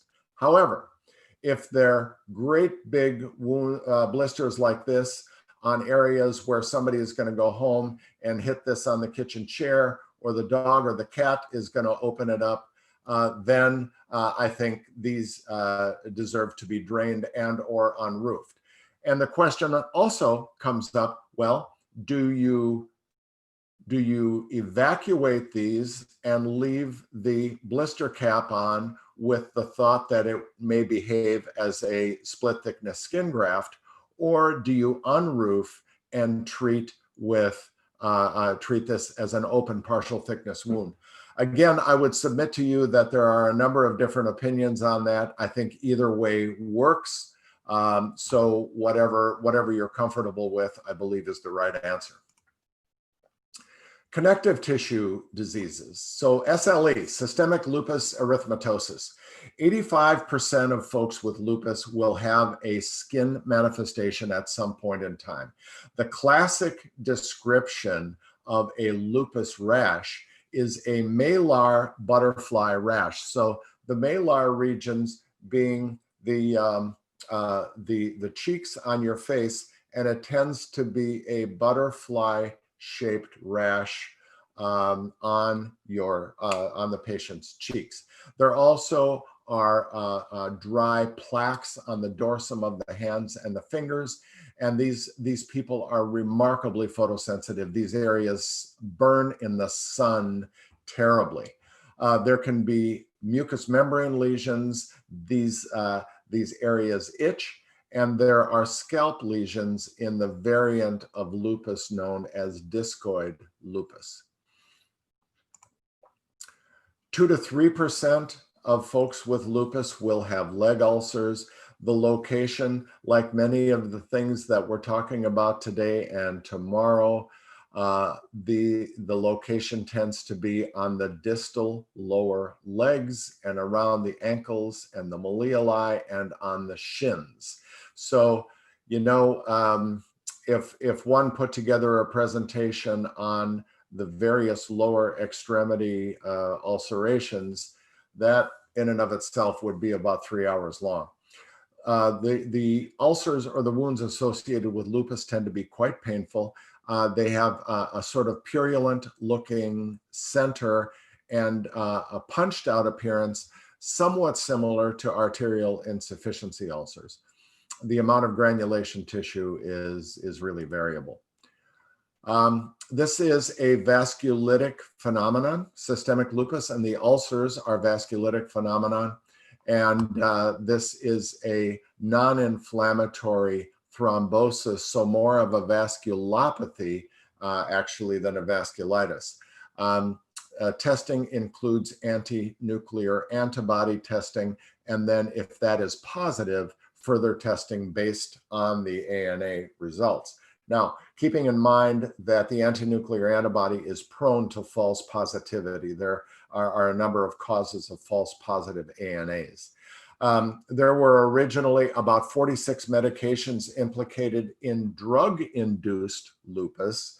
But only 3 of those really were ever seen with any frequency, and those were procainamide, hydralazine, and quinidine. Procainamide, sort of an old school cardiac antidysrhythmic. Quinidine, same category. Hydralazine is still a currently used antihypertensive agent from the alpha blocking category. Scleroderma, also sometimes known as progressive systemic sclerosis. This is a condition of excess proliferation of fibroblasts as well as collagen proteins. About 35 to 40% of folks with scleroderma will develop a skin ulcer during the course of their disease. The most common presentation or variant, if you will, of scleroderma is the CREST syndrome.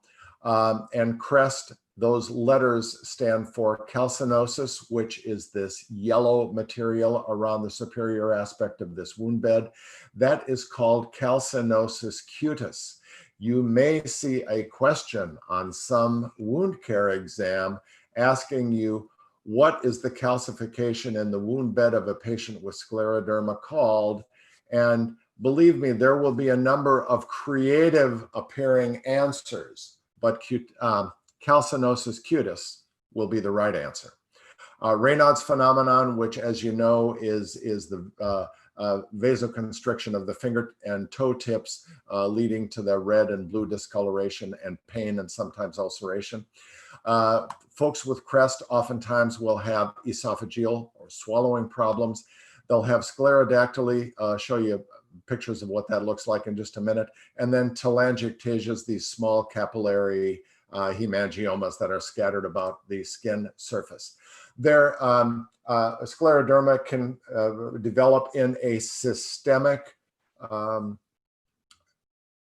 variety that involves Raynaud's phenomenon as well as other organ involvement, or it can be localized with only skin manifestations. And that skin manifestation of scleroderma is known as morphea, commonly occurring on the trunk and usually the superficial layers of the skin. Linear scleroderma, this is a picture of what that looks like. That usually develops somewhere in childhood or adolescence and can lead to severe orthopedic defects. And this is what sclerodactyly looks like. So sclerodactyly leads to tightening of the skin. And remember, keep in mind that this is excess fibroblast, excess collagen protein. So these hands are almost scarring into a palmar deformity, and it increases the pressure and the tension over the proximal interphalangeal joints. And that's where this ulceration most commonly occurs. These are very, very difficult to treat. Oftentimes, the hand surgeons and plastic surgeons will do palmar tendon releases in order to allow the hand to go back into more of a position of function. Anecdotally, I have tried and have had some success with using the topical anti-calcineurin agents such as topical tacrolimus, brand name is Protopic, applied BID, and the tacrolimus and sirolimus have anti-TNF or anti-tumor necrosis factor properties. And so again, anecdotally can have some positive effect on these. All right, let's look at some of the cutaneous manifestations of internal disease. Sickle cell disease, this is the most common form of hemoglobinopathy on the planet. It is fortunately an autosomal recessive trait where the red blood cells develop in a sickled form rather than a spherical form as they are in the normal state. These usually manifest early in childhood, and this is a condition essentially exclusively limited to the African American or Black population. These sickled cells end up sludging and developing thrombi or clots and obstructing capillaries, and the resulting event is a painful ischemic event. And again, this is most often diagnosed early in childhood, usually as an acute episode of abdominal pain because of the sequestering or sludging of these sickled cells in the spleen. Prenatal genetic testing is very commonly done now, making the diagnosis later in life a blood smear with a sickle cell prep and detection of hemoglobin S. You know, if you think about a great big pipe pointed downhill, and you dumped a bunch of baseballs into that pipe, those baseballs would tumble in random motion and they'd probably all come out the other end. If you, on the other hand, dump a bucket full of sickle-shaped things into that pipe, they're not going to come out the other end. They're going to get stuck on each other and they're going to form a clog somewhere in the middle. So that is sort of how sickle cells behave. A small percentage of people with sickle cell disease will develop lower leg ulcers, and once again, big surprise, around the ankles. And again, this is an acute ischemic event where the sickled cells have obstructed the capillaries leading to the skin. These are exquisitely painful. Moist wound care, careful debridement, sometimes enzymatic debridement is most appropriate. And most of us believe that multi-layer compression really helps these as well as improves comfort, even though we commonly think about multi-layer compression just for venous leg ulcers. But multi-layer compression is helpful for these. Factor V Leiden mutation, this is a protein C resistance. This leads to thrombosis, however, venous more so than arterial. This progressive thrombosis leads to poor venous outflow, and you end up with fairly straightforward venous leg ulcers as a result. Moist wound care and compression are the treatments of choice.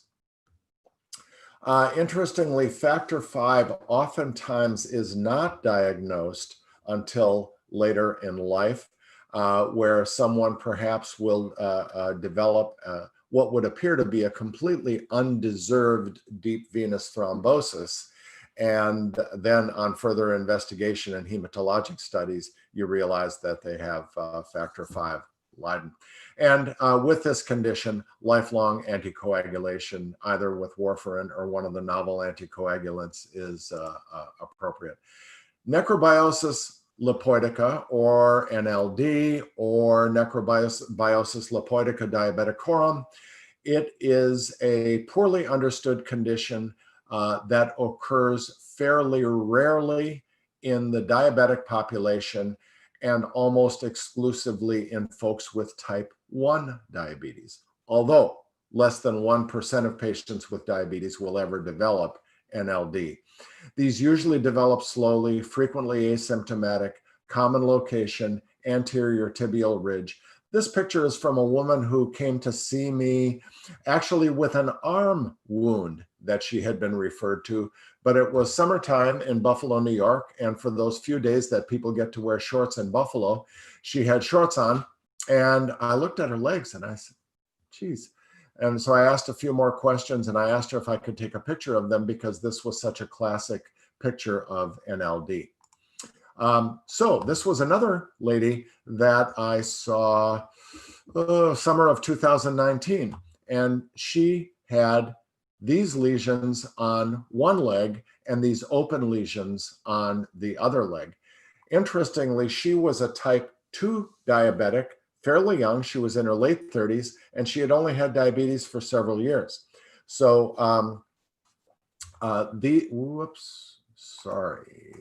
These we treated with topical corticosteroids. These we treated with systemic prednisone as well as injectable corticosteroids right into the wound bed. Bullosus diabeticorum, this is in that category of corona phlebitictica, that wound care trivia category. These are spontaneous blisters developing in the feet of people with diabetes. These are non-inflammatory, these are atraumatic, and they tend to just pop up. So if you look at the literature about these, you see the statement that says definitive explanation awaits elucidation, like so many other things in medicine. But if you have a diabetic that tells you one day, I woke up this morning with this big blister on my foot, I didn't have shoes on, I didn't hit it on anything, Bullosus diabeticorum may be the answer. Pyoderma gangrenosum, I would suggest to you, is the most typical of the atypicals. This is a fairly poorly understood ulcerative skin disease that is characterized by an ugly looking wound with rapidly enlarging size, a purulent looking wound bed, and a sort of purplish or violaceous appearing border. The most important thing for you to remember in terms of taking a test is this term pathergy. Pathergy refers to the enlargement of the lesion with any associated trauma. So the trap oftentimes that people fall into with pyoderma is that this is a terrible looking ulcer, so they will use some local anesthesia and debride this, and then a week later it's bigger. And oh, pardon me. And then a week later, all of a sudden it's bigger, they debride it again and it's bigger. And so pathergy is a phenomenon associated with very, very few conditions. But in this case, remember it in association with pyoderma gangrenosum. The other important thing to remember about pyoderma is that there is a fairly close association between pyoderma gangrenosum and inflammatory bowel disease, either ulcerative colitis or Crohn's disease. And so oftentimes we will see pyoderma gangrenosum in the peristomal area of someone who has had a colostomy or ileostomy secondary to inflammatory bowel disease.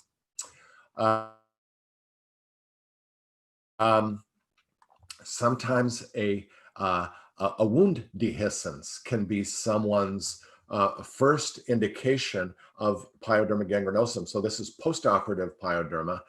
Pyoderma most often is seen on the lower legs. And this picture here is a young man from our practice in his early 30s. And all of these scars represent prior episodes of pyoderma gangrenosum. Treatment is protective, oftentimes intralesional injections of corticosteroids, systemic corticosteroids in the form of prednisone, and sometimes immunosuppressive drugs, including cyclosporin. Now, recently there is some literature to support the use of some of the anti-rheumatoid drugs, such as infliximab, and I can't remember the other one, but anyway, there is some literature now for some of the anti-rheumatoid drugs. These lesions tend to occur in patients who have had them. At least half of the time, we don't ever know why they develop them. Diagnosis, a biopsy. And so the question is frequently asked, well, if you're not supposed to debride them, how can you biopsy them? But, you need to establish a diagnosis. So a well-done punch or wedge biopsy from the edge of the wound will often be very helpful. And a couple of tips about pathology.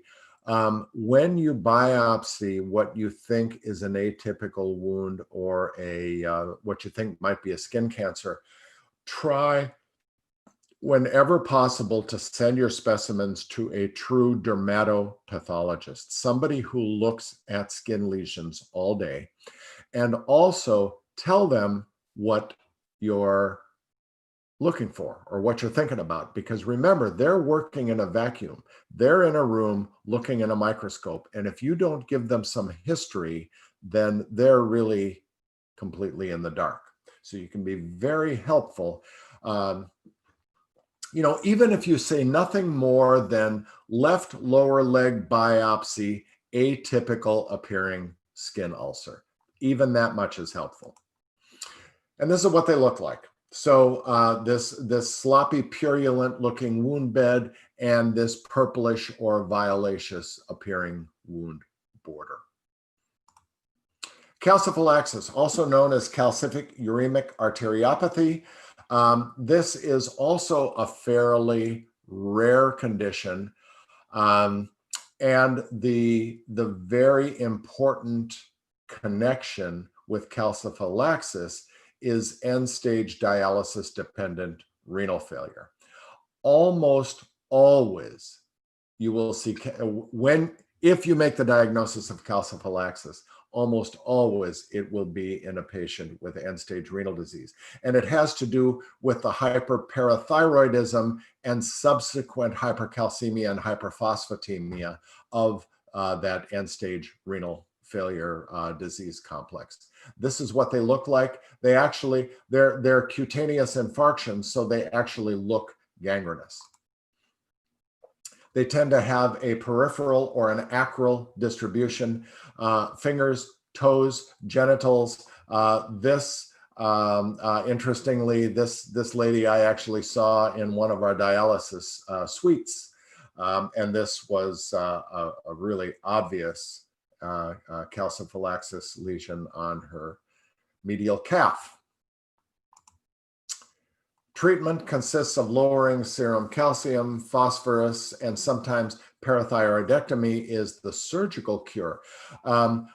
Perhaps the most helpful, reasonably conservative treatment is the addition of sodium thiosulfate to the dialysate mixture for the patients when they have dialysis. And you know, I would say that throughout time, I probably see 3 or 4 cases of this per year. The last one I saw here in Saratoga was just 2 or 3 weeks ago. And the nephrologist is in the process of getting that patient converted from peritoneal dialysis to hemodialysis so that sodium thiosulfate can be administered. Toxic epidermal necrolysis, or the TEN syndromes. This is a potentially life-threatening dermatologic disorder characterized by widespread erythema and widespread bullous or blistering detachment of the epidermis and mucous membranes. And this exfoliation, because of the exposure of such a large skin area, can result in sepsis and or death. Stevens-Johnson syndrome is a variant of the TEN, but this involves typically less than 10% of the body surface area, where toxic epidermal necrolysis typically is greater than 30%. There, just to make things confusing, there is an overlap syndrome between TEN and Stevens-Johnson, characterized by irregularly shaped purpuric, itchy macules with blistering. So that's TEN, Stevens-Johnson, and then the overlap. Epidermolysis bullosa. This is a tragic skin disorder. It is genetic in origin, and it is almost exclusively in infancy and childhood, where blisters form from sometimes trauma as trivial as putting a shirt on. So there are 4 main types with additional subtypes. This can be anywhere from mild to severe and disabling and fatal. There is no known cure at this time. Supportive wound care, there's nothing magic.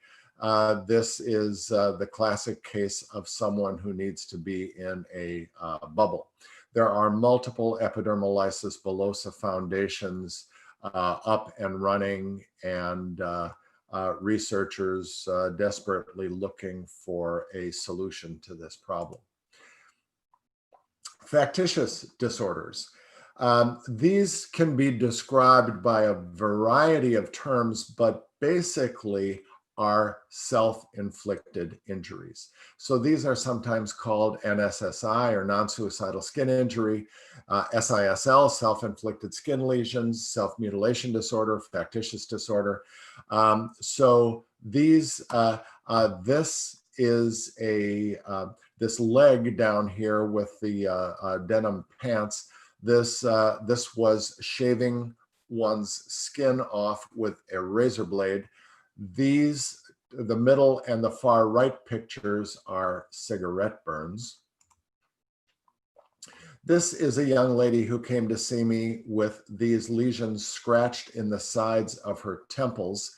And so this is a somatoform disorder that typically accompanies some sort of psychiatric illness where the self-mutilation, it is not a suicidal disorder, but the self-mutilation satisfies some part of this troublesome cycle that these folks are going through. The clinical features, these tend to be well circumscribed because of the scratching or even with the cigarette burns, and they tend to be located in areas that are only accessible to the hands and where the patient can reach. So if you are suspicious of this, ask the patient to take their shirt off and take a look at their mid-back, because if they are self-inflicted, there will not be lesions on the mid-back. So the wound care is not the complex part here. The complex part is establishing confidence and trust with the patient so that they will be acceptive of the notion that they are inflicting these wounds themselves, because oftentimes there is denial or even sometimes unawareness.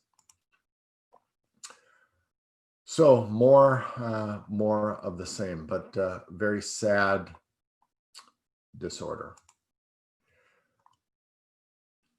This book, Levitt, Sansone, and Cohn, Self-Harm, Behavior, and Eating Disorders.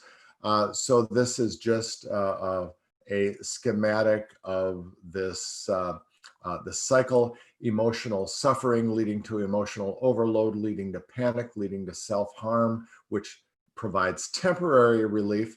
Then there is shame and grief over this that leads to more emotional suffering, and the cycle continues. So this is not one of those times where you look at the patient and say, stop doing that.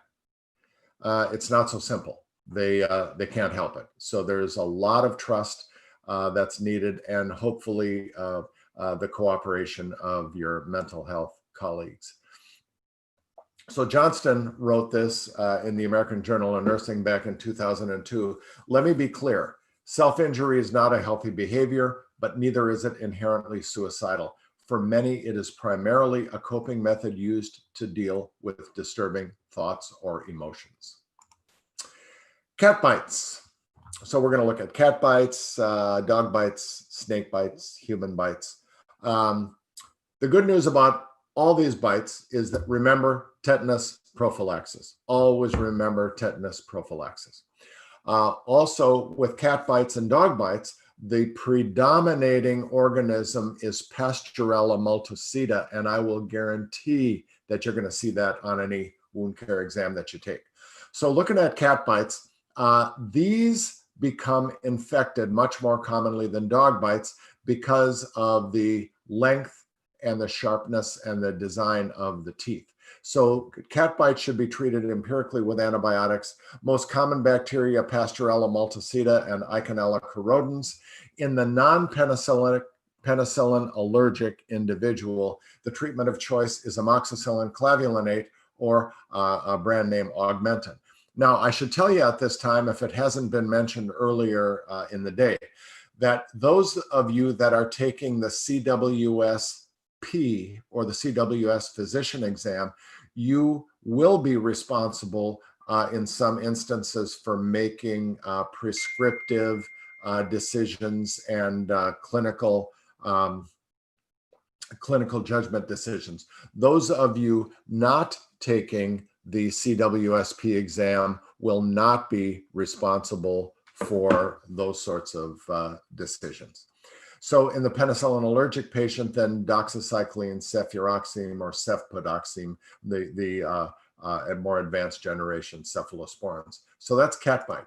Dog bite, also think about rabies prophylaxis. Infection rate is much lower in dogs. Again, the most common organism, Pasteurella multicida and Pasteurella canis. So again, in the non-penicillin allergic patient, amoxicillin clavulanate or Augmentin is the appropriate drug.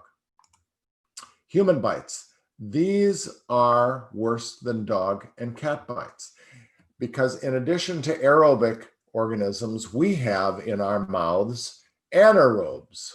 So Corynebacterium and Bacteroides, in addition to staph, strep, so on and so forth. We should not close or suture these. We should cleanse, irrigate, and debride. And in the non-penicillin allergic patient, amoxicillin and clavulanate plus, and this should be on the slide, I have to remember to add that, plus something for anaerobic coverage, such as metronidazole or Flagyl. Snake bites. The only treatment in reality is antivenom. We do not ice the area because it raises the risk for local tissue necrosis. We do not heat the area because it leads to vasodilatation and spread of the venom. And we don't do like they used to do on the Gunsmoke TV show when I was a kid. We don't cut a big X over the top of the wound with our Bowie knife and suck the poison out of it. Spider bites. Black widows, they are not infectious. Fortunately, they are also not in upstate New York. But the black widow bite can induce a tetanic muscular contraction leading to intense abdominal or chest pain. And again, as with any other bites, we need to remember tetanus prophylaxis. Brown recluse spider bites are way overdiagnosed. Most of what is thought to be a spider bite will end up being community-acquired MRSA or methicillin-resistant Staph aureus. And we'll look at that in a little bit more detail tomorrow. Brown recluse spider, if it really is a brown recluse, the venom can be corrosive and erosive. And so topical immunosuppressants such as dapsone or even complete excision and primary closure of the lesion sometimes is undertaken.